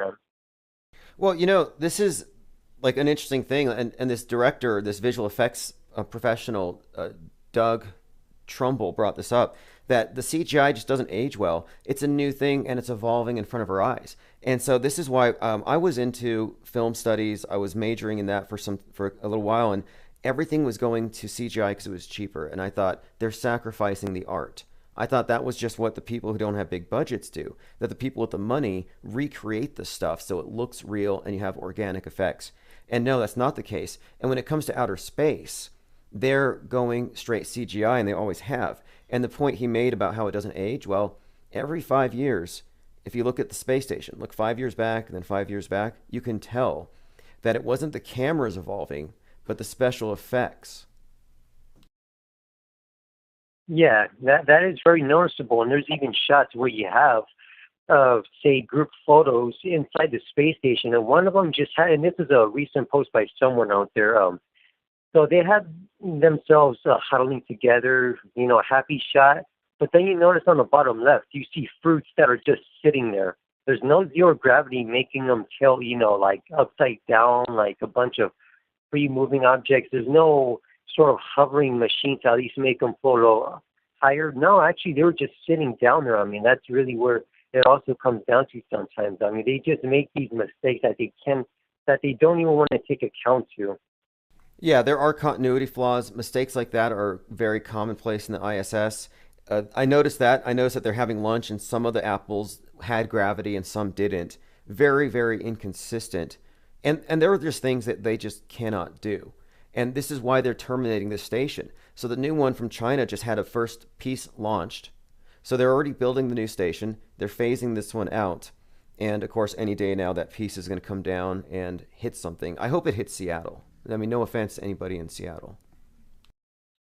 Well, I mean, after all, the 11.3.311 thing did get Seattle real good. I mean, remember that release, the Kraken thing? I mean, that was so notable. I mean, their programming with the Kraken really hit 311. I think another maximum before the actual 311. I mean, that's very notable as well.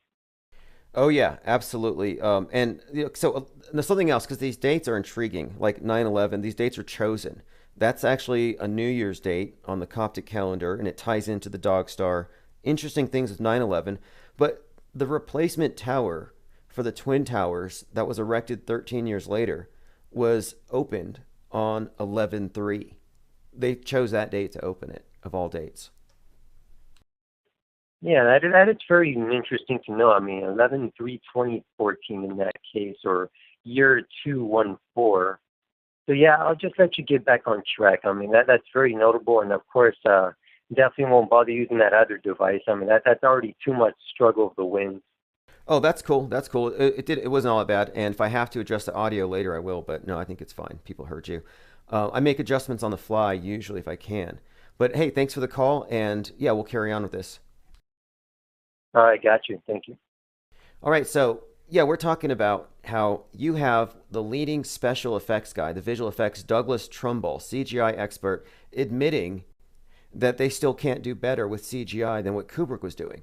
And he says the problem is if you give any kind of your CGI a look again in a few years, it doesn't age well. It doesn't. I find it to be hilarious. Like when I'm looking at the ISS and all the fraud, I'm not mad. We're actually laughing at it. It's like Mystery Science Theater 3000. We're a captive audience forced by some evil entity to watch bad science fiction. What are we supposed to do? But now here's what he says. The new stuff does get better every day, but I look back at the things we've done with miniatures, and they have aged beautifully. They look as good today as they did then. They still look credible, even though they were made 50 years ago. So making miniatures using models, doesn't have to be miniatures necessarily, but using any kind of a model, a physical prop, is going to age better than some CGI simulation. He says, this is what I call, quote, organic effects. Miniatures, liquids, fluid dynamics, beautiful stuff.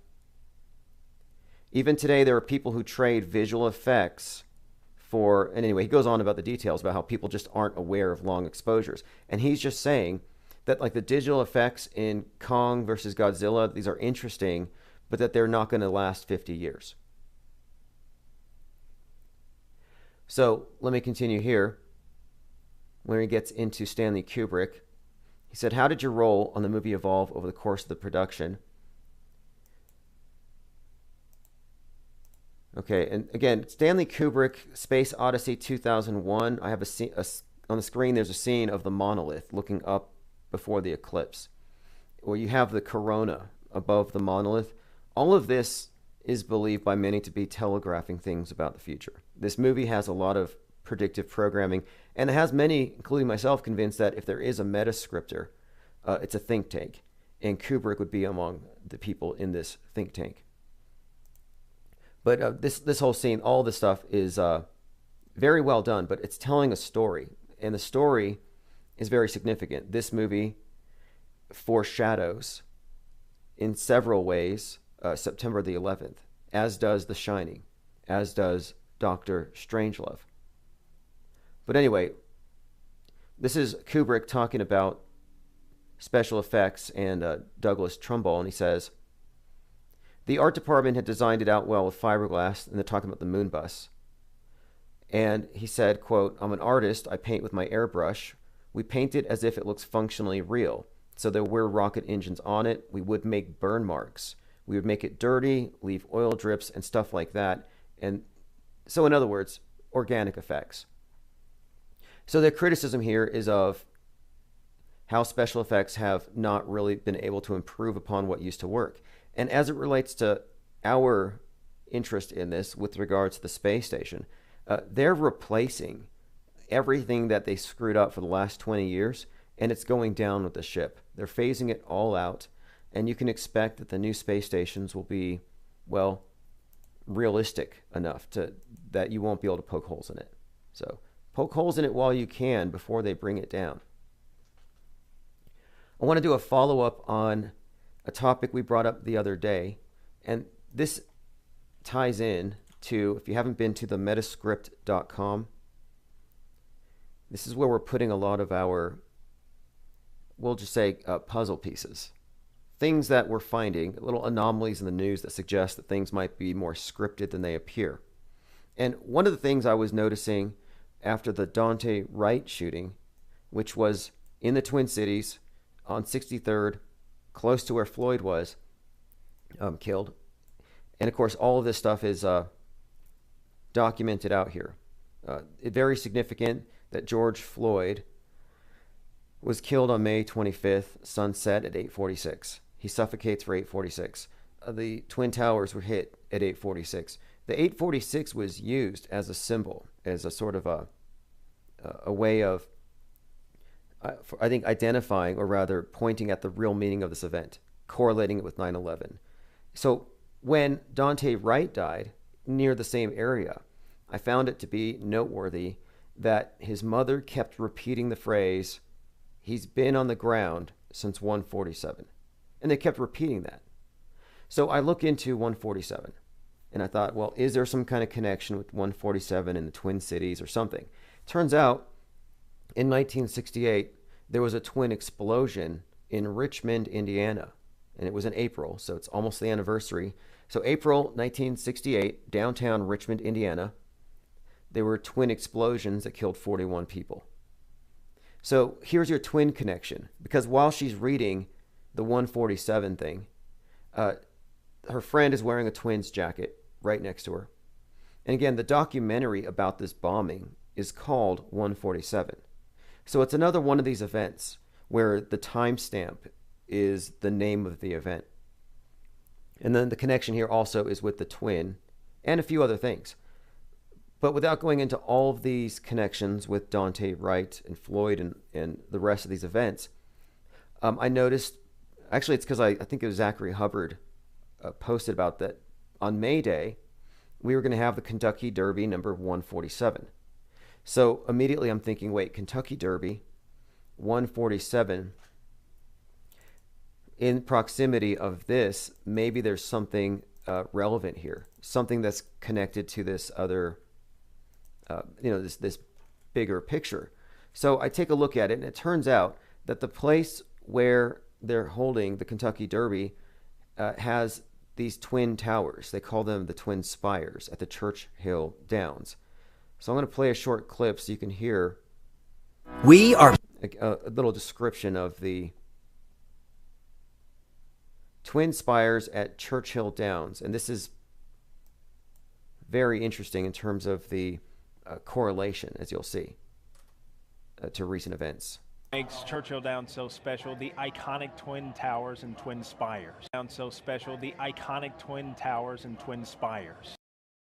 So the iconic twin towers and twin spires. So that's one of the things that stands out here to me, is that it's another twin connection. And then the other thing, as of that day, globally. They reported 147 million cases of corona, 3.11 in the US, by the way, but 147. So finally then, the horse named after Breonna Taylor wins the Kentucky Derby. Horse named after Breonna Taylor wins Kentucky Derby week race. And this is all very suggestive of it all being faked. This is rigged. Just saying. And there are some other indicators here that this is probably rigged. But I'm just bringing this up because we were looking at May Day Kentucky Derby because the 147, and we figured there'd be some significant connection to these BLM martyrs and this ongoing psyop and twin bombs. So I was looking for twin bombs, but no, there were twin towers here, twin spires. Also, I came across a video. I'm trying to figure out if it's a hologram or not. I want your help. You can find this at the last blog post, infiniteplainsociety.com. After Prince died at 57, or fake died, his death was somewhat reenacted. It was a tribute performance by an acrobat, a 42-year-old named Pedro, who's in a purple glowing cube 100 feet above a stage, giving a performance when he falls to his death in front of thousands of people. Immediately after, Green Day hits the stage and they start performing. Now, a couple of things about this. Green Day is heavily implicated in all of the Space Needle Seattle predictive programming. Washington is state 42. This guy's 42. A lot of these things overlap. And so it's very significant, I think, that you have a 42-year-old falling from this cube thing. Again, before Green Day. Not sure if this is real. I'm trying to determine, could this have been made to, simulated with something like a hologram or something? So I put the link there. But again, there are some interesting correlations that I want to bring up. A couple other things. Space Needle in Seattle is 42 meters wide. It takes 42 seconds to go up the thing. A 42-second elevator ride. None of this stuff is coincidental. Those are just a few, but there is numerology and occult symbolism all over everything, pretty much, at this point. I'm going through some comments to see if I've missed anything. Seattle is the Emerald City. That is correct. In fact, that point is mentioned or brought up in Let's Start World War III by the band World Order. This video, which was released on 3/11/2018, has kind of a theme of starting World War III in Seattle. And of course, it starts off with an American flag and all these Trumpers with their Trump haircuts with one finger up for one. But by the end of the video, the same group have a quilt of all the world's flags, and it says, "We are one." And the song's, kind of mocking Trump. They kind of give a faux Trump assassination. Let's start World War III. And again, this is interesting in itself just because it's in Seattle and it says 3/11. And if you remember, ground zero for the pandemic was Seattle, and it was in March on the 11th. So 3/11 was the date that World War III started. If you look at the pandemic as World War III, a global war against the individual, however you want to look at it. But we knew it was going to happen. This video is one of the things that was indicating that Seattle would be the place. But throughout the video, they're on a yellow brick road. And I have seen a lot of interesting symbolism around a lot of these cop shootings or these police killings where they're shooting people that they pull over, like George Floyd. Just many of these events have symbolism that tie into the bigger picture, and I want to get more into that as well. Like the "I can't breathe" thing, very significant in the bigger picture. Very significant that Dante Wright was pulled over because of an air freshener. Like they have a very not so subtle way, actually, of connecting these various events. In fact, one other correlation that is worth noting if you're looking at how all these events tie together is look into Operation AI. Operation AI was the Japanese carrier-borne air attack on the U.S. Pacific Fleet at Pearl Harbor. So Operation AI, well, AI is also a Stanley Kubrick film that was released 2001, and it's intimated with HAL 9000, the artificially intelligent thing. And now the WEF, the World Economic Forum, your new bosses, are talking about AI as our savior. You got Klaus Schwab talking about the AI savior. Again, AI, when you look at the symbolism, A is 1, I is 9. Pearl Harbor, therefore, has a 19. 9/11, you have the 19 hijackers. 19 years later, COVID-19. These things aren't coincidental. Adam Green Witzbergstein says, love this channel. How do I become a member? Just go to patreon.com/Infinite Plane Society. You'll get live stream notifications, access to the Discord server so you can make friends with all of us and do whatever you feel like. Help us research things. Or you can just lurk. You know, we don't really care. There's like 430 people in the Discord. Usually there's about 50 active at a time. And a lot of people are mostly just observing because there's a lot of interesting content and links, stuff we put together there. And thanks again for asking. Patreon.com/Infinite Plane Society. Tyrone says Prince was from the Twin Cities. Prince, who fake died at 57. There's quite a lot there to go into.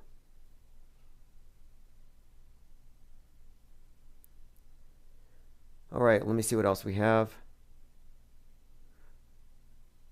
Now, the band 311, by the way, you know, the music band 311, they had an album called Order Out of Chaos that came out and it's called From Chaos, excuse me.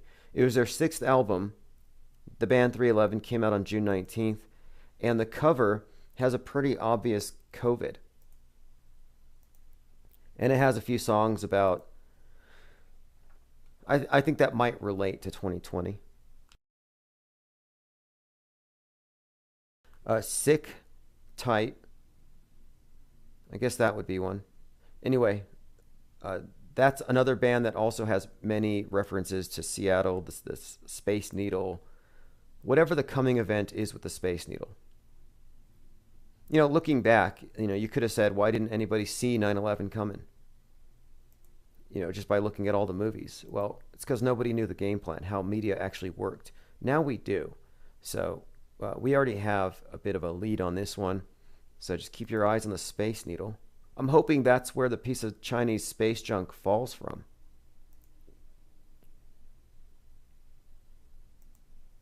All right, let me go through your comments here in the chat. B. Smiley says a pyramid. A is a pyramid with a capstone. Agreed. Oh, yes. I mean, look, numerology does have a lot to do with the shapes of the letters, or the numbers, rather. And when you get into numerology, you can't really separate it from letters and their numbers associated with these letters, and how you can correlate different concepts or ideas by adding their numerical values. But, you know, for example, I mean, there's so many examples of this stuff. This is not stuff that I believe in, but this is what's used, and it's pretty much inculcated into the media, along with a ton of anagrams. Like, I don't think it's a coincidence that I Can't Breathe is an anagram for a better China. And I think that the psyops that we have been witnessing over the last few years that use that term are all originating from the same production department. B. Smiley says, sorry to my Kelly friends, but I hope the space junk falls in Los Angeles. Now, look, there's Alan Moore. And Alan Moore predicted pretty much the lockdowns and COVID with V for Virus or V for Vendetta in 2005's movie, but it's one of his graphic novels. Well, he had a graphic novel, you know, The Watchmen. And one of his comics from 86 was about space junk. I think it was called She Was Killed by Space Junk.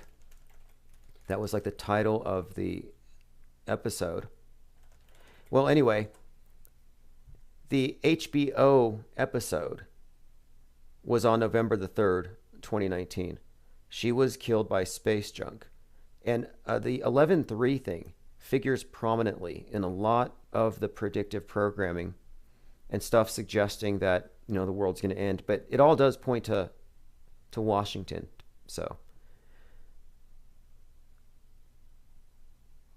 now, again, we had plane parts falling from the sky in February in Colorado, hitting a house on Elmwood Street, or was it Elm Way? But the point is, this was in the news. And then it happened somewhere else, where plane parts falling from the sky was suddenly a thing. The one in Colorado was very reminiscent of the movie Donnie Darko in several ways. But without even getting into that, NBC had a series called Debris, about debris falling from the sky from Space Wars. And they have to contact trace anybody who finds a piece of the debris. So they kind of mix everything in. Contact tracing has been a huge part of the alien mythos in all these movies for a long time. A lot of overlap between alien invasion and pandemic response. Then you have a tragic comedy by Leonardo DiCaprio about stuff falling from the sky called Don't Look Up. They're doing all this stuff now in the movies, and now they're making it happen in reality on purpose. They're getting everybody ready for the next 9/11, and it's going to be something from above. All right, let me go ahead and run through. I had a few tweets here. I mean, we're all very familiar with predictive programming, so I'm not going to go through all of these things. We all know that Joe Biden's a groper. People always tweet me these things. Or was. I don't know if they got a handle on that. Oh, by the way, remember last year around this time we were obsessing over empty hospitals and how they were suggesting on the news that, oh, look, it's a pandemic and there's so many bodies that patients are lining up outside the ICUs. They don't have enough PPE. They don't have enough employees. Hospitals are so packed that the morgues have auxiliary morgues where they're using trucks for the overflow. They're digging up parks, turning them into mass graves. The hospitals were so packed with bodies that bodies were flying out the windows, like 9/11 jumpers. And so then you go outside and nothing's going on. Well, we were conned. It was like, it's a dummy operation, like the dummy tanks of World War II. Or more recently, the dummy tanks and dummy F-16s used by Russia last week. Russia deploys an army of inflatable tanks and missiles and jets to trick us. Like, this just happened. So it happens all the time. I have a time-lapse video on the screen of some Russians blowing up some of these. They're just like tents. It's just an inflatable tank. Imagine signing up for the army. You shave your head, go through basic training. You get shaped to be a killer. And then your job is just blowing up balloons all day. But that's pretty much it. Okay, so my point is, this is a dummy operation. Well, COVID-19 was a dummy operation. Nobody died, nobody cried. You have a bunch of crisis actors, Munchausen syndrome, a lot of lying and deception. But no, nobody died. It's a vast drill. Well, right now in India, as we speak, there are people doing the empty hospital routine, going around saying the media is lying. So take a listen.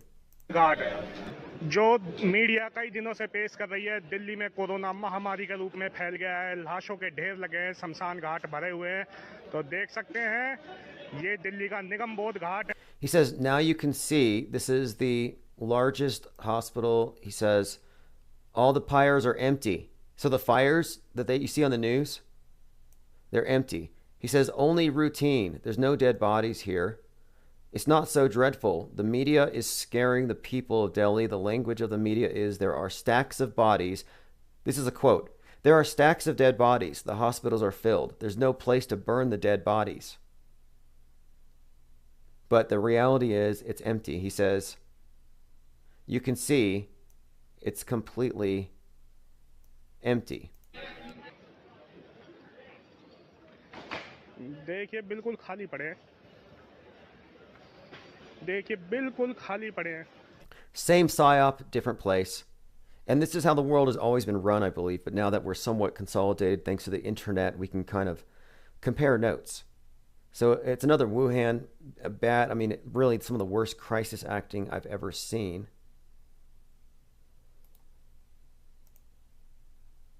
All right, again, I'm going through my Twitter feed. If you want to follow me there, I'll put a link, and we may be back later.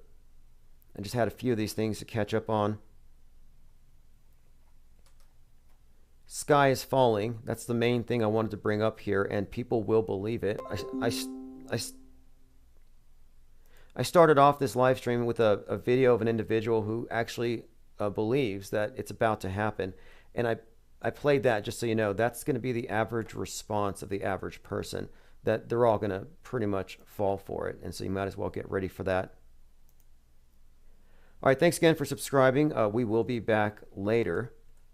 This is MVP. Your reality is fake AF. Have a great day.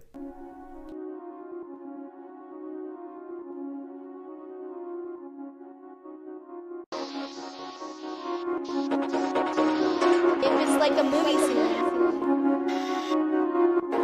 There was gunpowder all on the floor. It was just so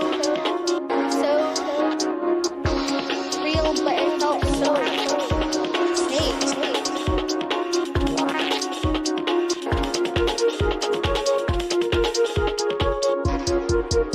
Your reality is fake as fuck.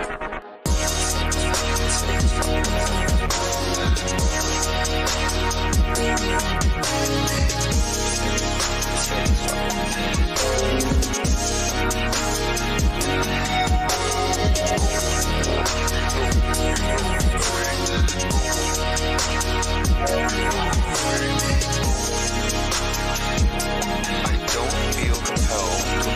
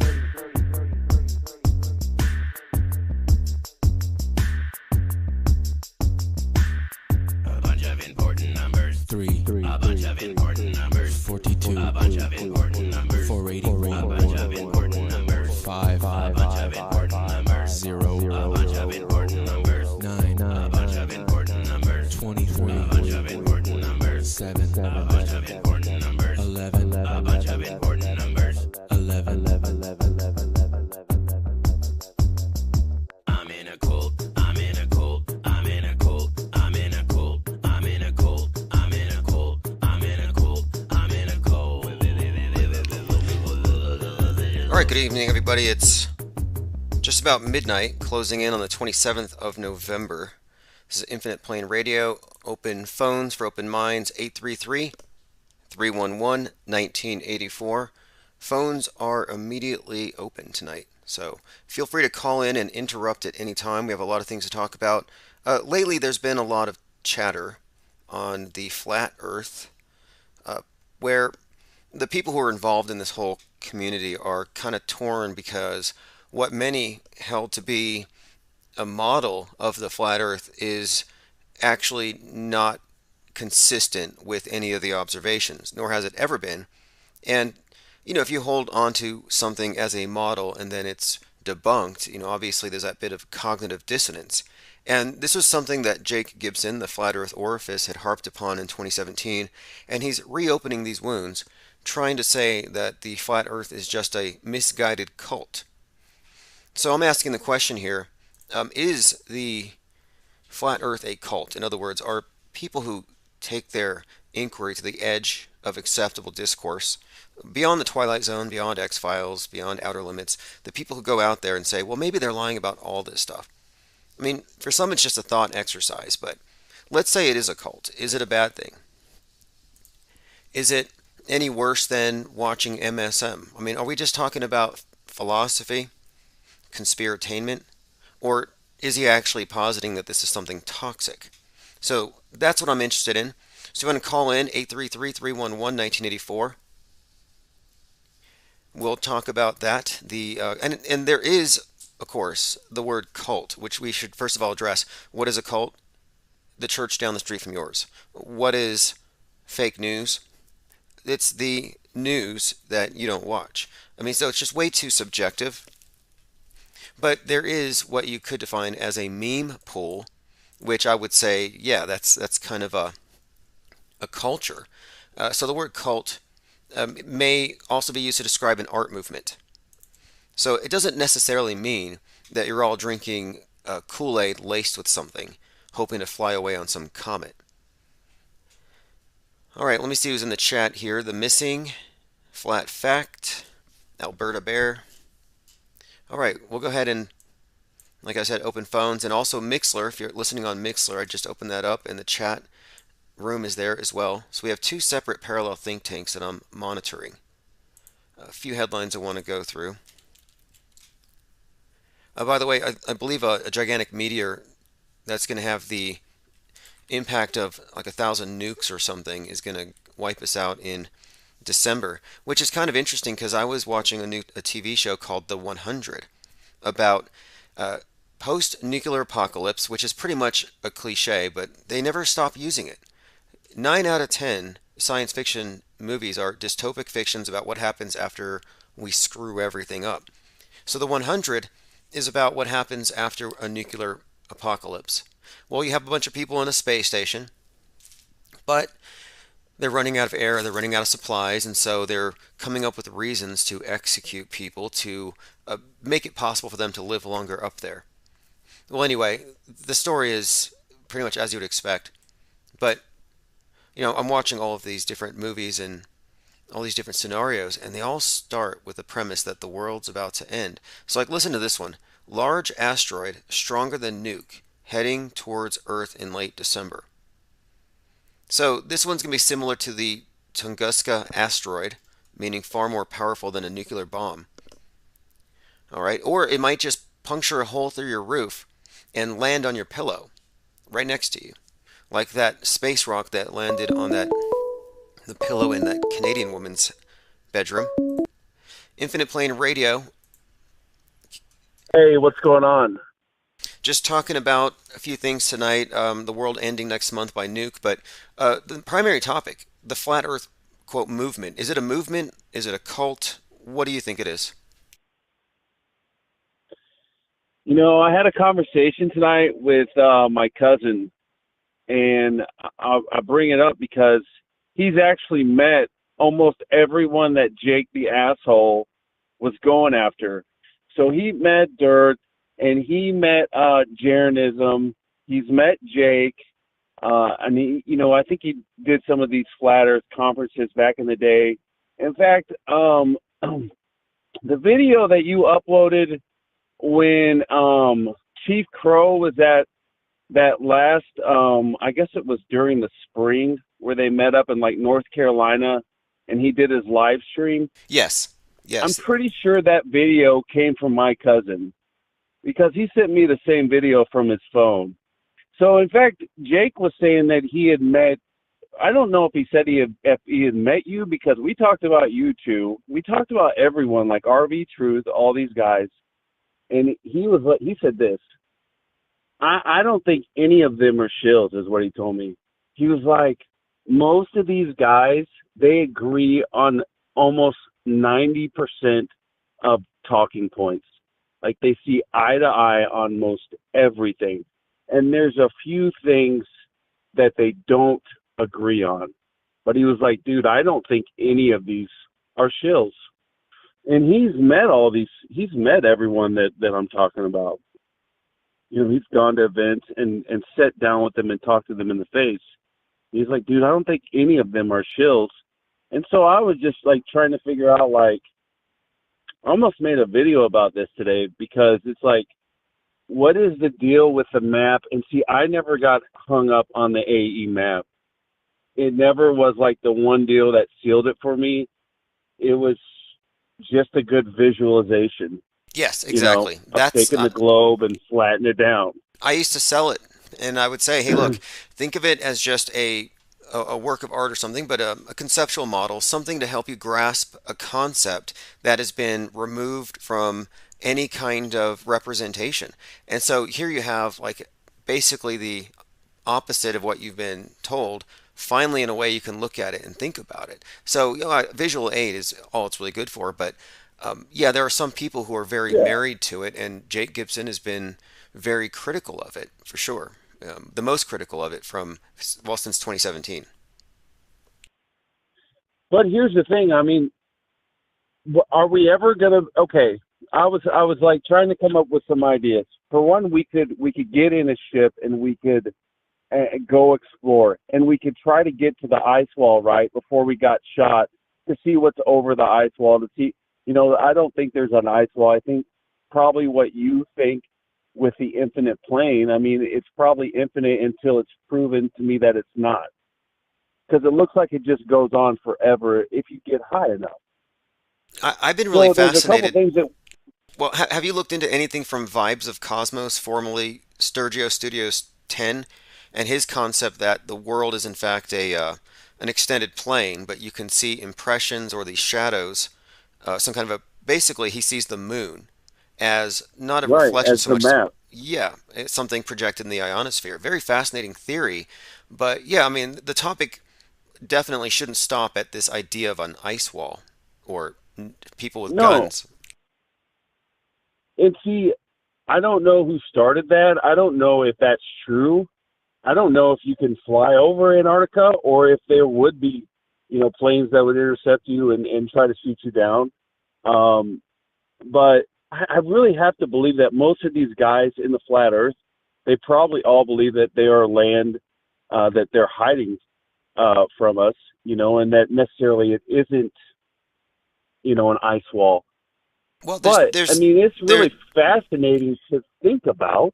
The origin of the ice wall thing, by the way, came from one Captain Cook and his discussion of this ice wall at the edge of the reach of the sun, Dubé, but also in Mark Sargent's Clues, he references Operation High Jump and Operation Fishbowl as proving the ice wall and the dome, respectively.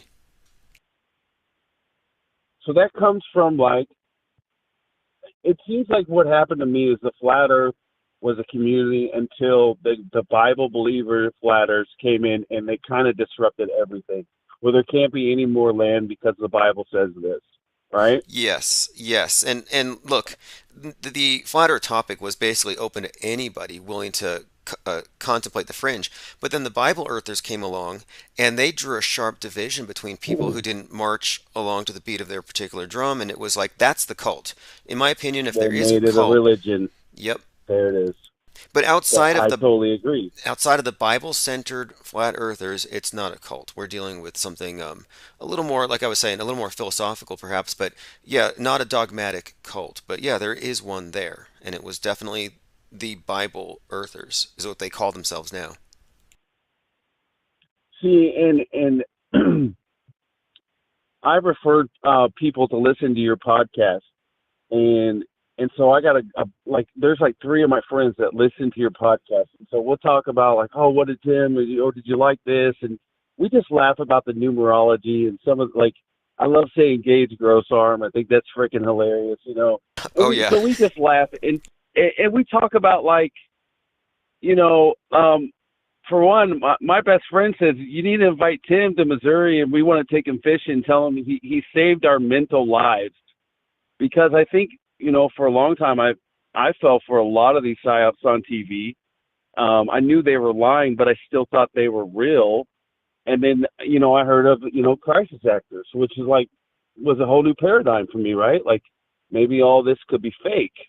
It's a true peek behind the curtain. It really was. Out of anything to come out of 2012 that you could say precipitated an awakening or something, it was a few psyops that were just so poorly done that it gave us a real good look behind the curtain. And now it's like since then, all of these. I mean, just like what did you say? There was a woman in Waukesha that was at the El Paso event at Walmart, and so Yep. these things they just keep on breaking down more and more. And I was talking to him about like the community, the flat Earth community. I've been talking to him about it for about 2 weeks. I'm like, dude, there is a huge division inside of this community that I'm not really a part of. I've never really called myself a flat earther, although I've listened to all these other guys talk about it. But then I told my friend, I said, this has to do with religion. The divide is about the religious Christians with the Bible. And I said, dude, they came in. If someone doesn't believe the Bible, then basically they're a demon, or they're a heretic, or they're blasphemy, or whatever. You know what I'm saying? Oh, I was And called so I was called satanic, reptilian. I was called all sorts of things because I wasn't. To me, I was saying the Bible doesn't have anything to do with this topic. As just as you wouldn't bring it to a conversation about climate change, it's not relevant. But they did make it into a litmus test, and that came to dominate the conferences up until the end, where they said we're more about the creator than the creation. So they weren't even interested in talking about actually testing or exploring. It was more about Bible study. right, and I've heard a lot of these people say that, oh, the flat Earth brought me closer to God. And for me, it really didn't. But it still is a huge lie. One of the biggest lies that, well, I mean, honestly, it's one of the first lies that I was taught was the globe in school. I mean, we were all taught this in preschool, kindergarten. And so because of that, the magnitude of the lie is so huge. You just kind of have to figure that everything we've been taught in life is almost a lie. That's like the big shock to my system anyway. But Yeah, as far as yeah, like it's a bringing me reset. closer to God, It's a reset button yeah, for a lot of people because then you have to realize, wait, did I accept a lot of false explanations passively? And now's your time to be a little more aware of what you believe, what you know, and maybe even fine-tuning that. But this topic doesn't end with the Bible, and when it comes down to it, it's not even honest to say that the Bible explicitly says the AE map with a glass dome over it. Not even close. Because the Bible's description, if you go that route, suggests that the Earth is flat on a footstool and that it's underwater or something. right. And it has four corners, and there's all these different ways that you can look at the Bible. And that's another thing about the Bible. Of course, it's been way the translation has been perverted big time, I believe, to what was written to what we have now. So how do we know? How do I know? And so I think that's where the divide comes in. Another thing, were you touching on the new variant that came out yesterday? I Did haven't I hear quite you say yet. something about that? We've been discussing the smallpox, and Bill Gates is rubbing his hands like an evil villain, talking about dropping off smallpox at the airport. Then they find some in Pennsylvania. And there's a new Jake Gyllenhaal movie coming out in 2022 called The Division, based on Tom Clancy, Dark Winter, and smallpox outbreaks in New York. And they just had drills in New York where they were simulating a bioterror attack. So that's what we were talking about. So now hearing about a new variant doesn't surprise me. I mean, I am not surprised at all. Just like after 9/11, we had sporadic terror attacks. Exactly. And I was talking to a woman trying and she said something to me about, oh, well, the next one they're going to pull off, and they're going to pull off another one on us. And I did trying to relate this situation back to the 7/11 event, where it was like what happened on September was huge. It was the big deal that they pulled off. Every event after that wasn't as powerful as the first one. And so I said, I think this is going to kind of go in the same manner. Is the first one they pulled off on March 11th for us was the big event, and all these other ones, I don't think they're going to be as powerful. That's what I told her my opinion was.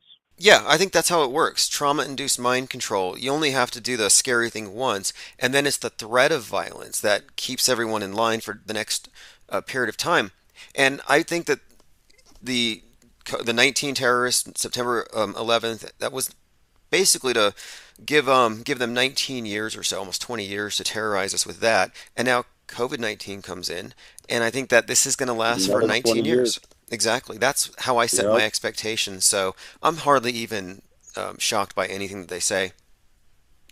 Well, here I'm not big into gematria, rather, but I do a lot of anagrams. So the first thing I looked up with this new variant, it's called Umicron, and an anagram for Umicron is moronic. Yeah, I saw that. So I saw that one. And look, I'm not big into numerology or astrology, but some of these things just stand out. Like, what do you make of Kyle Rittenhouse and Greta Thunberg both being born on the exact same day, January 3rd, 2003? man, whenever you said that, I was just like, dude, this is part of the metascript, which is your term, right? But that's how I looked at it. Like, this is part of an agenda. And just like you said, I don't know if you said this, but they're mirrors of each other. They're exact opposites of each other. They You are. know, it's like looking, just like you said, one's there to antagonize the right, one's there the extreme left. You got one going after environmental issues, and then you got one, that could potentially mess around with the Second Amendment, and it's just unbelievable. They're probably brothers and sisters. I wouldn't be surprised because these things go hand in hand. And listen to this, Chris Stein, and I don't know who Chris Stein is. He's a writer, but he's got a pretty big Twitter following. And his tweet here got retweeted 6,000 times. He said, Rittenhouse was born on the same day as Greta Thunberg. I can't think of a better metaphor for the current insane split in the culture. Yeah, I totally agree, man. I mean, and I don't know how you figured that out, but that's just unbelievable. Like, what are the odds that Greta was she like 15 when she first came on the world stage, Right. and Kyle was 17? I mean, very very young, kind of like David Hogg, right?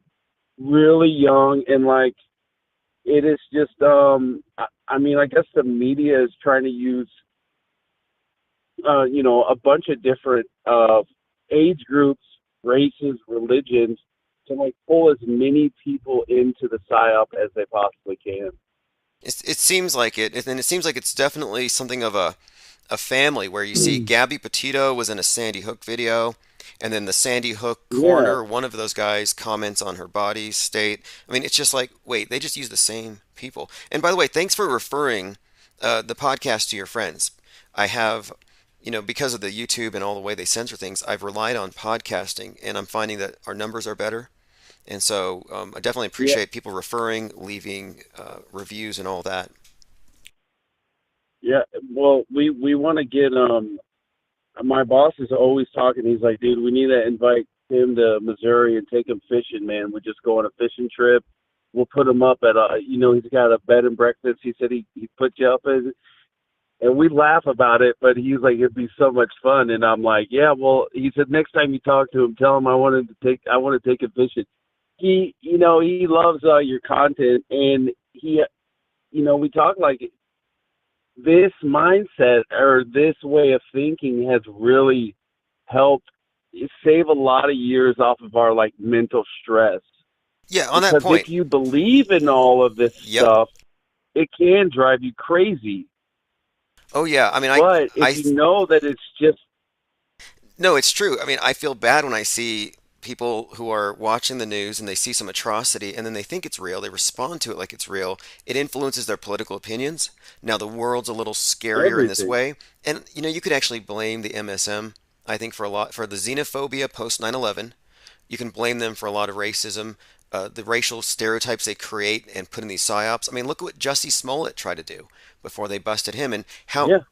I read somewhere that, or there's a book on this actually that talks about how 2/3 of hate crimes are later unraveled and found to be hoaxes.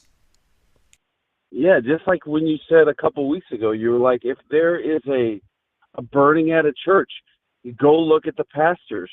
You know, if something happens at a school where there's just like, you just look at the people that look to be the victims are probably the ones that are pulling it off. You Right. know, Right. and I'll just say this: like, I wish I would have heard about you like back when the Sandy Hook event happened, because that was what 9 days before Christmas, and that pulled at my heartstrings. And Oh, I thought look, that was real I did too. until what, probably 3 months later, dude. So look at what they were able to do to the whole country, and that didn't happen.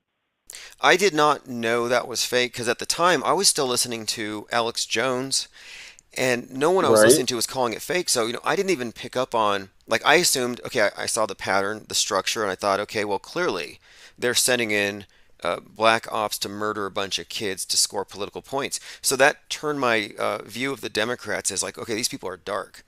But it took a while for me to understand what they were actually doing. And for some reason, people really rejected that. They say, how dare you say nobody died, nobody cried? And it's because that's the biggest secret. And they were trying to hide that. If they can make you think people are actually dying, they can keep this whole operation a secret. Yep. And I always will ask people, what's worse, 26 people dying or lying and saying that 26 people died when they didn't die? What of those things are worse? I don't know the answer to that. I mean, because they're both terrible, right? So it's like, it's good that we're able to catch them. And you got to figure that their magic spell has worn off a lot, because I don't think they could pull off another event like that and the whole country buy into it Yeah, I today. don't think so either. I think that it's to them, I think that the most problematic thing are the people calling out the hoaxery and the fakery, and that's why they've gone so hysterical about censoring the flat earthers, because they're just trying to Yep. curtail any conversations from even going that far. And you know what we're doing with this channel is we're producing a tabloid. So instead of writing books this year, I'm focusing on the tabloid and fake world news. It's going to be the new hot sheets because it'll be a tabloid with the real material in there. And yeah, I'm hoping to get out more. So hopefully in 2022, I may take you up on the fishing out there in Missouri. I've never been, but I'm totally down to leave here. I don't like the idea of the mainstream media normalizing the idea that the ideal is to live in your basement for the rest of your life and engage with the metaverse. Yeah, I tell you what, it is crazy, but I mean, there has been a lot of predictive programming in movies, and it just seems like there are a lot of lazy people that would prefer it to be that way.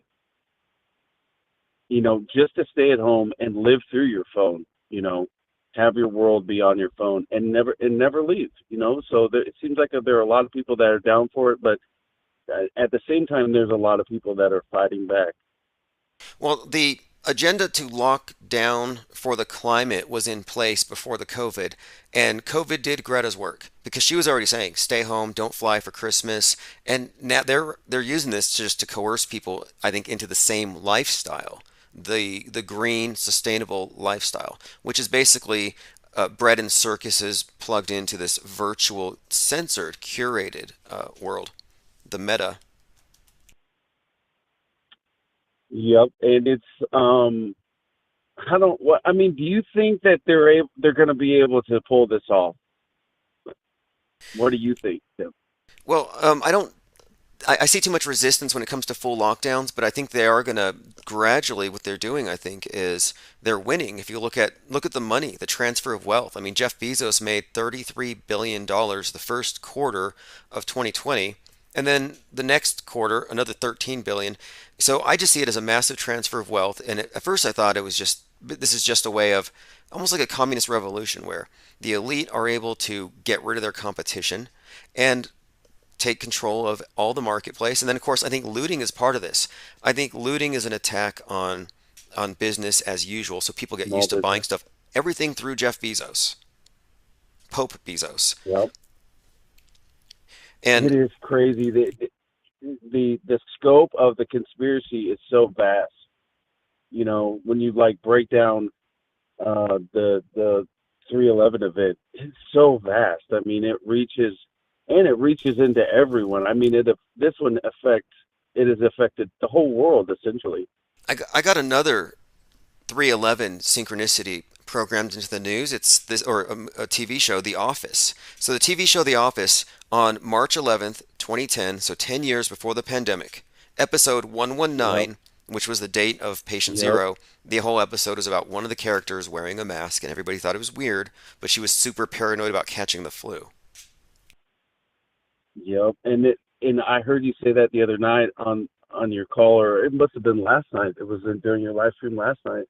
But how many times have there been movies that we can go back and watch? And it may not be like episode 119 and you know what I mean, released on 311, but there has been a lot of programming that has put us exactly where we're at today. And really, I missed it. I did not, this was not on my radar for the next big event was going to be, a fake, a cough, that really put everybody, it did a number on a lot of people. Yep. So, well, hey, really quick, back to the flat Earth topic. So, what do you think accounts for all the beef right now? Do you think you think a lot of this could boil down to just YouTube competition? That maybe it's not about the truth necessarily, because yeah, I do. Okay. I don't think there's a lot. I don't think there's very much going on right now.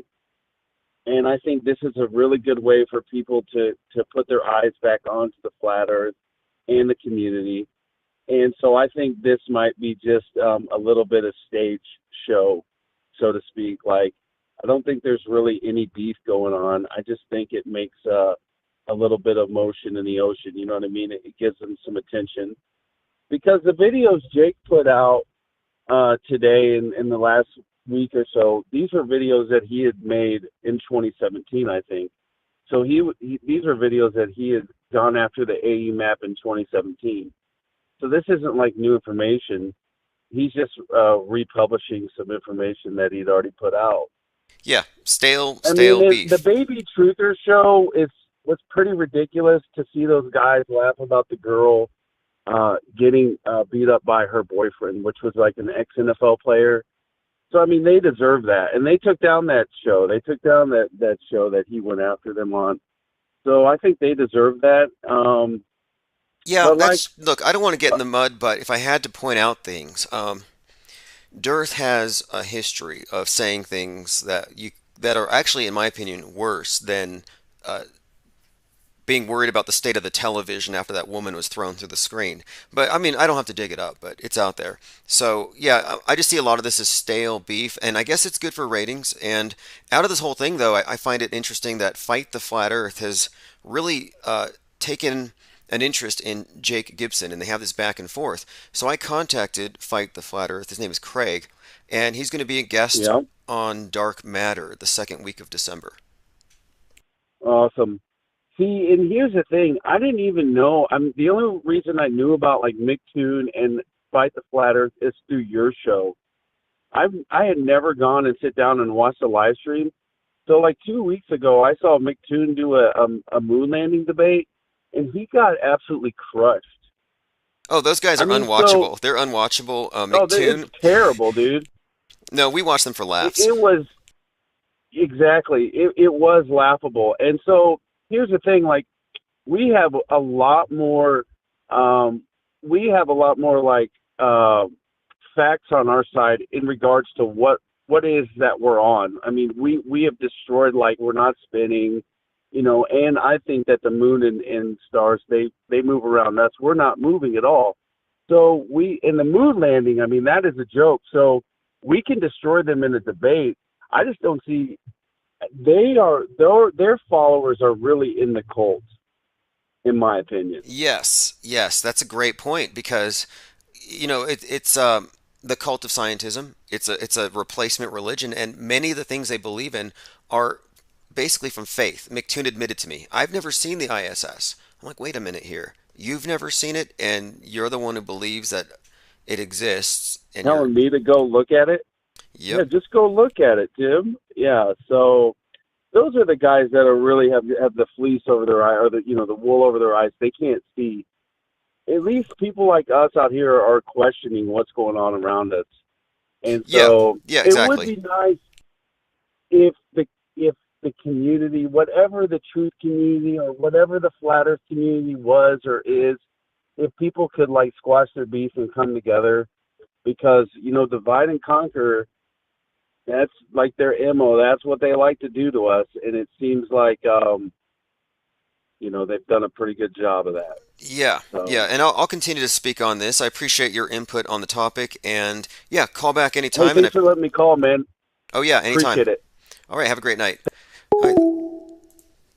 And yeah, on that topic of unity, well, we tried that when Mad Mike Hughes came out, the Daredevil, and he said, "I like your billboard, research flat Earth. Let's put it on my rocket," and he broke the media. The story went viral, and there's no way you're putting the topic back in the bottle. But most of the other, especially Bible Earthers, wanted nothing to do with him. Infinite Plane Radio, is Flat Earth a cult? Possibly. Yeah, could be. Now, if it's a cult, I see it possibly as something that could be much bigger than what anybody could possibly wrap their mind around at this point. Because, Tim, you know me. It's got your back, Bear. Oh, cool. Okay. So, yeah, this topic is bigger than the shape of the world, is it not? I think that it definitely is. I think that it's, I was just listening to the last caller. Shout out to him. Yeah, I think that it's definitely a divide and conquer. I would like to jump into a story that happened to me today, if you don't mind. Yeah, by all means. Yeah, get into this a little bit of divide and conquer. So there's rules and regulations about, going to big box stores and different things like that. So I'm not about Black Friday. As a matter of fact, I was inside the store today, and I was shocked at how many people were in there. And I looked at my wife, and I said, why? It just hit me. I was like, oh, my God. I said, it's Black Friday. I said, I can't believe we came out here today. I have my 3 sons with me, So I just want to run something by you. All these stores have their protocols and, certain things, you have to do this, you have to do that before you're able to come into the store. It's going to be, you know me. I've had a couple beers. I'm just trying to rehash this as quickly as I can without wasting your time. But so we get into the store. By the way, I'm stone cold sober during this trip to the store, and I don't want to mention what store it is, but obviously, I live here in Las Vegas, Nevada, in the I guess you could say the belly of the beast. Oh no, mention the store. I'm curious. Well, you don't have to. You don't have to dox yourself. No, go ahead.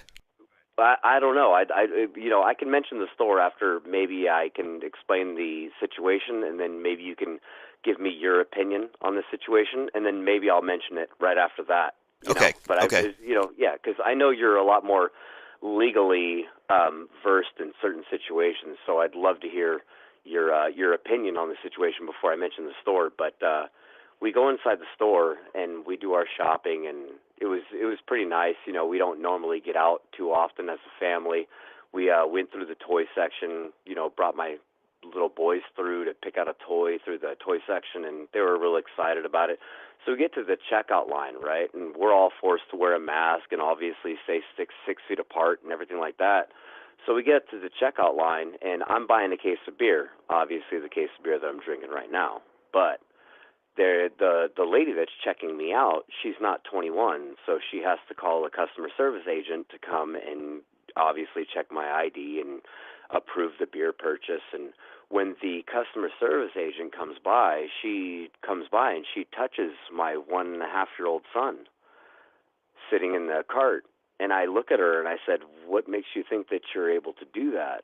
I mean, you're imposing these restrictions on us that we have to stay 6 feet apart and we have to wear a mask while entering the store. But yet you feel as though you can just come by and touch a stranger's child.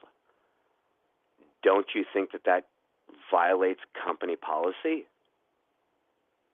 Interesting. Okay. So what was the context? Did she think it was a cute child? Did she pat the kid's head? What was the actual reason for it? As she walked by, she kind of like tickled his arm and his back as she walked by. I mean, and I'm Hispanic, so I'm sure all the Hispanic speakers can understand the word that I use. She reminded me a lot of my abuelita, my grandma. You know what I mean? She reminded me a lot of my abuelita as I was growing up. But I thought it was very interesting because I looked at her and I said, "What tells you that it's okay to go ahead and touch my child?"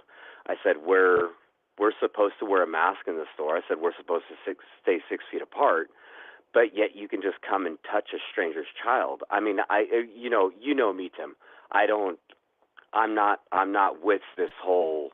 Okay, let me ask you a question then. They, Pre-mask, pre-COVID, pre 6 feet apart, before we realize that half the people are sellouts, would that have been okay with you if she had, in a grandmotherly way, patted your child? no, you should always ask before you touch That's a what I child. thought you would say. I was just making sure that it wasn't okay. Yeah. So anyway, did she have any? Okay, so go on. What's the next part of the story? So my question is this: so she comes to the cash register, and she takes my ID. She takes my ID. She touches the keyboard. She then goes and touches my son right afterward. So she And when I Bidened your confront, kids, according to Pippi Langstruff in the chat here. She did a Biden. Okay. right, right. So not aggressive. I wouldn't say as aggressively as Biden, because we all know him. But she definitely did make contact with him with her right hand. She definitely she made contact with him. Obviously, we're supposed to be, I mean, this is the way that I look at it. If we're gonna LARP, if we're gonna really play this game, then we should really be abiding by all the rules that we should be abiding by. And you broke company policy by touching my son when I'm not, a stranger's child. What if my son gets sick? Right, What right. if, Okay. So you're, in other words, so somebody who I believes in keep it hearing, and right, enforces it.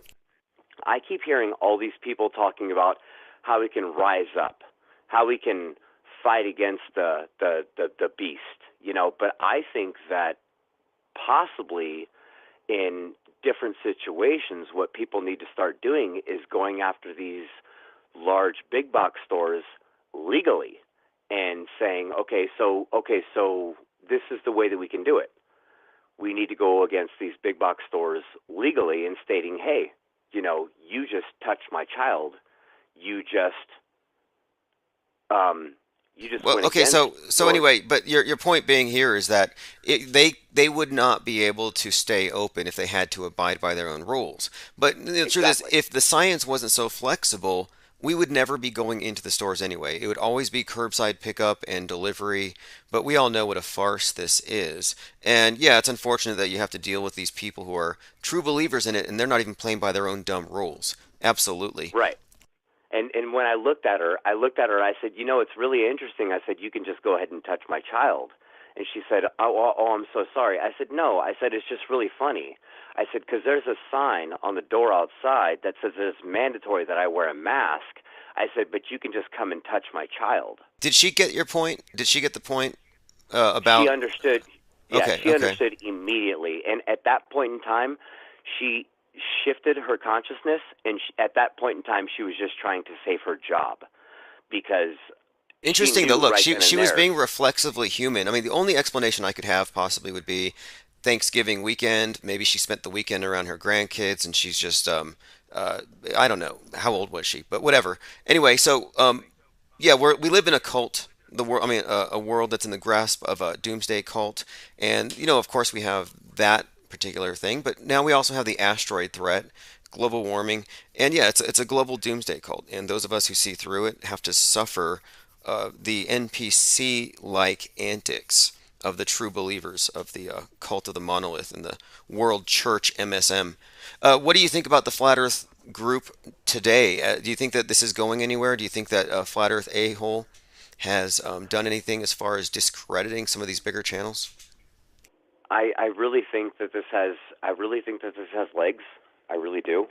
It's just if people are willing to open their eyes and really see the possibilities in front of them, if they can really understand this is going to sound like an oxymoron, but if they can understand the purity of evil and that it definitely exists here where we are, then they might be able to wrap their head around the fact that there's definitely things that are happening that people have been lied to for so long. I'm very much open to different information and everything that I can learn. When I very first woke up, I was listening to everybody. I never cut anybody off. I was listening to, just to put it in layman's terms, MSNBC, Fox, CNN. I was listening to everybody. I never cut. That's why I love your think tank here, is that, I really wish that more people that disagreed with you would call in, because then we can get a lot more different points of view, because I feel as though that's very important. Because in order to decipher the truth, you need to hear everybody's point of view. Am I correct? Yeah, exactly. In fact, that's I'm glad you brought that up, because one of the things I'm doing with the advent of the new tabloid is I'm trying to engage a bigger audience in these questions, and I definitely invite disagreement. That's why I asked the question, is flat Earth a cult? And then is it a bad thing? And my answer is there is a cultish aspect to the biblical version of it, but as far as the people discussing it, I would say that there's a meme pool, there's an organic culture, but I wouldn't say it's a destructive cult. Now, QAnon, you might argue, is potentially destructive, as it has its members in the final stages of a doomsday cult, and I'm waiting for them to go into the bunkers.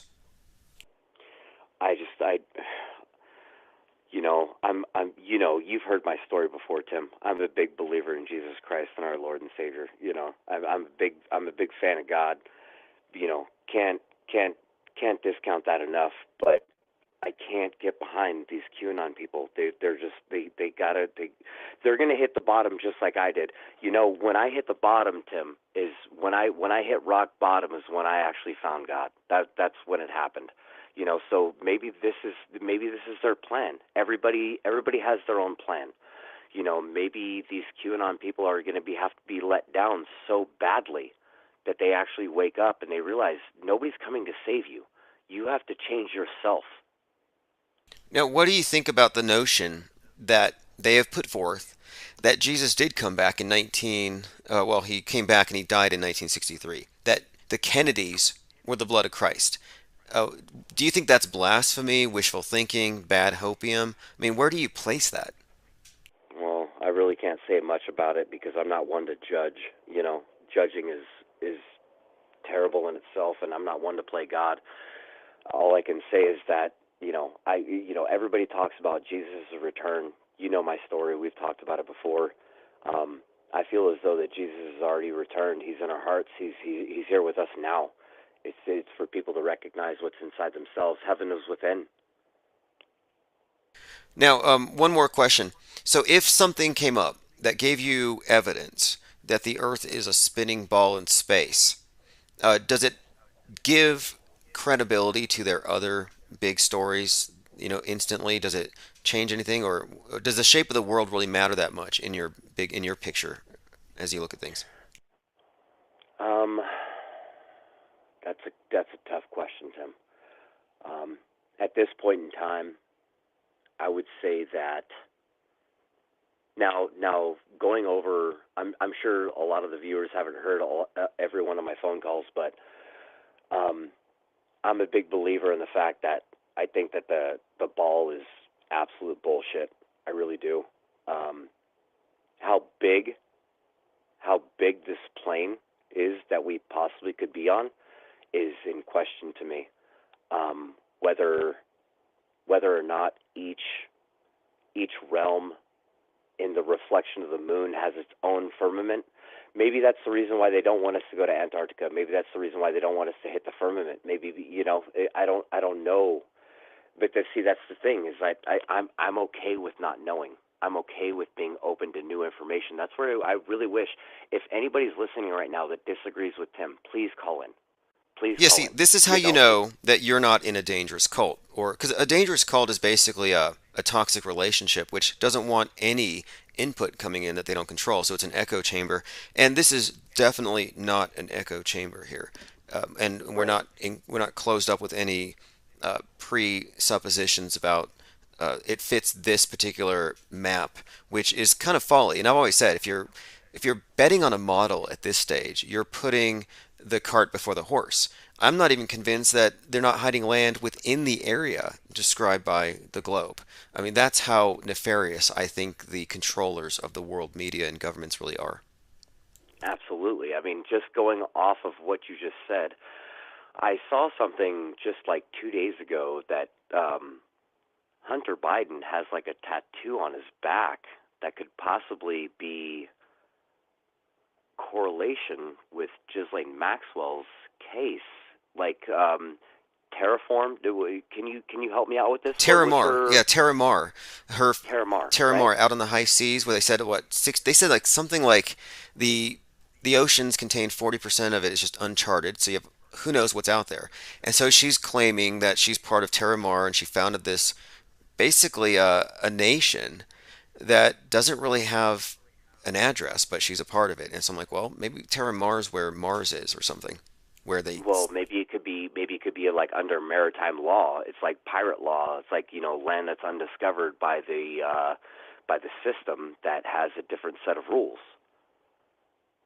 Right. Well, that would be very consistent with the whole island boys, people like Bill Gates and Epstein and these people hang out on these islands. Like the rumors of human trafficking and all this stuff, it sounds fantastical, but I don't know. I don't think it's connecting too many dots. I always found it interesting that the recently deceased, was it former CIA, was it David Knight or whatever? Is that his name? The guy who said that they were sending children to Mars? Right. Well, maybe Mars is a place on Earth. What I'd really like to say about uses of like the island or whatever. I'm not sure if you've seen this or if you've heard about this, but like there's a little thing going around because there's the island boy. You know what I mean? Yeah, I have a meme with Epstein and Bill Gates, and they have the hair of those two, and it says the original Island Boys. And by the way, the guy who said that it was Robert David Steele was the name of the guy who said that they were sending children to Mars. Yeah, what I'd really like everybody to stop doing is I'd really like everybody to stop singing that song, because once I don't know what it is. I think that what's happening right now is the gathering of group consciousness during these different psyops and everything like that. It's not the event that's real; it's the people's reaction that makes it real. So, what I feel as though could be happening right now with especially those two twins, they're getting people to chant the island boy.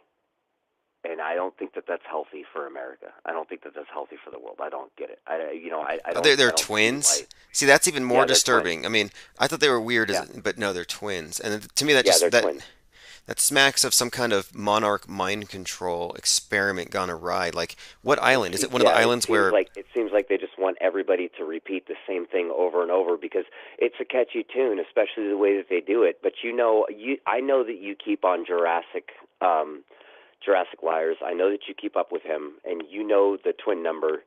I don't, these guys, I don't think that it's healthy. And the blonde-haired twin came out just a little while ago on TikTok and said that he literally sold his soul, but who he decided to sacrifice was himself and all that stuff. I saw that he sold his soul for fame, and it's like, man, you sold your soul to be an internet meme in a time where the collective attention span is like 30 minutes tops for anybody. Like, he's gonna fade, they're gonna fade, but yeah, hopefully that meme is somehow blotted out by something. I'm praying for an asteroid.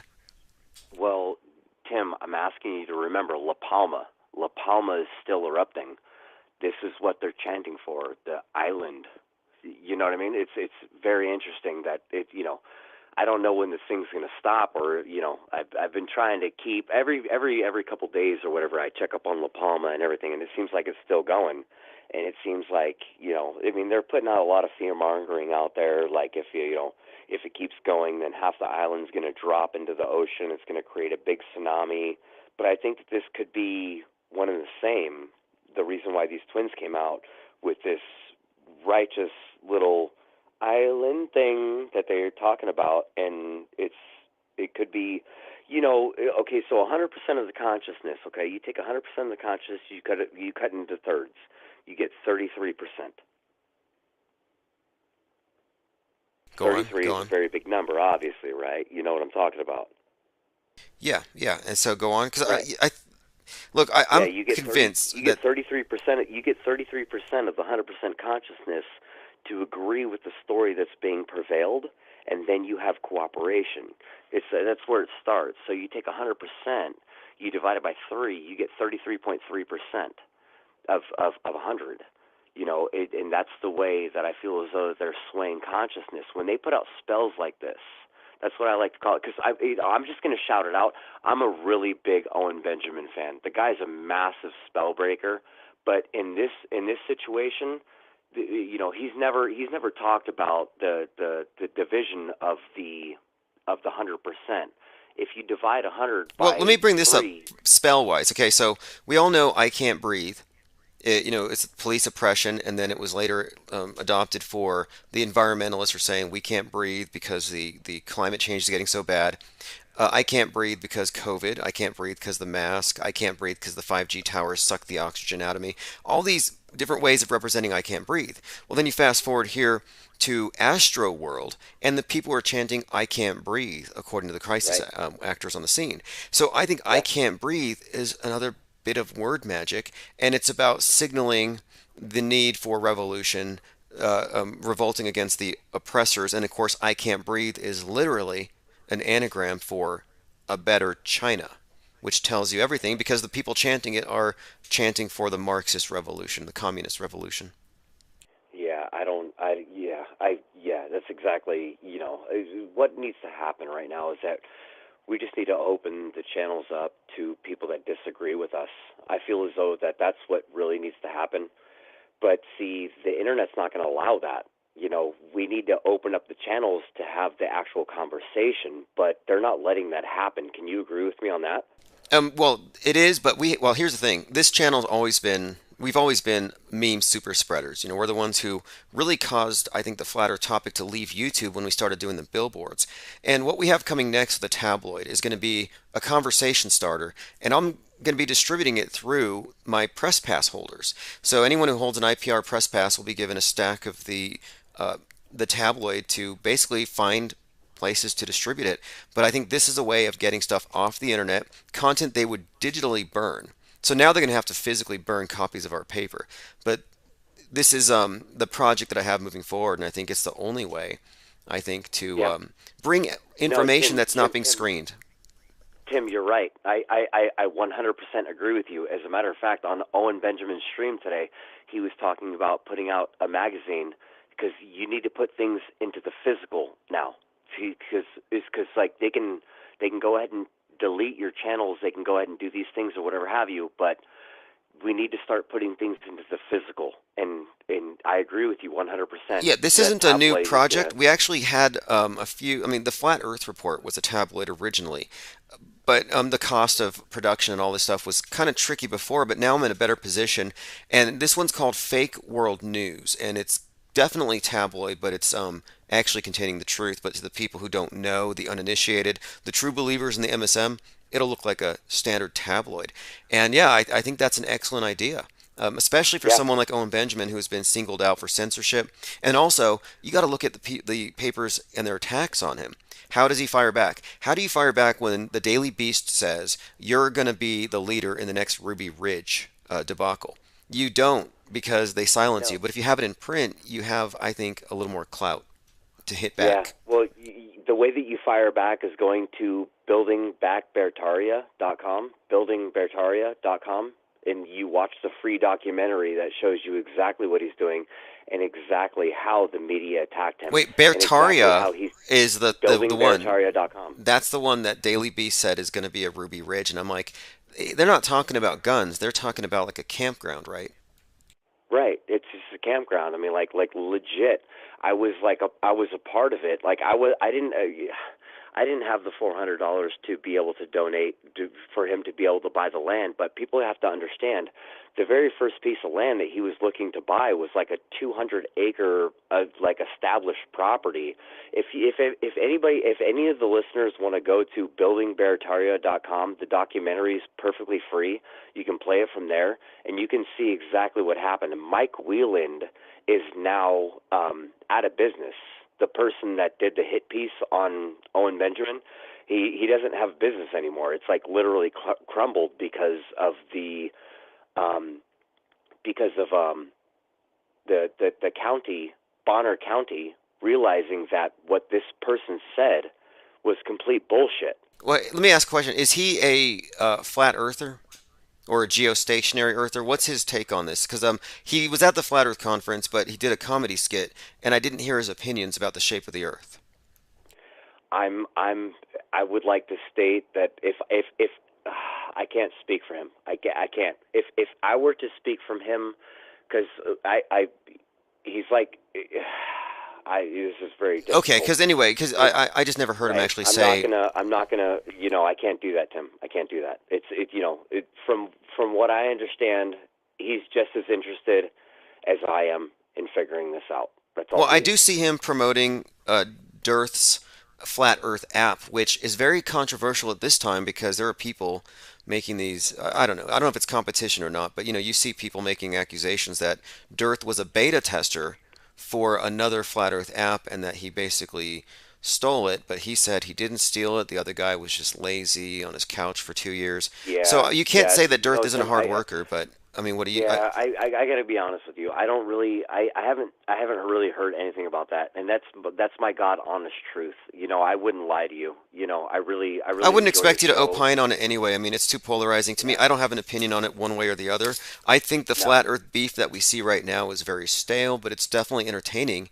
But hopefully, when the dust settles, maybe Russian vids will come out. Settles, I want Russian. Settles, we're all going to have a lot to learn. I just think that like I said, just if anybody has any questions, just go to building. Okay. You know what? Here's the thing. I'll have to watch it, and if I like what I see, I'll bring it over here and endorse it for sure. Yeah, I would like for Tim. I'm not trying to like plug anybody or. No, you can plug. Look, you can plug somebody's site or anything. That's one of the things I do in this channel. But look. Yeah, I just called you to try and talk about what happened to me today at the big box store. And in this, if we're gonna LARP, if we're really gonna like pretend, because she looked at me and she was like, "Well, there's a sign on the door that says that it's mandatory, but you don't have to wear the mask." And I'm like, "Well, what the fuck does that sign mean?" Well, you know what I mean? Yeah, like, yeah. That's the biggest reason why I called you. But I'm always welcome to your questions and everything like that. But it's very interesting to me that I walk into a big box store and they have all these rules for us or whatever have you, and then this woman comes up and she just like touches my kid. No, look, man, it's 19. Look, I have the number 833-311-1984 because 311 put us into 1984, and it's been that way ever since. So anyway, hey, I appreciate you calling in, and I'll take a look at the Bertaria thing. I'm interested, and I'm curious to know Owen Benjamin's opinion about the shape of the Earth if he has one. But I'll find out on my own. Well, I wouldn't necessarily just condense him to the shape of the Earth. I would more just listen to his message. It's not necessarily about how people feel about certain situations. I would have to talk. I would have to talk to him myself because look, build out of this. I would have to talk to him myself. I've heard too many things, and I've just like I don't want to mischaracterize someone. And one thing that I think I've noticed too, a lot of comedians get judged very harshly for their jokes, and so I don't want to make that mistake either and say this person. Yeah. So anyway, Tim, if I could just have 2 more seconds. I mean, like, let's not get away from the way that Dave Chappelle literally just like raped Owen's jokes. His last special? Did he steal Owen Benjamin's jokes? I didn't know about this. Are you kidding me? Are you Tim, you got to check it out, man. You got to look deeper into this. I know that you have the research capabilities. Look into this, dude. Is it on Netflix? Because look, I find David. Oh, that's right, David Chappelle. Yeah. Running afoul. Dave Chappelle, his last special, he literally did about 5 minutes of Owen's material, 100% that he did probably about 5 years ago. But that's the reason why Owen was kicked off, is because everybody wasn't ready to hear it. Now Dave Chappelle's getting $60 million fucking dollars, and he's like, he could build his own Bertaria. That's interesting. I'll check it out and I'll do an assessment. I appreciate the lead on that one. Dave Chappelle's a piece of shit. He's a joke thief. There's plenty. Okay, of, look, Dave Chappelle is a crisis actor. If he's not a clone, definitely sold out. In fact, when he came back and everybody started speculating, is this the same guy? He was in front of a. I wouldn't say he's a clone. Look, we can't say that. I won't say he's a clone, but there was a poster he was in front of, and it said Dave Chappelle sold out. And I was like, yeah, Yeah. they're telling you. Yeah, no, he sold out. He's telling Owen Benjamin's jokes right now, but when Owen said them 5 years ago, nobody was ready for them. Now Dave's saying them, and now he's a hero. It's ridiculous. Well, I can't stand Dave Chappelle's delivery anymore, and the fawning audience, laugh tracks, whatever it is. I don't find it believable, and he moves like an animatronic. Like he doesn't seem as real to me as he used to. But I'll take a look. I appreciate the lead on that, and call back anytime. Hey, Tim, I really appreciate your time. Have a good night, brother. Yeah, you too. All right, interesting talk there, and I'm not too familiar with Bertaria, but I've only heard what the Daily Beast said about it. Finbar says Dave Chappelle isn't funny anymore because he isn't himself. Right, he paid someone. Infinite played radio. He paid someone to take his place, possibly.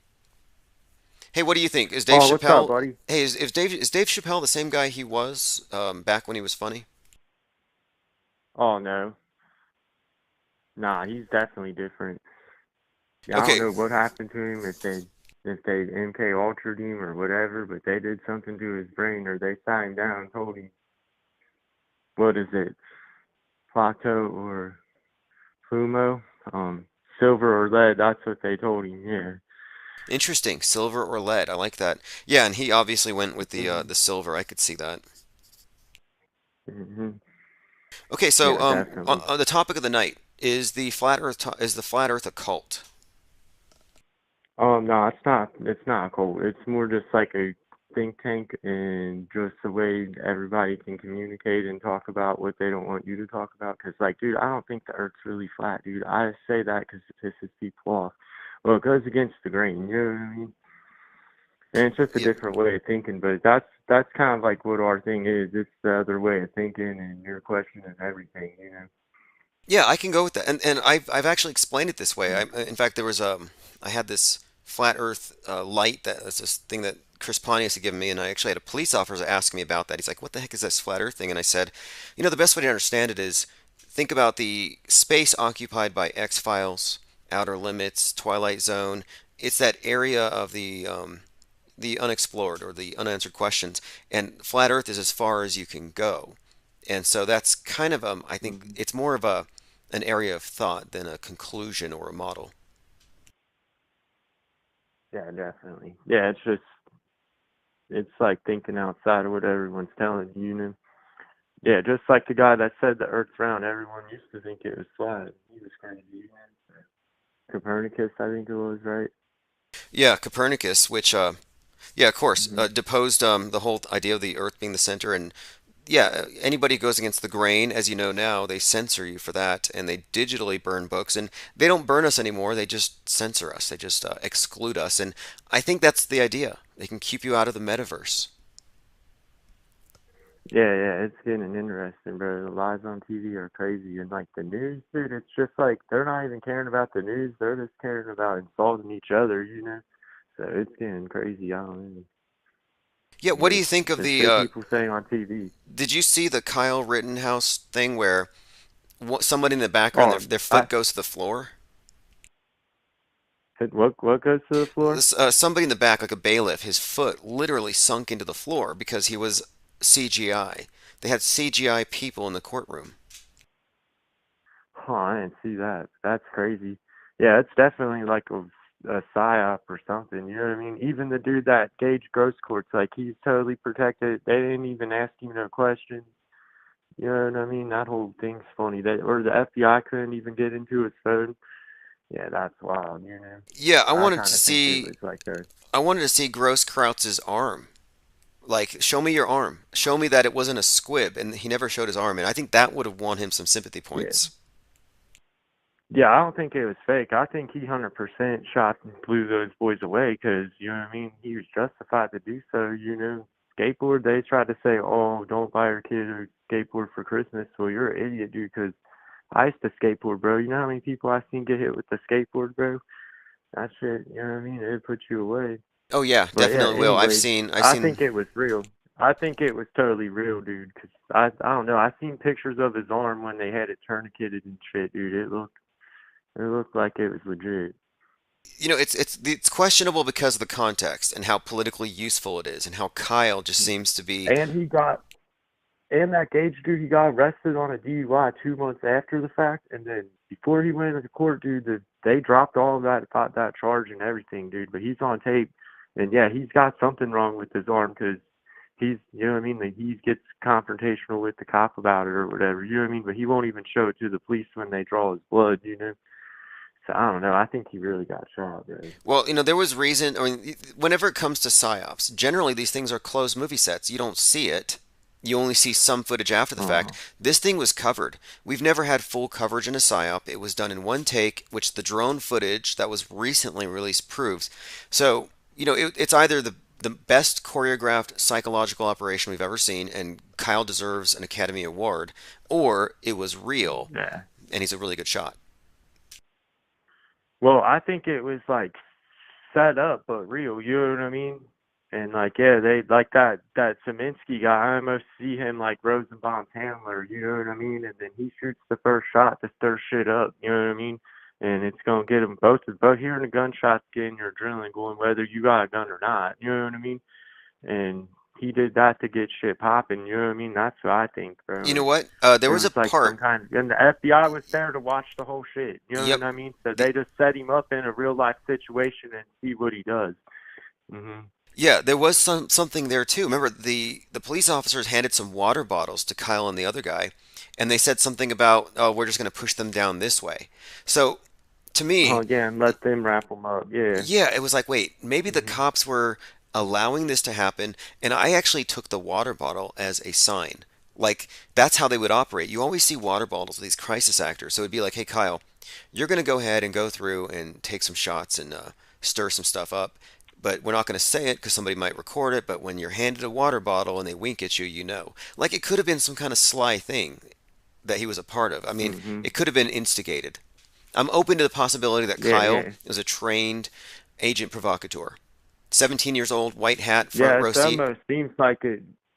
Yeah, exactly. Like, especially like his demeanor, and now he's all in the news, all professional, and it's just like most people they pull off the street ain't doing news interviews that good. You know what I mean? Oh yeah, he was certainly trained and media savvy. I mean, and before this, when he was 15, and when he was 15 years old, he was actually raising money for the police department to foster better inter-community communication. I mean, he's obviously some kind of project, if you ask me.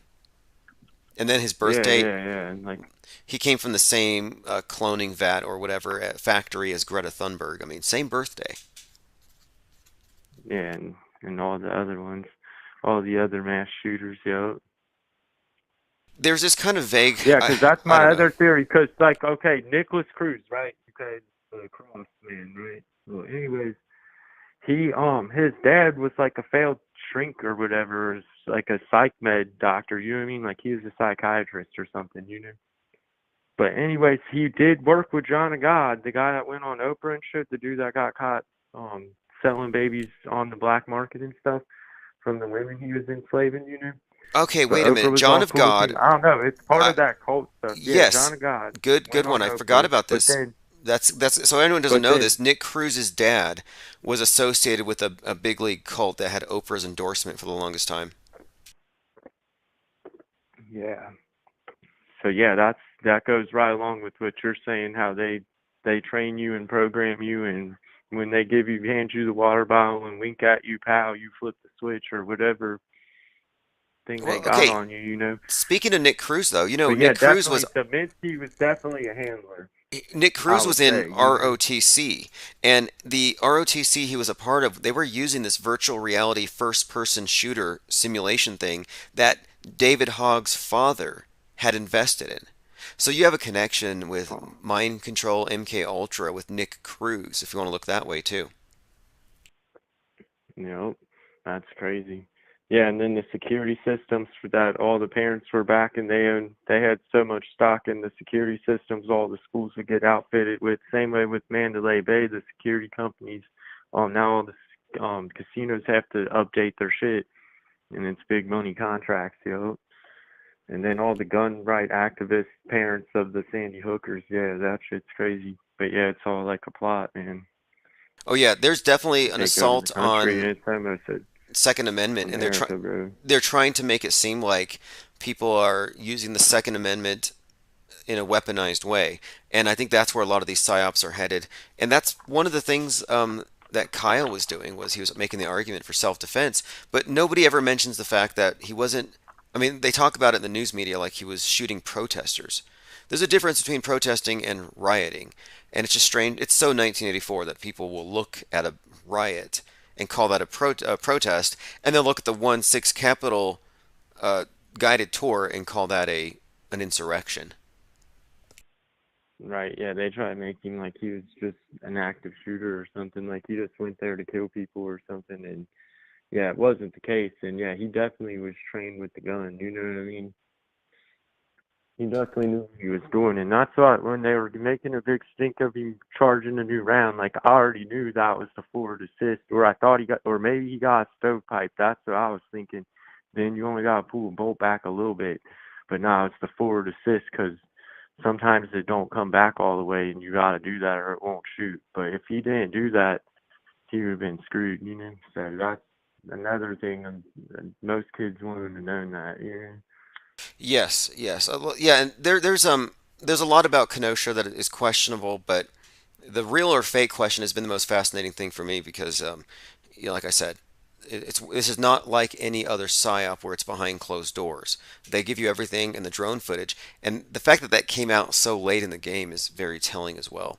Um, but you know, Yeah, and it's just weird. Everything's happening there. Like, you know, like Louisiana and Hollywood is like the new Hollywood. Like, Los Kenosha's like the new Sandy Hook or whatever. You know what I mean? Well, it's just the new place to film shit, you know? oh, you mean like, I yeah, don't know. exactly. Like that's was the theory that you have an area that is just basically a hub, a hive of intelligence agents with their fake, phony lives, and they go in, they run their operation, and that could be the case. You know, anything they can fake in the movies, they can fake on the news. What makes this one different is that it Hmm. was live streamed, so it's a very challenging thing when it comes to trying to reverse engineer it. But there's no doubt that the whole thing is just tied into all of the other psyops so tightly. And Kyle's, he's either an ignorant victim caught up in the machine, or he's a deep operative. But I find it curious that he's surrounded by so many shady people. Lynn Wood, the Yeah, start of it, and definitely. so on. But Yeah, the Linwood dude shady. Yeah, for sure. Freaking, I don't even know, man. I read your book. You wrote that book called How to Control Codependent People. oh yeah, it was That was a you, right? yeah. I think that was it a satire on how to control? Yeah, I think it was a satire. But yes, I did. Was it a satire?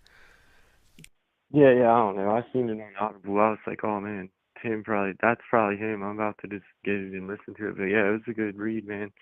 Good stuff, bro. Keep putting books on there. I'll have to republish that because I'll have to update it. But the whole theory of the book, the whole premise of it is that you have a media which emulates the narcissistic personality, and the idea here is that Hmm. it's intended to turn you into a subject and make you dependent on its approval. And that's the whole groupthink mechanism, making people dependent on approval. Yeah. And so if you know how that operates, yeah, you can basically control people who are people pleasers and conformists. And so, yeah, I mean, these are just tricks that the media uses. And I've always said Big Brother's a narcissist. Even the God of the Bible, in many Hmm. ways, is a narcissist. Yeah, they all are. But yeah, it's crazy. But yeah, just there's a different way of looking at it, for sure. I Cool. Well, I like it. appreciate that, and I'm going to go through and I'll go through some of my old documents. I've been looking at republishing stuff now that I'm getting back into the business, especially with a tabloid. I see. So, anyway, hey, call back anytime. Appreciate the insights, Oh and yeah, brother. all right, have a good Yep. one. Be good, brother. Good talking to you, man. Stay up, brother. Likewise. All right, let's see who's in the chat here. Eric of Bear says Owen Benjamin is a dude I watch sometimes. Okay. Yeah, I was trying to find out the flat Earth thing because I always thought it was strange that he headlined a flat Earth conference. Same with Logan Paul. But the flat Earth conferences were always setups, I think, to put the fringiest and the cringiest on display to be laughed at by Jimmy Kimmel's crew. Okay, phones are open 833-311-1984. There's an asteroid coming in December. It's going to be more powerful than a nuke. I don't have any preference, but if it hits anywhere in the States, I wouldn't, I don't know, I don't want to put any targets on anybody here, but Portland? Infinite Plane Radio. Hey, I tell you, what a crowd, what a crowd. I tell you, Infinite Plane, all right. Hey, what's up? 5 minutes of Rodney Dangerfield. Yeah, that's me. I tell you, we keep it under 5 minutes because I'm 100 plus.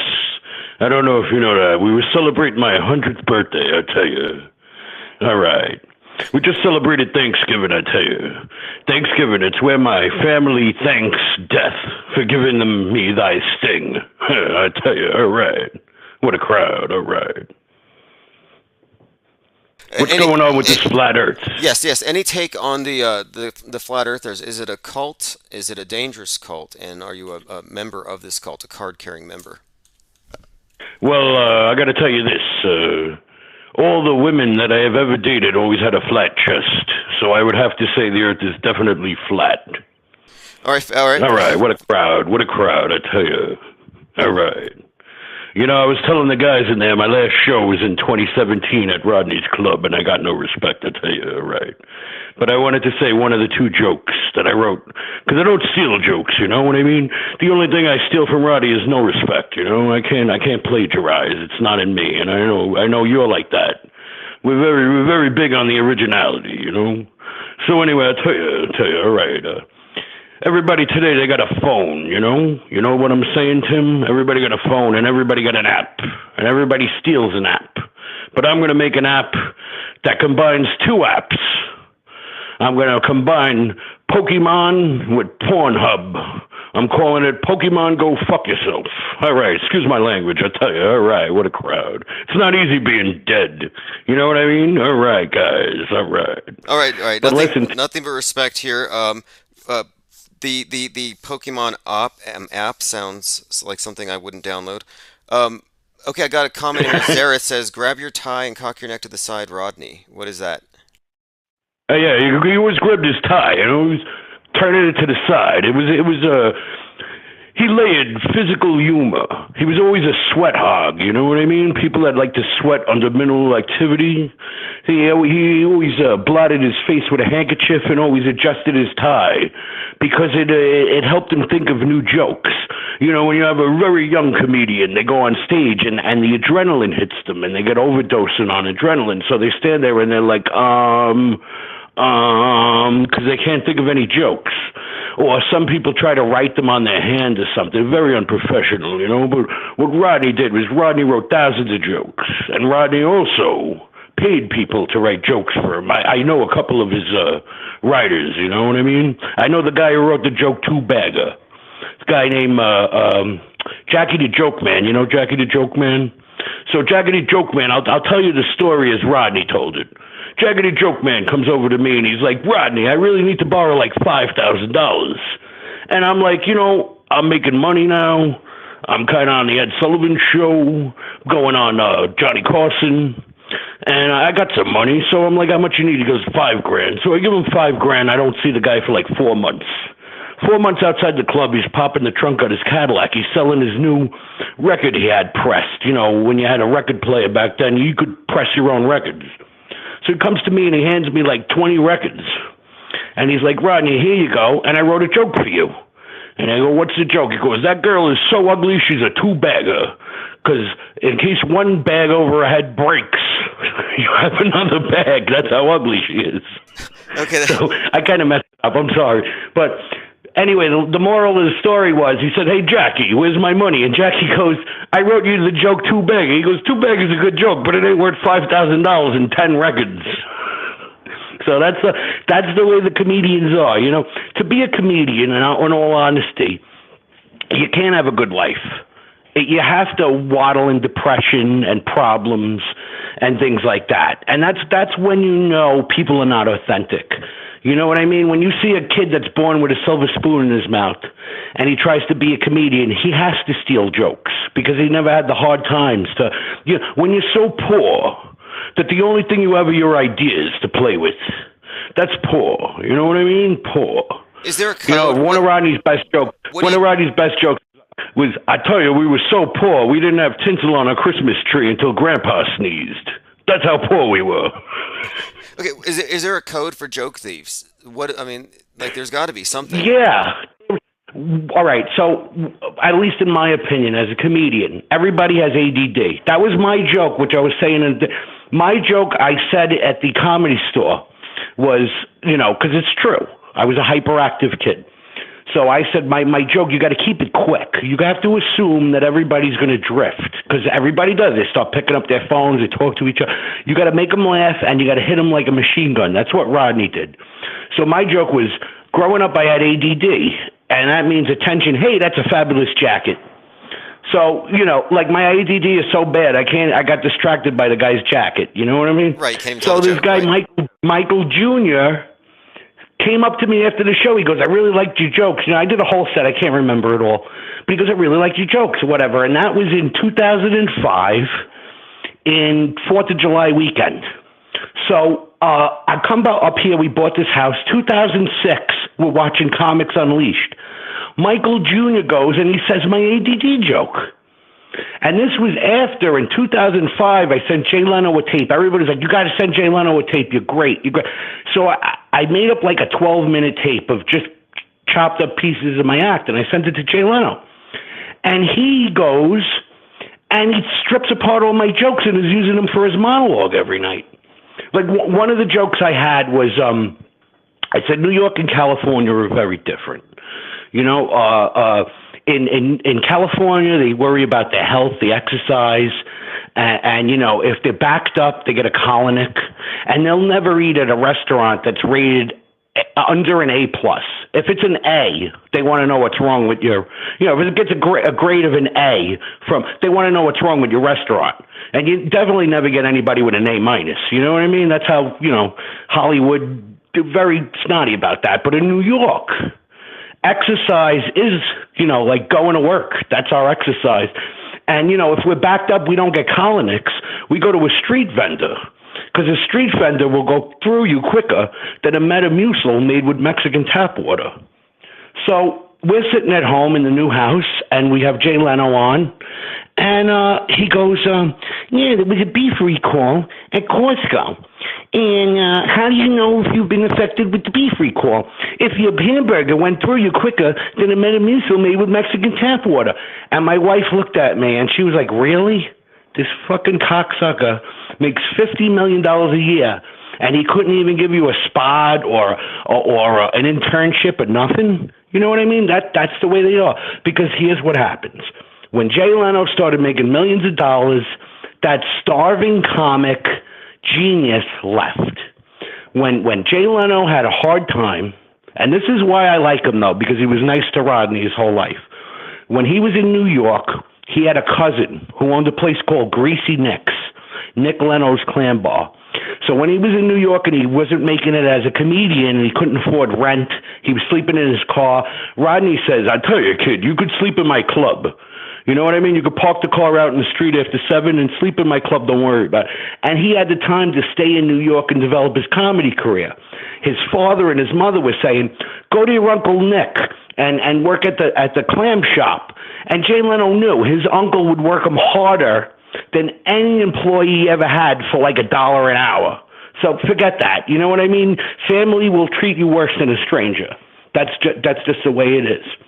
So, that's what it is. It's about desperation, poverty, problems, mental problems, dysfunctional families. These are all breeding grounds for jokes. So, you know what I mean? So the joke thieves do it because they don't have the inspiration. They are. Or they're not original enough. They don't have in other words, there's some people that could just sit and veg in front of a TV all day. Is it there's flattery people that just repeat for you? Is the it COVID narrative, the science narrative. Is it flattery for you that that you have had your joke stolen by Jay Leno? Does it? I mean, what's your take? I quit. 2017 was my last show, and I just left it, and I've never been happier, because you're dealing with a bunch of cutthroat, unoriginal people that want to either get ahead or stay ahead. And they don't, the average price of a joke was from $50 to $100 when I left, but now I'm sure you could probably get $200 if it's a good joke. You know what I mean? And that's what they do. There's a guy who says, you know, I got a Netflix special coming out. Give me some one-liners. And, you know, you get stuff that's funny enough and nobody else ever said, and they'll run it in Google and it don't come up with any hits. Just look, so this is another area then where the world is just awash with fakery, where even the people who are ostensibly very funny are, in fact, buying their Not all of them. I'm not going to say all of them. I'm going to say like Louis C.K. is a genuine good joke writer and very funny. But his problem is he's a perv. Hey, I got a question here. I got a couple of people asking you your take on the shape of the world, and have you... My answer is I don't know. And I'm fine with that. It's totally okay not to know everything in the world. And people need to do that. But I will tell you one thing. I will not believe it's round because so-and-so told me it's round, because these people have been caught lying to us forever. And you know this story. At least if you have any cojones in you, you cannot believe somebody that... So if somebody told you 3 lies and 17 truths, but the 3 lies came first, you cannot weigh those 17 truths after with the same weight as somebody who never lied to you. You understand what I'm saying? Oh yeah, absolutely. You know, to me, it's really about a burden of proof, and are you willing to accept the burden of proof from a pathological liar, the TV screen? And I'm Here's not. the other thing. Here's the other thing. Like, I'm proud to say, I don't know. Could the Earth be flat? Could it be like the crater method? Could it be a cube? Could it be a trapezoid? You know what I mean? Personally, I'll tell you right now, I'll go on the record as Rodney. Hey, I'll tell you, I believe in the fat Earth, because everywhere I go, I see fat people. That's pretty good. Okay, that's solid. But that's what, that's how, and I just made that up right now. But, that's my point. My point is that it's okay not to know everything. And, some people are so proud they can never admit they've been lied to or wronged or tricked. Like there was a guy named Rokencourt, and he used to go around saying he was a Rockefeller in Europe. So he'd show up at the hotel and he'd be like, I'm Justin Rockefeller or whatever. Can I have this? And they would just like, Rockefeller, yes, take the room. And then he'd go to the Fendi store and he'd say like, yeah, I'm at the room in the Wilshire Hotel or whatever. I'm John Rockefeller or Freddie whatever he said, Rockefeller. And he was like, can I take this bag and you could call up the hotel and verify me? And he'd leave with a Fendi bag. And by the time he left town, he owed the town $200,000. And he wasn't even a Rockefeller. He was an orphan and a poor guy. But he looked French, and he wore a suit, and he had a nice-looking car that he rented, and people believed him. And that's what it is, man, is use your illusion. You know what I mean? That's how it goes. But, some people, and the people that he tricked, other people said, oh, you're a Rockefeller? How can I invest money with you? He's like, listen, I'll give you 12% if you give me $1 million. These people wrote him a check for $1 million, and he got away to cash it. And now he has $1 million. He skips town on you, and everybody's like, oh, Rockefeller owes me $1 million. He never gave me any dividends or blah, blah, blah. But you understand, they never came out and admitted it, because if they admitted they got suckered by an orphan who isn't even a Rockefeller, and they didn't even think the check is ID, they'd look like an idiot, and they'd rather lose the $1 million than have their friends know they gave $1 million to practically a homeless guy. This happens all the time. It's what Mark Twain said. It's easier to fool a man than convince him that he's been fooled. Pride and ego and all that. Well, hey, this has been great. I appreciate your take on the flat Earth. And are you? I mean, because I was asking, is it a cult? And and is that necessarily a bad thing? There's no cult. For you to have an idea that goes against the grain is not a cult. It is saying that you are an individual free thinker and you demand some kind of proof. You understand? Good answer. And I got this picture. Look at the space station. Look at this. Look at that. Too many weird things, man. Even on my page, I told you. I really got me like 9 years ago, and I put it on YouTube. I was watching Fox News. They were on the space station. They were talking about growing lettuce on the space station. So the guy is on a spacewalk, and he has this wrench with like a cable and a weight. And he's moving the wrench, and the weight is swinging back and forth like a pendulum would on Earth. And I'm like, this is supposed to be zero gravity. So I put it on the DVR. I grabbed my flip camera. I recorded on my flip camera. I go back to the DVR. Comcast removed it. I go to Fox News. I can't find the footage. I go to NASA. I can't find the footage. It's like I commented on it on YouTube. Somebody got a red flag and was like, holy shit, he's right. And they wiped it from, and only video up is my video of that shaky camera on a flip showing a guy in space with a weight going back and forth like a pendulum on Earth gravity. Yep, you caught And a that glitch. should never happen. You caught a glitch. Yeah, and- well, and- it was, they weren't in space. Because I don't care if that weight on the bottom of that wrench was 60 pounds or if it was a bowling ball. It should be floating in zero gravity. Great finds, and there are many like it, but you know what? We're dealing with, well, they like you said, you're in a cult if you go against the grain, and that's just a way of automatically discrediting You're in a anything cult. that you have You're to in say. a cult. You go with the grain because cults do not allow questioning. Yeah, that's You what it comes down cannot. to. You cannot go to is, the Mormons and say, "What's this deal with the magic underwear?" the MSM is the You is can't. literally They have magic, well, hey, but they're not going to tell you about it, and you're not allowed to question it.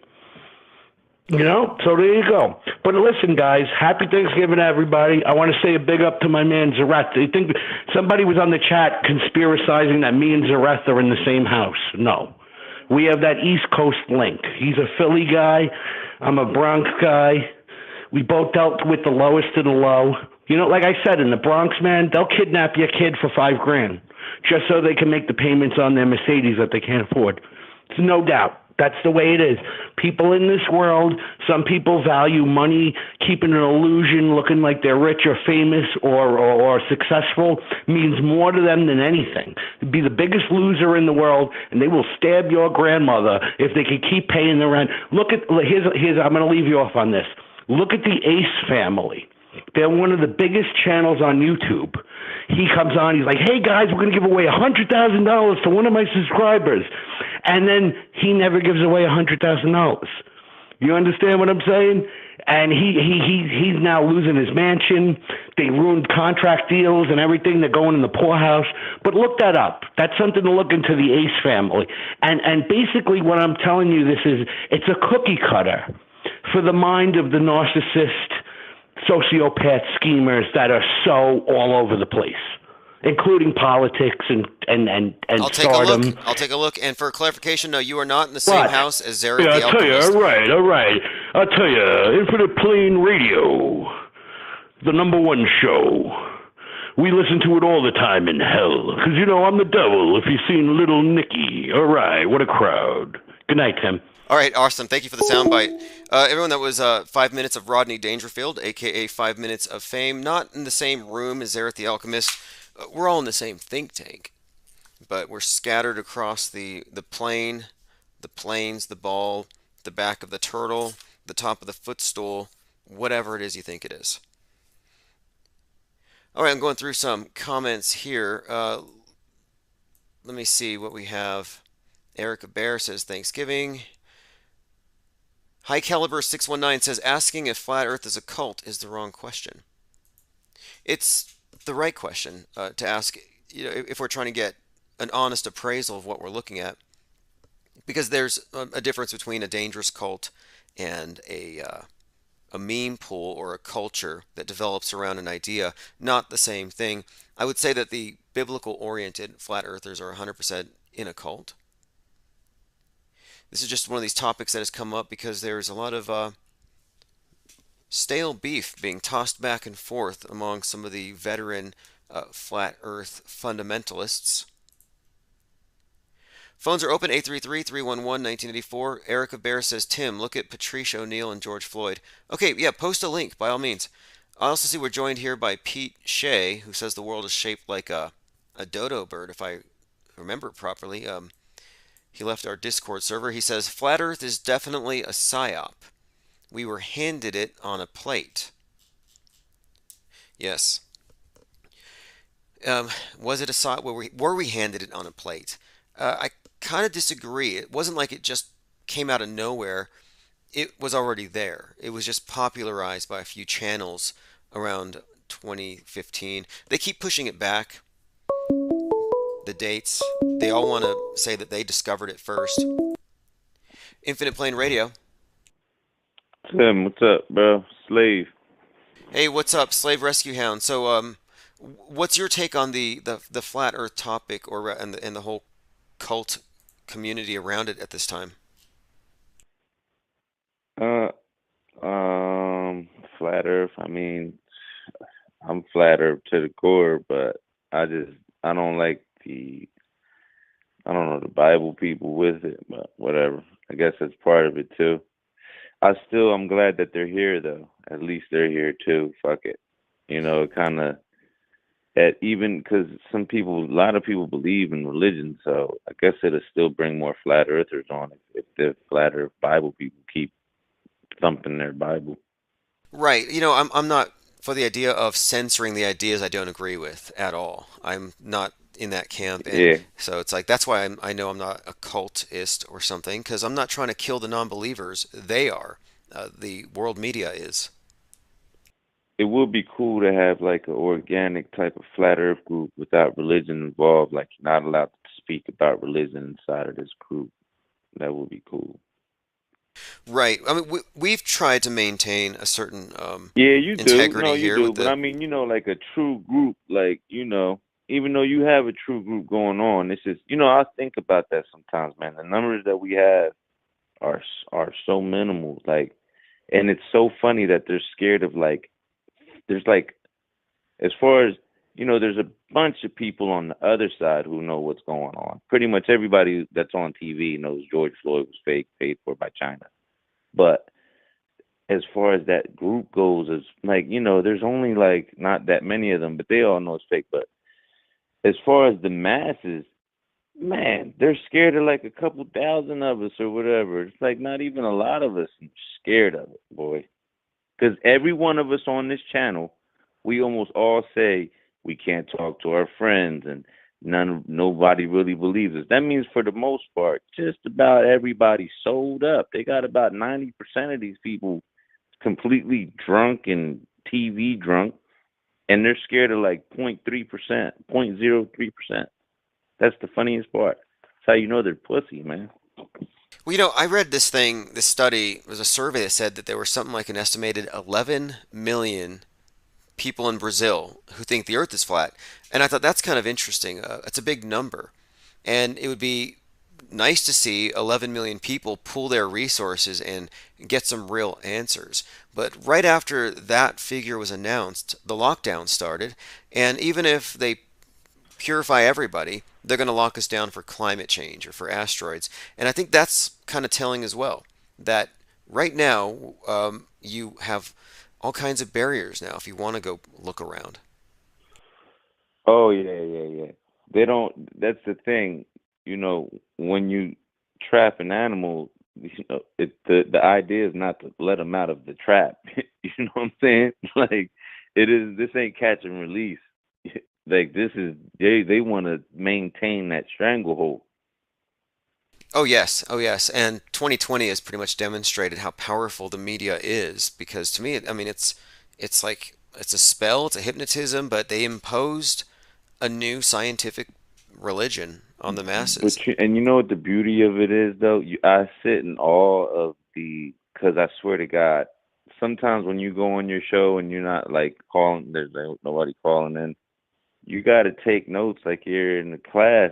But the funniest part is this: how they intertwine it like it's not just like a spider web. It's like the greatest spider web. It's like the magician spider web. It's like the spider web that you like, like the greatest spider at making spider webs. That's the spider web they make. It's fucking amazing. Like the conspiracy guy meme, where he's got these strings connecting pieces of paper and Yeah, yeah, notes. yeah. But theirs is so beautiful though. Like it's like almost flawless. But when people like us, we might spot something and it's like, oh, hold on a second here. And then, that just trickles on to finally you're listening to IPS about the flat earth, however you got here, however long you've been doing this for. But I'm agreeing with you. Like, I don't listen. I can't listen to nothing else really good. You know, I about was just this seeing that's people talk about Owen Benjamin on. I jumped in his chat one time. And he was like, "What's your deal?" I was like, "Tell the people that the Earth is flat." This was like I don't know how long ago, but he was a weirdo to me. I never went back over there again. well, I know I have a few things in common with what he does in terms of, you go against the grain in certain ways, but yeah, to me this topic is bigger than getting involved Bro, in. he's a Jesus peddler, man. Get out of here. He's trying to get money off pumping God, man. Taking advantage of, people from down south believe in Jesus a lot, and from the Midwest. He's just taking advantage of them people. That's all he's Interesting. really doing. Well, it's on Yeah. that cool question to me, when I'm looking at religion in the Bible, I'm like, well, I can't put my faith in something that just seems like it's the old school fake news, old school controlled media. Yeah. Yeah, I mean it's a cool thing. See what they did with that book was they condensed so many. It's not just a fake media. It was like an almanac. It was it was your children's. It was like your all in one. Like the government gave you your all in one. It was your children's bedtime stories. It was like how to conduct yourself. You know what I mean? Like it was a long time ago, but they basically gave you an all in one on how to be a great slave.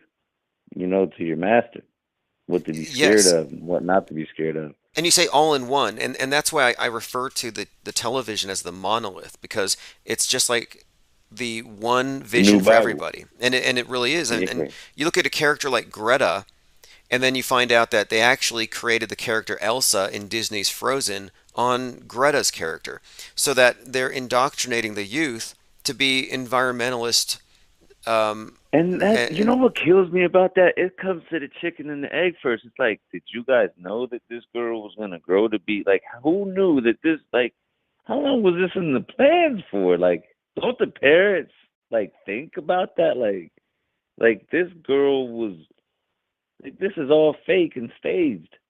it's Come fake and on. staged, and she has all the usual symbols around her, the all-seeing eye they Like, when did emphasize. Frozen Part One come out though? Like, how old is that? It's got to be. She was like that girl was like 8 or something, man. Well, Frozen Come Part on. 2, they admitted it on Frozen 2. They said Disney's Frozen 2 echoes Greta Thunberg. It's basically the same story where she's telling her parents, "You ruin the environment, the kids have to take over." And then Greta comes out, and like I mentioned earlier, Greta has the same birthday as Kyle Rittenhouse, and it just makes me think that some of these world stagers Bro, are. it's 113. It was 311. Think about it. I wrote it in the chat when you said it that day. January, that's 01. And then, what was it?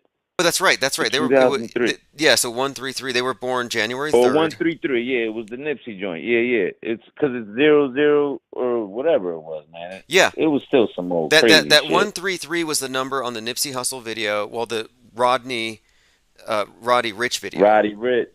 Exactly. When it went over to the thing, because it was his date of death in reverse and all that.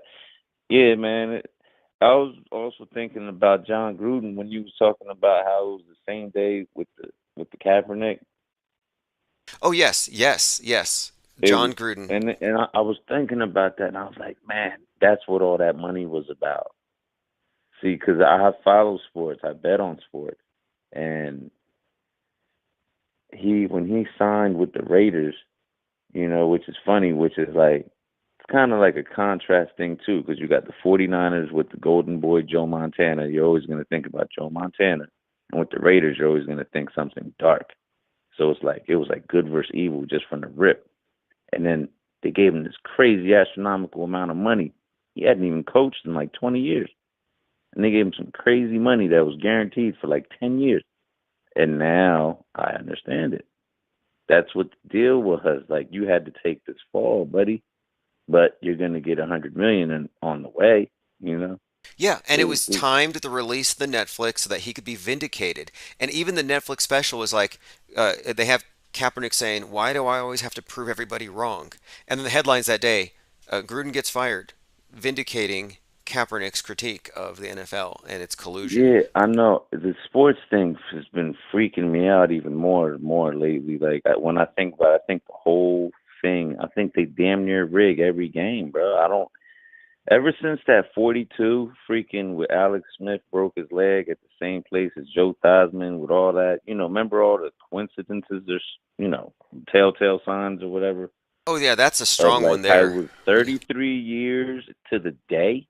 Are you fucking kidding me, man? At the same yard line to the only other player in the NFL who did the same thing as Lawrence Taylor, red, white, and blue. That was insane.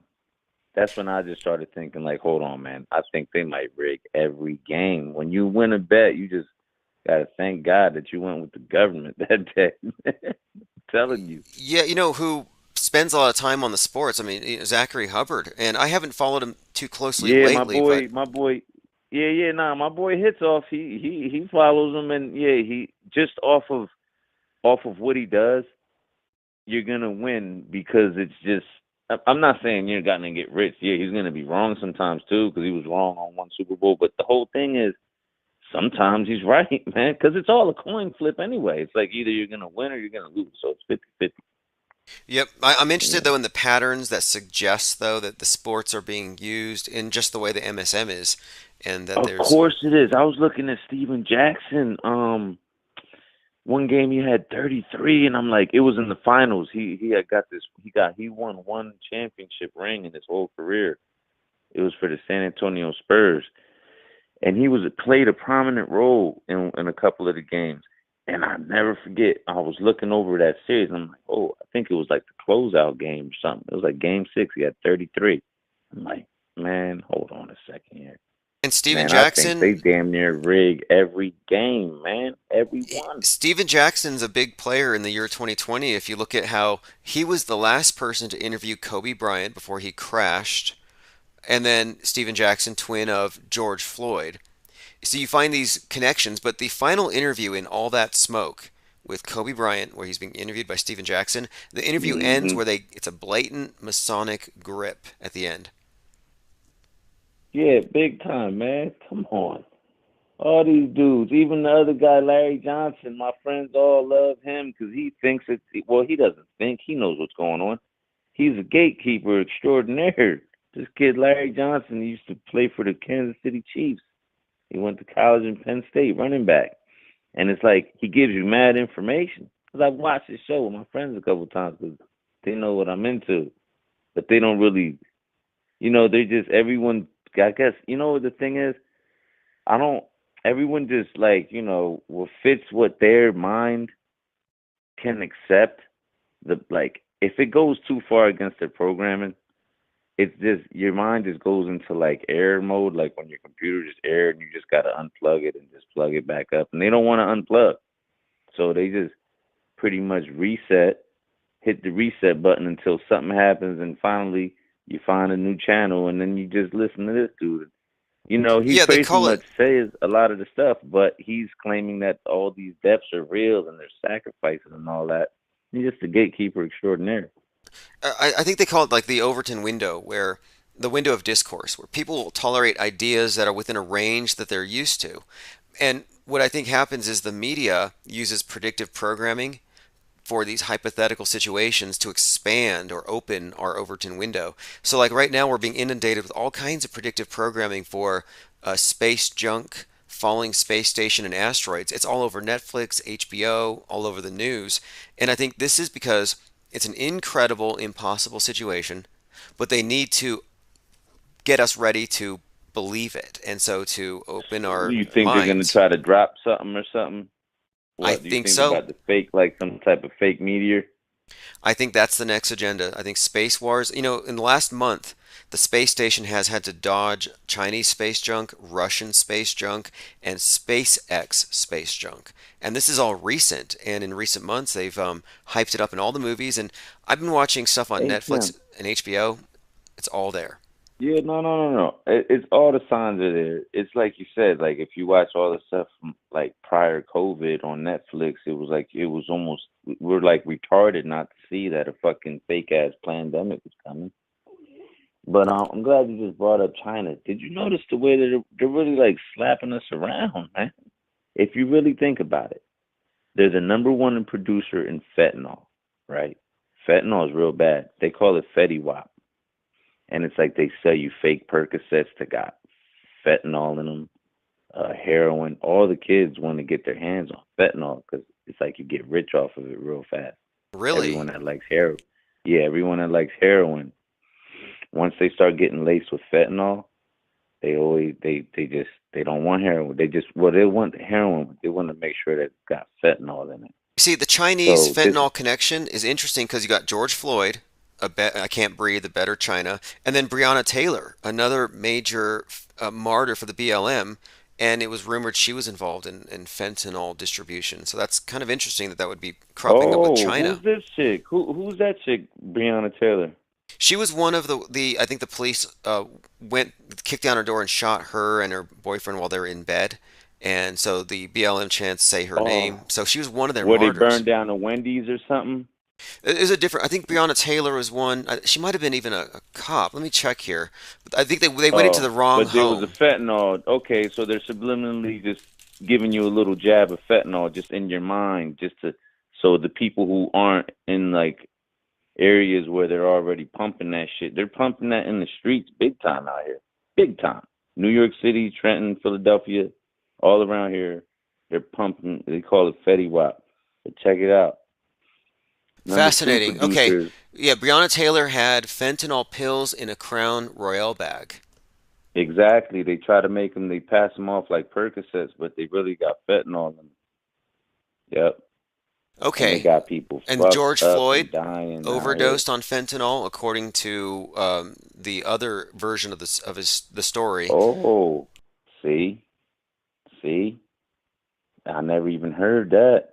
In But fact, see, I think his and dealer was the Maurice driver in the van that day, or the passenger rather. So there's a that's fentanyl funny. connection to some of these BLM martyrs, which connects to China, and I find that to be very Because telling. China's paying for that big time. And the funniest thing is, Mexico's the number two, like pumper, and you know that's just because China's selling it to them for cheap because they know that the Mexicans got so many tunnels to get into Texas and California. It ain't even funny. Why you think Mexico's really got the capabilities to produce to be the number two producer as if they were China's competitor? Yeah, right. They're China's mule. That's why Mexico's number two. But anyway, but look, think about it. They also got these new bugs. Have you seen them new bugs that invaded America? I almost call it biological warfare. Have you seen those bugs? Like the murder hornets, or is there something else There's coming in? no, there's these new Chinese bugs. They die during the winter time.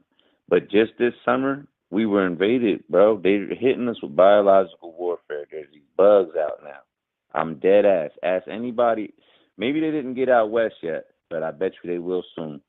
And they kill vegetation and trees, and they came from China. Ask anybody who lives in the Northeast, people that's in the chat that's listening to me, say, y'all know what I'm talking about. There's these new bugs out, and they're called Chinese bugs. They came from China. They kill trees and vegetation. Chinese All right. beetles. Okay, and there's two things you brought up China and how they're punking us. Well, check this out. The story is the bat soup, or it was an intentional lab leak, Exactly. right?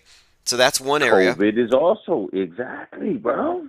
And then after that, last year, it was Chinese space junk. The first rocket they sent a module up for their new space station. They had a piece of space junk that was about to fall, and it put us all in danger. So I'm like, wait a minute. Between the space junk and now the COVID, we have two instances of China shaking up the world by being reckless, and it's starting to look Hold on. intentional. Watch. Oh, it's definitely intentional. Watch this. Watch. Look at this little. Let's go, bro. It don't stop, bro. I'm telling you, I'm about to make some shirts or bumper stickers or something, man. Cause how about this? How about they're extorting us? I've been looking around trying to find a PlayStation 5 for my son, right? So, this is sold out, that's sold out. Now I'm calling. I'm like, yo, what's going on? Like, I can't even. It's pretty expensive. It's been out for a while. I would think I could find one. I mean, I see them on like eBay and stuff, but I want mine's like with a warranty type stuff. So, so the dude talking to me like, yeah, well, China, man, with those chips, man. I mean, we can't do nothing about it. I'm like, hold on, man. China again. I'm about ready to. And you guess what remember how they paid about that? Stop the Asian hate crimes all of a sudden because they knew people like me are gonna start wanting to just slap a Chinese person just for no reason, man. That's It's what a shame. they kind of said the same thing after 9/11, where they started. I remember this before. They pushed the xenophobia thing, and they pushed this idea that there was a wave of anti-Asian hate coming from white nationalists, and the facts didn't really substantiate it. But yeah, I saw that after 9/11 you had the Islamic terrorist thing, and it seems like for COVID, the bad guy for this whole psyop is definitely China, and there is Yup, definitely and they knew it was coming.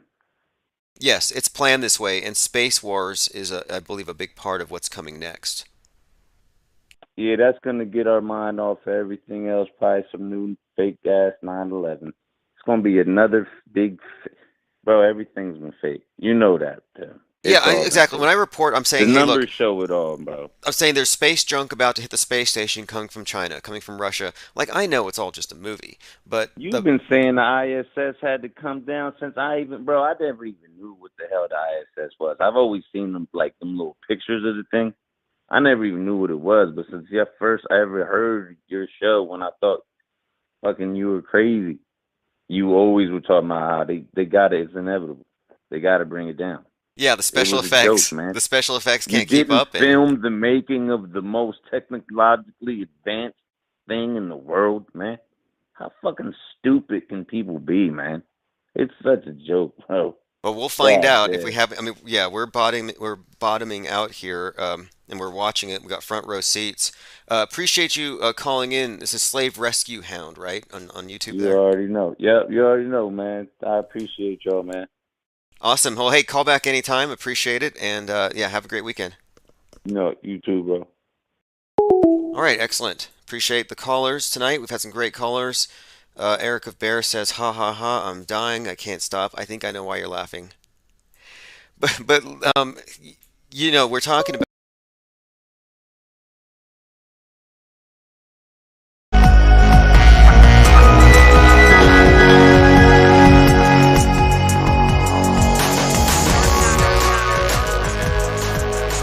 All right, everyone, thanks for joining. Today is August the 3rd, 2017. Almost happy birthday, Obama. Before I forget, let's go ahead and put that out there. His birthday is going to be on the 4th. And a number of people have very high expectations for what's going to happen tomorrow, which we may get into. I'm also going to get into voicemails. So you can go to infiniteplanesociety.com, and there's a button there that says messages, and you can leave messages directly. Oh, by the way, the intro track is Emerald by MVP. It's make it available so anyone wants to download it. I'll put playlist in its entirety. Let me go ahead and jump into these voicemails right away as well. So appreciate anyone who leaves them 331-311-1984. And if I'm not live and you leave messages, I will get to it. I respond to pretty much everything. Pete Trippa says, best show of all the shows. Thank you. Michael, best show on the internet. Hey, it's the only I believe the only media critique out there. Every other live stream, every other broadcast will assume that everything on the world stage is real until proven fake. We shifted the burden of several years ago, and we have seen no reason to shift it back. No reason to suddenly become faithful true believers in the Church of MSM, because we know what it really is. All right, let's jump right into voicemails. Hey Tim, Paul from Boston. Steelers article to put it's about putting Steelers players, that are unvaccinated into wearing this yellow bracelet if they don't have their COVID-19 vaccine. It's blatantly the same yellow as Black Lives Matter. It's the same yellow worn by Proud Boys, and I don't know. It just looks like it's starting to be the 2021 color of the year. Interesting. Yellow bands. More vax apartheid. This is all coming from the status. And again, we're looking at a form of segregation based on vax, which is really about your belief in establishment media and science. So colored bands. I'll look into this. I didn't know they were actually employing these. Okay, so Buccaneers is using red wristbands for the vaccinated. Okay. New York first city to require